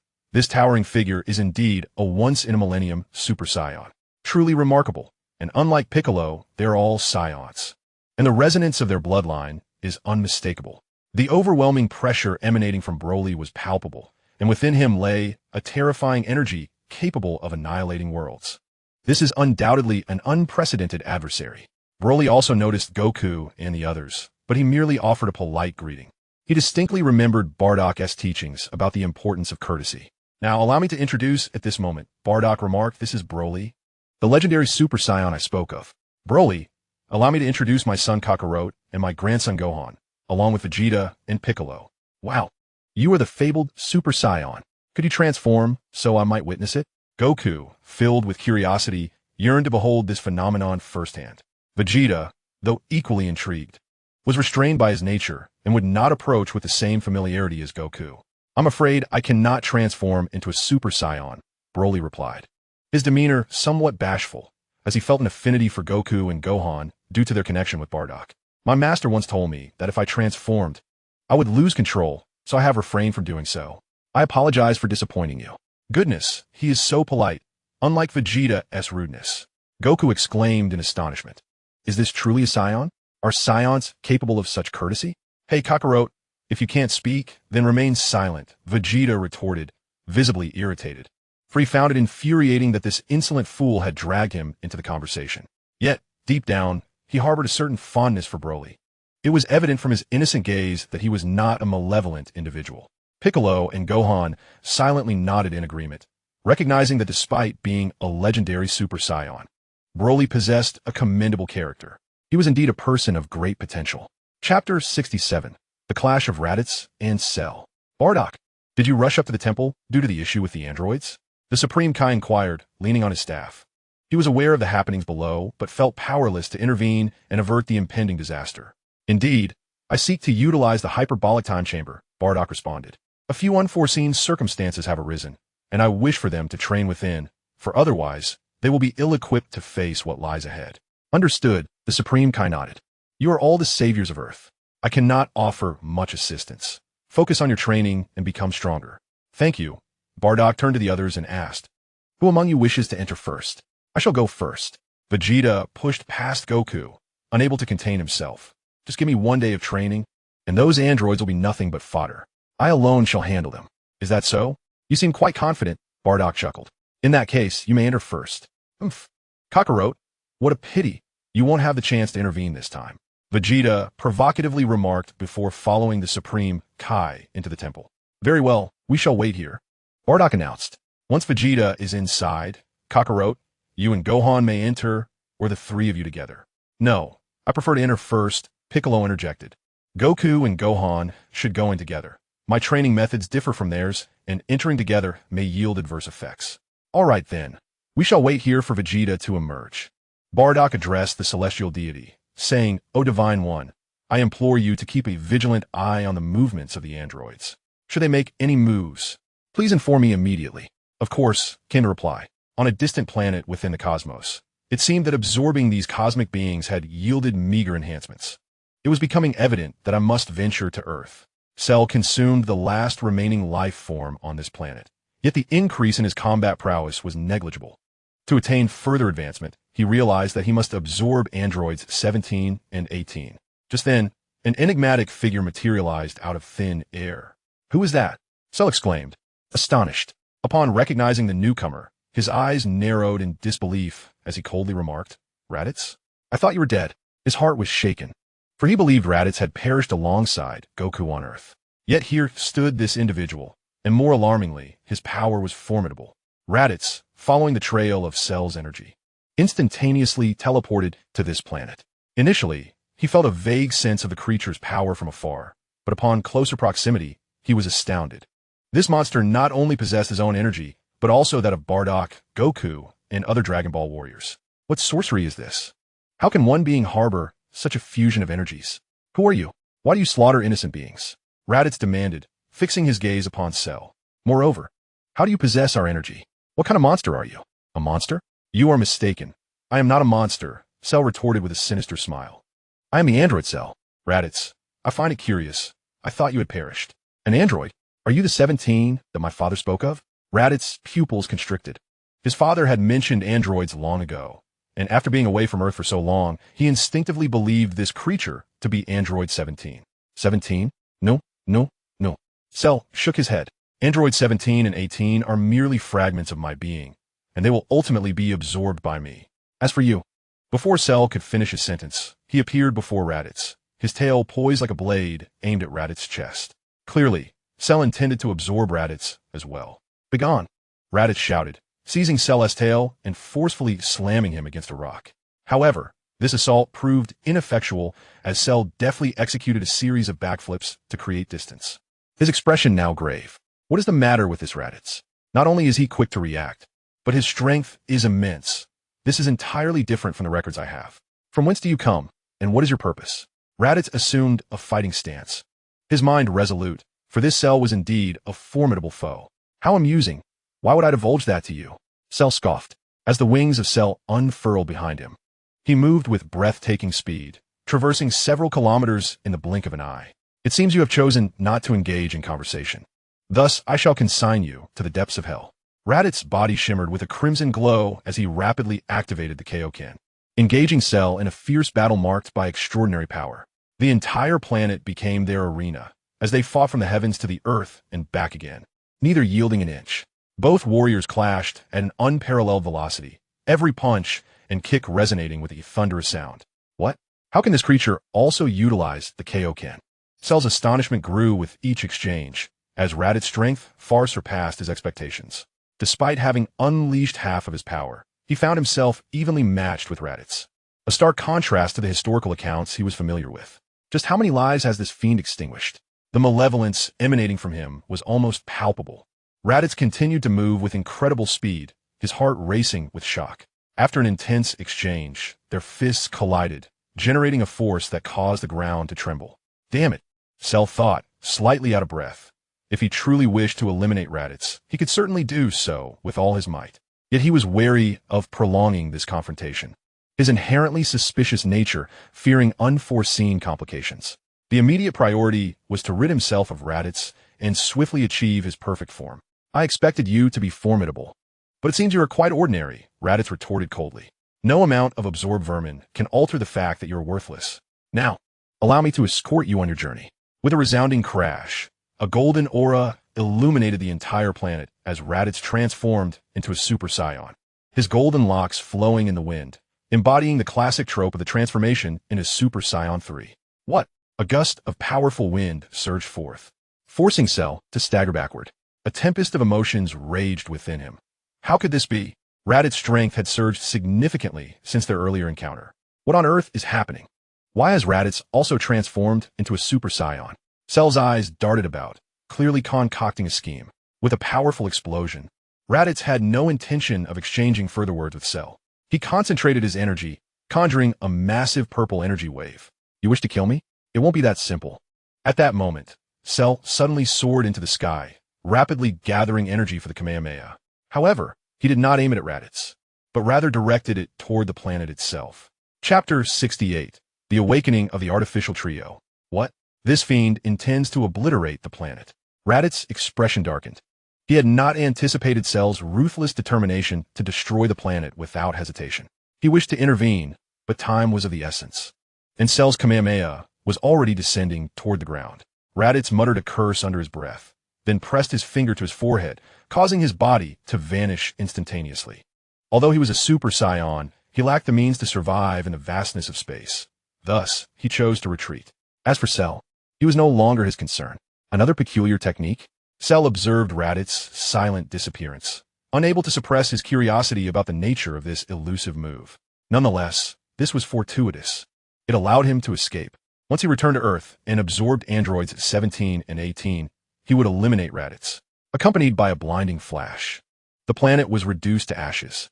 Thanks to the cells of Frisia within him, Cell could survive in the cosmos. And he exerted himself to fly towards Earth while striving to conceal his energy as much as possible. Lord King Kai, I have fought against that individual known as Cell. Raditz instantly teleported back to the Saiyan Alliance and contacted King Kai, stating, however, that fellow is exceedingly cunning. He detonated the entire planet, and I suspect it is now rendered lifeless. Fool, that was merely a diversion. He did not intend to destroy the planet, but sought to evade you. King Kai replied gravely. He possesses Frisia's cells, which grants him the audacity to roam the universe unchecked. You must relay this information to Bardock swiftly. Cell is en route to Earth. What? Raditz furrowed his brow, promptly attempting to send Cell's energy, but found himself unable to do so. Damn it. He has concealed his energy, Raditz exclaimed in frustration, foregoing further words as he hastened towards Earth. Cell was undoubtedly a dangerous adversary, cunning and powerful, requiring vigilance. On Earth at Dr. Gero's laboratory, in a few days, Hell's Android 17 and 18 will completely absorb Super Android 13, Dr. Gero remarked, observing the two incubation chambers housing Hell's Androids 17 and 18. Transplanting the core chip of Super Android 13 was not a task to be completed hastily, but it would not take long. When the time came, the strength of Hell's Android 17 and 18 would experience a monumental enhancement. Now is also the opportune moment to release the artificial beings created by Gero. Dr. Gero, a character of considerable cunning and caution, found himself without protection as his two loyal subordinates were undergoing modifications. For safety's sake, he decided to release the original Android 17 and others to distract Goku and his companions, thereby buying himself ample time. As for the fate of Android 17 and others, he had little concern. Their survival would be preferable, but if they perished, it would merely entail the loss of two perpetual energy cores. Regardless, with his intellect and technology, creating new perpetual energy cores was not a challenge, merely a matter of time. Dr. Gero casually selected an uninhabited road, discarded the incubation chamber containing androids 17 and 18, and activated the switch before departing alone. Upon the activation of the device, the doors of the three cultivation chambers automatically swung open, allowing the original models 17, 18, and 16 to emerge. A sense of bewilderment enveloped them as they found themselves on the highway. Where's the old man? Gero, Model 17 pondered, scanning the surroundings in vain for the elusive Dr. Gero. Forget about that old man. Just kill him if you see him, 18 declared, her disdain for Dr. Gero palpable. She curiously scrutinized the silent 16, poking his arm and inquiring, why are you a pure mechanical type? That model is quite outdated. Which number are you? I am Model 16, he replied, his red hair and well-defined muscles contrasting with his disinterest in conversation, his gaze fixated on the floor nearby. So you're Model 16? Model 17 reiterated. Did Dr. Gero create you to eliminate Sun Wukong as well? The modifications made to me in 18 were solely for the purpose of killing him. My objective is indeed Sun Wukong. Model 16 nodded in acknowledgement. But I harbor no interest in taking lives. This exchange illuminated the fact that although Dr. Gero's creations were formidable, each one exhibited a lack of obedience, arguably rendering them less effective than Dr. Mew's hellish androids. Oh, is that so? Model 18 remarked with a hint of boredom. Where do we go from here? Sun Wukong holds a grudge against Gero, not us. Why should we heed that old fool? Since we have nowhere else to go, let us seek out Sun Wukong. Model 17 suggested with a grin. I am curious to witness his prowess. As for killing him, I have no interest. However, how do we go about finding him? Model 18 pondered, her brow furrowing in contemplation. We can't sense energy or anything. How would we even know when to look? Let us head into town and find a vehicle. Cruising around would be quite exhilarating, Model 17 declared, his youthful spirit shining through. Ugh, you're quite troublesome. Model 18 scoffed, though she did not protest, leisurely following 17 and calling back to 16. We are leaving, Model 16. Model 16, his expression serene, gazed longingly at the surrounding plants before reluctantly shifting his focus to follow 18. Meanwhile, within the Divine Palace, Piccolo was meditating quietly, while Goku and Gohan engaged in sparring to pass the time, and Bardock diligently practiced his control over time and space. His ability to perceive the flow of time and space was still confined to a limited range, prompting him to train incessantly. However, mastering time and space was not a matter of mere practice. It required innate talent and comprehension, a process that could not be rushed. Suddenly, a figure materialized out of thin air. Dad, something's wrong.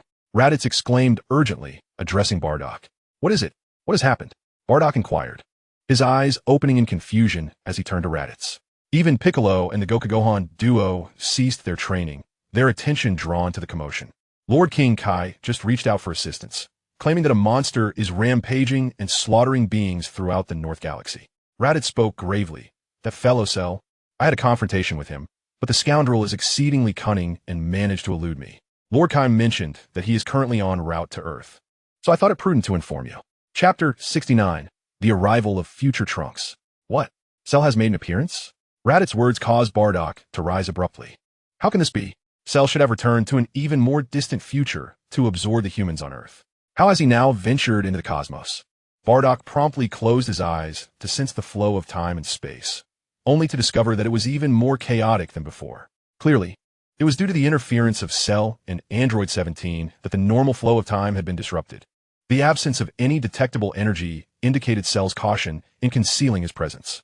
Bardock discerned that Cell had indeed hidden his energy, as he had yet to absorb androids 17 and 18, remaining in his first form, which lacked the requisite power to act brazenly.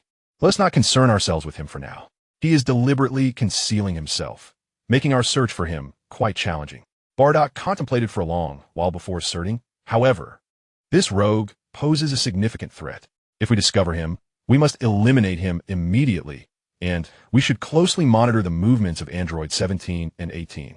His objective is to absorb them both to achieve his perfect form. Though Bardock harbored a desire to confront perfect Cell, that did not imply he would allow Cell to wreak havoc unchecked. If they were to cross paths, Bardock would show no mercy. This was a stark contrast to Goku and Vegeta. While Goku was unpredictable, Vegeta's temperament was likely to lead him into reckless situations. I see, the astute Piccolo remarked. I believe we should inform Krillin and the others, enlisting their assistance in locating Dr. Gero. Since the androids do not possess detectable energy, they cannot sense his location and must conduct a thorough search instead. Agreed. Let us proceed as you suggest. Bardock concurred with Piccolo's assessment and turned to Goku, saying Kakarot. You should notify Krillin and the others. However, remember, if they encounter Dr. Gero, they must immediately release their energy and refrain from engaging in combat. While their strength is significantly greater than that of the primary timeline, there's still no match for the androids. Understood. Goku felt a pang of regret. He truly wished to test his mettle against perfect Cell, yet he was aware of the gravity of the situation and swiftly utilized instant transmission to depart. Raditz, you have arrived at an opportune moment. There exists a remarkable training facility known as the Hyperbolic Time Chamber, Bardock informed Raditz. One day of training here is equivalent to an entire year outside. Your strength has not progressed significantly, and Kakarot has surpassed you. As Raditz was his eldest son, Bardock naturally wished for him to keep pace. Such a place exists? Raditz was immediately intrigued. To be candid, for the sake of the Saiyan Alliance's advancement. He had indeed neglected his training for quite some time, resulting in a considerable decline in his power. Now that the Saiyan Alliance is well on its course, there's no longer a need for him to keep a constant watch. It is the perfect opportunity for him to engage in rigorous training. Suddenly, a phone rings. Gohan, momentarily taken aback, retrieves his phone from his pocket. Upon answering, he hears Bulma's anxious voice. Hello? Is this Gohan? Is Uncle Bardock or Vegeta with you? Hearing the urgency in Bulma's tone, Gohan quickly responds, My grandfather is here, but Uncle Vegeta is training and won't be available until tomorrow. Has something happened? On the other end, Bulma conveys something that leaves Gohan visibly shocked. Gohan, what is it? Piccolo inquires as soon as Gohan hangs up. Grandpa, something has occurred, Gohan replies. Still astonished. Someone has arrived at Aunt Bulma's house. His name is Trunks, the same as Aunt Bulma's child. It seems he has something important to discuss with you, and he referred to you as his master. Could he be? Gohan begins to piece together the implications, suspecting that this might be the future Trunks his grandfather had mentioned. What? Trunks? Bardock's brow furrows at the unexpected news. Why would Trunks come from a future to seek him? Logically, the androids in the future have been eradicated, leaving Trunks without reason to return to the present. Or has something unforeseen transpired? Raditz, Piccolo continue to monitor the androids' movements from the temple. Bardock swiftly commands. The future Trunks may be facing a predicament, and I must investigate the situation. The future Trunks? Raditz and Piccolo are aware that Bardock has visited the future before, so they are not overly surprised by the mention of future Trunks. Bardock, you should quickly ascertain the situation. I will keep an eye on the androids with Raditz. They will not pose any threat. Piccolo acknowledges the gravity of the situation. Despite his curiosity, he understands the importance of prioritizing. All right, Gohan, let us depart. Meanwhile, at Bulma's residence in West City, oh my, I never expected my son to grow up so handsome, Bulma exclaims while circling around her son, young Trunks, filled with delight at his appearance. Her son has matured into a striking young man, exuding a composed and mature aura. Dr. Brief and Bulma's mother are equally astonished. Is this truly their grandson grown up? Trunks, feeling bashful under their scrutiny, thinks back to how youthful and beautiful the Bulma of the past had been. The infant Trunks, still in his baby stage, waves his chubby hands at his older counterpart, seemingly yearning for a hug. Trunks, the little Trunks wants you to hold him. Bulma momentarily struggles to find the right words. All right, Trunks responds quickly, scooping the infant into his arms. Gazing at the cherubic face of his younger self, a smile graces Trunks' features. In this realm of time and space, the young Trunks is undoubtedly far happier than he could ever be himself. At that moment, Bardock and Gohan appeared before him. Trunks, what on earth is happening? Bardock immediately noticed the older Trunks. Unlike 3 years prior when he was but a child, he had now grown considerably taller and much more robust. It wasn't merely a physical transformation. Trunks' energy was also significantly stronger than it had been 3 years ago. Although it did not quite match the present strength of Goku and Vegeta, it was nonetheless impressive. Is this truly the future Trunks? Gohan, filled with curiosity since hearing tales of the future, had longed to meet the future version of Trunks and himself.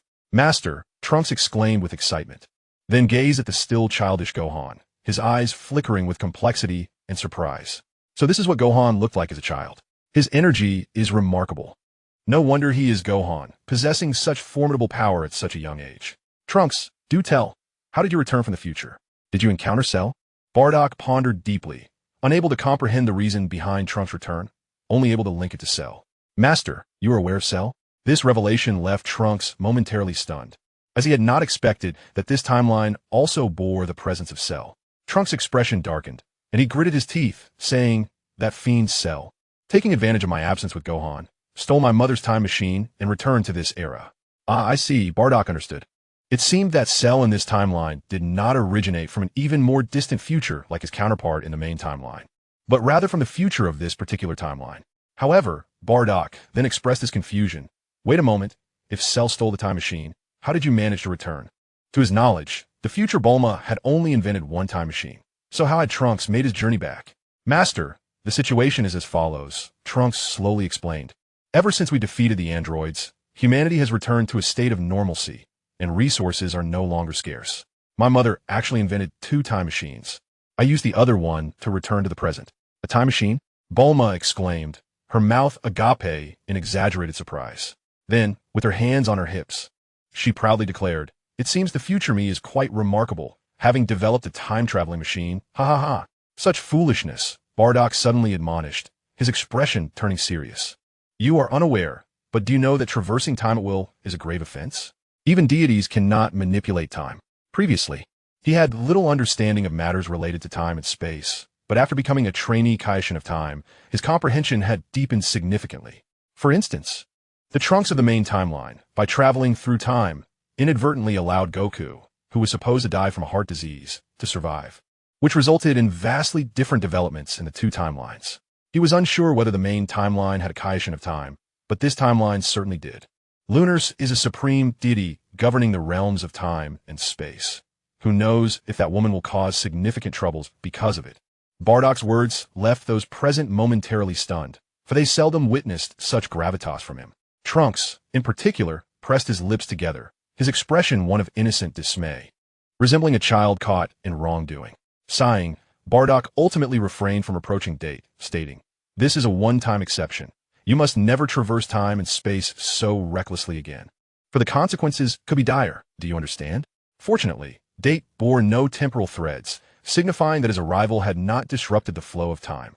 "I understand, Master," Date responded, his spirits lifting upon hearing Bardock's leniency. Yet, he firmly resolved to heed Bardock's warning and refrain from using the time machine unless absolutely necessary. "Now tell me, your return to the present cannot solely be attributed to Cell, can it?" Bardock, possessing remarkable insight, inferred that Trunks' urgent desire to see him was not merely about Cell. In the future, with Date and Gohan, two Super Saiyans united, the current Cell lacked the prowess to corner them. Thus, there must be another reason. Indeed, Cell was merely a minor episode. A far more formidable and terrifying adversary loomed ahead. Trunks' expression turned grave as he explained, "Since the defeat of the androids, Earth has enjoyed a rare peace, but it was short-lived. Recently, a demon arrived on Earth. This being is also a Saiyan, yet possesses terrifying strength. Gohan and I could not prevail against him. This demon embodies destruction, slaughtering countless humans. Had it not been for Gohan's resistance, humanity would likely have faced extinction long ago." At this juncture, Trunks' heart ached profoundly. Peace had lasted less than 3 years, and now a foe more fearsome than the androids emerged. Why did his world endure such relentless calamities? He envied his counterpart in this timeline, for at least he had parents, friends, and did not have to confront such hellish horrors alone. "What? A Saiyan? Which Saiyan possesses such might?" Bardock exclaimed in astonishment. "You and Gohan are already Super Saiyans. How can there be a Saiyan capable of defeating you?" Gohan, too, bore a look of shock. Did such a terrifying Saiyan still exist in the future? Indeed, that individual is a Saiyan and can transform into a Super Saiyan. Trunks gritted his teeth, adding, "His name is Broly." Broly? The very mention of this name left Gohan and Bardock in utter disbelief, particularly Bardock, who recognized the Broly Date referred to, the one infamous for his malevolent nature. It was no wonder Gohan and Date had faltered. After all, he was the legendary Super Saiyan. Not only they, but even 10 more could not match his power. Gohan opened his mouth, intending to speak to Date, but ultimately fell silent. On the Temple of Earth resides a Broly. Yet this particular Broly possesses a gentle and courteous disposition, starkly contrasting with the one described by Dote. Gohan, in a bid to buy me some time, is currently confronting Broly alone. Dote, clenching his fists, spoke with palpable anger. "That demon is devoid of reason. The future world has suffered immense casualties. Fear not, Trunks." I reassured him. As long as the Dragon Balls exist, those who have perished can be revived.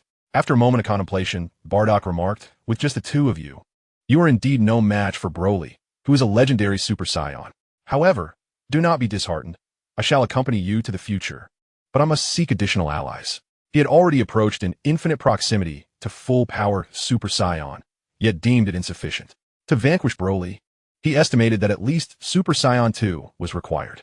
Nevertheless, he harbored his own plans. Although he could not currently defeat Broly, he had yet to enter the hyperbolic time chamber. If he trained within it in the future, he believed he could attain Super Saiyan 2. For the sake of prudence, he contemplated bringing Goku along, while Vegeta, still engrossed in his training, would have to be left behind. "Grandpa, I wish to go as well," Gohan declared with unwavering resolve. his clear eyes fixed intently on Bardock. He recognized his own limitations and strength, yet was eager to assist his future self, insisting on accompanying them. Bardock, observing Gohan, could somewhat discern the child's intentions. Very well, but you must exercise caution. Broly is not to be trifled with. Ultimately, Bardock acquiesced to Gohan's request to join, understanding that Gohan could not remain under his protection indefinitely and required proper trials. In truth, he preferred to transport the Broly from the temple directly. The thought of a battle between Super Saiyans was exhilarating, yet this notion quickly faded, as the current Broly was still unstable and unforeseen complications could arise. Chapter 71, A Father and Son Reunion. In the temple, Bardock brought Trunks to meet with Piccolo and the others to discuss the situation regarding Broly from the future. It was Trunks' first encounter with the Dragon Ball warriors, filling his heart with hope and excitement. With these esteemed fighters present, they would surely be able to defeat Broly. After informing Krillin and the others about the search for Dr. Gero, Goku rushed back without delay. The prospect of fighting Broly in the future exhilarated him, especially the chance to meet the future Gohan. He was filled with anticipation. He longed to witness the heights Gohan could reach in a future devoid of his presence. By the way, Vegeta, where's my father? Why can I not see him? Dote inquired, glancing around in confusion at the absence of Vegeta. Vegeta is currently training in the hyperbolic time chamber, Piccolo explained. He will not emerge until tomorrow. We shall not wait for him. Let us depart at once. Bardock was eager to engage in a battle with the future Broly, curious to discern the differences in strength between the two incarnations of Broly. However, at that moment, Dieter suddenly interjected, asking, could we perhaps wait until my father emerges? Bardock furrowed his brow and inquired, why? He continued, you must understand currently in the future, Gohan is fighting alone. If we delay, Gohan will be in peril. Dieter shook his head, explaining, when I arrived here, Broly was being held at bay by my brother Gohan. Gohan possesses the ability to instant transmission. If he wishes to flee, Broly cannot stop him. I want to wait for my father to come out. My mother must be yearning to see him again. Having engaged in numerous skirmishes with the future Broly, Dieter noted that while Broly was indeed ferocious, his intellect was somewhat lacking. Each encounter had been a guerrilla warfare tactic against Broly. Thanks to Gohan's mastery of instant transmission, they managed to escape unscathed on countless occasions. Otherwise, they would have perished hundreds of times over. I see, Bardock mused, acknowledging that Gohan had also learned instant transmission. If that were the case, Gohan was not in immediate danger, since Broly would be at a disadvantage against him. In that case, let us wait for Vegeta, ensuring that the future Bulma does not harbor any regrets. Ah, that boy Gohan has even mastered instant transmission, Goku remarked with a satisfied smile, recognizing the complexity of that technique. He had invested considerable effort to master it himself, and was pleasantly surprised that future Gohan had done the same. Shall we return to West City then? You must also long to reunite with your family, Bardock suggested with a smile, leading Trunks back to Bulma's home. Accompanied by Goku and Gohan, Raditz and Piccolo remained at the temple, opting not to venture into the future, aware that if everyone rushed there, no one would be available to thwart Cell and the androids. That night, Bulma's home was abuzz with excitement as she hosted a grand celebration in honor of Trunks' return. The warm atmosphere enveloped Trunks, deeply touching him. Trunks, do you plan to take the time machine back tomorrow? Bulma suddenly asked at the dining table. Of course. How else are we supposed to return?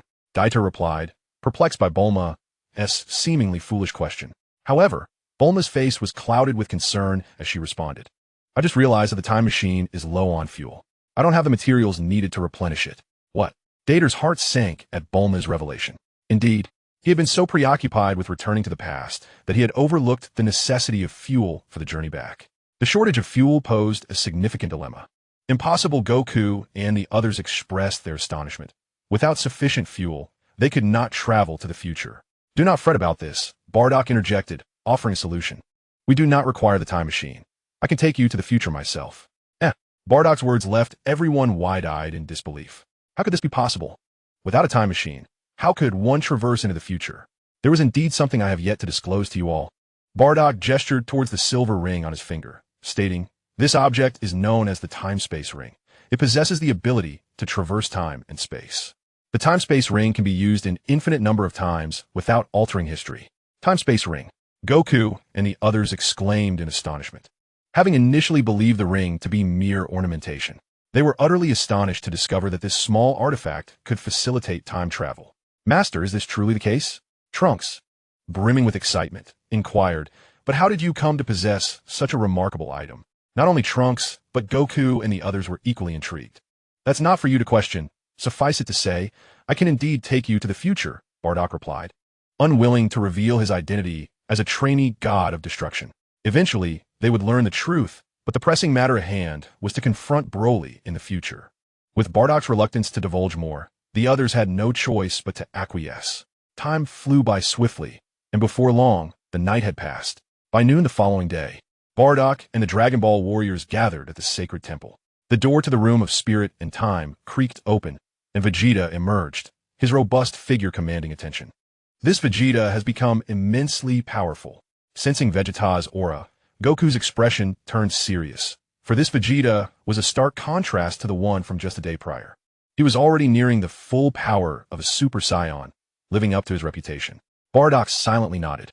Vegeta's aura was now nearly on par with Goku's upon exiting the room of spirit and time in the main timeline. Where are the androids?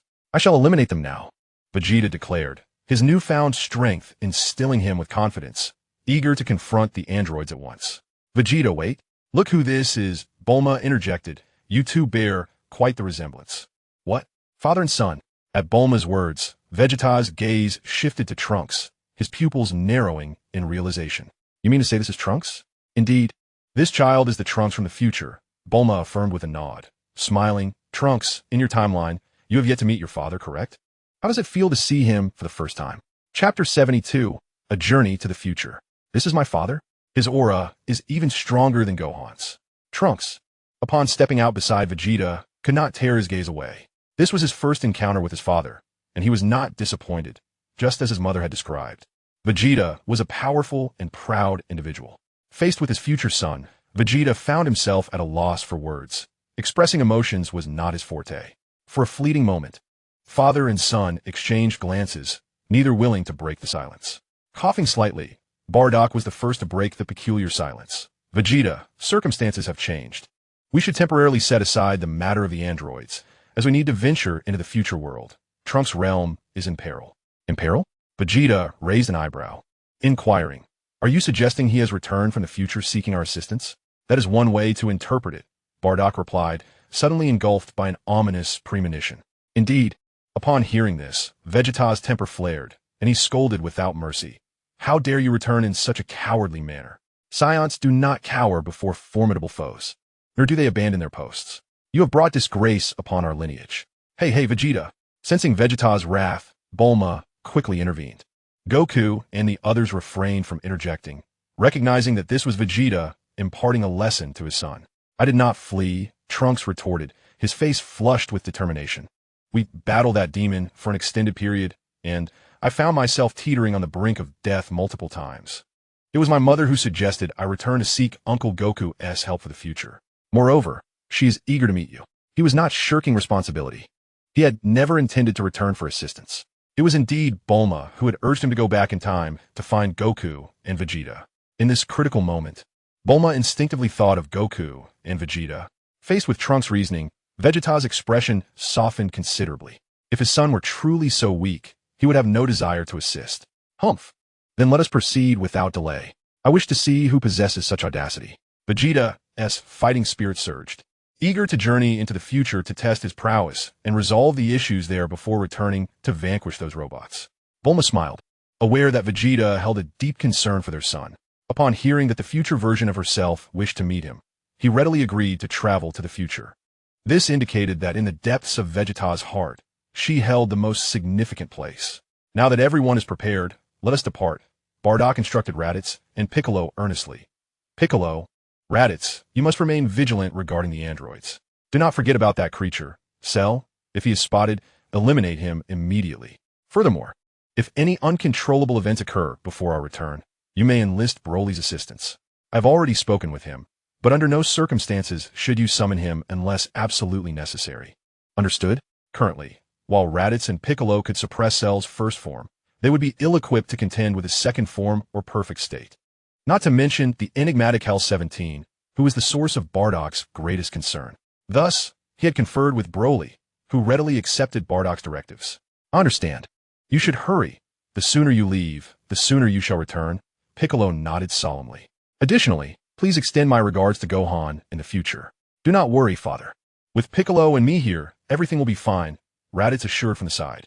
Very well, as long as you both are mindful. At this moment, Bardock spoke. Let us embark now. He had already consulted Lunars about the usage of the time ring yesterday. Lunars did not say much, merely cautioning Trunks to refrain from recklessly traversing time.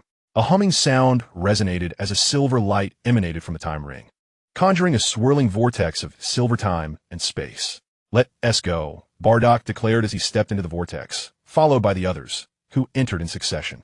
Mom, I'm leaving. Please take care of yourself, Trunks said, gripping Bulma's hand, his eyes filled with reluctance. Trunks, live well. I am proud of you, Bulma replied, tears brimming in her eyes. You must also take care of yourself, and say hello to my future self for me. Trunks nodded earnestly before stepping into the vortex of time. All right, it's time for me to enter and begin my training.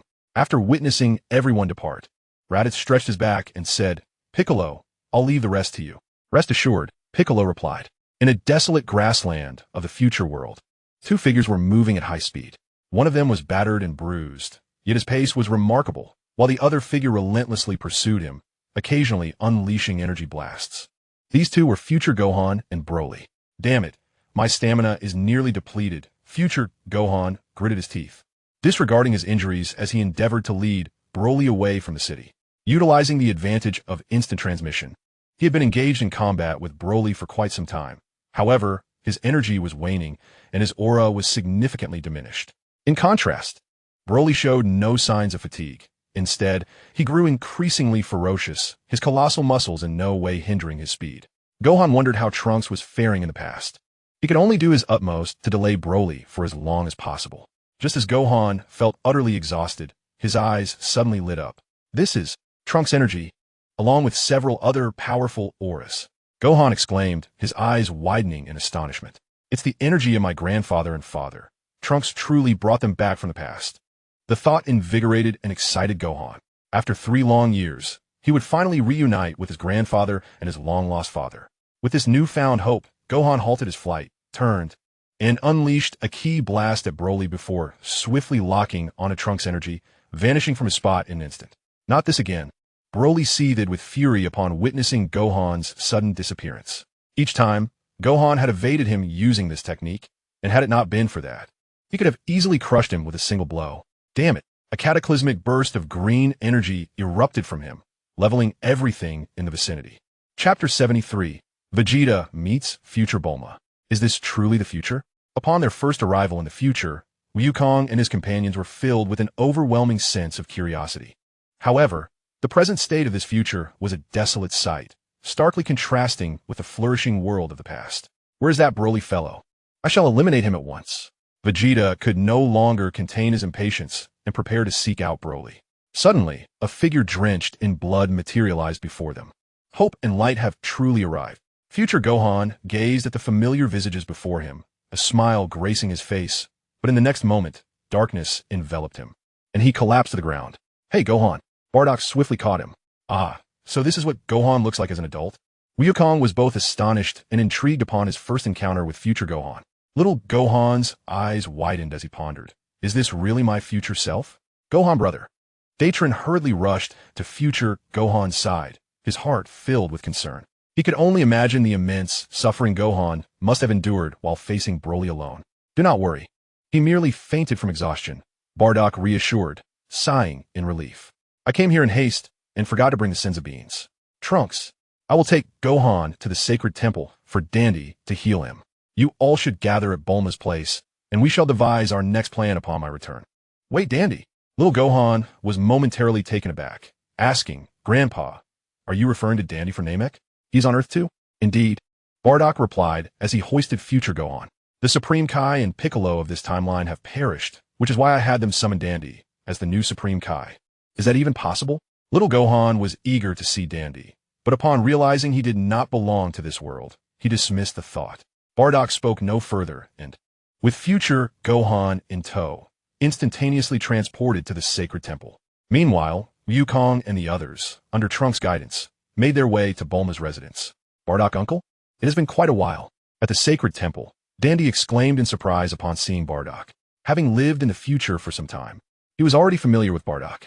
However, upon witnessing the severely injured Gohan, he became alarmed. Uncle, what has happened to Gohan? Did he sustain injuries from confronting Broly again?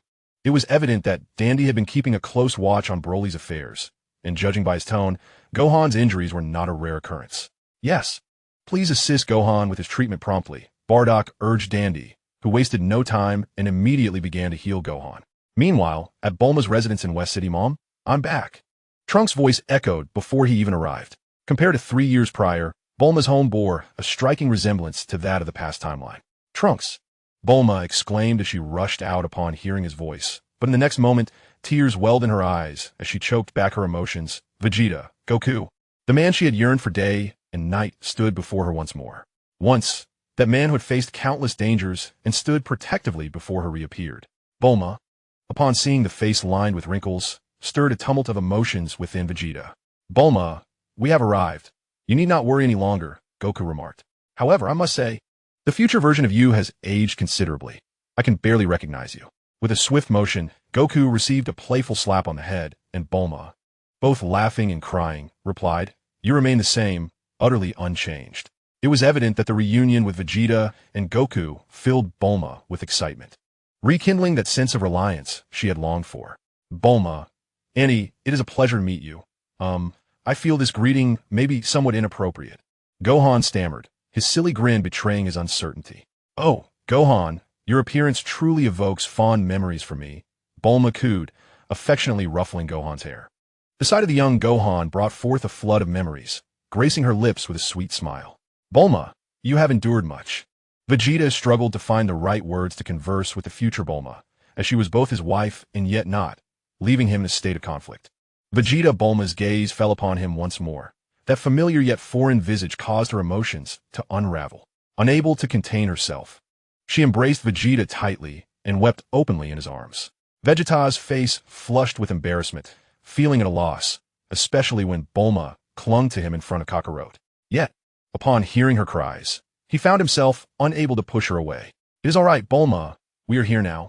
We will take care of Broly, Goku said, showcasing a mature side as he gently patted Bulma's shoulder in comfort. Trunks, observing the scene, felt a complex swirl of emotions. His mother often described his father as a proud warrior, yet he never anticipated to witness such tenderness from him. At that moment, Bardock and Goten made their entrance. It has been far too long, Bulma, Bardock greeted, noticing Bulma sobbing in Vegeta's embrace. Uncle Bardock, it has been a while, Bulma responded warmly after regaining her composure. Dad, Grandpa. Goten's eyes glistened with tears as he rushed forward, unable to resist the familiarity of his loved ones, embracing Goku. Gohan, you have suffered, Goku said, holding Goten tightly. Fear not, for I am here. You shall no longer fight alone. Little Gohan gazed at his future self, momentarily at a loss for how to greet him. As the great Gohan gazed upon his younger self, a smile broke through his resolute expression. He extended his hand and said, Greetings, young me. It is a pleasure to meet you for the first time. I look forward to your guidance. Upon hearing this, the young Gohan smiled in return and replied, I too shall look forward to your guidance in the future. The past and future versions of Gohan clasped hands, sharing a knowing smile, with everything left unsaid. What's the matter with your hand? Goku inquired, noticing that Gohan had only one arm. Gohan glanced at his empty sleeve and explained, This occurred during my battle with the androids. I see. Goku nodded, his expression turning grave. Where is Broly now? We must confront him at once. Chapter 74, The Surrounding Assault. I just lured him to an uninhabited area in the east, Gohan stated, his demeanor growing serious at the mention of Broly. I sense your energy and teleported back. I estimate he has not yet departed. Indeed, even from a great distance, Goku could still feel Broly's overwhelming energy. By the way, did Broly come to Earth alone? Bardock suddenly recalled Paragus and inquired, did his father not accompany him? Broly was indeed brought here by that scoundrel Paragus, Gohan replied, unable to suppress his anger. That man vowed to seek revenge against Uncle Vegeta, but in this era, Uncle Vegeta has already passed away, thus they have turned their sights upon Trunks and me. During one of our battles with Broly, he suddenly went berserk and killed Paragus with his own hands. Oh, it appears that in both the primary timeline and this one, Paragus meets his end at the hands of his own son, Bardock noted, relieved that his timeline's Paragus was a decent man. Otherwise, he too might have perished at Broly's hands. Enough with the idle chatter. I must eliminate Broly at once. Vegeta could no longer contain himself. Bulma's anguished cries had profoundly affected him. He could scarcely imagine how future Bulma endured such torment.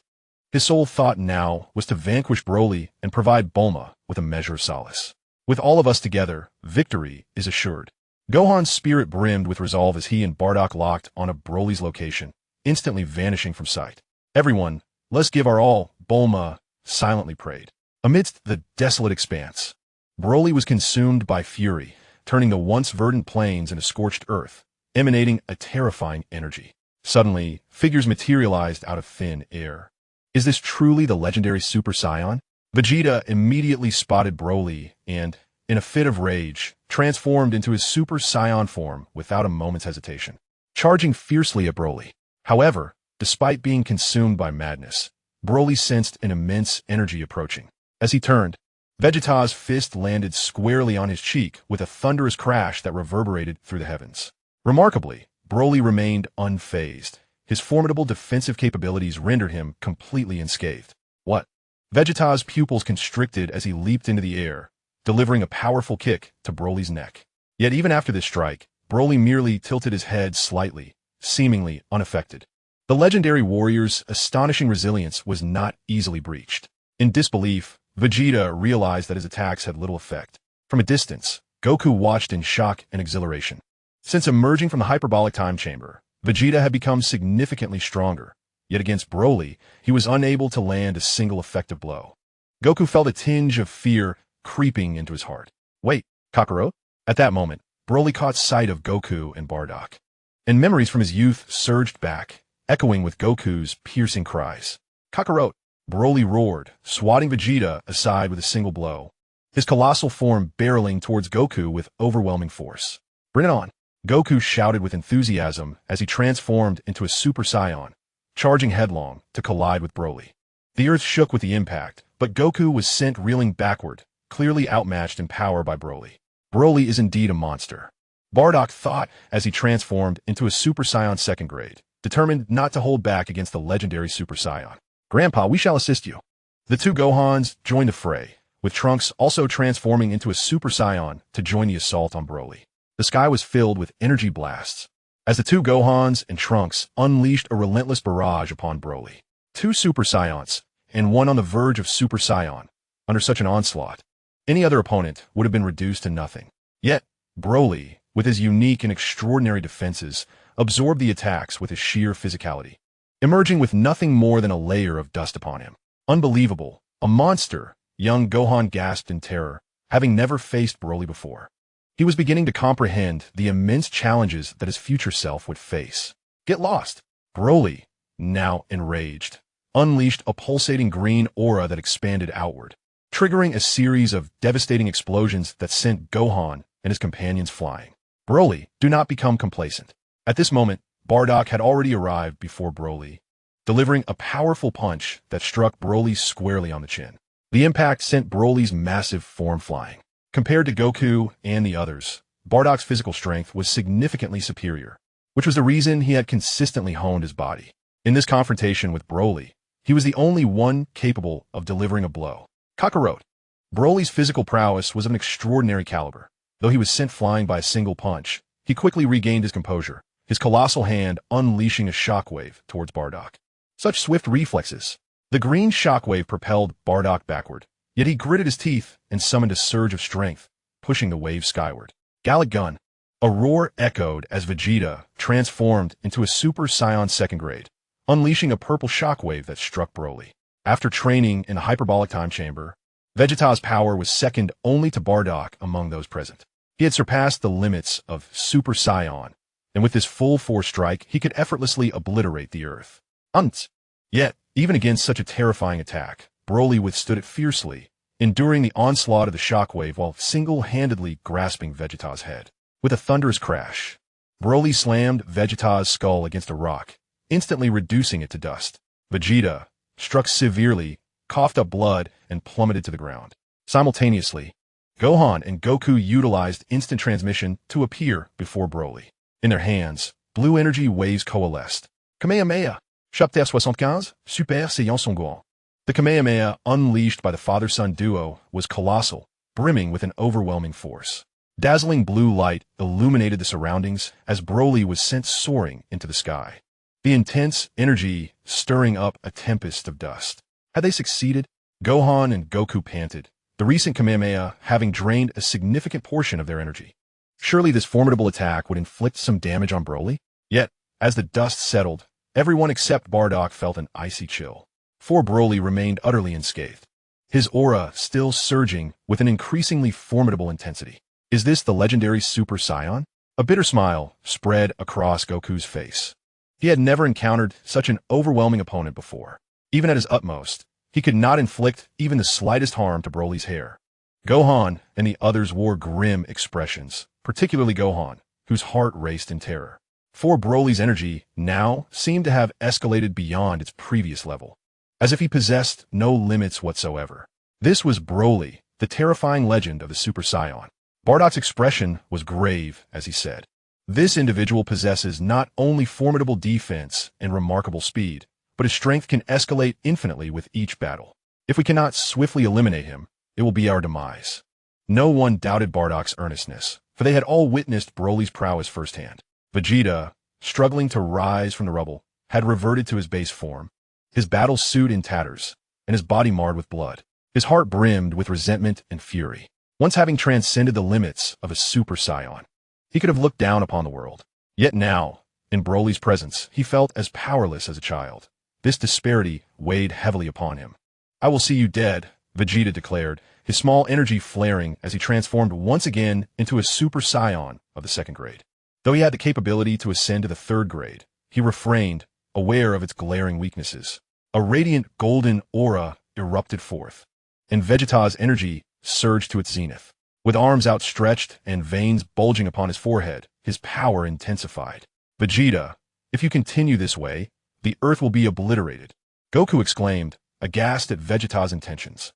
Such an attack, if unleashed, would undoubtedly devastate the planet. "Do not worry, Kakarot. Vegeta will manage his strength," Bardock reassured, unperturbed. Ultimate Flash. Vegeta roared, unleashing a tremendous shockwave. Even Broly, at this moment, instinctively sensed the impending danger. He too bellowed in fury, his golden-green aura coalescing into a protective shield. The clash of energy was cataclysmic, causing the very ground to tremble, with the shockwaves reverberating across the globe. Goku and the others hastily retreated, their eyes transfixed upon the spectacle. "This time, you must perish." Vegeta panted, utterly drained, yet he was resolute that under such an assault, Broly could not possibly remain unscathed. "Ha ha!" To everyone's astonishment, Broly's maniacal laughter echoed. His shield had shattered, yet his body bore no injuries. He laughed wildly, showing no regard for Vegeta's efforts. "Monster," Vegeta muttered, landing weakly upon the ground. He forced a smile, feeling utterly absurd. Did the legendary Super Saiyan truly differ so greatly from an ordinary one? "Monster?" Broly tilted his head and shouted, "No, I am a demon." With his battle spirit surging, Broly charged forward, crashing into Goku with his hardened head. Thoof! Goku was sent flying by the brutal impact, yet Broly barreled onward, swiftly reaching Trunks and Bardock. With arms like the most formidable of weapons, he pinned both Trunks and Bardock to the ground. A tremendous force pressed the ground into a deep crater.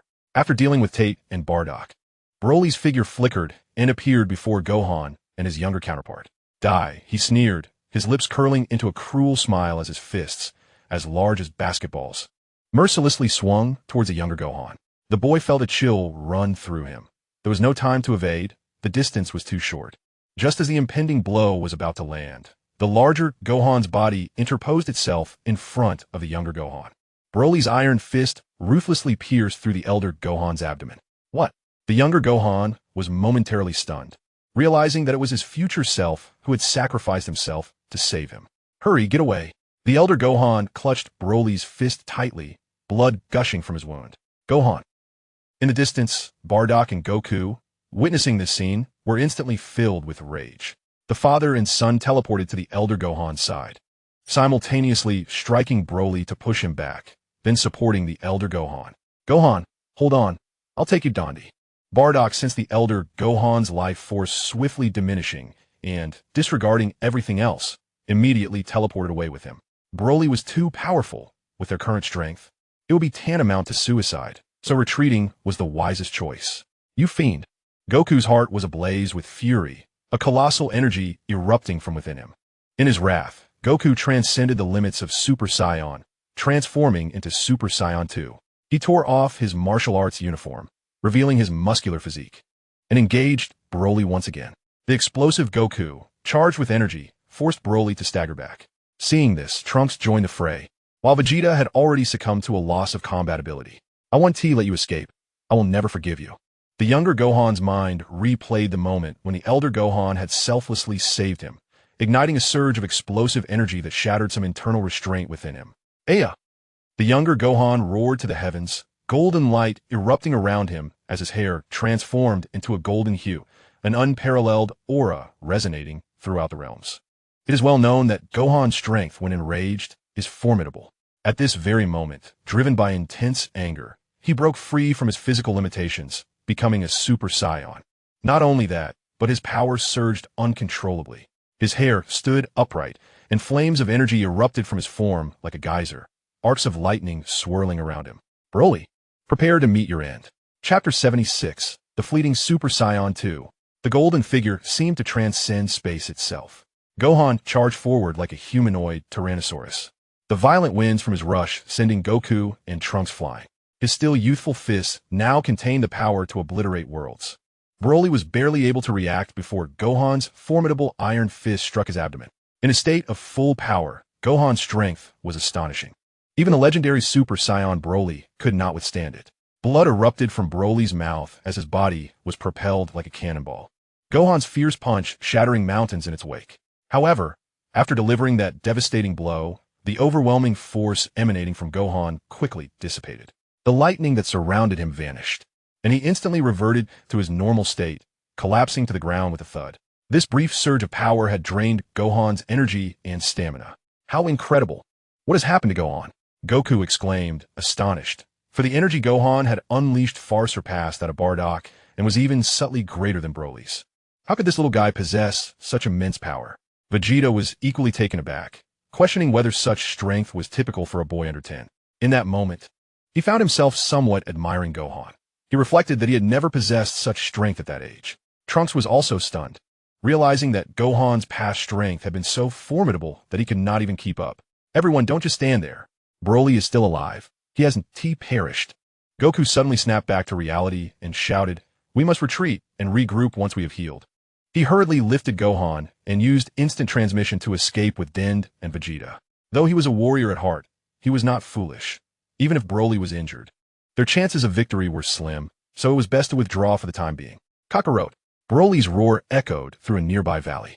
In the sacred world of the Kais, Bardock arrived with the gravely injured Gohan, and without hesitation, Den began to heal him. Just then, Goku and the others appeared. Vegeta, having exhausted his energy, fainted upon landing.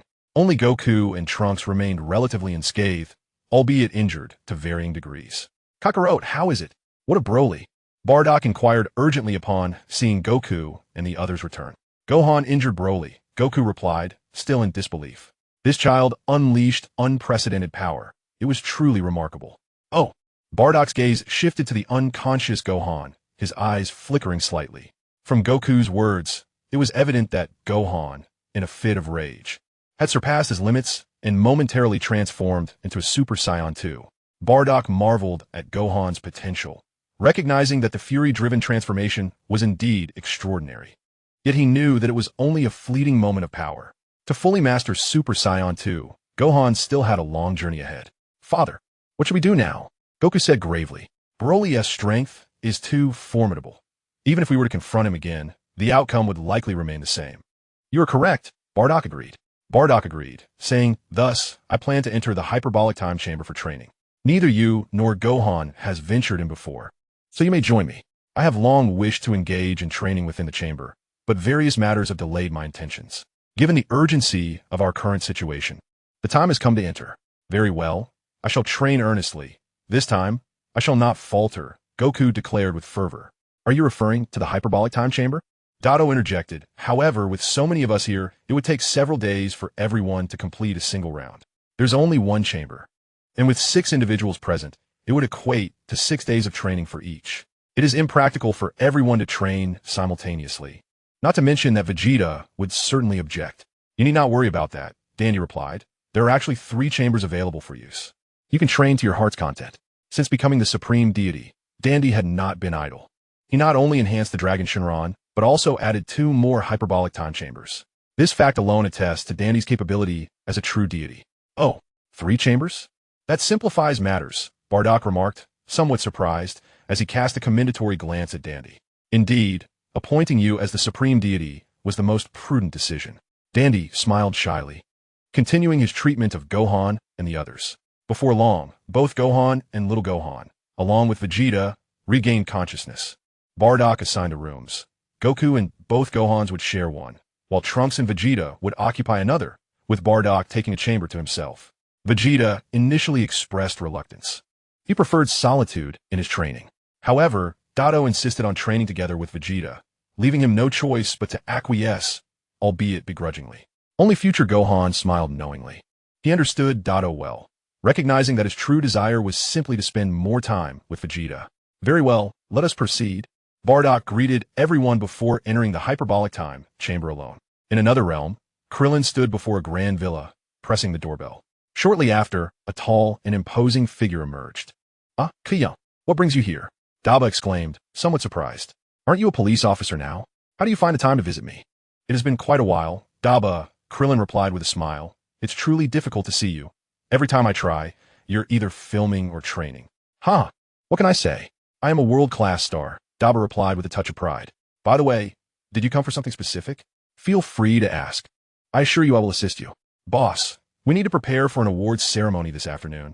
We should get ready to depart. A beautiful young lady beside Daba whispered, clearly an assistant. Get out of my way. Daba snapped, glaring. Can't you see I'm discussing matters with my brother? What a ridiculous awards ceremony. You tell the organizers that you have no time for this nonsense. The assistant nearby, visibly distressed, shrinks away, afraid to speak. Though the salary is generous, dealing with such a difficult boss is quite the challenge. His temper flares at the slightest provocation. You remain unchanged, Krillin muses, his lips twitching at the sight of such a beautiful girl being scolded. Yet, he understands that this is just how Nappa is. The news has reported extensively on his outbursts, with directors and celebrities alike having faced his wrath.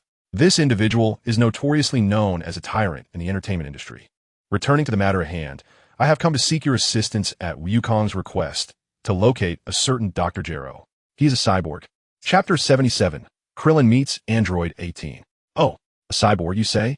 Nappa suppresses his playful demeanor, nodding with determination. Very well. I shall cancel all my engagements and track down that fool, Gero, immediately.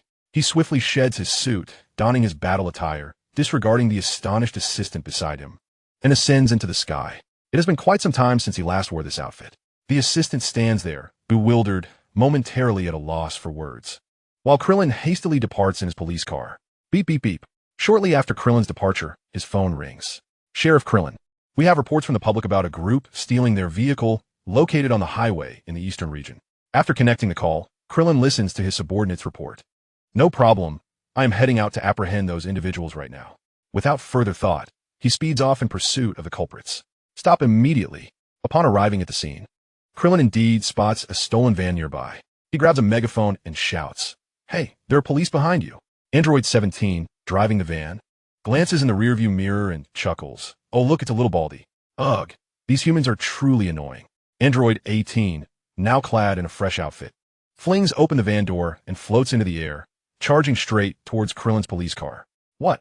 Krillin is taken aback to see a stunning blonde woman flying, and he hastily slams on the brakes. Boom! However, Android 18 crashes into the police car, utterly obliterating it, and returns to the van at lightning speed. The entire incident transpiring in less than 5 seconds. How dare they assault an officer? Witnessing Android 18's actions ignites Krillin's fury. A white aura envelopes him as he moves swiftly, positioning himself in front of the van. Well, this little baldy isn't an ordinary person, 17 remarks with interest, stepping out of the vehicle and grinning. Tell me, officer, wouldn't you consider this a case of excessive force? Android 18, equally intrigued, follows suit. A charming young girl captured Clinton's attention the moment he laid eyes on number 18, rendering him momentarily awestruck, his cheeks flushed with a hint of embarrassment. However, he swiftly regained his composure and declared, You have stolen a citizen's vehicle. What are your names? I shall take you into custody.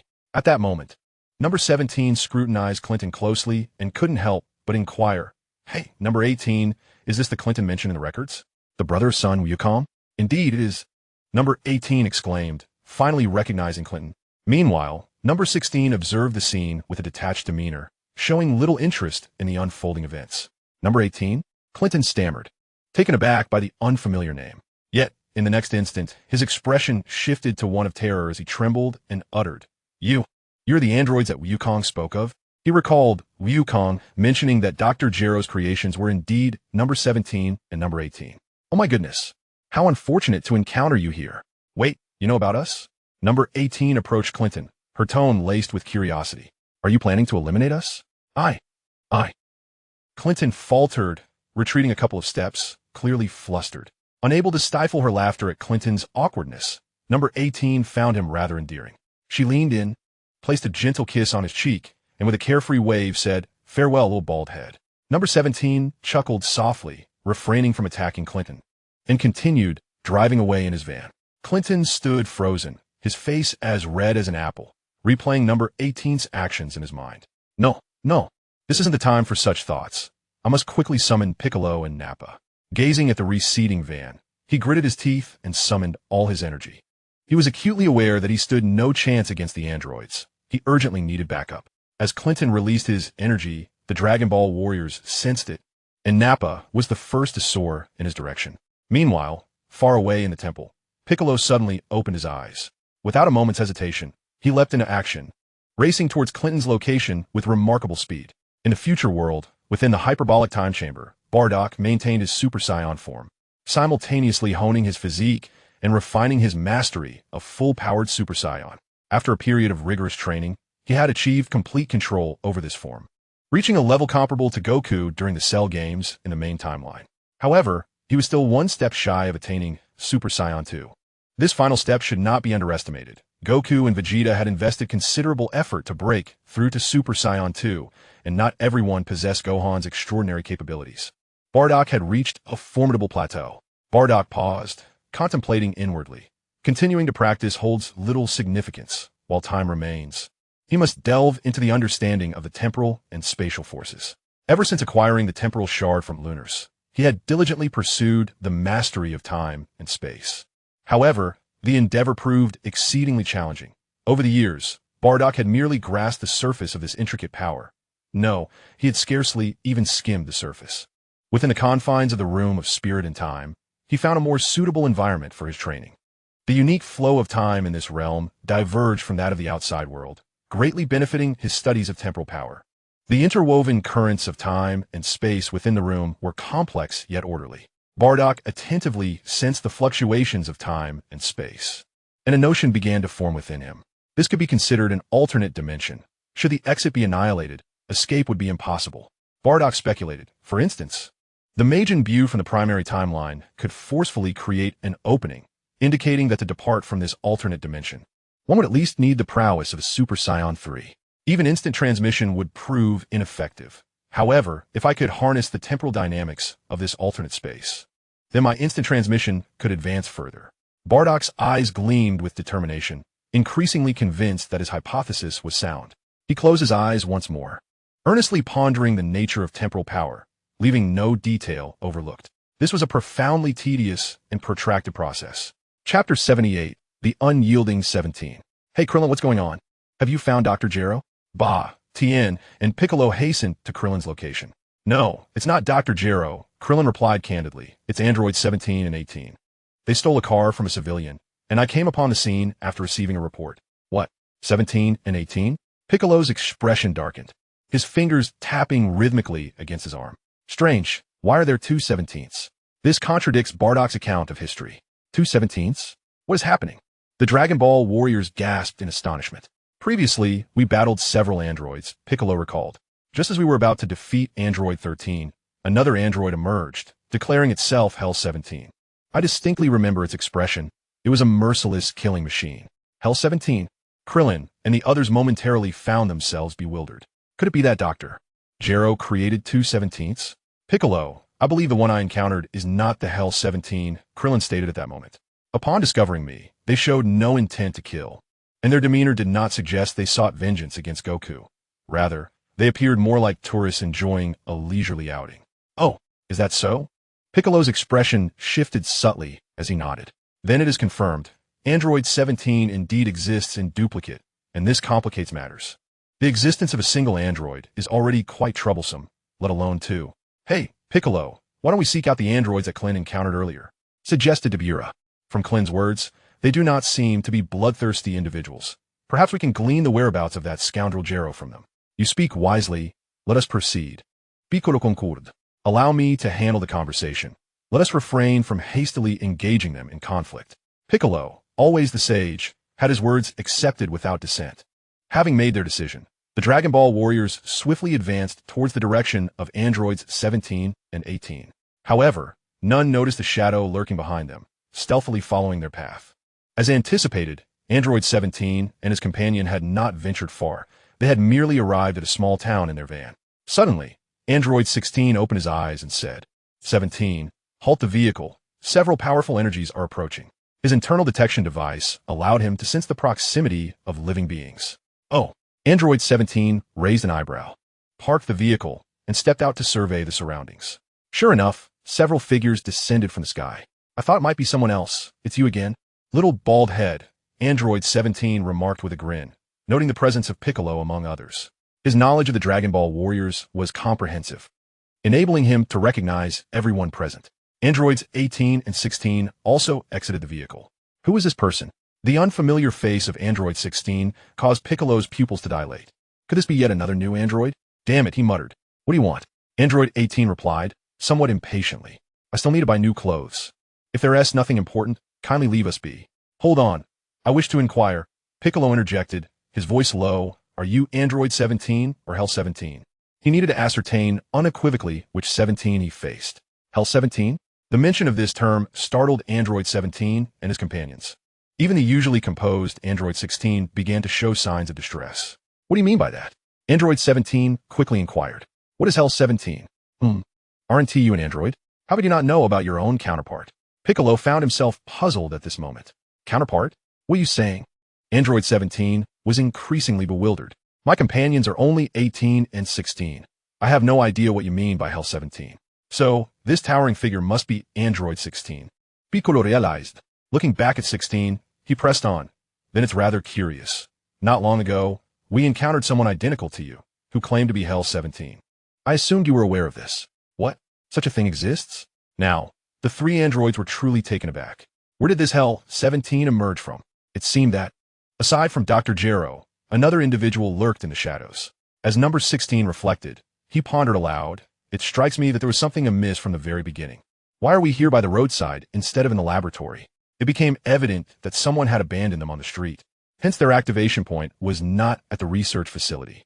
Piccolo, ever the rational thinker, deduced there are hidden forces at play who have set you free. The implications of Piccolo and number 16's analysis left the group in shock, particularly the two androids, whose minds were tumultuously stirred by the revelation. Who could it be? What motive lay behind their release? The answers to these enigmas could only be uncovered by locating Dr. Jero. Piccolo inquired, can you tell me where Jero's lab is located? Inform you of that old coot's whereabouts? Number 17 scoffed dismissively, his tone icy. This is a matter strictly among androids. What right does an outsider have to intervene? It would be wise for you to depart before I am compelled to act. Newly activated, number 17's youthful arrogance was evident, as he had yet to encounter many tribulations, leading to his haughty demeanor. In his eyes, their affairs were none of an outsider's concern. Fool, Piccolo retorted, his irritation palpable. You have not faced Hell's number 17. That individual possesses remarkable strength. Our immediate priority is to locate Jero. Are you suggesting that Hell's number 17 surpasses me? Number 17's fists clenched, his eyes narrowing dangerously as he coldly replied, very well, you have successfully provoked my ire. If you wish to see my prowess, I shall oblige. Without adhering to conventionality, number 17 launched himself at Piccolo, elbow poised to strike at his head. Curse it, another reckless fool, Piccolo muttered under his breath, swiftly evading the blow. Krillin and the others quickly retreated, well aware that they were ill-equipped to intervene in such a high-caliber confrontation. Chapter 79. The advantage of infinite energy Piccolo. I shall assist you, Daba proclaimed, witnessing the clash between Piccolo and number 17 as he soared into the sky to offer support. Yet, a striking figure obstructed his path. Her piercing gaze fixed intently upon Daba. Neither of you may interfere. This is a one-on-one matter, number 18 stated coldly. Number 17 detests outside interference. And should anyone dare to intervene, I shall take action. Despite the brewing conflict, number 18 and number 17 had no intention of resorting to lethal measures. They merely sought to chastise these earthlings. Frustration simmered among Tien and the others, yet they dared not act rashly. Krillin, however, found himself entranced by number 18. You think you can stop me? Daba's temper flared, and he swung his fist towards number 18, driven by sheer obstinacy. Smack! Though the May 18th appeared delicate and frail, her strength is formidable. With merely a single finger, she thwarted Nappa's powerful punch. Nappa, taken aback, realized that this insufferable woman possessed some skill. Recognizing the prowess of his opponent, he promptly cast aside his disdain, his muscles surging dramatically, golden energy erupting around him. Recently, he had successfully ascended to the status of Super Saiyan, becoming the only bald Super Saiyan. Though Nappa transformed into a Super Saiyan, his appearance remained largely unchanged due to his lack of hair, the only alteration being that his beard had turned golden. What have you done? You seem a bit different, remarked 18, her beautiful eyes sparkling. What was this towering figure up to? It seemed as if he had undergone a transformation. Allow me to demonstrate the might of a Super Saiyan, Nappa retorted with a disdainful grunt, his muscular frame akin to an impenetrable fortress as he charged at 18 without a hint of mercy. In response, 18 also let out a cold huff, swiftly retreating, and thus commenced their fierce battle upon the ground. Meanwhile, in the skies above, a fierce offensive and defensive clash unfolded between 17 and Piccolo. Both combatants eschewed any flashy techniques, engaging in a true test of masculinity. You strike me once, I return the favor. Neither party shied away from the confrontation, their blows resonating through the air with thunderous booms. Having assimilated slug and trained relentlessly over the past 3 years, Piccolo's strength significantly surpassed that of his counterparts in the main timeline. However, 17's power still eclipsed Piccolo's, compounded by the advantage of limitless energy, causing Piccolo to quickly find himself on the defensive. As the battle intensified, 17 grew bolder, relentlessly pursuing and pummeling Piccolo, who, for the moment, could only defend himself. 17. We have no reason to engage in combat, Piccolo shouted, shielding his head with both arms. Our immediate priority is to locate Dr. Gero. Remain calm. Yet, 17 paid him no heed, executing an elegant spinning kick that sent Piccolo plummeting from the sky, immediately following up with a ki blast. Boom! The ki blast struck Piccolo squarely, creating a massive crater in the ground, the forceful winds sending Krillin and others staggering backward. How does it feel to witness my power? 17 hovered in the air, hands on his hips, exuding an air of calm confidence. Drip, drip, blood trickled from Piccolo's arm. His right hand had been severed in the earlier assault. In the distance, Krillin and the others were filled with urgency, yet the disparity in strength rendered them helpless. Foolish creature, Piccolo roared in anger, his severed arm regenerating instantly. Whoosh whoosh, his arm elongated rapidly, grasping 17's legs and yanking with force, sending the unsuspecting 17 crashing to the ground. Oof! The violent impact caused 17 a twinge of pain. He was not purely mechanical and could indeed feel discomfort. You have incited my wrath. On the 17th, he struck fiercely, diving along Bick's arm and colliding headfirst into Bick's chest. The impact was so severe that it left Bick dazed. Seizing this opportunity, 17 unleashed a flurry of brutal punches, dominating the battlefield and leaving Bick in a state of utter defeat. Within less than a minute, Bick was battered and fell to the ground, devoid of any fighting capability. Did you see that? Just a little seriousness from me, and you couldn't withstand it, 17 remarked with a smile, relishing in the moment, for he detested being underestimated. However, he refrained from delivering a final blow. He had never intended to kill anyone. Since Bick was no longer able to fight, he deemed it sufficient to stop there. Meanwhile, the situation on the other front was equally grim. Though Daba possessed great strength, he lacked the agility of 18. Every attack he launched was deftly evaded by her, as she toyed with him, leaving him in a dizzying state. Coupled with the prolonged battle and her boundless stamina, Daba's strength and energy began to wane. The golden aura surrounding him faded, and he found himself on the ground, gasping for breath. Damn it, that wretched woman, he thought, feeling humiliated. His pride and his strength had proven futile. A proud Super Saiyan was being outlasted by a mere woman. How could he face anyone if this were known?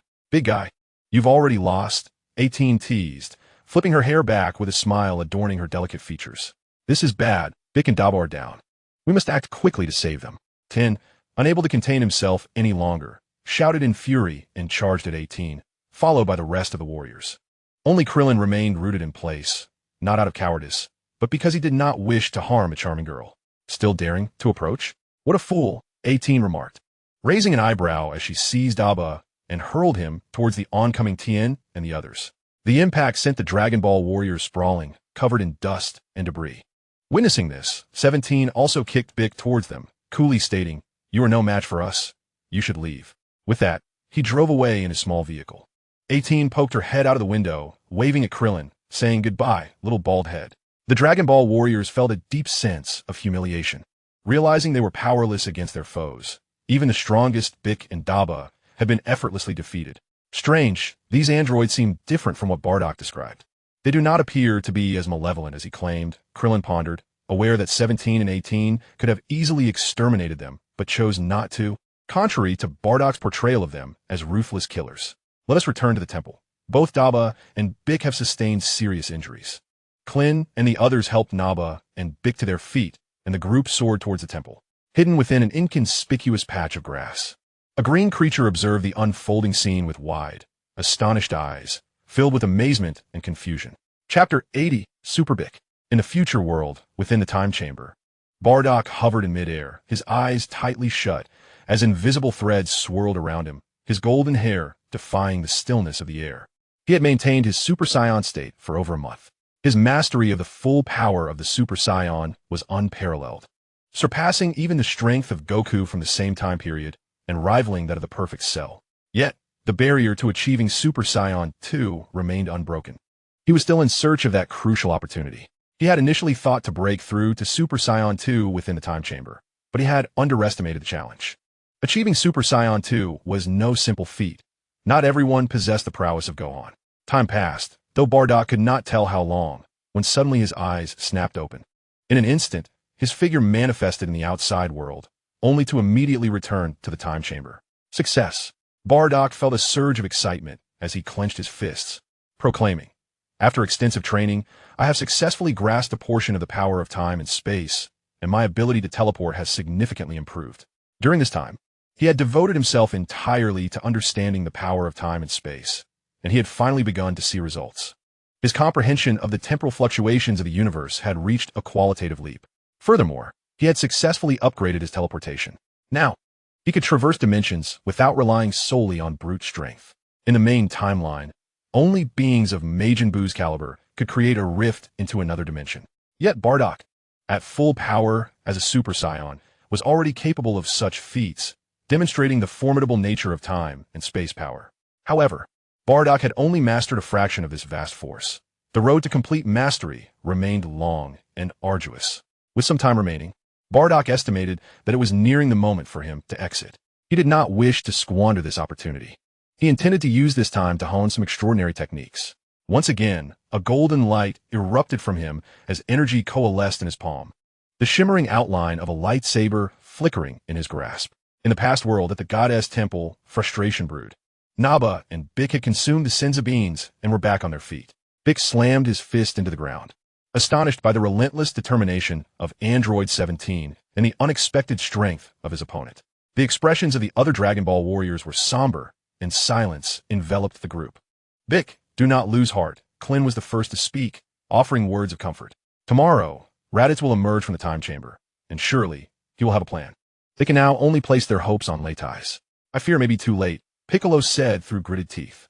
"Do not forget, there is also Cell lurking in the shadows, whose objective is to absorb androids 17 and 18. The mention of Cell caused the faces of those present to pale. Indeed, while they were preoccupied with the artificial beings, they had overlooked the hidden menace that Cell posed. Now, no one knew if Cell had already arrived on Earth. "I must remain vigilant," Piccolo resolved, as he strode directly towards the Guardian, his gaze fixed upon him. The Guardian and Piccolo exchanged silent glances, both understanding the unspoken words. What have you decided? Piccolo inquired. I have no objections, the Guardian replied resolutely. Earth is facing a crisis, and with Bardock and the others absent, you are its only protector. What are you two discussing? Krillin and the others were left bewildered, unable to comprehend their conversation. Your choice is wise, Piccolo smiled, recalling how he once harbored deep resentment towards the Guardian, which had dissipated over time. The Guardian, with tears brimming in his eyes, understood the gravity of the situation and felt a profound sense of loss. Fear not, my spirit shall forever reside with the temple, the Guardian said with a gentle smile. You and I are one. At this moment, Earth requires not the Guardian, but a formidable Namekian warrior. With that, the Guardian regarded Piccolo and solemnly nodded. Without hesitation, Piccolo emanated a brilliant white light. The Guardian's form gradually began to dissolve, merging swiftly into Piccolo's being. With a blinding flash, the Guardian's presence vanished, leaving only Piccolo standing firm.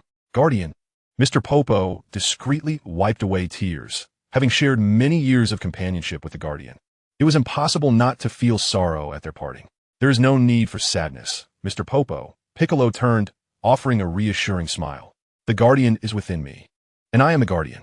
Such formidable energy radiated from Piccolo that the Dragon Ball warriors stood in awe, for he seemed a transformed being. Stay here, Piccolo commanded as he approached the temple's edge, not glancing back.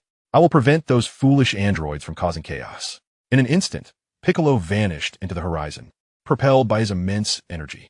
In the future world, within the time chamber, Dandy waited anxiously at the door, frequently glancing at the clock. Sure enough, as the hour hand struck an integer, one of the doors swung open. Two robust figures emerged from within. Trunks, Mr. Vegeta.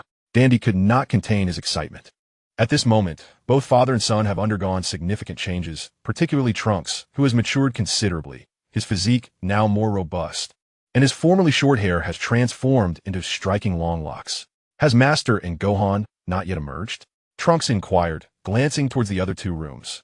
Just as he finished speaking, another door creaked open, and Goku and his son stepped forth. What's going on here?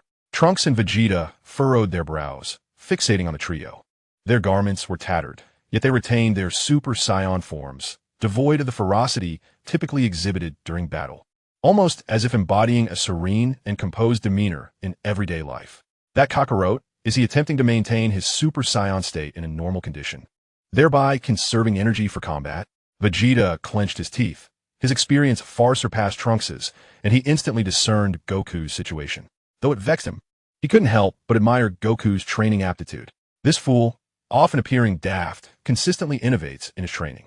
In contrast, Vegeta had focused solely on augmenting his strength. His time in the hyperbolic time chamber yielded minimal advancement, as he was engrossed in rigorous practice without contemplating how to progress further. Consequently, there was a noticeable gap between his strength and Goku's. Chapter 81. A surge in strength for all. Gohan, Uncle Goku, Trunks exclaimed in astonishment, sensing no trace of the characteristic fury associated with Super Saiyan from Goku and the others. Is this still considered Super Saiyan? Trunks, you've grown stronger, Gohan remarked, patting Trunks on the shoulder with a tone of genuine pride. After a year of training in the hyperbolic time chamber, guided by Goku, he had achieved full power Super Saiyan status, on par with Goku himself. Little Gohan's progress was even more remarkable. He mastered Super Saiyan perfectly in a short span, swiftly advanced to Super Saiyan 1's second tier, and ultimately he excelled, perfectly mastering full power Super Saiyan. It could be said that the current little Gohan's combat prowess and aura surpassed Goku's, possibly rivaling Bardock's. The only disparity lay in battle experience and techniques. This is all thanks to training alongside my father, Trunks said, scratching the back of his head, feeling somewhat bashful. His strength was significantly greater than in the main timeline, and if he were to encounter the androids 17 and 18, he could effortlessly eliminate them alone. Vegeta turned away with a scoff. Initially, he had no intention of training alongside Trunks. However, considering that he was indeed his son and would face immense challenges in the future, it was imperative to impart some skills to him. By the way, why hasn't Dad come out yet? Goku looked around, noticing Bardock had not yet made his appearance. The others were somewhat puzzled. Logically, time had already passed, so why had they not emerged yet? Mr. Bardock had just appeared outside the temple, pointed out by Mr. Bobo. When did he come out? How did I miss that? Goku exclaimed in surprise, rushing outside to find Bardock indeed standing outside the temple. "Oh, Kakarot, you all have emerged," Bardock said, turning around. "Ah, your auras have strengthened considerably." At that moment, Bardock still maintained his Super Saiyan form, having sustained this state for quite some time. "Father, it seems we are on the same wavelength," Goku remarked, a smile gracing his face upon seeing Bardock. "Damn it, are both father and son freaks?" "It's always like this," Vegeta thought, his teeth nearly grinding in frustration at being left behind yet again. "Grandpa, how did you come out?" "The time chamber's door hasn't opened," Gohan inquired curiously. "Oh, I used instant transmission," Bardock replied candidly. "After spending a year inside, I comprehended a more profound level of instant transmission, allowing me to traverse the dimensional space freely." "Impressive. A more advanced instant transmission." Goku gasped, incredulous. "It can be enhanced?" "Father, please teach me how to improve. I want to learn too." Gohan eagerly nodded, wishing to master such an extraordinary technique. "I'm afraid I can't teach you that," Bardock shrugged, stating, "It involves time and space, and you must explore and comprehend it yourselves." "What? Then I surely won't be able to learn it," Goku said, a hint of disappointment in his voice. "Well then, since everyone is out, let's indulge in a hearty meal," Bardock proposed. "After we're satisfied, we can seek out Broly for a match. This time, we'll show him." "Absolutely, I'm already starving," Goku exclaimed, practically drooling at the thought of food. "Very well, I happen to have plenty of food with me. Today we shall feast," Gohan said with enthusiasm, pulling out several multi-functional capsules from which he produced a mountain of delectable dishes. Din and Gohan quickly set up the table, and before long, a lavish spread was laid out before them. When it came to food, Goku paid no heed to etiquette, lifting a bowl of noodles and swallowing it in one gulp. The others followed suit, diving into the feast without hesitation. Even Vegeta was no exception. At Dr. Gero's laboratory, Dr. Mew was engrossed in reading, occasionally checking on the status of Hell's number 17. "Fusion rate at 99, very good. I estimate they will emerge in under 10 minutes, Dr. Mew mused, stroking his beard with a smile. "Even the core chip for replicating Super Android 13 has perfectly fused with Android 18. I truly am a genius." Just then, as Dr. Mew was reveling in his self-praise, a series of alarm sounds erupted from a massive screen before him. Who has entered this area?" Dr. Meow squinted at the three individuals displayed on the screen, his tone laced with mild astonishment. "Oh, is it these three? How have they returned? What is the situation with these androids? Have they come to realize their own existence?" Just then, a tremendous vibration reverberated through the air, and the iron door of the research facility was shattered. The trio of Unit 17 withdrew their hands and slowly entered the institute. Upon seeing that the individual before them was not Dr. Gero, but rather an unfamiliar old man, the three androids were taken aback. "Who are you, old man? Where's Dr. Gero?" Unit 17 pressed, his gaze sharp. Units 18 and 16 also fixed their eyes on Dr. Meow with suspicion. "You mentioned Gero? He has already been eliminated by my Hell 17, Dr. Meow replied, a cold glint flashing in his eyes. "As for my identity, you may call me Dr. Meow." "What? You killed Gero?" The pupils of the three androids constricted. Their concern did not stem from Gero's fate, but rather from the revelation of Hell 17's existence. It appeared that Piccolo had not deceived them. There truly was another Unit 17. "The Hell androids you speak of, did you create them?" Unit 16 stepped forward, his tone decidedly hostile. Although he cherished nature, he held a profound disdain for evil. "You're the pure mechanical android, known as Unit 16, are you not?" Dr.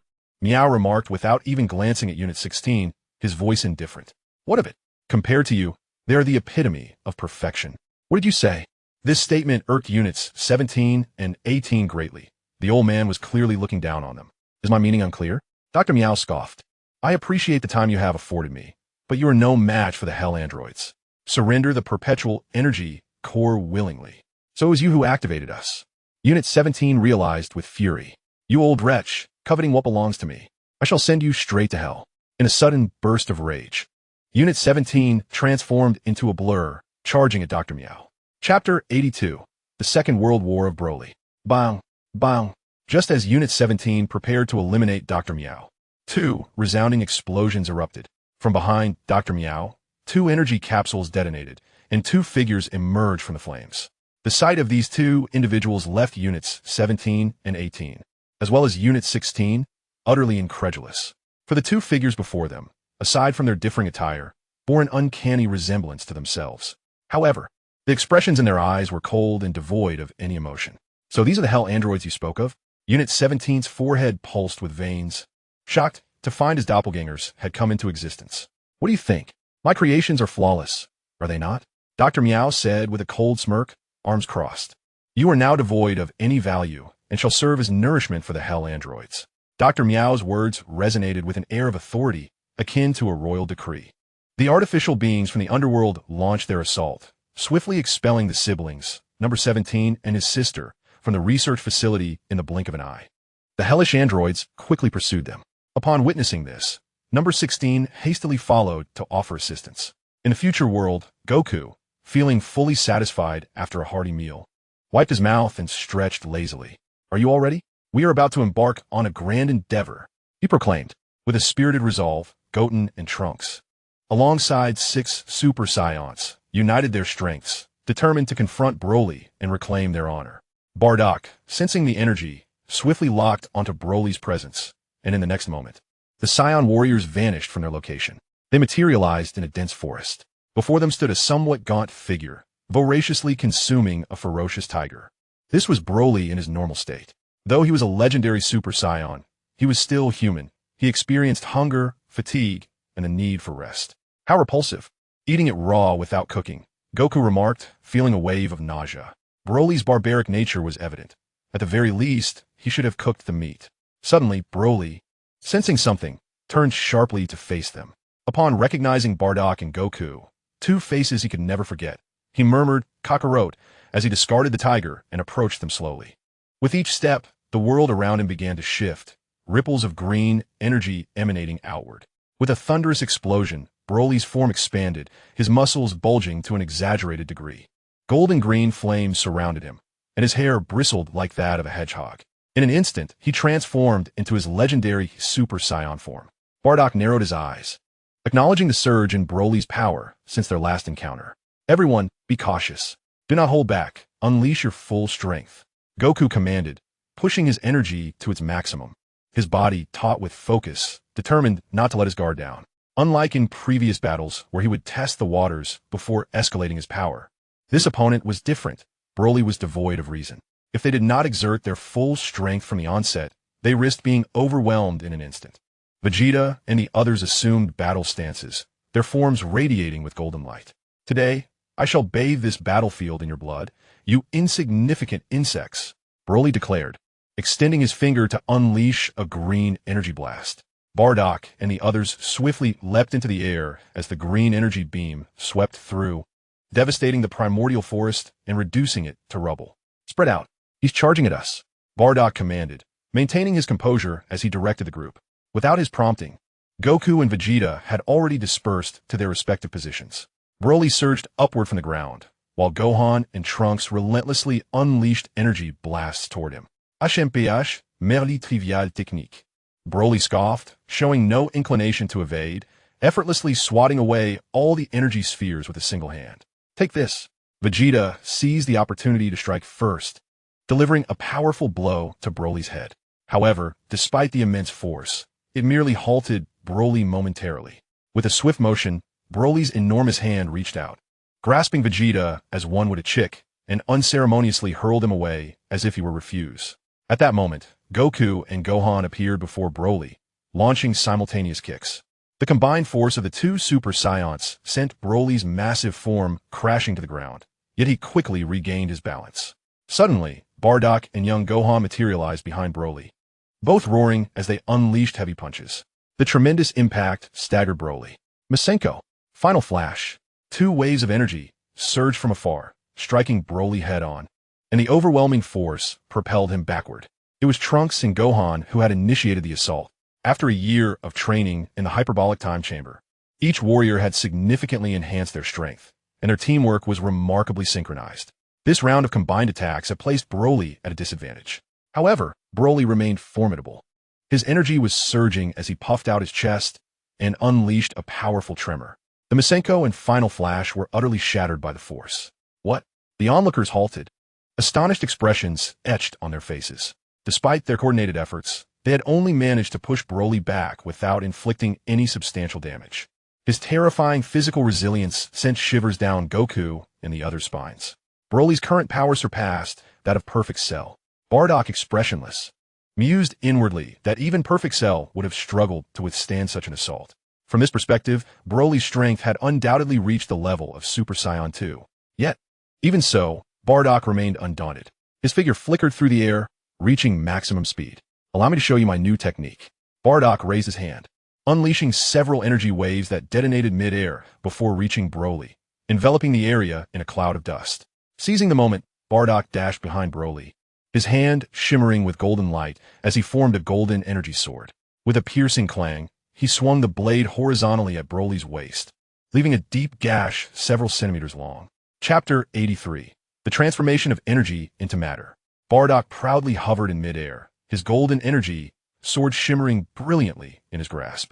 This was the culmination of his rigorous training within the Room of Spirit and Time, where he had emulated the techniques of Vegeto and Zamasu, mastering the art of manipulating energy with remarkable finesse.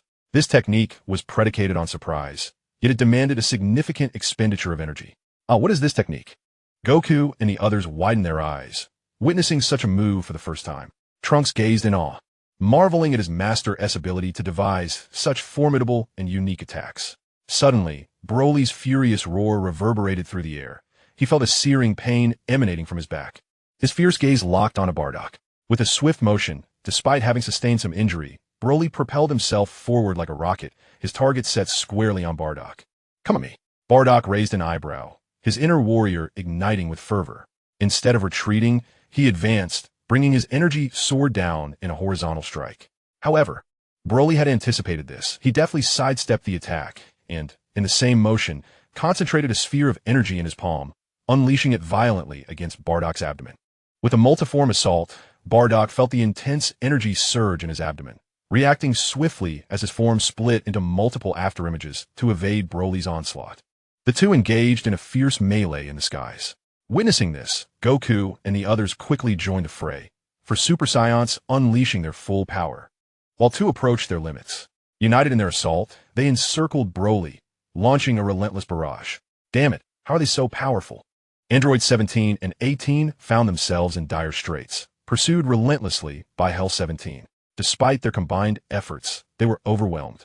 Although they relied on infinite energy to temporarily withstand the onslaught, defeat was merely a matter of time. Meanwhile, on another front, Hell 18 faced off against 16. The situation was equally grim. Though 16 possessed greater strength than the 17 siblings, it was only marginally so. Confronted by Hell 18, whose power rivaled that of a fully unleashed Super Saiyan, he found half of his head blown off. This adversary fought with ruthless tenacity, employing lethal force at every turn. 17 executed several backflips to create distance, his expression darkening. 18 unleashed energy blasts with reckless abandon. Yet, Hell 17 spread his arms wide, absorbing all of 18's attacks into his body. How do you like the prowess of Hell's androids? Dr. Mew approached, laughing arrogantly. The androids created by Dr. Gero are mere failures. My Hell androids are the epitome of perfection. Damn that guy. 17 gritted his teeth, his hands outstretched, initially intending to release an energy blast. However, upon remembering his opponent's ability to absorb such energy, he opted to engage in close-quarters combat instead. Regrettably, his strength was far inferior to that of his opponent. He could barely withstand 2 strikes before being sent sprawling by Hell's Android 17 with a single blow. Witnessing this, Android 18 attempted to intervene, but Hell's Android 17 appeared like a specter, delivering a kick that sent her crashing to the ground. Seizing the advantage, Hell's Android 17 advanced menacingly, unleashing a relentless barrage of punches and kicks upon Android 17. Each strike bore the weight of 1,000 burdens, causing Android 17 to cry out in agony. Observing this dire situation, Android 16 felt an urgent pang of concern. In his heart, both Android 17 and 18 were his friends, and he could not stand idly by while they faced peril. With determination, Android 16 removed a portion of his arm, revealing a barrel akin to a machine gun. Beams of light, akin to lasers, erupted from his arm. Yet, amidst the onslaught of dense rays, Hell's Android 18 evaded effortlessly. Her figure blur.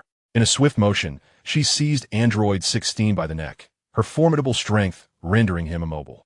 Meanwhile, in the distant sky, Piccolo was soaring at high speed, having searched tirelessly for androids 17 and 18, yet to no avail.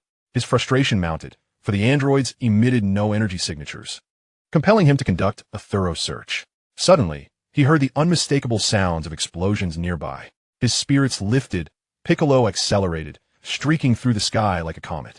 As he neared his destination, his eyes narrowed, for he beheld the beleaguered androids alongside Hell's androids 17 and 18. Without a moment to ponder, he unleashed 2 crimson beams from his eyes, a technique reminiscent of the great Demon King, Piccolo himself. In the midst of pummeling Android 17, Hell's Android 17 sensed a shift and turned, but before he could react, the beams struck him, sending him flying. Piccolo then soared past Hell's Android 17, delivering a powerful kick that sent Hell's Android 18 sprawling far away. Piccolo. The expressions of the 3 androids shifted dramatically, astonished that Piccolo had come to their rescue at such a critical moment. What are you still doing here? Leave at once. Piccolo shouted at the trio, his gaze locking on Dr. Mu. He furrowed his brow and inquired, "Are you Dr. Gero?" "Oh, so. It is the great Demon King Piccolo," Dr. Mu replied, slightly taken aback. "I'm not Dr. Gero. I'm Dr. Mu. That wretched Gero has already met his demise at my hands." "What? This old man killed Gero?" This revelation caught Piccolo off guard, prompting him to ask in a serious tone, "Did you also create those 2 hellish androids?" While Piccolo conversed with Dr. Mu, Android 18 assisted Androids 17 and 16 in making a hasty retreat. Compared to them, she had sustained relatively minimal injuries. Dr. Meow cast a glance at the fleeing androids, displaying no concern, and remarked, "Indeed, they are my most exquisite creations." The Hell androids returned, standing guard beside Dr. Meow like formidable protectors. "So what is your true objective?" Piccolo inquired, attempting to buy time. "Are you also affiliated with the Red Ribbon Army? Seeking vengeance against Sun Wukong, the Red Ribbon Army? Whom do you underestimate?" Dr. Meow scoffed. "As for exacting revenge on Sun Wukong, do not jest. I am a conqueror of the cosmos. Why would I concern myself with mere wild monkeys? Such grandiosity is rather amusing." Piccolo, unfazed by Dr. Meow's arrogance, caught sight of Android 17 and the others gradually retreating. This revelation brought him some relief. At least the androids could escape. Regardless of whether it was the lurking cell or Dr. Meow, their intentions likely centered around those 2 androids. Therefore, he resolved that he must ensure their safety. Otherwise, the situation could deteriorate rapidly. "Enough, Piccolo. Your prattle has come to an end," Dr. Meow declared, gesturing toward him with a laugh. "El androids, eliminate Piccolo." With a swift rush, the 2 Hell androids, their expressions devoid of emotion, charged at Piccolo.